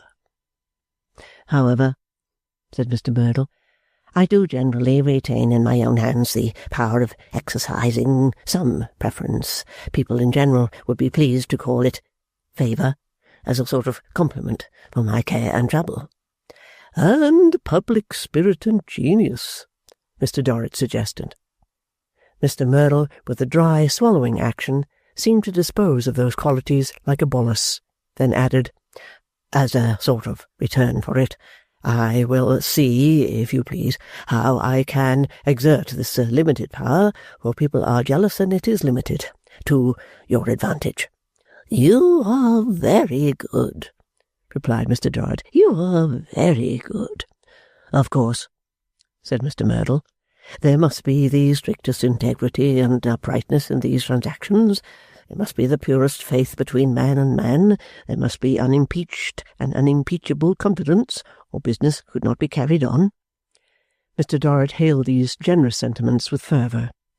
Therefore, said Mr. Merdle, I can only give you a preference to a certain extent. I perceive to a defined extent, observed Mr. Dorrit, defined extent, and perfectly above board. As to my advice, however, said Mr. Merdle, that is another matter. That, such as it is. Oh, such as it was. Mr. Dorrit could not bear the faintest appearance of its being depreciated even by Mr. Merdle himself. That there is nothing in the bonds of spotless honour between myself and my fellow man to prevent my parting with, if I choose. And that, said Mr. Merdle, now deeply intent upon a dust cart that was passing the windows, shall be at your command whenever you think proper. New acknowledgments from Mr. Dorrit, new passages of Mr. Merdle's hand over his forehead, calm and silence, contemplation of Mr. Dorrit's waistcoat buttons by Mr. Merdle. My time being rather precious, said Mr. Merdle, suddenly getting up, as if he had been waiting in the interval for his legs and they had just come, I must be moving towards the city. Can I take you anywhere, sir?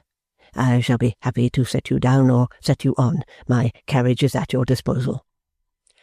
Mr. Dorrit bethought himself that he had business at his banker's. His banker's was in the city. That was fortunate. Mr. Merdle would take him into the city. But surely he might not detain Mr. Merdle while he assumed his coat? Yes, he might and must.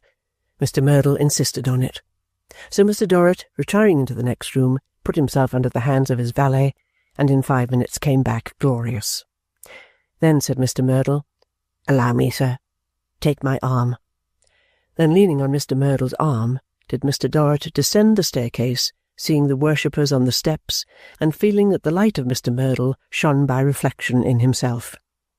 Then the carriage, and the ride into the city, and the people who looked at them, the hats that flew off grey heads, and the general bowing and crouching before this wonderful mortal, the like of which prostration of spirit was not to be seen. No, by heaven, no. It may be worth thinking of by foreigners of all denominations, in Westminster Abbey and St. Paul's Cathedral put together, on any Sunday in the year. It was a rapturous dream to Mr. Dorrit to find himself set aloft in this public car of triumph, making magnificent progress to that befitting destination, the golden street of the Lombards. There Mr. Merdle insisted on lighting, and going his way afoot, and leaving his poor equipage at Mr. Dorrit's disposition. So the dream increased in rapture when Mr. Dorrit came out of the bank alone, and people looked at him in default of Mr. Merdle, and when, with the ears of his mind, he heard the frequent exclamation as he rolled glibly along, A wonderful man to be Mr. Merdle's friend. At dinner that day, although the occasion was not foreseen and provided for, a brilliant company of such as are not made of the dust of the earth, but of some superior article for the present unknown, shed their lustrous benediction upon Mr. Dorrit's daughter's marriage. And Mr. Dorrit's daughter that day began, in earnest, her competition with that woman not present, and began it so well that Mr. Dorrit could all but have taken his affidavit, if required, that Mrs. Sparkler had all her life been lying at full length in the lap of luxury, and had never heard of such a rough word in the English tongue as Marshalsea. Next day, and the day after, and every day, all graced by more dinner company, cards descended on Mr. Dorrit like theatrical snow. As the friend and relative by marriage of the illustrious Merdle, bar, bishop, treasury, chorus, everybody wanted to make or improve Mr. Dorrit's acquaintance. In Mr. Merdle's heap of offices in the city, when Mr. Dorrit appeared at any of them on his business taking him eastward, which it frequently did, for it throve amazingly, the name of Dorrit was always a passport to the great presence of Merdle. So the dream increased in rapture every hour, as Mr. Dorrit felt increasingly sensible that this connection had brought him forward indeed. Only one thing sat otherwise than auriferously, and at the same time lightly, on Mr. Dorrit's mind. It was the chief butler. That stupendous character looked at him, in the course of his official looking at the dinners, in a manner that Mr. Dorrit considered questionable. He looked at him as he passed through the hall and up the staircase, going to dinner, with a glazed fixedness that Mr. Dorrit did not like. Seated at table in the act of drinking, Mr. Dorrit still saw him through his wine-glass, regarding him with a cold and ghostly eye.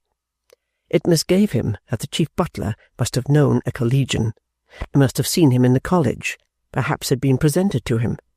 He looked as closely at the chief butler as such a man could be looked at, and yet he did not recall that he had ever seen him elsewhere. Ultimately he was inclined to think that there was no reverence in the man, no sentiment in the great creature. But he was not relieved by that, for, let him think what he would, the chief butler had him in his supercilious eye, even when that eye was on the plate and other table garniture, and he never let him out of it. To hint to him that this confinement in his eye was disagreeable, or to ask him what he meant, was an act too daring to venture upon, his severity with his employers and their visitors being terrific, and he never permitting himself to be approached with the slightest liberty.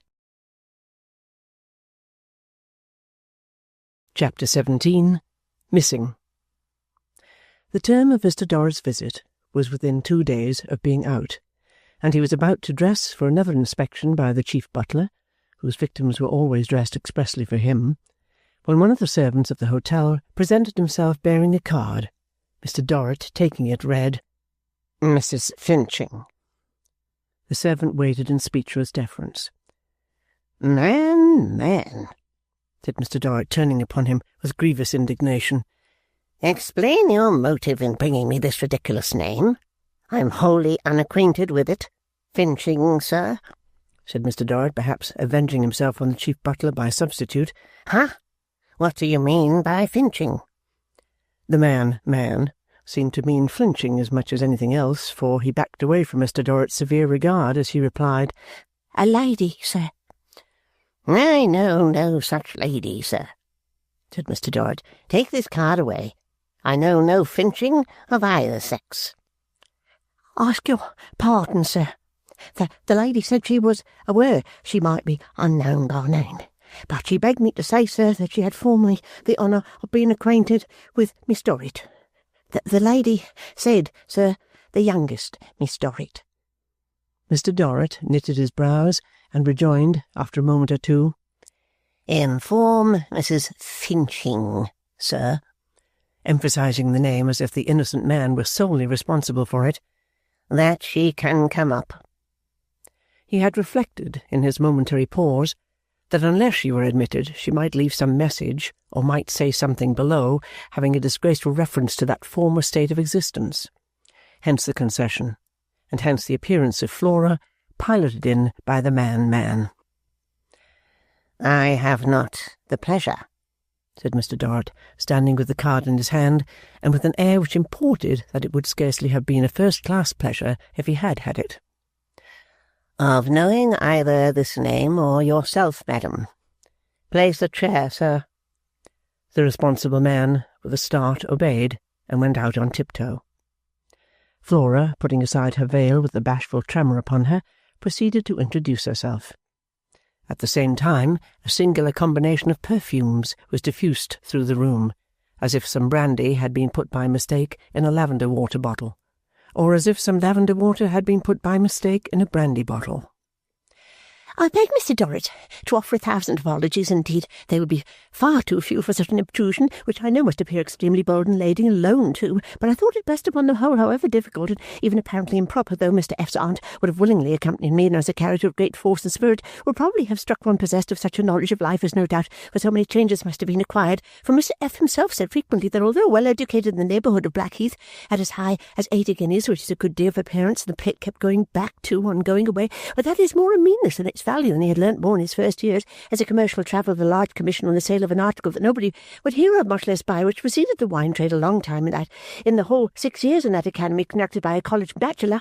But why a bachelor more clever than a married man, I do not see, and never did, but pray excuse me, that is not the point. Mr. Dorrit stood rooted to the carpet, a statue of mystification.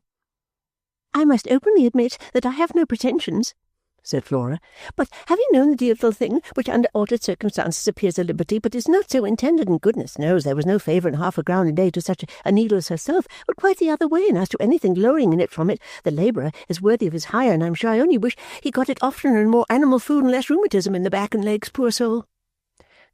Madam, said Mr. Dorrit, recovering his breath by a great effort, as a relict of the late Mr. Finching stopped to take hers. Madam, said Mr. Dorrit, very red in the face, if I understand you to refer to anything in the antecedents of a daughter of mine involving her daily compensation, madam, I beg to observe that the fact, assuming it to be fact, never was within my knowledge. I should not have permitted it. Never, never. Unnecessary to pursue the subject, returned Flora, and would not have mentioned it on any account except as supposing it a favourable only letter of introduction, but as to being fact, no doubt whatever, and you may set your mind at rest, for the very dress I have on now can prove, and sweetly made, there is no denying that it would tell better on a better figure, for my own is much too fat, though how to bring it down I know not. Pray excuse me, I am roving off again. Mr. Dorrit backed to his chair in a stony way, and seated himself, as Flora gave him a softening look and played with her parasol. The dear little thing, said Flora, having gone off perfectly limp and white and cold in my own house, or at least papa's, for though not a freehold, still a long lease at a peppercorn in the morning, when Arthur, foolish habit of our youthful days, and Mr. Clennam, far more adapted to existing circumstances, particularly addressing a stranger, and that stranger a gentleman in an elevated station, communicated the glad tidings imparted by a person of name of Pancks, emboldens me. At the mention of these two names, Mr. Dorrit frowned, stared, frowned again, hesitated with his fingers at his lips, as he had hesitated long ago, and said, Do me the favour to state your pleasure, madam. Mr. Dorrit, said Flora, you are very kind in giving me permission, and highly natural it seems to me that you should be kind, for though more stately I perceive a likeness filled out, of course, but a likeness still, the object of my intruding is my own, without the slightest consultation with any human being, and most decidedly not with Arthur. Oh, pray excuse me, Doris and Clennam, I don't know what I am saying, Mr. Clennam, soulless for to put that individual linked by a golden chain to a purple time when all was ethereal out of any anxiety would be worth to me the ransom of a monarch, not that I have the least idea how much that would come to, but as using it as the total of all I have in the world and more.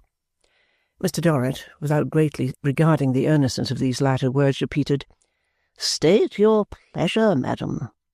It's not likely, I well know, said Flora, but it's possible, and being possible when I had the gratification of reading in the papers that you had arrived from Italy and were going back, I made up my mind to try it, for you might come across him or hear something of him, and if so, what a blessing and relief to all.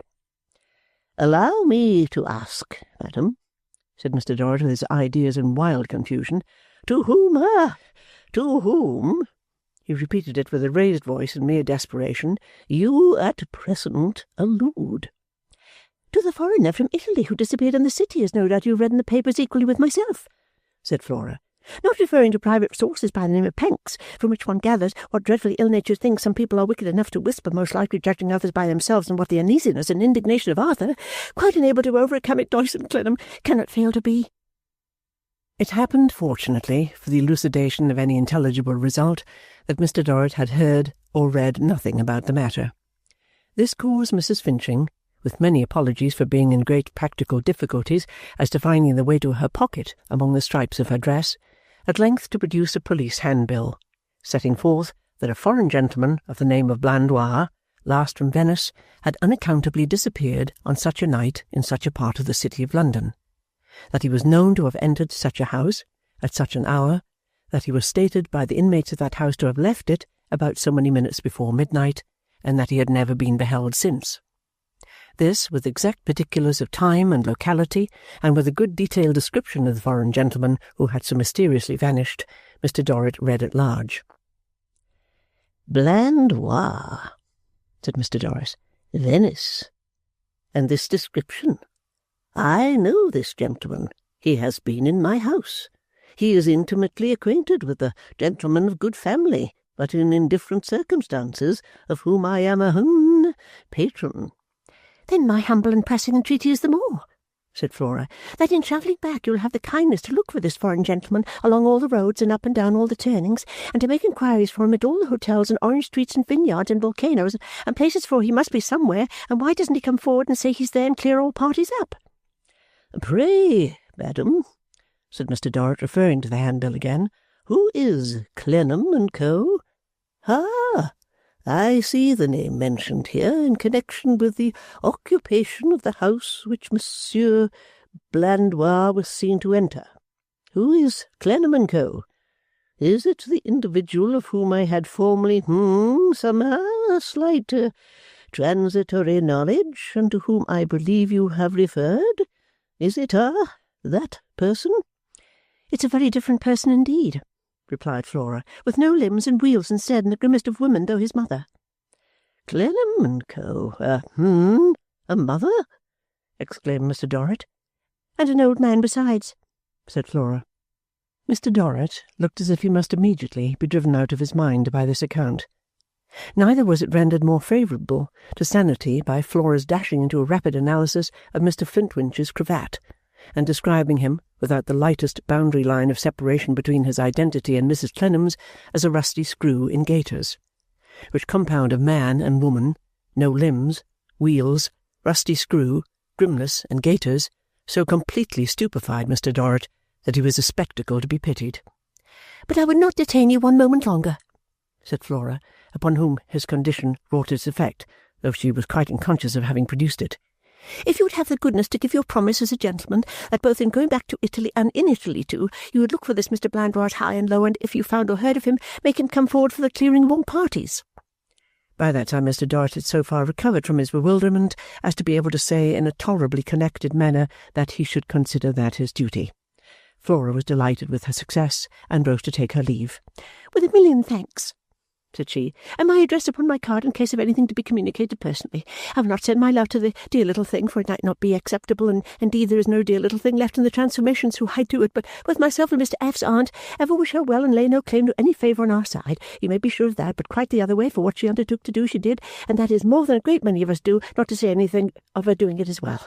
Well, as it could be done, and I myself am one of them, for I have said ever since I began to recover the blow of Mr. F.'s death that I would learn the organ, of which I am extremely fond, but of which I am ashamed to say I do not yet know a note. Good evening." When Mr. Dorrit, who attended her to the room door, had had a little time to collect his senses, he found that the interview had summoned back discarded reminiscences which jarred with the Merdle dinner-table. He wrote and sent off a brief note excusing himself for that day, and ordered dinner presently in his own rooms at the hotel. He had another reason for this. His time in London was very nearly out, and was anticipated by engagements. His plans were made for returning, and he thought it behoved his importance to pursue some direct inquiry into the Blandois disappearance, and be in a condition to carry back to Mr. Henry Gowan the result of his own personal investigation. He therefore resolved that he would take advantage of that evening's freedom to go down to Clennam and Co.'s, easily to be found by the directions set forth in the handbill, and see the place, and ask a question or two there himself. Having dined as plainly as the establishment and the courier would let him, and having taken a short sleep by the fire for his better recovery from Mrs. Finching, he set out in a hackney cabriolet alone. The deep bell of St. Paul's was striking 9 as he passed under the shadow of Temple Bar, headless and forlorn in these degenerate days. As he approached his destination through the by-streets and waterside ways, that part of London seemed to him an uglier spot at such an hour than he had ever supposed it to be. Many long years had passed since he had seen it. He had never known much of it, and it wore a mysterious and dismal aspect in his eyes.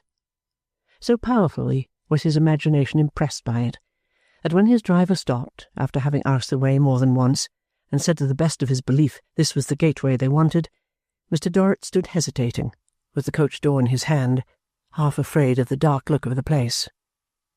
Truly, it looked as gloomy that night as even it had ever looked. 2 of the handbills were posted on the entrance wall, 1 on each side, and as the lamp flickered in the night air, shadows passed over them, not unlike the shadows of fingers following the lines. A watch was evidently kept upon the place.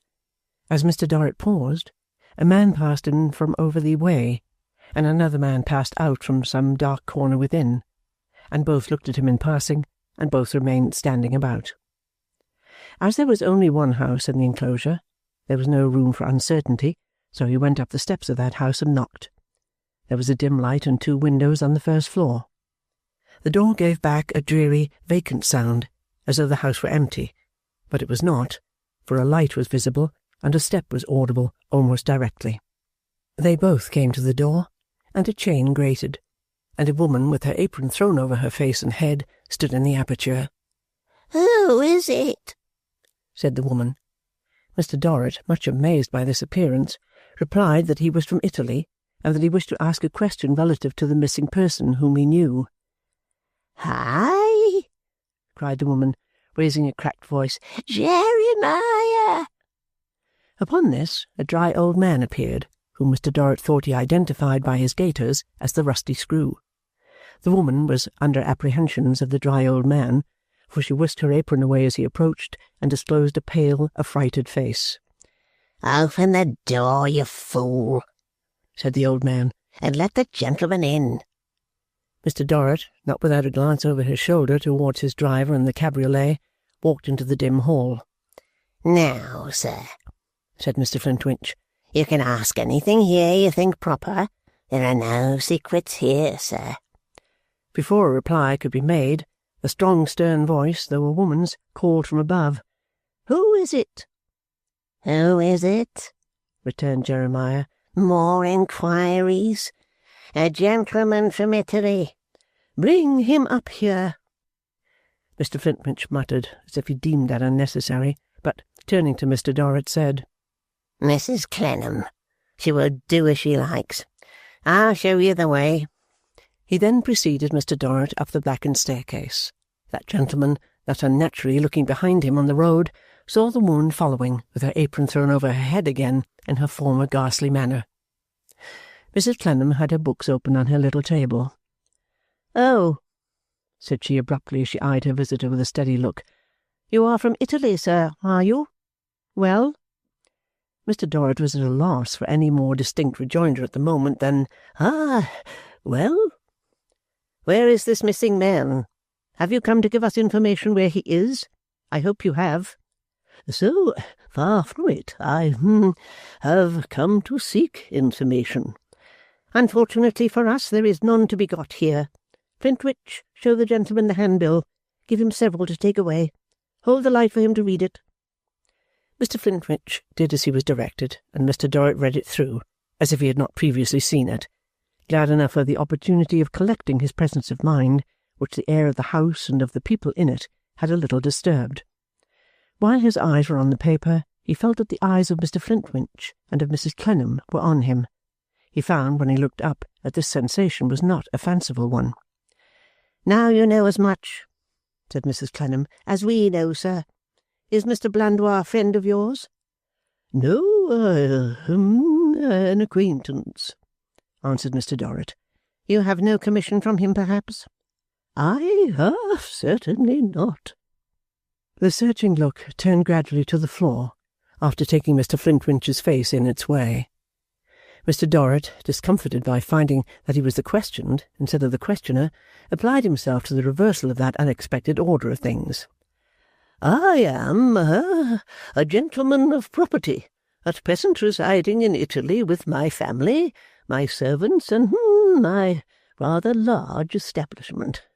Being in London for a short time on affairs connected with my estate, and hearing of this strange disappearance, I wish to make myself acquainted with the circumstances at first hand, because there is an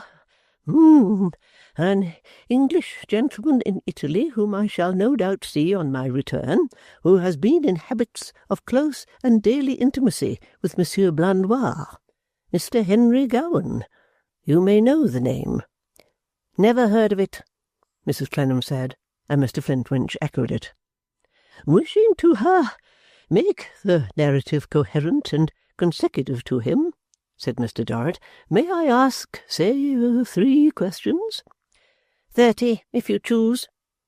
'Have you known Monsieur Blandois long?' 'Not a 12-month. Mr. Flintwinch here will refer to the books and tell you when and by whom at Paris he was introduced to us. If that,' Mrs. Clennam added, 'should be any satisfaction to you, it is poor satisfaction to us.' 'Have you seen him often?' 'No, twice. Once before, and—' 'That once,' suggested Mr. Flintwinch. 'And that once—' 'Pray, madam,' said Mr. Dorrit, with a growing fancy upon him as he recovered his importance, that he was in some superior way in the commission of the piece. 'Pray, madam, may I inquire, for the greater satisfaction of the gentleman whom I have the honour to retain, or protect, or let me say to know, was Monsieur Blandois here on business on the night indicated in this present sheet?' 'On what he called business,' returned Mrs. Clennam, "is excuse me, is its nature to be communicated?' 'No.' It was evidently impracticable to pass the barrier of that reply. 'The question has been asked before,' said Mrs. Clennam, 'and the answer has been no. We don't choose to publish our transactions, however unimportant, to all the town. We say no.' 'I mean, he took away no money with him, for example,' said Mr. Dorrit. 'He took away none of ours, sir, and got none here.' 'I suppose,' observed Mr. Dorrit, glancing from Mrs. Clennam to Mr. Flintwinch, and from Mr. Flintwinch to Mrs. Clennam, 'you have no way of accounting to yourself for this mystery?' 'Why do you suppose so?' rejoined Mrs. Clennam. Disconcerted by the cold and hard inquiry, Mr. Dorrit was unable to assign any reason for his supposing so. 'I account for it, sir,' she pursued after an awkward silence on Mr. Dorrit's part, 'by having no doubt that he is travelling somewhere or hiding somewhere.' 'Do you know why he should hide anywhere?' 'No.' It was exactly the same no as before, and put another barrier up. 'You asked me if I accounted for the disappearance to myself,' Mrs. Clennam sternly reminded him, 'not if I accounted for it to you. I do not pretend to account for it to you, sir. I understand it to be no more my business to do that than it is yours to require that.' Mr. Dorrit answered with an apologetic bend of his head, as he stepped back preparatory to saying he had no more to ask. He could not but observe how gloomily and fixedly she sat with her eyes fastened on the ground, and a certain air upon her of resolute waiting. Also, how exactly the selfsame expression was reflected in Mr. Flintwinch, standing at a little distance from her chair, with his eyes also on the ground, and his right hand softly rubbing his chin.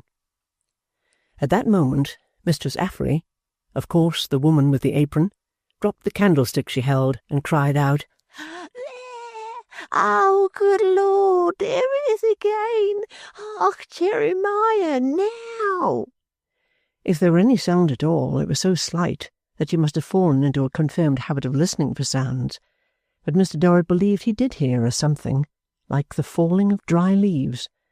The woman's terror, for a very short space, seemed to touch the three, and they all listened. Mr. Flintwinch was the first to stir. "Affery, my woman," said he, sidling at her with his fists clenched, and his elbows quivering with impatience to shake her, "you're at your old tricks. You'll be walking in your sleep next, my woman, and playing the whole round of your distempered antics.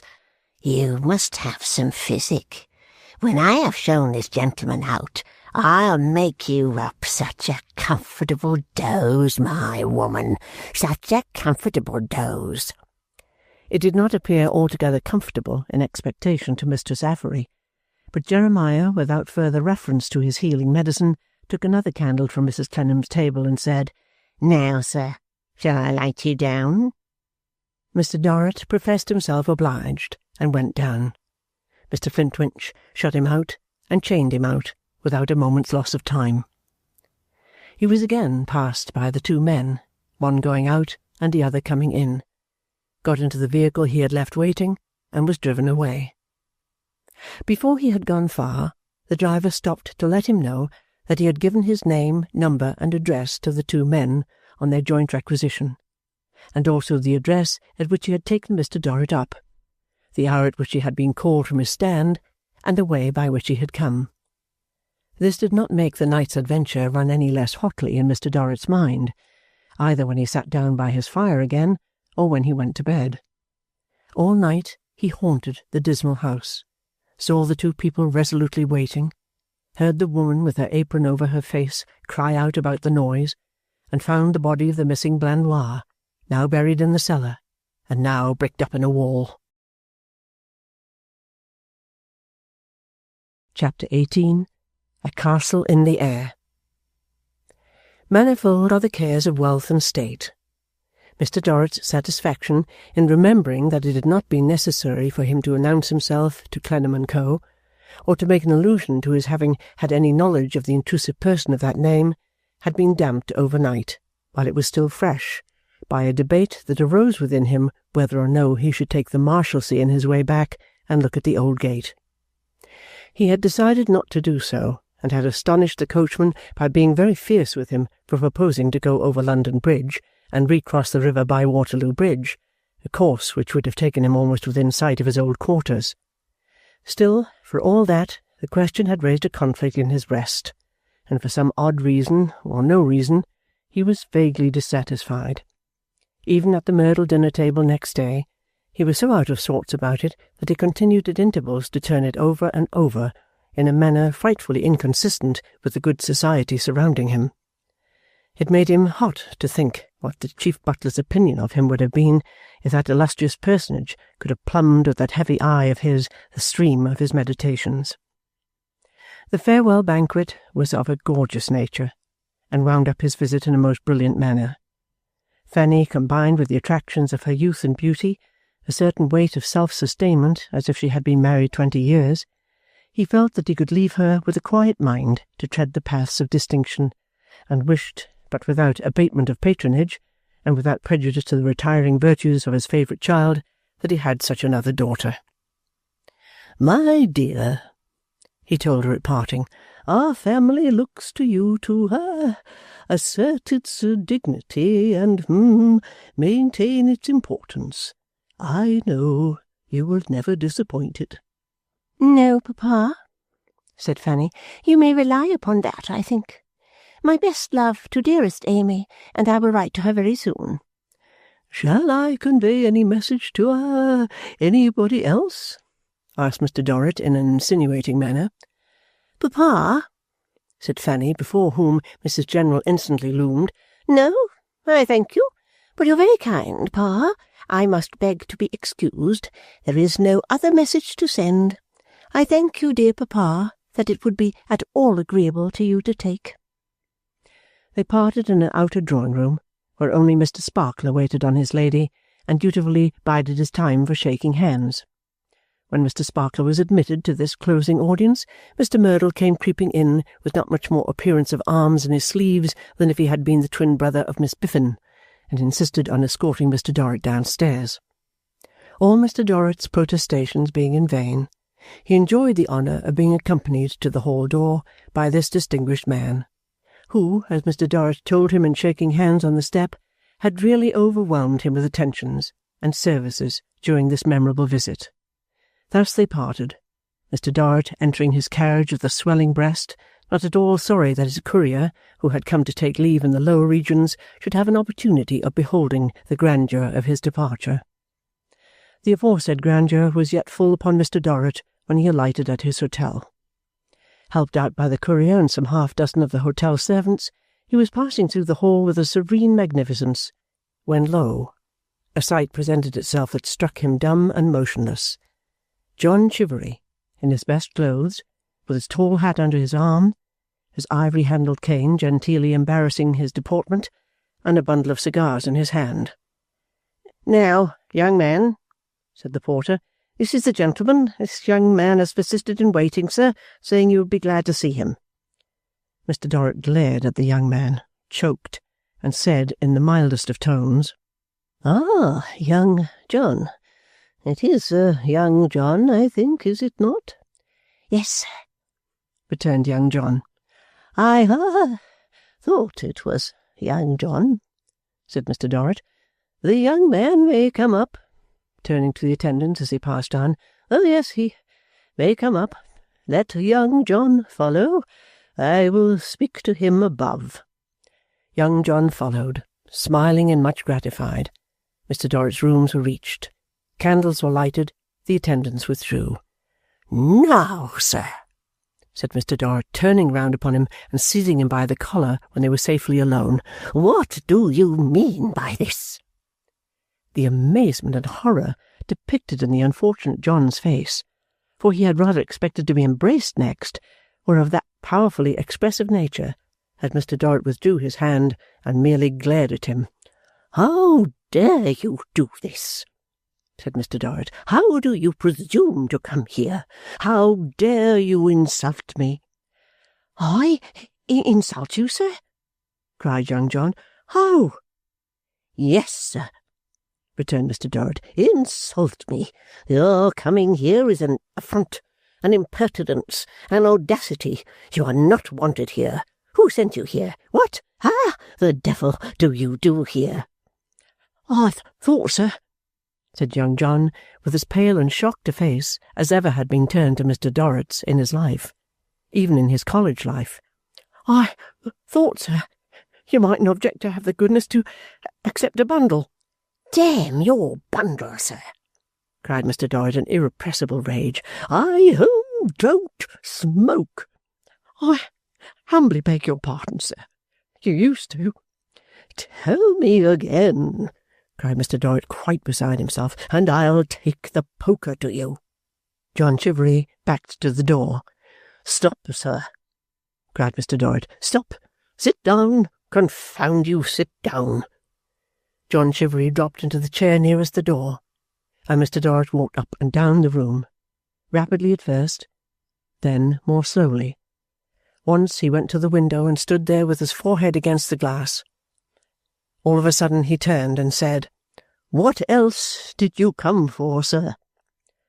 "Nothing else in the world, sir. Oh, dear me.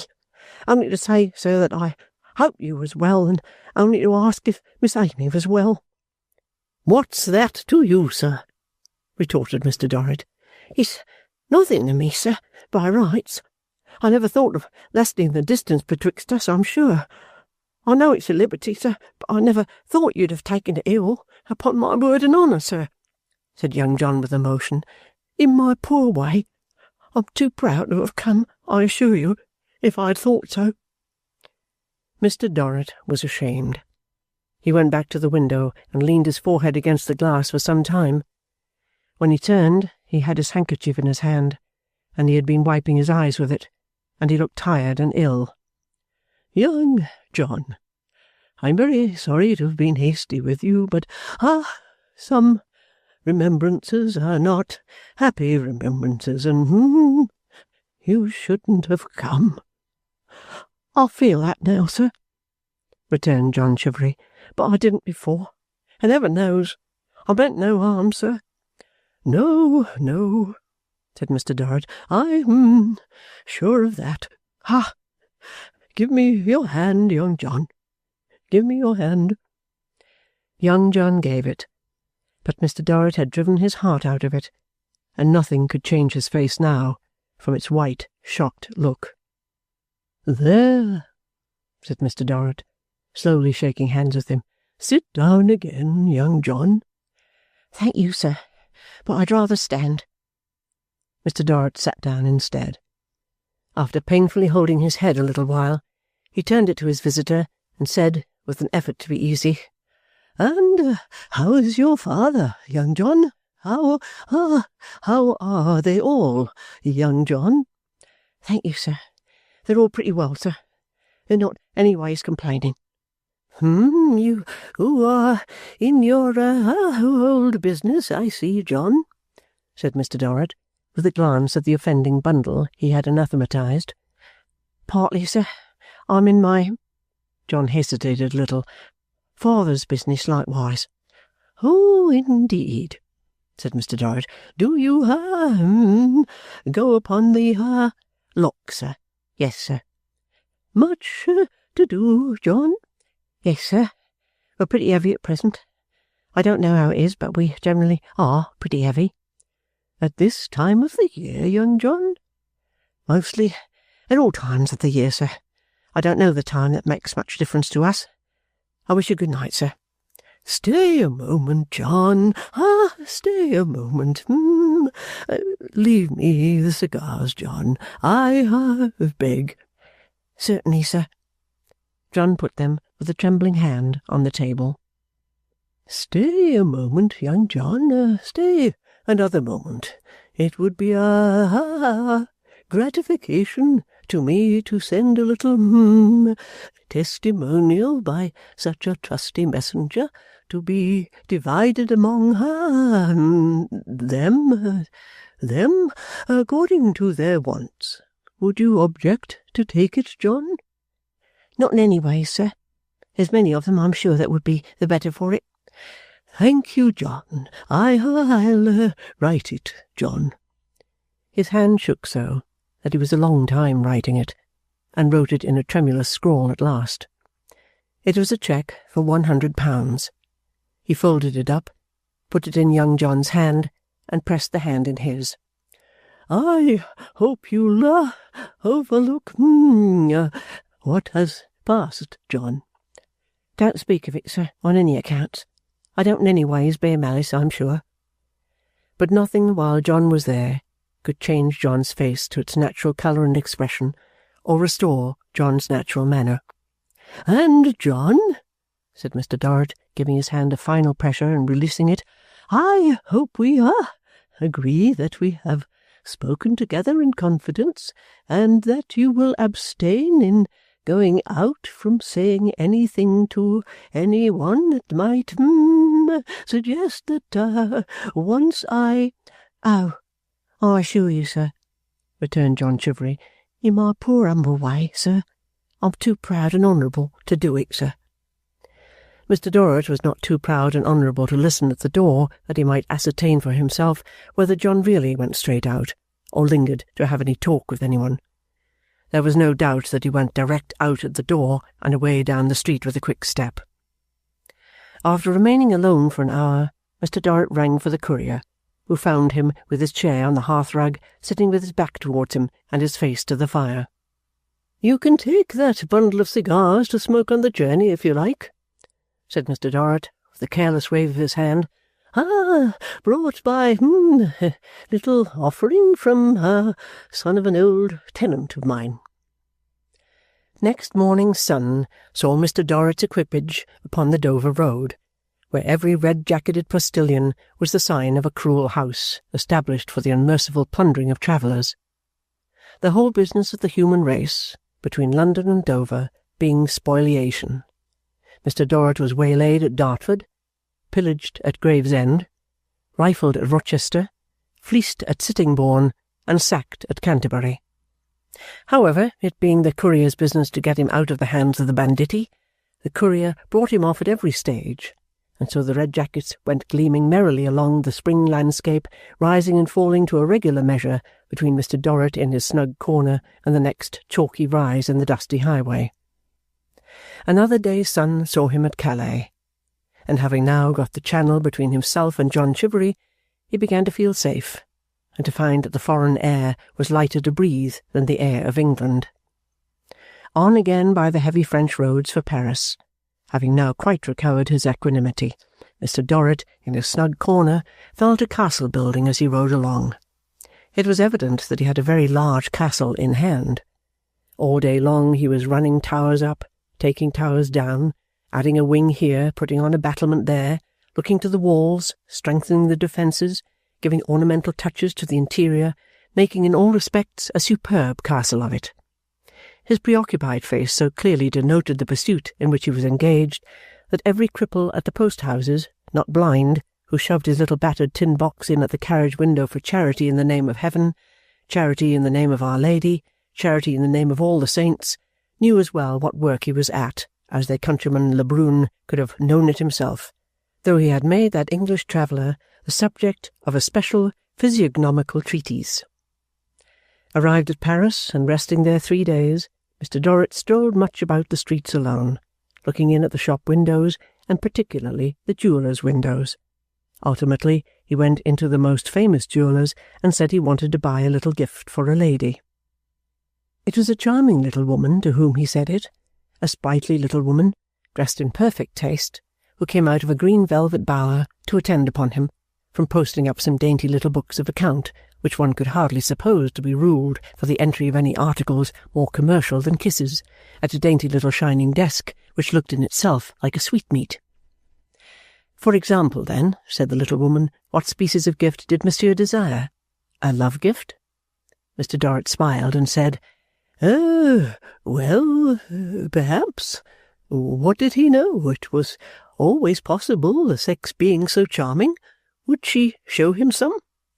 Most willingly, said the little woman, flattered and enchanted to show him many. But pardon. To begin with, he would have the great goodness to observe that they were love gifts and they were nuptial gifts. For example, these ravishing earrings and this necklace, so superb to correspond, were what one called a love gift. These brooches and these rings, of a beauty so gracious and celestial, were what one called, with the permission of monsieur, nuptial gifts.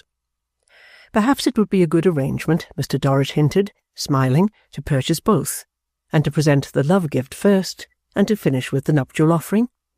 Ah, heaven, said the little woman, laying the tips of the fingers of her 2 little hands against each other, that would be generous indeed, that would be a special gallantry, and without doubt the lady so crushed with gifts would find them irresistible. Mr. Dorrit was not sure of that, but, for example, the sprightly little woman was very sure of it, she said. So Mr. Dorrit bought a gift of each sort, and paid handsomely for it. As he strolled back to his hotel afterwards, he carried his head high, having plainly got up his castle now to a much loftier altitude than the 2 square towers of Notre Dame. Building away with all his might, but reserving the plans of his castle exclusively for his own eye, Mr. Dorrit posted away for Marseilles. Building on, busily, from morning to night, falling asleep and leaving great blocks of building materials dangling in the air, waking again to resume work and get them into their places, what time the courier in the rumble, smoking young John's best cigars, left a little thread of thin light smoke behind, perhaps as he built a castle or 2 with stray pieces of Mr. Dorrit's money. Not a fortified town that they passed in all their journey was as strong, not a cathedral summit was as high as Mr. Dorrit's castle. Neither the Saône nor the Rhône sped with the swiftness of that peerless building, nor was the Mediterranean deeper than its foundations, nor were the distant landscapes on the Cornice road, nor the hills and bay of Genoa the superb, more beautiful. Mr. Dorrit and his matchless castle were disembarked among the dirty white houses and dirtier felons of Civita Vecchia, and thence scrambled on to Rome as they could, through the filth that festered on the way. Chapter 19. The Storming of the Castle in the Air. The sun had gone down full 4 hours, and it was later than most travellers would like it to be for finding themselves outside the walls of Rome, when Mr. Dorrit's carriage, still on its last wearisome stage, rattled over the solitary Campagna. The savage herdsmen and the fierce-looking peasants who had checkered the way while the light lasted had all gone down with the sun and left the wilderness blank.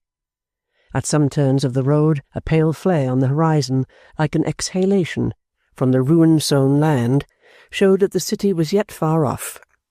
But this poor relief was rare and short-lived. The carriage dipped down again into a hollow of the black dry sea, and for a long time there was nothing visible save its petrified swell and the gloomy sky. Mr. Dorrit, though he had his castle-building to engage his mind, could not be quite easy in that desolate place. He was far more curious in every swerve of the carriage and every cry of the postilions than he had been since he quitted London. The valet on the box evidently quaked. The courier in the rumble was not altogether comfortable in his mind. As often as Mr. Dorrit let down the glass and looked back at him, which was very often, he saw him smoking John Chivery out, it is true, but still generally standing up the while and looking about him, like a man who had his suspicions and kept upon his guard. Then would Mr. Dorrit, pulling up the glass again, reflect that those postilions were cut-throat-looking fellows, and that he would have done better to have slept at Civita Vecchia, and have started betimes in the morning. But for all this, he worked at his castle in the intervals. And now, fragments of ruinous enclosure, yawning window gap and crazy wall, deserted houses, leaking wells, broken water tanks, spectral cypress trees, patches of tangled vine, and the changing of the track to a long, irregular, disordered lane where everything was crumbling away, from the unsightly buildings to the jolting road. Now these objects showed that they were nearing Rome. And now a sudden twist and stoppage of the carriage inspired Mr. Dorrit with the mistrust that the brigand moment was come for twisting him into a ditch and robbing him, until, letting down the glass again and looking out, he perceived himself assailed by nothing worse than a funeral procession, which came mechanically chaunting by, with an indistinct show of dirty vestments, lurid torches, swinging censers, and a great cross borne before a priest. He was an ugly priest by torchlight, of a lowering aspect, with an overhanging brow, and as his eyes met those of Mr. Dorrit, looking bareheaded out of the carriage, his lips, moving as they chaunted, seemed to threaten that important traveller. Likewise the action of his hand, which was in fact his manner of returning the traveller's salutation, seemed to come in aid of that menace. So thought Mr. Dorrit, made fanciful by the weariness of building and travelling, as the priest drifted past him and the procession straggled away, taking its dead along with it. Upon their so different way went Mr. Dorrit's company too, and soon, with their coach load of luxuries from the two great capitals of Europe, they were, like the Goths reversed, beating at the gates of Rome. Mr. Dorrit was not expected by his own people that night. He had been, but they had given him up until tomorrow, not doubting that it was later than he would care in those parts to be out. Thus, when his equipage stopped at his own gate, no one but the porter appeared to receive him. Was Miss Dorrit from home? He asked. No, she was within. Good, said Mr. Dorrit to the assembling servants. Let them keep where they were. Let them help to unload the carriage. He would find Miss Dorrit for himself. So he went up his grand staircase, slowly and tired, and looked into various chambers which were empty, until he saw a light in a small ante-room. It was a curtained nook, like a tent, within two other rooms, and it looked warm and bright in colour as he approached it through the dark avenue they made. There was a draped doorway, but no door, and as he stopped here, looking in unseen, he felt a pang. Surely not like jealousy. For why like jealousy? There was only his daughter and his brother there, he, with his chair drawn to the hearth, enjoying the warmth of the evening wood-fire, she, seated at a little table, busied with some embroidery work. Allowing for the great difference in the still life of the picture, the figures were much the same as of old, his brother being sufficiently like himself to represent himself, for a moment, in the composition. So had he sat many a night, over a coal fire far away. So had she sat, devoted to him. Yet surely there was nothing to be jealous of in the old miserable poverty. Whence, then, the pang in his heart? Do you know, uncle, I think you're growing young again. Her uncle shook his head and said, Since when, my dear? Since when? I think, returned Little Dorrit, plying her needle, that you have been growing younger for weeks past. So cheerful, uncle, so ready, and so interested. My dear child, all you. All me, uncle. Yes, yes, You have done me a world of good. You have been so considerate of me, and so tender with me, and so delicate in trying to hide your attentions from me, that well, it's treasured up, my darling, treasured up." "There is nothing in it but your own fresh fancy, uncle," said Little Dorrit cheerfully. "Well, well, well," murmured the old man. "Thank God." She paused for an instant in her work to look at him, and her look revived that former pain in her father's breast, in his poor weak breast, so full of contradictions, vacillations, inconsistencies, the little peevish perplexities of this ignorant life, mists which the morning without a night only can clear away. "I have been freer with you, you see, my dove," said the old man, "since we have been alone. I say alone, for I don't count Mrs. General. I don't care for her. She has nothing to do with me. But I know Fanny was impatient of me, and I don't wonder at it or complain of it, for I am sensible that I must be in the way, though I try to keep out of it as well as I can. I know I am not fit company for our company. My brother William," said the old man admiringly, "is fit company for monarchs, but not so your uncle, my dear. Frederick Dorrit is no credit to William Dorrit, and he knows it quite well. Ah! Why, here's your father, Amy. My dear William, welcome back. My beloved brother, I am rejoiced to see you." Turning his head and speaking, he had caught sight of him as he stood in the doorway. Little Dorrit, with a cry of pleasure, put her arms about her father's neck and kissed him again and again. Her father was a little impatient and a little querulous. "I am glad to find you at last, Amy," he said. Really, I am glad to find any one to receive me at last. I appear to have been so little expected that upon my word I began to think it might be right to offer an apology for taking the liberty of coming back at all." "It was so late, my dear William," said his brother, "that we had given you up for the night." "I am stronger than you, dear Frederick," returned his brother, with an elaboration of fraternity in which there was severity, "and I hope I can travel without detriment at any hour I choose." "Surely, surely," returned the other, with a misgiving that he had given offence. "Surely, William." "Thank you, Amy," pursued Mr. Dorrit, as she helped him to put off his wrappers. "I can do it without assistance. I need not trouble you, Amy. Could I have a morsel of bread and a glass of wine, or would it cause too much inconvenience?" "Dear father, you shall have supper in a very few minutes." "Thank you, my love," said Mr. Dorrit, with a reproachful frost upon him. "I am afraid I am causing inconvenience. Mrs. General pretty well?"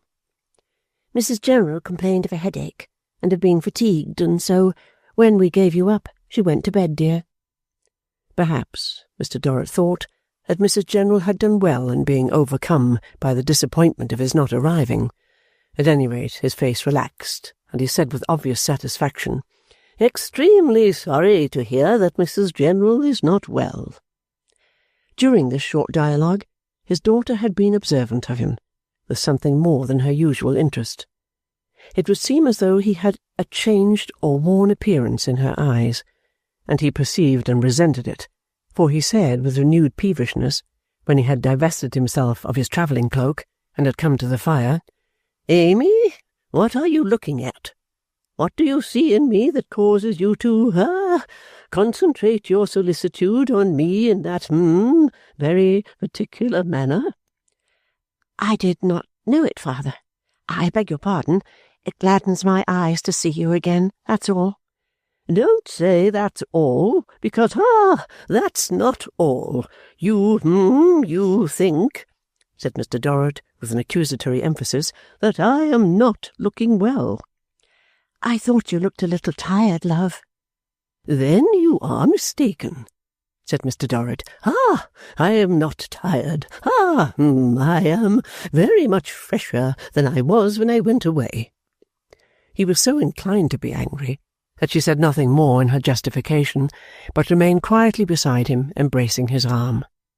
As he stood thus, with his brother on the other side, he fell into a heavy doze, of not a minute's duration, and awoke with a start. "Frederick," he said, turning to his brother, "I recommend you to go to bed immediately." "No, William, I'll wait and see you sup." "Frederick," he retorted, "I beg you to go to bed. I make it a personal request that you go to bed. You ought to have been in bed long ago. You're very feeble." Said the old man, who had no wish but to please him. Well, I dare say I am." "My dear Frederick," returned Mr. Dorrit, with an astonishing superiority to his brother's failing powers, "there can be no doubt of it. It is painful to me to see you so weak.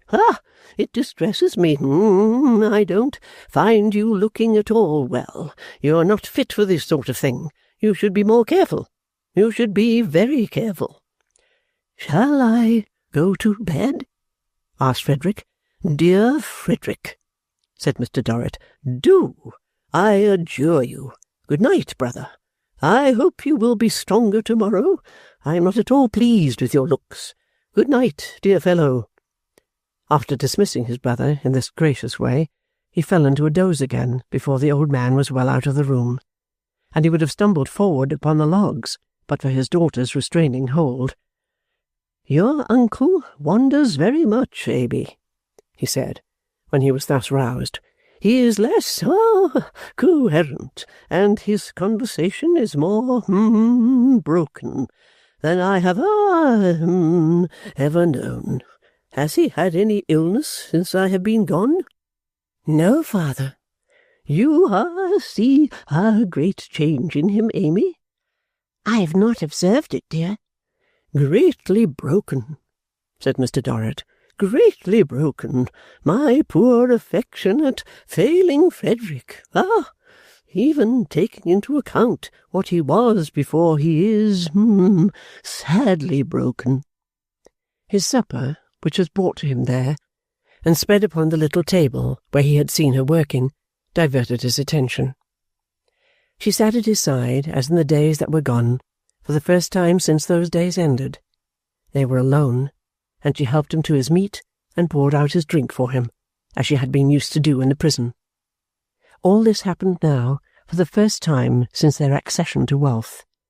She was afraid to look at him much, after the offence he had taken, but she noticed 2 occasions in the course of his meal when he all of a sudden looked at her and looked about him, as if the association was so strong that he needed assurance from his sense of sight that they were not in the old prison-room. Both times he put his hand to his head, as if he missed his old black cap, though it had been ignominiously given away in the Marshalsea, and had never got free to that hour, but still hovered about the yards on the head of his successor.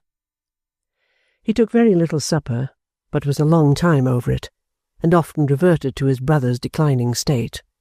Though he expressed the greatest pity for him, he was almost bitter upon him. He said that poor Frederick, drivelled. There was no other word to express it. Drivelled. Poor fellow.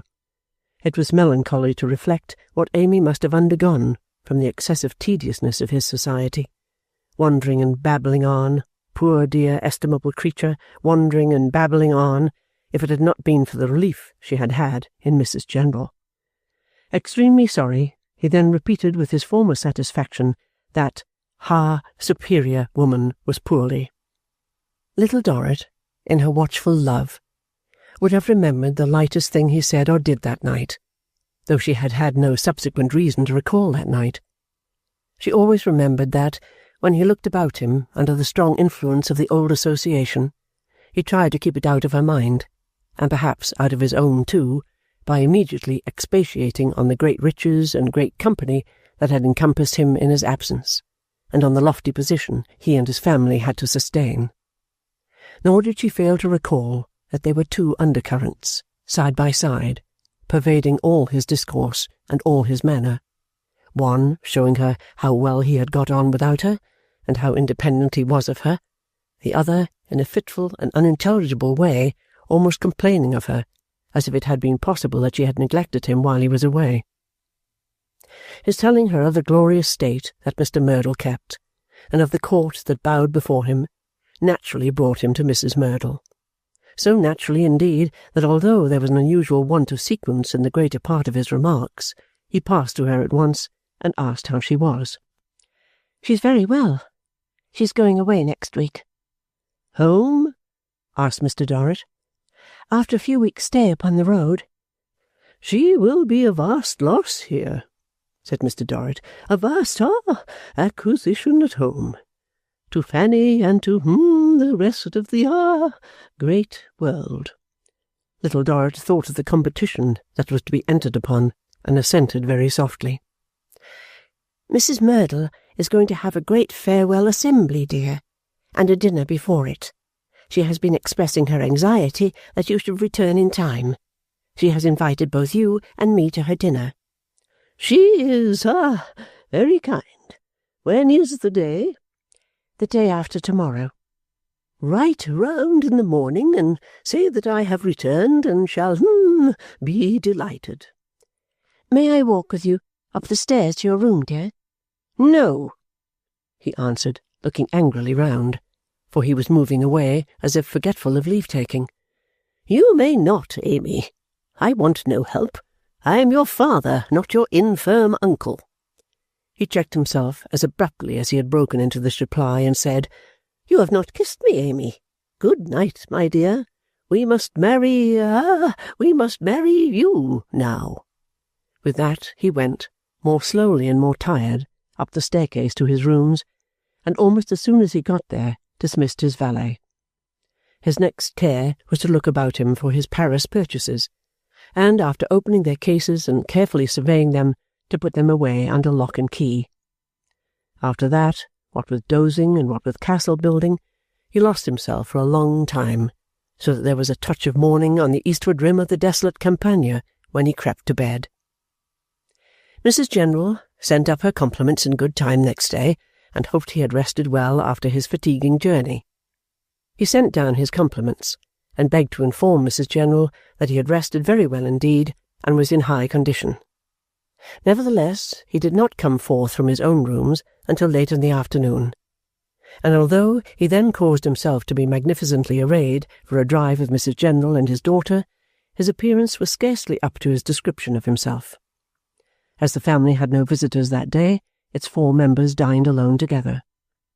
He conducted Mrs. General to the seat at his right hand with an immense ceremony, and Little Dorrit could not but notice, as she followed with her uncle, both that he was again elaborately dressed, and that his manner towards Mrs. General was very particular. The perfect formation of that accomplished lady's surface rendered it difficult to displace an atom of its genteel glaze, but Little Dorrit thought she descried a slight thaw of triumph in a corner of her frosty eye. Notwithstanding what may be called in these pages the pruny and prismatic nature of the family banquet, Mr. Dorrit several times fell asleep while it was in progress. His fits of dozing were as sudden as they had been overnight, and were as short and profound. When the first of these slumberings seized him, Mrs. General looked almost amazed, but on each recurrence of the symptoms she told her polite beads, papa, potatoes, poultry, prunes, and prism, and, by dint of going through that infallible performance very slowly, appeared to finish her rosary at about the same time as Mr. Dorrit started from his sleep. He was again painfully aware of somnolent tendency in Frederick, which had no existence out of his own imagination, and after dinner, when Frederick had withdrawn, privately apologized to Mrs. General for the poor man. "The most estimable and affectionate of brothers," he said, but broken up altogether, unhappily declining fast. Mr. Frederick, sir, quoth Mrs. General, is habitually absent and drooping, but let us hope it is not so bad as that. Mr. Dorrit, however, was determined not to let him off. Fast declining, madam, a wreck, a ruin, mouldering away before our eyes. Good Frederick. You left Mrs. Sparkler quite well and happy, I trust, said Mrs. General, after heaving a cool sigh for Frederick. Surrounded, replied Mr. Dorrit, by all that can charm the taste and elevate the mind. Happy, my dear madam, in a husband. Mrs. General was a little fluttered, seeming delicately to put the word away with her gloves, as if there were no knowing what it might lead to. Fanny, Mr. Dorrit continued, Fanny, Mrs. General, has high qualities. Ambition, purpose, consciousness of position, determination to support that position, grace, beauty, and native nobility. No doubt, said Mrs. General, with a little extra stiffness. Combined with these qualities, madam, said Mr. Dorrit, Fanny has manifested one blemish, which has made me uneasy, and I must add, angry, but which I trust may now be considered at an end, even as to herself, and which is undoubtedly at an end as to others. To what, Mr. Dorrit? Returned Mrs. General, with her gloves again somewhat excited. Can you allude? I am at a loss to— Do not say that, my dear madam, interrupted Mr. Dorrit. Mrs. General's voice, as it died away, pronounced the words, at a loss to imagine. After which Mr. Dorrit was seized with a doze for about a minute, out of which he sprang with spasmodic nimbleness. I refer, Mrs. General, to that strong spirit of opposition, or I might say jealousy in Fanny, which has occasionally risen against the sense I entertain of the claims of the lady with whom I have now the honour of communing. Mr. Dorrit, returned Mrs. General, is ever but too obliging, ever but too appreciative. If there have been moments when I have imagined that Miss Dorrit has indeed resented the favourable opinion Mr. Dorrit has formed of my services, I have found in that only too high opinion my consolation and recompense. Opinion of your services, madam? Said Mr. Dorrit. Of, Mrs. General repeated, in an elegantly impressive manner, my services. Of your services alone, dear madam? Said Mr. Dorrit. I presume, retorted Mrs. General, in her former impressive manner, of my services alone. For, to what else, said Mrs. General, with a slightly interrogative action of her gloves, could I impute— To, yourself, Mrs. General.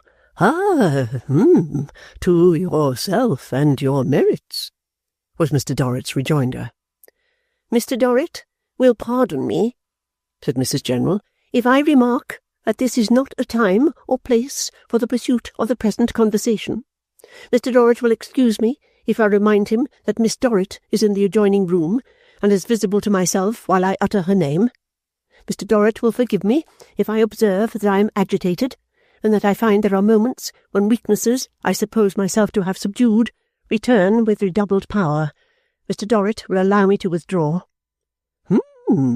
Perhaps we may resume this interesting conversation, said Mr. Dorrit, at another time, unless it should be, what I hope it is, not in any way disagreeable to our Mrs. General. Mr. Dorrit, said Mrs. General, casting down her eyes as she rose with the bend, must ever claim my homage and obedience. Mrs. General then took herself off in a stately way, and not with that amount of trepidation upon her which might have been expected in a less remarkable woman. Mr. Dorrit, who had conducted his part of the dialogue with a certain majestic and admiring condescension, much as some people may be seen to conduct themselves in church, and to perform their part in the service, appeared on the whole very well satisfied with himself, and with Mrs. General too. On the return of that lady to tea, she had touched herself up with a little powder and pomatum, and was not without moral enchantment likewise, the latter showing itself in much sweet patronage of manner towards Miss Dorrit, and in an air of as tender interest in Mr. Dorrit as was consistent with rigid propriety. At the close of the evening, when she rose to retire, Mr. Dorrit took her by the hand, as if he were going to lead her out into the piazza of the people to walk a minuet by moonlight, and with great solemnity conducted her to the room door, where he raised her knuckles to his lips. Having parted from her with what may be conjectured to have been a rather bony kiss of a cosmetic flavour, he gave his daughter his blessings graciously, and having thus hinted that there was something remarkable in the wind, he again went to bed. He remained in the seclusion of his own chamber next morning, but early in the afternoon sent down his best compliments to Mrs. General by Mr. Tinkler, and begged she would accompany Miss Dorrit on an airing without him. His daughter was dressed for Mrs. Merdle's dinner before he appeared. He then presented himself in a refulgent condition as to his attire, but looking indefinably shrunken and old. However, as he was plainly determined to be angry with her if she so much as asked him how he was, she only ventured to kiss his cheek before accompanying him to Mrs. Merdle's with an anxious heart. The distance that they had to go was very short, but he was at his building work again before the carriage had half traversed it. Mrs. Merdle received him with great distinction. The bosom was in admirable preservation, and on the best terms with itself. The dinner was very choice, and the company was very select. It was principally English, saving that it comprised the usual French count and the usual Italian marquise, decorative social milestones, always to be found in certain places, and varying very little in appearance. The table was long, and the dinner was long, and Little Dorrit, overshadowed by a large pair of black whiskers and a large white cravat, lost sight of her father altogether, until a servant put a scrap of paper in her hand, with a whispered request from Mrs. Merdle that she would read it directly. Mrs. Merdle had written on it in pencil, "Pray come and speak to Mr. Dorrit. I doubt if he is well." She was hurrying to him, unobserved, when he got up out of his chair, and leaning over the table called to her, supposing her to be still in her place. "Amy, Amy, my child." The action was so unusual, to say nothing of his strange eager appearance and strange eager voice, that it instantaneously caused a profound silence. "Amy, my dear," he repeated, "will you go and see if Bob is on the lock?" She was at his side and touching him, but he still perversely supposed her to be in her seat, and called out, still leaning over the table, "Amy, Amy, I don't feel quite myself. I don't know what's the matter with me. I particularly wish to see Bob. Of all the turnkeys, he's as much my friend as yours. See if Bob is in the lodge, and beg him to come to me." All the guests were now in consternation, and everybody rose. "Dear father, I'm not there. I'm here by you." "Oh, you are here, Amy. Good. Good. Call Bob. If he has been relieved and is not on the lock, tell Mrs. Bangham to go and fetch him." She was gently trying to get him away, but he resisted and would not go. "I tell you, child," he said petulantly, "I can't be got up the narrow stairs without Bob. Send for Bob. Send for Bob. Best of all the turnkeys. Send for Bob." He looked confusedly about him, and, becoming conscious of the number of faces by which he was surrounded, addressed them. "Ladies and gentlemen, the duty devolves upon me of welcoming you to the Marshalsea. Welcome to the Marshalsea. The space is, limited. The parade might be wider, but you will find it apparently grow larger after a time. Ladies and gentlemen, and the air is, all things considered, very good. It blows over the, Surrey Hills. Blows over the Surrey Hills. This is the snuggery, supported by a small subscription of the collegiate body, in return for which hot water, general kitchen, and little domestic advantages. Those who are habituated to the Marshalsea are pleased to call me its father. I am accustomed to be complimented by strangers as the father of the Marshalsea. Certainly, if years of residence may establish a claim to so honourable a title, I may accept the conferred distinction. My child, ladies and gentlemen, my daughter, born here. She was not ashamed of it, or ashamed of him.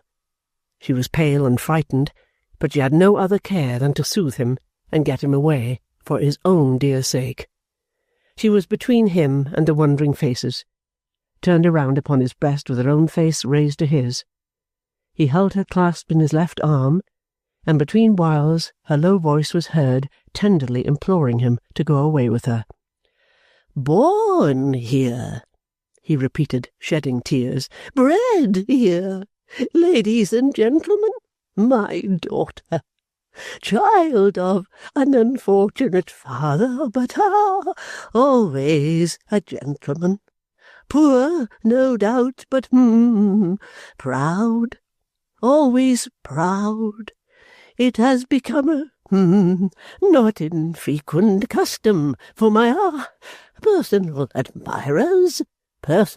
admirers solely, to be pleased to express their desire to acknowledge my semi-official position here by offering little tributes, which usually take the form of voluntary recognitions of my humble endeavours to uphold tone here. Tone. I beg it to be understood that I do not consider myself compromised, not a beggar, no. I repudiate the title. At the same time, far be it from me to put upon the fine feelings by which my partial friends are actuated this slight of scrupling to admit that those offerings are highly acceptable. On the contrary, they are most acceptable in my child's name, if not in my own. I make the admission in the fullest manner, at the same time reserving, shall I say, my personal dignity? Ladies and gentlemen, God bless you all." By this time the exceeding mortification undergone by the bosom had occasioned the withdrawal of the greater part of the company into other rooms. The few who had lingered thus long followed the rest, and little Dorrit and her father were left to the servants and themselves. Dearest and most precious to her, he would come with her now, would he not? He replied to her fervid entreaties that he would never be able to get up the narrow stairs without Bob. Where was Bob? Would nobody fetch Bob? Under pretence of looking for Bob, she got him out against the stream of gay company now pouring in for the evening assembly, and got him into a coach that had just set down its load, and got him home. The broad stairs of his Roman palace were contracted in his failing sight to the narrow stairs of his London prison, and he would suffer no one but her to touch him, his brother excepted. They got him up to his room without help, and laid him down on his bed, and from that hour his poor maimed spirit, only remembering the place where it had broken its wings, cancelled the dream through which it had since groped, and knew of nothing beyond the Marshalsea. When he heard the footsteps in the street, he took them for the old weary tread in the yards. When the hour came for locking up, he supposed all strangers to be excluded for the night. When the time for opening came again, he was so anxious to see Bob that they were fain to patch up a narrative how that Bob, many a year dead then, gentle turnkey, had taken cold, but hoped to be out tomorrow or the next day, or the next at furthest. He fell away into a weakness so extreme that he could not raise his hand, but he still protected his brother according to his long usage, and would say with some complacency 50 times a day when he saw him standing by his bed, "My good Frederick, sit down. You are very feeble indeed." They tried him with Mrs. General, but he had not the faintest knowledge of her. Some injurious suspicion lodged itself in his brain that she wanted to supplant Mrs. Bangham, and that she was given to drinking. He charged her with it in no measured terms, and was so urgent with his daughter to go round for the Marshal and entreat him to turn her out, that she was never reproduced after the first failure, saving that he once asked if Tip had gone outside. The remembrance of his 2 children not present seemed to have departed from him. But the child who had done so much for him, and had been so poorly repaid, was never out of his mind. Not that he spared her, or was fearful of her being spent by watching and fatigue. He was not more troubled on that score than he had usually been. No, he loved her in his old way. They were in the jail again, and she tended him, and he had constant need of her, and could not turn without her, and he even told her sometimes that he was content to have undergone a great deal for her sake. As to her, she bent over his bed with her quiet face against his, and would have laid down her own life to restore him. When he had been sinking in this painless way for 2 or 3 days, she observed him to be troubled by the ticking of his watch, a pompous gold watch, that made as great a to-do about its going as if nothing else went but itself and time. She suffered it to run down, but he was still uneasy, and showed that was not what he wanted.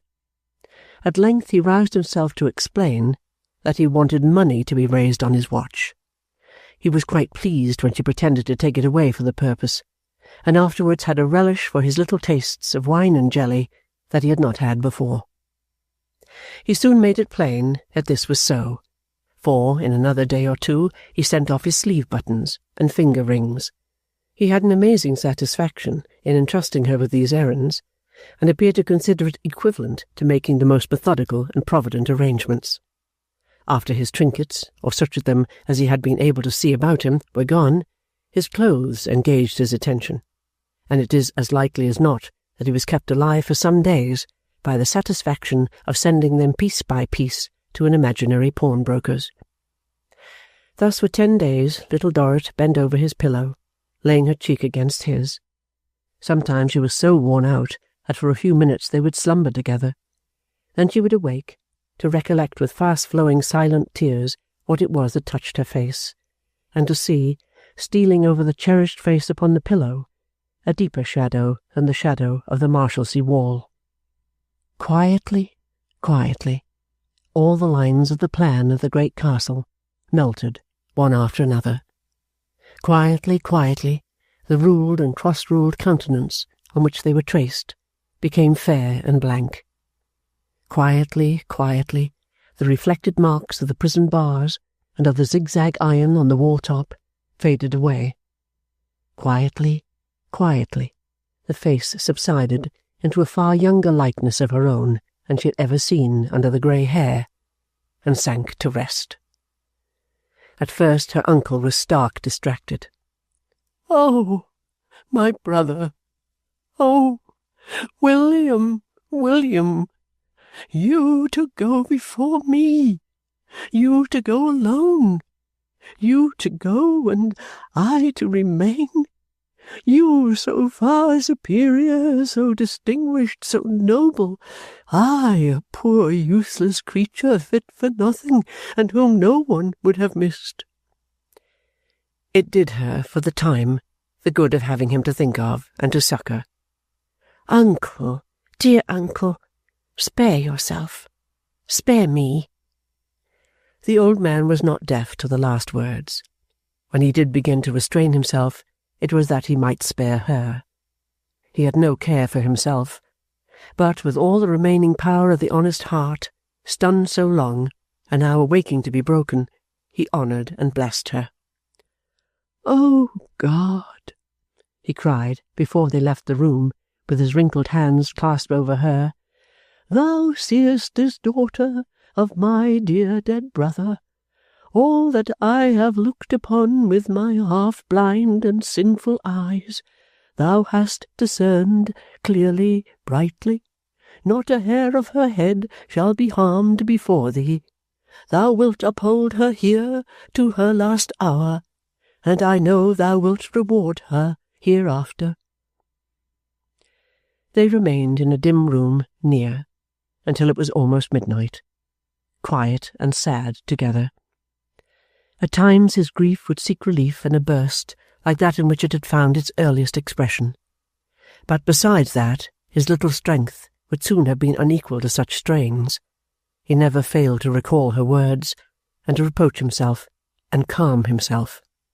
The only utterance with which he indulged his sorrow was the frequent exclamation that his brother was gone alone, that they had been together in the outset of their lives, that they had fallen into misfortune together, that they had kept together through their many years of poverty, that they had remained together to that day, and that his brother was gone alone. Alone. They parted, heavy and sorrowful. She would not consent to leave him anywhere but in his own room, and she saw him lie down in his clothes upon his bed, and covered him with her own hands. Then she sank upon her own bed, and fell into a deep sleep, the sleep of exhaustion and rest, though not of complete release from a pervading consciousness of affliction. Sleep, good little Dorrit, sleep through the night. It was a moonlight night, but the moon rose late, being long past the full. When it was high in the peaceful firmament, it shone through half-closed lattice blinds into the solemn room where the stumblings and wanderings of a life had so lately ended. 2 quiet figures were within the room, 2 figures equally still and impassive, equally removed by an untraversable distance from the teeming earth and all that it contains, though soon to lie in it. One figure reposed upon the bed, the other, kneeling on the floor, drooped over it, the arms easily and peacefully resting on the coverlet, the face bowed down, so that the lips touched the hand over which with its last breath it had bent. The 2 brothers were before their father, far beyond the twilight judgment of this world, high above its mists and obscurities. Chapter 20 introduces the next. The passengers were landing from the packet on the pier at Calais. A low-lying place and a low-spirited place Calais was, with the tide ebbing out towards low water mark. There had been no more water on the bar than had sufficed to float the packet in, and now the bar itself, with a shallow break of sea over it, looked like a lazy marine monster just risen to the surface, whose form was indistinctly shown as it lay asleep. The meagre lighthouse, all in white, haunting the seaboard as if it were the ghost of an edifice that had once had colour and rotundity, dropped melancholy tears after its late buffeting by the waves. The long rows of gaunt black piles, slimy and wet and weather-worn, with funeral garlands of seaweed twisted about them by the late tide, might have represented an unsightly marine cemetery. Every wave-washed, storm-beaten object was so low and so little under the broad grey sky, in the noise of the wind and sea, and before the curling lines of surf, making at it ferociously, that the wonder was there was any Calais left, and that its low gates and low wall and low roofs and low ditches and low sand-hills and low ramparts and flat streets had not yielded long ago to the undermining and besieging sea, like the fortifications children make on the seashore. After slipping among oozy piles and planks, stumbling up wet steps, and encountering many salt difficulties, the passengers entered on their comfortless peregrination along the pier, where all the French vagabonds and English outlaws in the town, half the population, attended to prevent their recovery from bewilderment. After being minutely inspected by all the English, and claimed and reclaimed and counterclaimed as prizes by all the French in a hand-to-hand scuffle 3/4 of a mile long, They were at last free to enter the streets, and to make off in their various directions, hotly pursued. Clennam, harassed by more anxieties than one, was among this devoted band. Having rescued the most defenceless of his compatriots from situations of great extremity, he now went his way alone, or as nearly alone as he could be, with a native gentleman in a suit of grease and a cap of the same material, giving chase at a distance of some 50 yards, and continually calling after him, "Hi, I say, you, see here, I say, nice hotel." Even this hospitable person, however, was left behind at last, and Clennam pursued his way unmolested. There was a tranquil air in the town after the turbulence of the Channel and the beach, and its dullness in that comparison was agreeable. He met new groups of his countrymen, who had all a straggling air of having at one time overblown themselves, like certain uncomfortable kinds of flowers, and of being now mere weeds. They had all an air, too, of lounging out a limited round, day after day, which strongly reminded him of the Marshalsea. But, taking no further note of them than was sufficient to give birth to the reflection, he sought out a certain street and number which he kept in his mind. "So Pancks said," he murmured to himself as he stopped before a dull house answering to the address. "I suppose his information to be correct, and his discovery among Mr. Casby's loose papers indisputable, but without it I should hardly have supposed this to be a likely place." A dead sort of house, with a dead wall over the way, and a dead gateway at the side, where a pendant bell-handle produced 2 dead tinkles, and a knocker produced a dead, flat, surface tapping that seemed not to have depth enough in it to penetrate even the cracked door. However, the door jarred open on a dead sort of spring, and he closed it behind him as he entered a dull yard, soon brought to a close by another dead wall, where an attempt had been made to train some creeping shrubs which were dead, and to make a little fountain in a grotto which was dry, and to decorate that with a little statue which was gone. The entry to the house was on the left, and it was garnished, as the outer gateway was, with 2 printed bills in French and English, announcing furnished apartments to let, with immediate possession. A strong, cheerful peasant woman, all stocking, petticoat, white cap, and earring, stood here in a dark doorway, and said with a pleasant show of teeth, "I say, see her? Who?" Clennam, replying in French, said the English lady. He wished to see the English lady. "Enter, then, and ascend, if you please," returned the peasant woman in French likewise. He did both, and followed her up a dark, bare staircase to a back room on the first floor. Hence there was a gloomy view of the yard that was dull, and of the shrubs that were dead, and of the fountain that was dry, and of the pedestal of the statue that was gone. "Monsieur Blandois," said Clennam. "With pleasure, monsieur." Thereupon the woman withdrew, and left him to look at the room. It was the pattern of room always to be found in such a house: cool, dull, and dark, waxed floor very slippery, a room not large enough to skate in, nor adapted to the easy pursuit of any other occupation, red and white curtained windows, little straw mat, little round table with a tumultuous assemblage of legs underneath, clumsy rush-bottomed chairs, 2 great red velvet armchairs, affording plenty of space to be uncomfortable in, bureau, chimney-glass in several pieces pretending to be in one piece, pair of gaudy vases of very artificial flowers, between them a Greek warrior with his helmet off, sacrificing a clock to the genius of France. After some pause, a door of communication with another room was opened, and a lady entered. She manifested great surprise on seeing Clennam, and her glance went round the room in search of someone else. "Pardon me, Miss Wade. I am alone." "It was not your name that was brought to me." "No, I know that.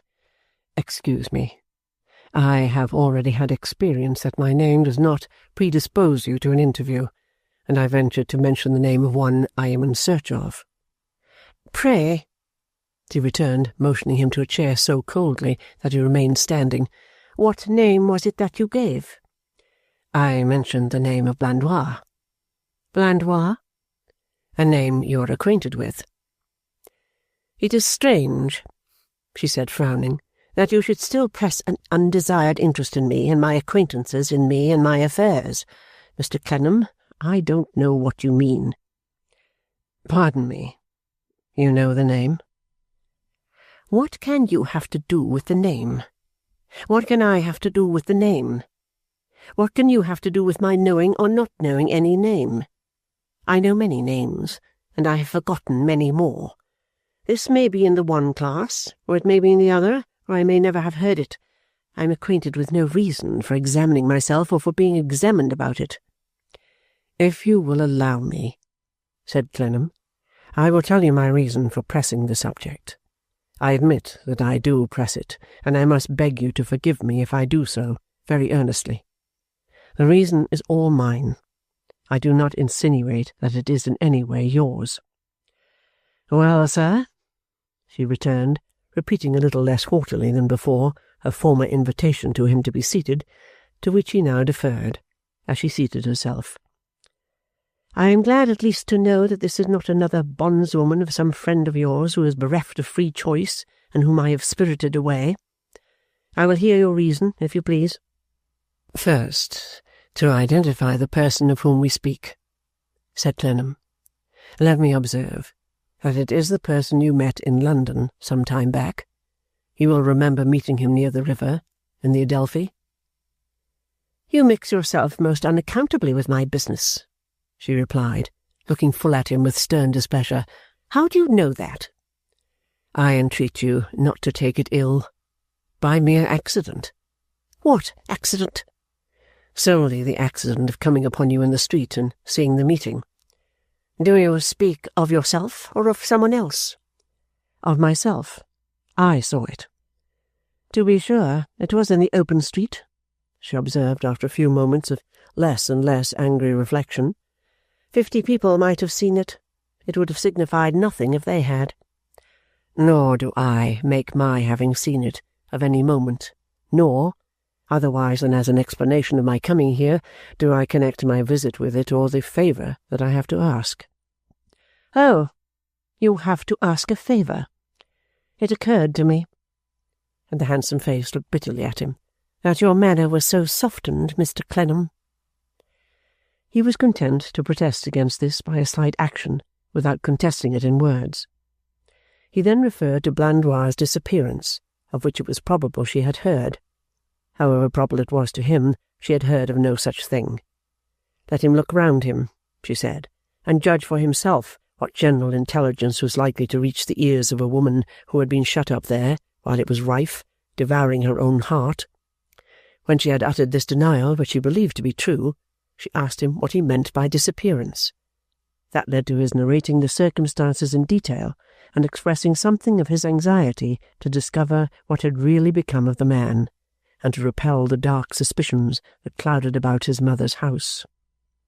She heard him with evident surprise, and with more marks of suppressed interest than he had seen in her. Still, they did not overcome her distant, proud, and self-secluded manner. When he had finished, she said nothing but these words. You have not yet told me, sir, what I have to do with it, or what the favour is. Will you be so good as to come to that? I assume, said Arthur, persevering, in his endeavour to soften her scornful demeanour, that being in communication, may I say, confidential communication, with this person? You may say, of course, whatever you like, she remarked, but I do not subscribe to your assumptions, Mr. Clennam, or to anyone's. That being, at least in personal communication with him, said Clennam, changing the form of his position in the hope of making it unobjectionable, you can tell me something of his antecedents, pursuits, habits, usual place of residence, can give me some little clue by which to seek him out in the likeliest manner, and either produce him or establish what has become of him. This is the favour I ask, and I ask it in a distress of mind for which I hope you will feel some consideration. If you should have any reason for imposing conditions upon me, I will respect it without asking what it is. You chanced to see me in the street with the man, she observed. after being, to his mortification, evidently more occupied with her own reflections on the matter than with his appeal. Then you knew the man before? Not before. Afterwards. I never saw him before, but I saw him again on this very night of his disappearance. In my mother's room, in fact. I left him there. You will read in this paper all that is known of him. He handed her one of the printed bills, which she read with a steady and attentive face. This is more than I knew of him, she said, giving it back. Clennam's looks expressed his heavy disappointment, perhaps his incredulity, for she added in the same unsympathetic tone, You don't believe it. Still, it is so. As to personal communication, it seems that there was personal communication between him and your mother, and yet you say you believe her declaration that she knows no more of him. A sufficiently expressive hint of suspicion was conveyed in these words, and in the smile by which they were accompanied, to bring the blood into Clennam's cheeks. Come, sir, she said, with a cruel pleasure in repeating the stab, I will be as open with you as you can desire. I will confess that if I cared for my credit, which I do not, or had a good name to preserve, which I have not, for I am utterly indifferent to its being considered good or bad, I should regard myself as heavily compromised by having had anything to do with this fellow. Yet he never passed in at my door, never sat in colloquy with me until midnight. She took her revenge for her old grudge in thus turning his subject against him. Hers was not the nature to spare him, and she had no compunction. That he is a low, mercenary wretch, that I first saw him prowling about Italy, where I was not long ago, and that I hired him there as the suitable instrument of a purpose I happen to have, I have no objection to tell you. In short, it was worth my while, for my own pleasure, the gratification of a strong feeling, to pay a spy who would fetch and carry for money. I paid this creature, and I dare say that if I had wanted to make such a bargain, and if I could have paid him enough, and if he could have done it in the dark, free from all risk, he would have taken any life with as little scruple as he took my money. That, at least, is my opinion of him, and I see it is not very far removed from yours. Your mother's opinion of him, I am to assume, following your example of assuming this and that, was vastly different.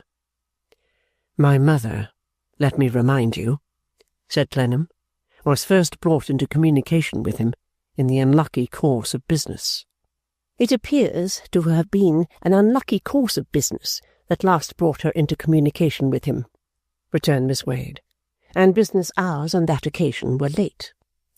You imply, said Arthur, smarting under these cool-handed thrusts of which he had felt deeply the force already, that there was something— Mr. Clennam, she composedly interrupted, recollect that I do not speak by implication about the man.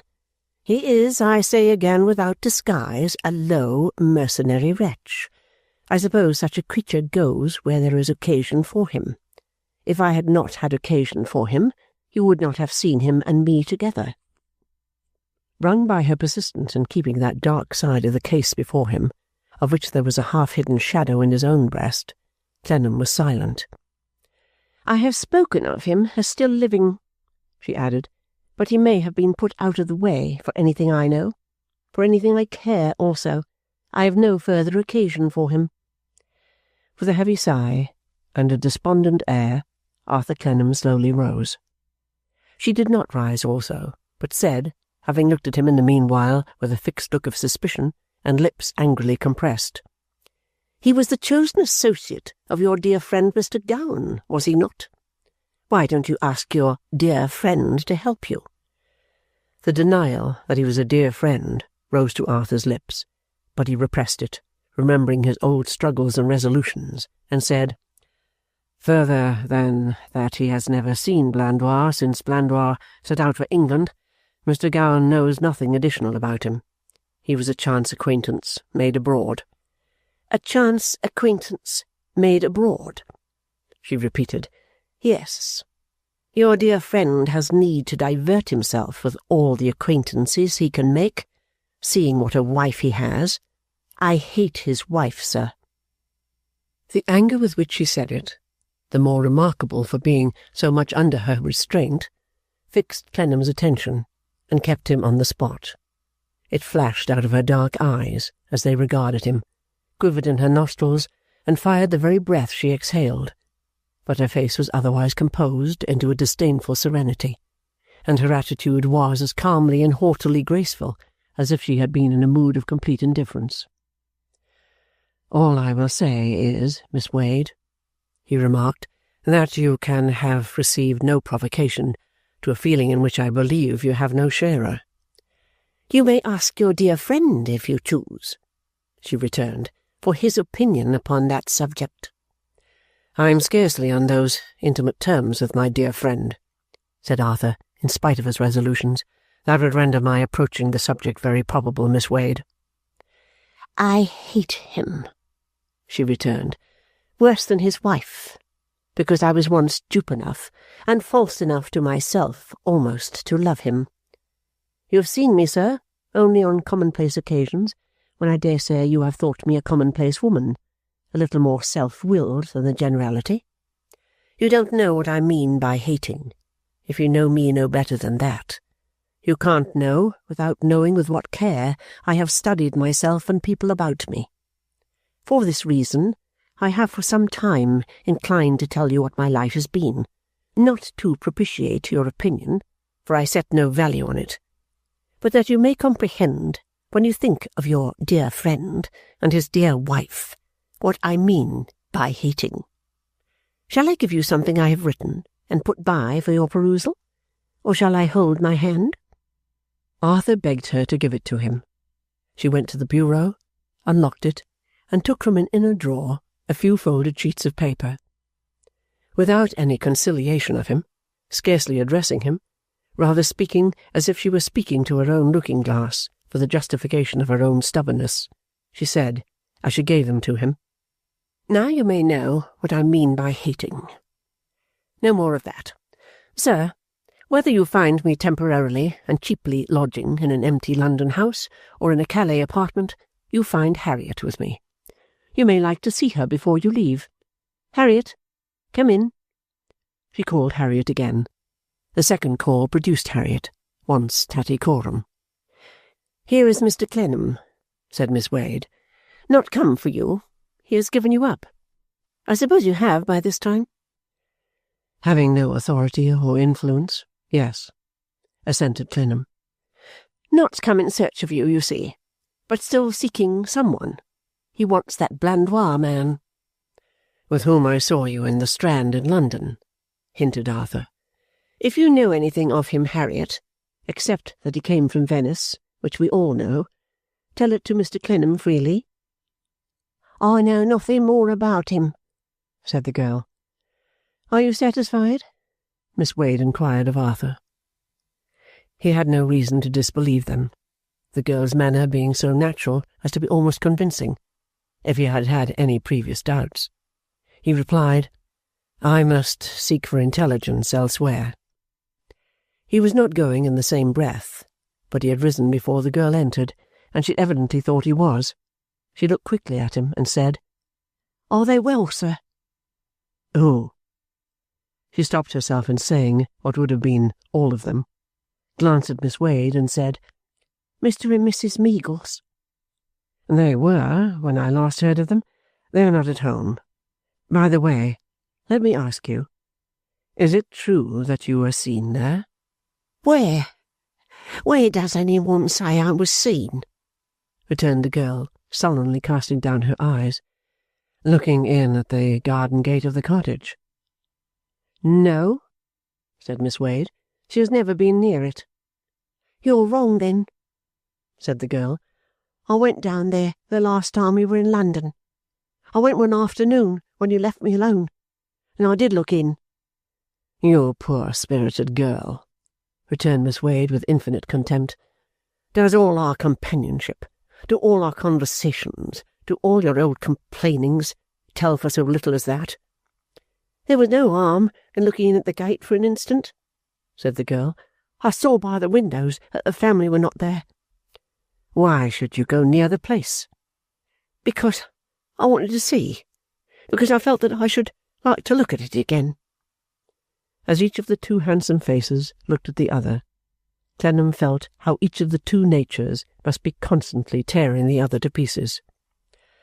"Oh," said Miss Wade, coldly subduing and removing her glance, "if you had any desire to see the place where you led the life from which I rescued you, because you had found out what it was, that is another thing.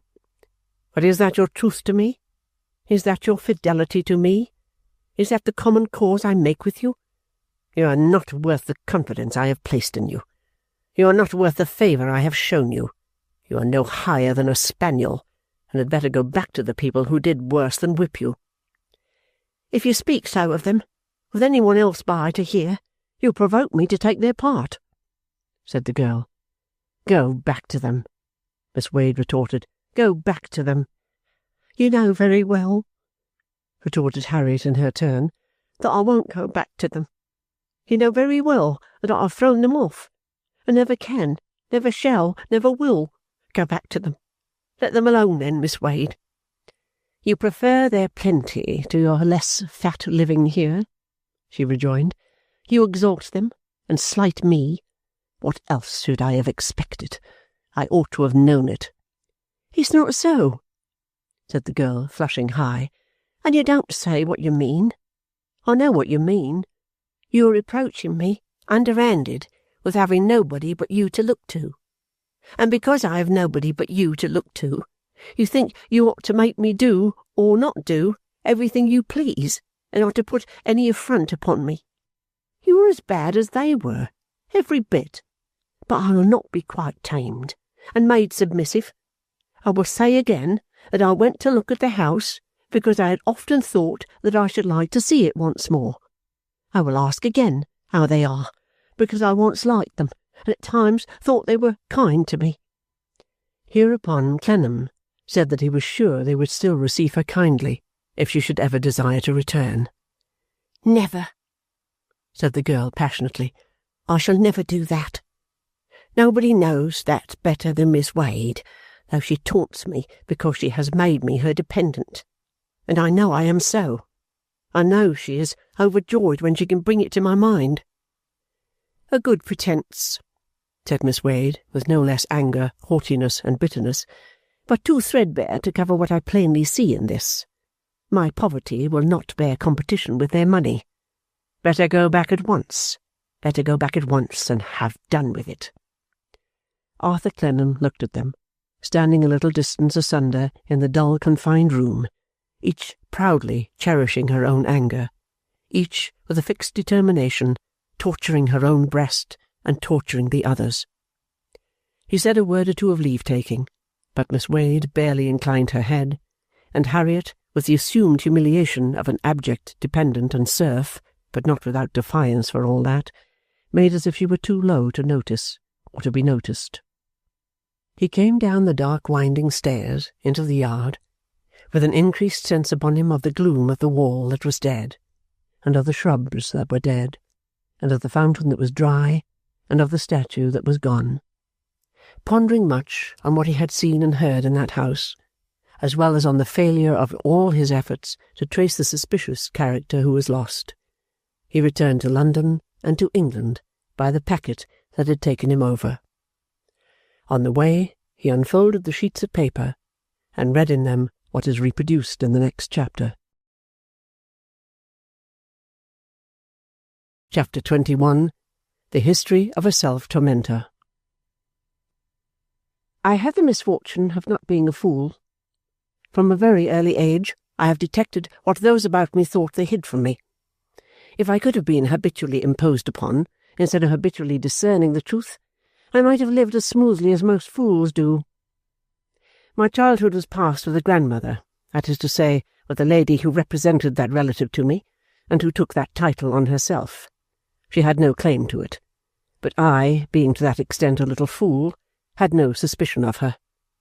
She had some children of her own family in her house, and some children of other people.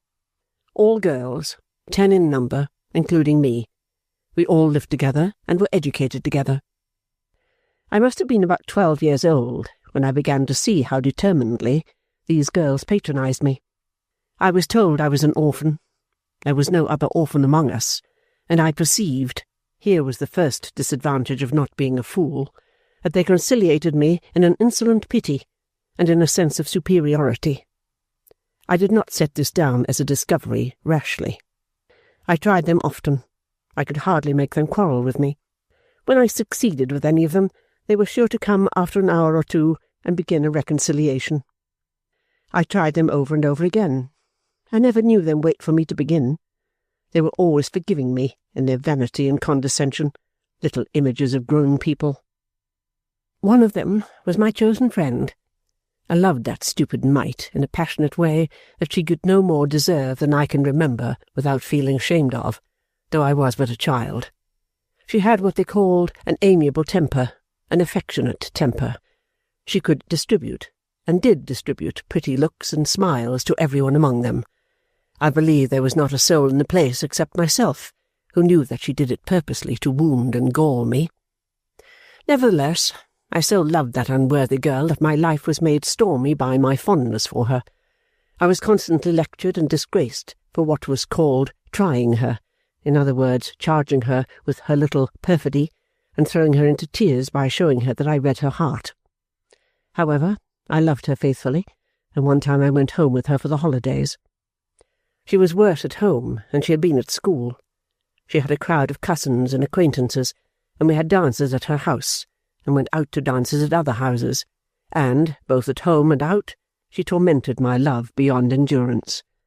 Her plan was to make them all fond of her, and so drive me wild with jealousy, to be familiar and endearing with them all, and so make me mad with envying them.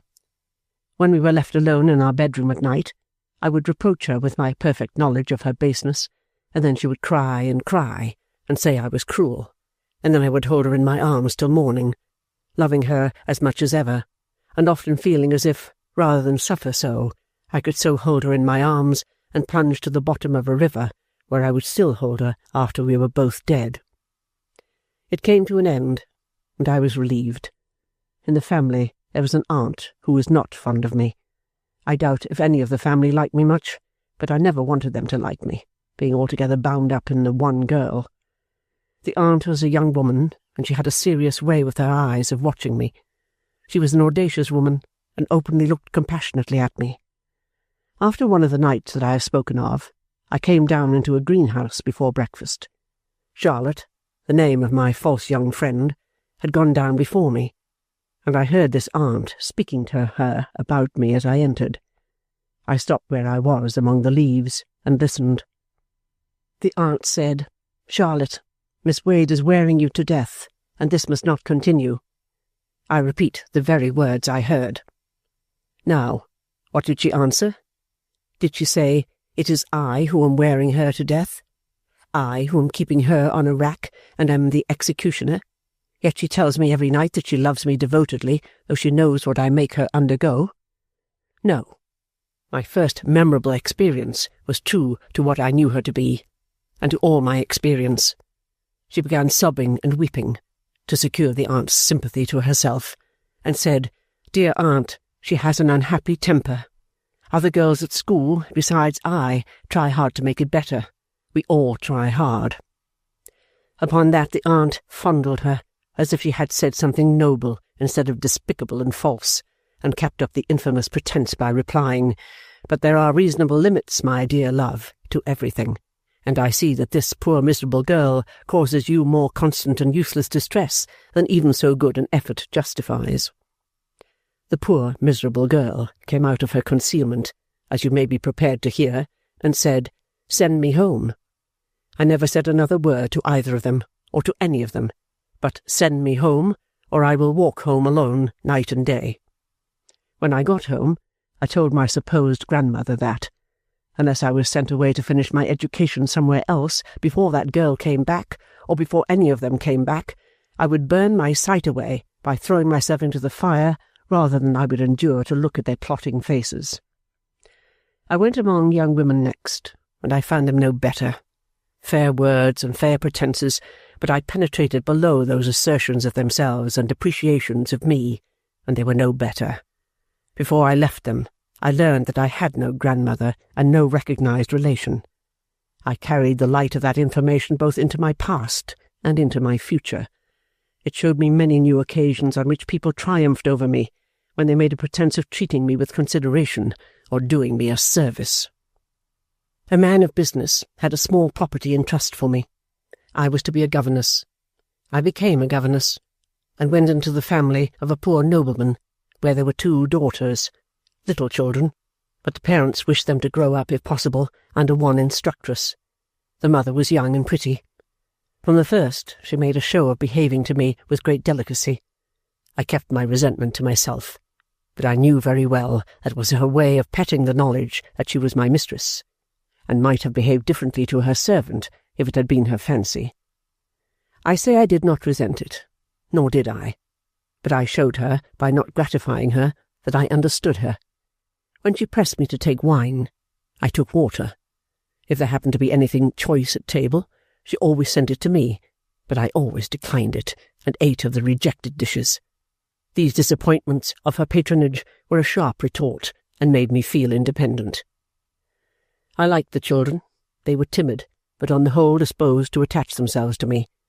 There was a nurse, however, in the house, a rosy-faced woman, always making an obtrusive pretence of being gay and good-humoured, who had nursed them both, and who had secured their affections before I saw them. I could almost have settled down to my fate, but for this woman. Her artful devices for keeping herself before the children in constant competition with me might have blinded many in my place, but I saw through them from the first. On the pretext of arranging my rooms, and waiting on me, and taking care of my wardrobe, all of which she did busily, she was never absent. The most crafty of her many subtleties was her feint of seeking to make the children fonder of me. She would lead them to me, and coax them to me. Come to good Miss Wade, come to dear Miss Wade, come to pretty Miss Wade. She loves you very much. Miss Wade is a clever lady who has read heaps of books, and can tell you far better and more interesting stories than I know. Come and hear Miss Wade. How could I engage their attentions when my heart was burning against these ignorant designs? How could I wonder when I saw their innocent faces shrinking away, and their arms twining round her neck instead of mine? Then she would look up at me, shaking their curls from her face, and say, "They'll come round soon, Miss Wade. They're very simple and loving, ma'am. Don't be at all cast down about it, ma'am," exulting over me. There was another thing the woman did. At times, when she saw that she had safely plunged me into a black despondent brooding by these means, she would call the attention of the children to it, and would show them the difference between herself and me. "Hush, poor Miss Wade is not well. Don't make a noise, my dears. Her head aches. Come and comfort her. Come and ask her if she is better. Come and ask her to lie down. I hope you have nothing on your mind, ma'am. Don't take on, ma'am, and be sorry." It became intolerable. Her ladyship, my mistress, coming in one day when I was alone, and at the height of feeling that I could support it no longer, I told her I must go. I could not bear the presence of that woman Dawes. "Miss Wade, poor Dawes is devoted to you, would do anything for you." I knew beforehand she would say so. I was quite prepared for it. I only answered it was not for me to contradict my mistress. I must go. "I hope, Miss Wade," she returned, instantly assuming the tone of superiority she had always so thinly concealed, "that nothing I have ever said or done since we have been together has justified your use of that disagreeable word, mistress. It must have been wholly inadvertent on my part. Pray tell me what it is." I replied that I had no complaint to make, either of my mistress or to my mistress, but I must go. She hesitated a moment, and then sat down beside me and laid her hand on mine, as if that honour would obliterate any remembrance. "Miss Wade, I fear you are unhappy through causes over which I have no influence." I smiled, thinking of the experience the word awakened, and said, "I have an unhappy temper, I suppose." I did not say that. "It is an easy way of accounting for anything," said I. "It may be, but I did not say so. What I wish to approach is something very different. My husband and I have exchanged some remarks upon the subject, when we have observed with pain that you have not been easy with us." "Easy? Oh, you are such great people, my lady," said I. I am unfortunate in using a word which may convey a meaning, and evidently does, quite opposite to my intention. She had not expected my reply, and it shamed her. I only mean not happy with us. It is a difficult topic to enter on, but from one young woman to another, perhaps, in short, we have been apprehensive that you may allow some family circumstances of which no one can be more innocent than yourself to prey upon your spirits. If so, let us entreat you not to make them a cause of grief. My husband himself, as is well known, formerly had a very dear sister who was not in law his sister, but who was universally beloved and respected. I saw directly that they had taken me in for the sake of the dead woman, whoever she was, and to have that boast of me an advantage of me. I saw in the nurse's knowledge of it an encouragement to goad me as she had done, and I saw in the children shrinking away a vague impression that I was not like other people. I left that house that night. After one or two short and very similar experiences, which are not to the present purpose, I entered another family, where I had but one pupil, a girl of 15, who was the only daughter. The parents here were elderly people of station and rich. A nephew whom they had brought up was a frequent visitor at the house, among many other visitors, and he began to pay me attention. I was resolute in repulsing him, for I had determined, when I went there, that no one should pity me or condescend to me. But he wrote me a letter. It led to our being engaged to be married. He was a year younger than I, and young-looking even when that allowance was made. He was on absence from India, where he had a post that was soon to grow into a very good one. In 6 months we were to be married, and were to go to India, and I was to stay in the house, and was to be married from the house. Nobody objected to any part of the plan. I cannot avoid saying he admired me, but, if I could, I would. Vanity has nothing to do with the declaration, for his admiration worried me. He took no pains to hide it, and caused me to feel among the rich people as if he had bought me for my looks, and made a show of his purchase to justify himself. They appraised me in their own minds, I saw, and were curious to ascertain what my full value was. I resolved that they should not know.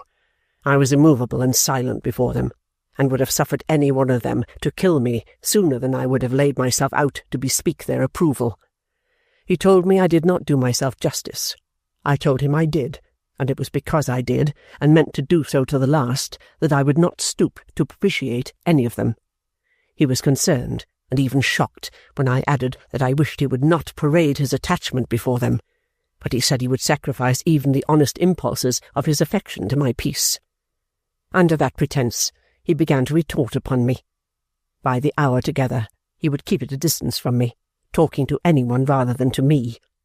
I have sat alone and unnoticed half an evening while he conversed with his young cousin, my pupil. I have seen all the while in people's eyes that they thought the two looked nearer on an equality than he and I. I have sat divining their thoughts until I have felt that his young appearance made me ridiculous, and have raged against myself for ever loving him. For I did love him once, undeserving as he was, and little as he thought of all these agonies that it cost me, agonies which should have made him wholly and gratefully mine to his life's end. I loved him. I bore with his cousins praising him to my face, and with her pretending to think that it pleased me, but full well knowing that it rankled in my breast for his sake. While I have sat in his presence, recalling all my slights and wrongs, and deliberating whether I should not fly from the house at once and never see him again, I have loved him. His aunt, my mistress you will please to remember, deliberately, wilfully, added to my trials and vexations. It was her delight to expatiate on the style in which we were to live in India, and on the establishment we should keep, and the company we should entertain when he got his advancement. My pride rose against this barefaced way of pointing out the contrast my married life was to present to my then dependent and inferior position. I suppressed my indignation, but I showed her that her intention was not lost upon me, and I repaid her annoyance by affecting humility. What she described would surely be a great deal too much honour for me, I would tell her. I was afraid I might not be able to support so great a change. Think of a mere governess, her daughter's governess, coming to that high distinction. It made her uneasy, and made them all uneasy, when I answered in this way, They knew that I fully understood her. It was at the time when my troubles were at their highest, and when I was most incensed against my lover for his ingratitude in caring as little as he did for the innumerable distresses and mortifications I underwent on his account, that your dear friend Mr. Gowan appeared at the house. He had been intimate there for a long time, but had been abroad. He understood the state of things at a glance, and he understood me. He was the first person I had ever seen in my life who had understood me. He was not in the house 3 times before I knew that he accompanied every movement of my mind. In his coldly easy way with all of them, and with me, and with the whole subject, I saw it clearly. In his light protestations of admiration of my future husband, in his enthusiasm regarding our engagement and our prospects, in his hopeful congratulations on our future wealth, and his despondent references to his own poverty, all equally hollow and jesting and full of mockery, I saw it clearly. He made me feel more and more resentful, and more contemptible, by always presenting to me everything that surrounded me with some new hateful light upon it, while he pretended to exhibit in its best aspect for my admiration in his own. He was like the dressed-up Death in the Dutch series. Whatever figure he took upon his arm, whether it was youth or age, beauty or ugliness, whether he danced with it, sang with it, played with it, or prayed with it, he made it ghastly. You will understand, then, that when your dear friend complimented me, he really condoled with me, that when he soothed me under my vexations, he laid bare every smarting wound I had, that when he declared my faithful swain to be the most loving young fellow in the world, with the tenderest heart that ever beat, he touched my old misgivings that I was made ridiculous. These were not great services, you may say. They were acceptable to me, because they echoed my own mind and confirmed my own knowledge. I soon began to like the society of your dear friend better than any other. When I perceived, which I did almost as soon, that jealousy was growing out of this, I liked the society still better. Had I not been subject to jealousy, and were the endurances to be all mine? No, let him know what it was. I was delighted that he should know it. I was delighted that he should feel keenly, and I hoped he did. More than that, he was tame in comparison with Mr. Gowan, who knew how to address me on equal terms, and how to anatomize the wretched people around us. This went on until the aunt, my mistress, took it upon herself to speak to me. It was scarcely worth alluding to. She knew I meant nothing. But she suggested from herself, knowing it was only necessary to suggest, that it might be better if I were a little less companionable with Mr. Gowan. I asked her how she could answer for what I meant. She could always answer, she replied, from a meaning nothing wrong. I thanked her, but said I would prefer to answer for myself and to myself. Her other servants would probably be grateful for good characters, but I wanted none. Other conversation followed, and induced me to ask her how she knew that it was only necessary for her to make a suggestion to me to have it obeyed. Did she presume on my birth or on my hire? I was not bought, body and soul. She seemed to think that her distinguished nephew had gone into a slave market and purchased a wife. It would probably have come, sooner or later, to the end to which it did come, but she brought it to its issue at once. She told me, with assumed commiseration, that I had an unhappy temper.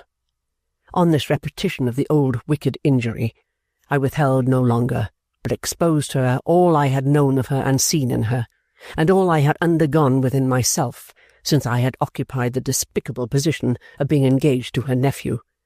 I told her that Mr. Gowan was the only relief I had had in my degradation, that I had borne it too long, and that I shook it off too late, but I would see none of them more. And I never did. Your dear friend followed me to my retreat, and was very droll on the severance of the connection, though he was very sorry too, for the excellent people, in their way the best he had ever met, and deplored the necessity of breaking mere houseflies on the wheel. He protested before long, and far more truly than I then supposed, that he was not worth acceptance by a woman of such endowments and such power of character, but, well,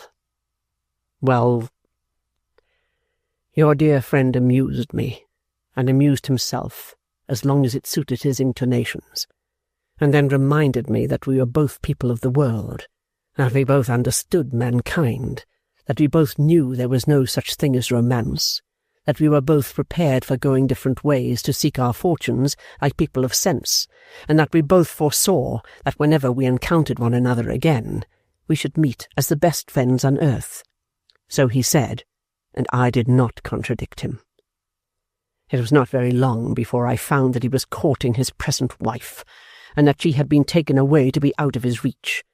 I hated her then, quite as much as I hate her now, and naturally, therefore, could desire nothing better than that she should marry him. But I was restlessly curious to look at her, so curious that I felt it to be one of the few sources of entertainment left to me. I travelled a little, travelled until I found myself in her society, and in yours. Your dear friend, I think, was not known to you then, and had not given you any of those signal marks of his friendship which he has bestowed upon you. In that company I found a girl, in various circumstances, of whose position there was a singular likeness to my own, and in whose character I was interested, and pleased to see much of the rising against swollen patronage and selfishness, calling themselves kindness, protection, benevolence, and other fine names, which I have described as inherent in my nature. I often heard it said, too, that she had an unhappy temper. Well understanding what was meant by the convenient phrase, and wanting a companion with the knowledge of what I knew, I thought I would try to release the girl from her bondage and sense of injustice. I have no occasion to relate that I succeeded. We have been together ever since, sharing my small means. Chapter 22. Who passes by this road so late? Arthur Clennam had made his unavailing expedition to Calais in the midst of a great pressure of business. A certain barbaric power, with valuable possessions on the map of the world, had occasion for the services of 1 or 2 engineers, quick in invention and determined in execution. Practical men, who could make the men and means their ingenuity perceived to be wanted out of the best materials they could find at hand, and who were as bold and fertile in the adaptation of such materials to their purpose as in the conception of their purpose itself. This power, being a barbaric one, had no idea of stowing away a great national object in a Circumlocution Office, as strong wine is hidden from the light in a cellar until its fire and youth are gone, and the labourers who worked in the vineyard and pressed the grapes are dust. With characteristic ignorance, it acted on the most decided and energetic notions of how to do it, and never showed the least respect for, or gave any quarter to, the great political science, how not to do it. Indeed, it had a barbarous way of striking the latter art and mystery dead, in the person of any enlightened subject who practised it. Accordingly, the men who were wanted were sought out and found, which was in itself a most uncivilized and irregular way of proceeding. Being found, they were treated with great confidence and honour, which again showed dense political ignorance, and were invited to come at once and do what they had to do. In short, they were regarded as men who meant to do it, engaging with other men who meant it to be done. Daniel Doyce was one of the chosen. There was no foreseeing at that time whether he would be absent months or years. The preparations for his departure, and the conscientious arrangements for him of all the details and results of their joint business, had necessitated labour within a short compass of time, which had occupied Clennam day and night. He had slipped across the water in his first leisure, and had slipped as quickly back again for his farewell interview with Doyce. Him Arthur now showed, with pains and care, the state of their gains and losses, responsibilities and prospects. Daniel went through it all in his patient manner, and admired it all exceedingly. He audited the accounts as if they were a far more ingenious piece of mechanism than he had ever constructed, and afterwards stood looking at them, weighing his hat over his head by the brims, as if he were absorbed in the contemplation of some wonderful engine. "It's all beautiful, Clennam, in its regularity and order. Nothing can be plainer, nothing can be better. I am glad you approve, Doyce. Now, as to the management of your capital while you're away, and as to the conversion of so much of it as the business may need from time to time—" His partner stopped him. "As to that, and as to everything else of that kind, all rests with you. You will continue in all such matters to act for both of us, as you have done hitherto, and to lighten my mind of a load it is much relieved from. Though, as I often tell you," returned Clennam, "you unreasonably depreciate your business qualities." "Perhaps so," said Doyce, smiling, "and perhaps not. Anyhow, I have a calling that I have studied more than such matters, and that I am better fitted for. I've perfect confidence in my partner, and I am satisfied that he will do what is best. If I have a prejudice connected with money and money figures," continued Doyce, laying that plastic workman's thumb of his on the lapel of his partner's coat, "it is against speculating. I don't think I have any other. I dare say I entertain that prejudice only because I've never given my mind fully to the subject." "But you shouldn't call it a prejudice," said Clennam. "My dear Doyce, it is the soundest sense." "I'm glad you think so," returned Doyce, with his grey eye looking kind and bright. "It so happens," said Clennam, "that just now, not half an hour before you came down, I was saying the same thing to Pancks, who looked in here. We both agreed that to travel out of safe investments is one of the most dangerous, as it is one of the most common of those follies which often deserve the name of vices. Pancks," said Doyce, tilting up his hat at the back and nodding with an air of confidence, Aye, that's a cautious fellow." "He is a very cautious fellow indeed," returned Arthur. "Quite a specimen of caution." They both appeared to derive a larger amount of satisfaction from the cautious character of Mr. Pancks than was quite intelligible, judged by the surface of their conversation. "And now," said Daniel, looking at his watch, "as time and tide wait for no man, my trusty partner, and as I'm ready for starting bag and baggage at the gate below, let me say a last word. I want you to grant a request of mine." "Any request you can make, except—" Clennam was quick with his exception, for his partner's face was quick in suggesting it. "Except that I will abandon your invention. That's the request, and you know it is," said Doyce. "I say no, then. I say positively no. Now that I have begun, I will have some definite reason, some responsible statement, something in the nature of a real answer from those people. You will know it," returned Doyce, shaking his head. "Take my word for it. You never will." "At least I'll try," said Clennam. "It will do me no harm to try." "I am not certain of that," rejoined Doyce, laying his hand persuasively on his shoulder. "It has done me harm, my friend. It has aged me, tired me, vexed me, disappointed me. It does no man any good to have his patience worn out, and to think himself ill-used. I fancy, even already, that unavailing attendance on delays and evasions has made you something less elastic than you used to be." "Private anxieties may have done that for the moment," said Clennam, "but not official harrying. Not yet. I am not hurt yet." "Then you won't grant my request?" "Decidedly no," said Clennam. "I should be ashamed if I submitted to be soon driven out of the field where a much older and a much more sensitively interested man contended with fortitude so long." As there was no moving him, Daniel Doyce returned the grasp of his hand, and, casting a farewell look round the counting-house, went downstairs with him.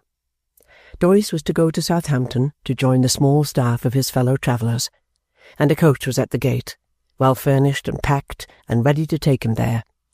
The workmen were at the gate to see him off, and were mightily proud of him. "Good luck to you, Mr. Doyce," said one of the number. "Wherever you go, they'll find as they've got a man among 'em, a man as knows his tools, and as his tools knows, a man as is willing, and a man as is able, and if that's not a man, where is a man?"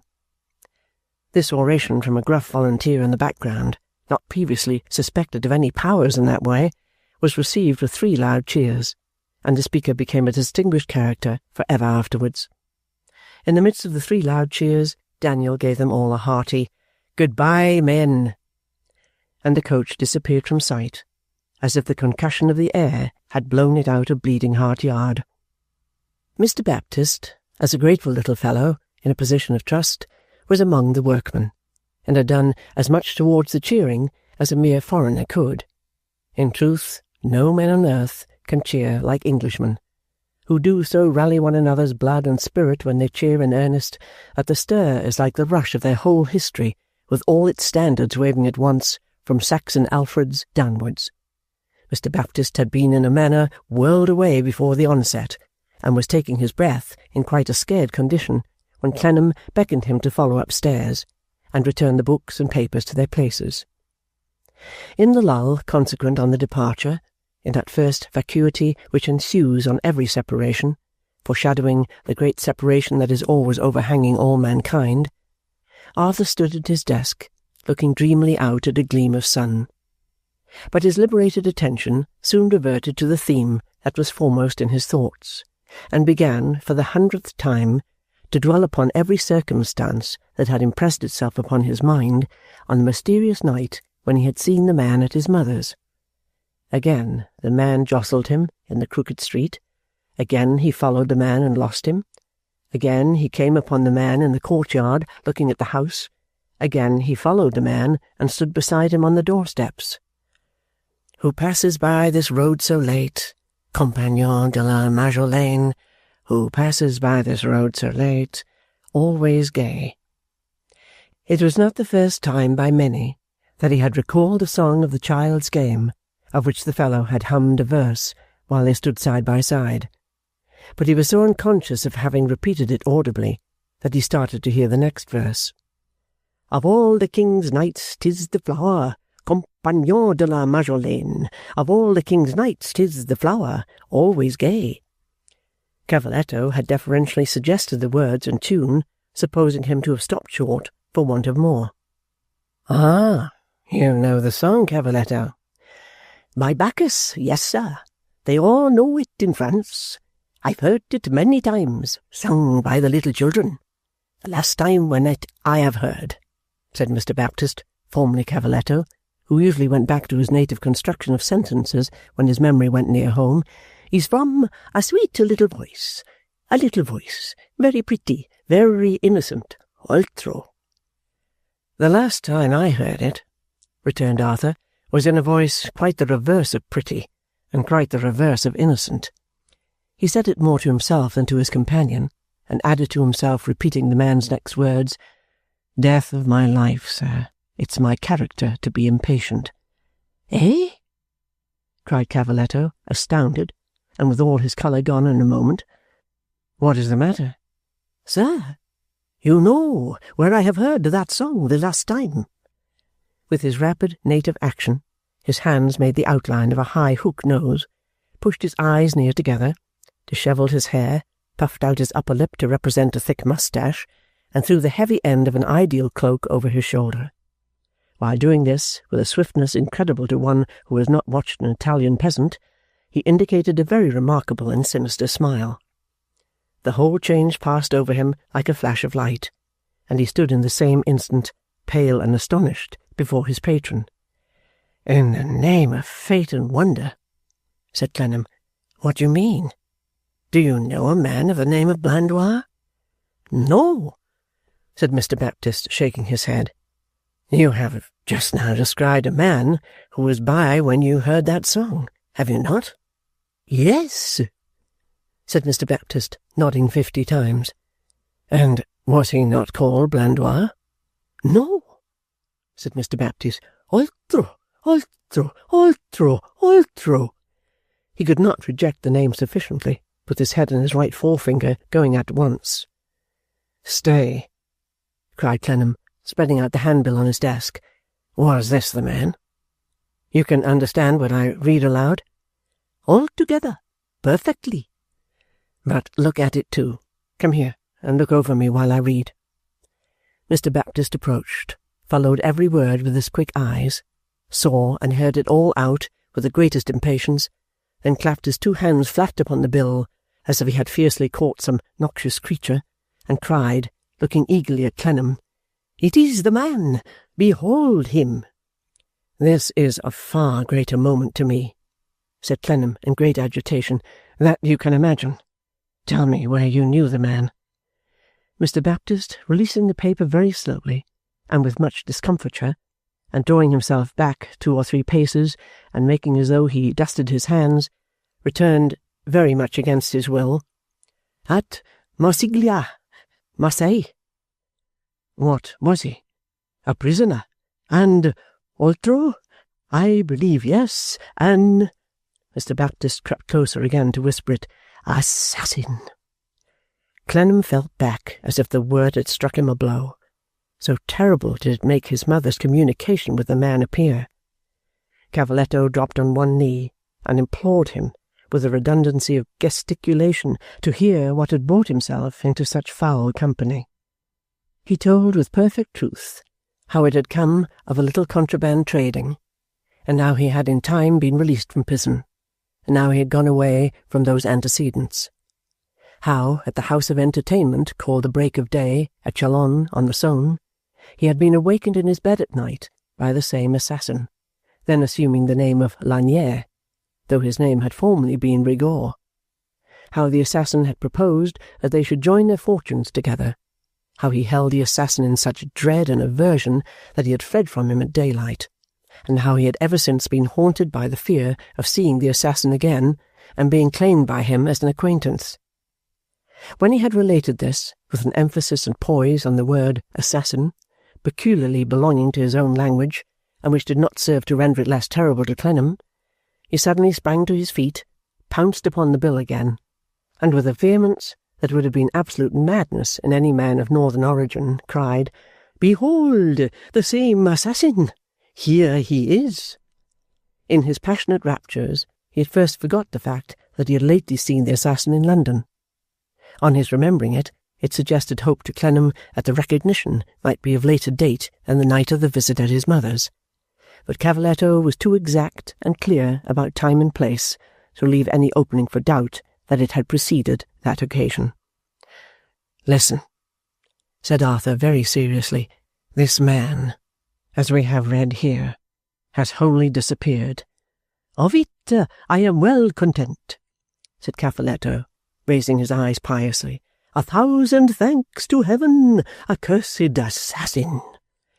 "Not so," returned Clennam, "for until something more is heard of him, I can never know an hour's peace." "Enough, benefactor. That is quite another thing. 1,000,000 of excuses." "Now, Cavaletto," said Clennam, gently turning him by the arm so that they looked into each other's eyes, "I am certain that for the little I have been able to do for you, you are the most sincerely grateful of men." "I swear it!" cried the other. "I know it. If you could find this man, or discover what has become of him, or gain any later intelligence whatever of him, you would render me a service above any other service I could receive in the world, and would make me, with far greater reason, as grateful to you as you are to me." "I know not where to look," cried the little man, kissing Arthur's hand in a transport. "I know not where to begin. I know not where to go. But courage, enough, it matters not. I go, in this instant of time." "Not a word to any one but me, Cavaletto." "All true," cried Cavaletto, and was gone with great speed.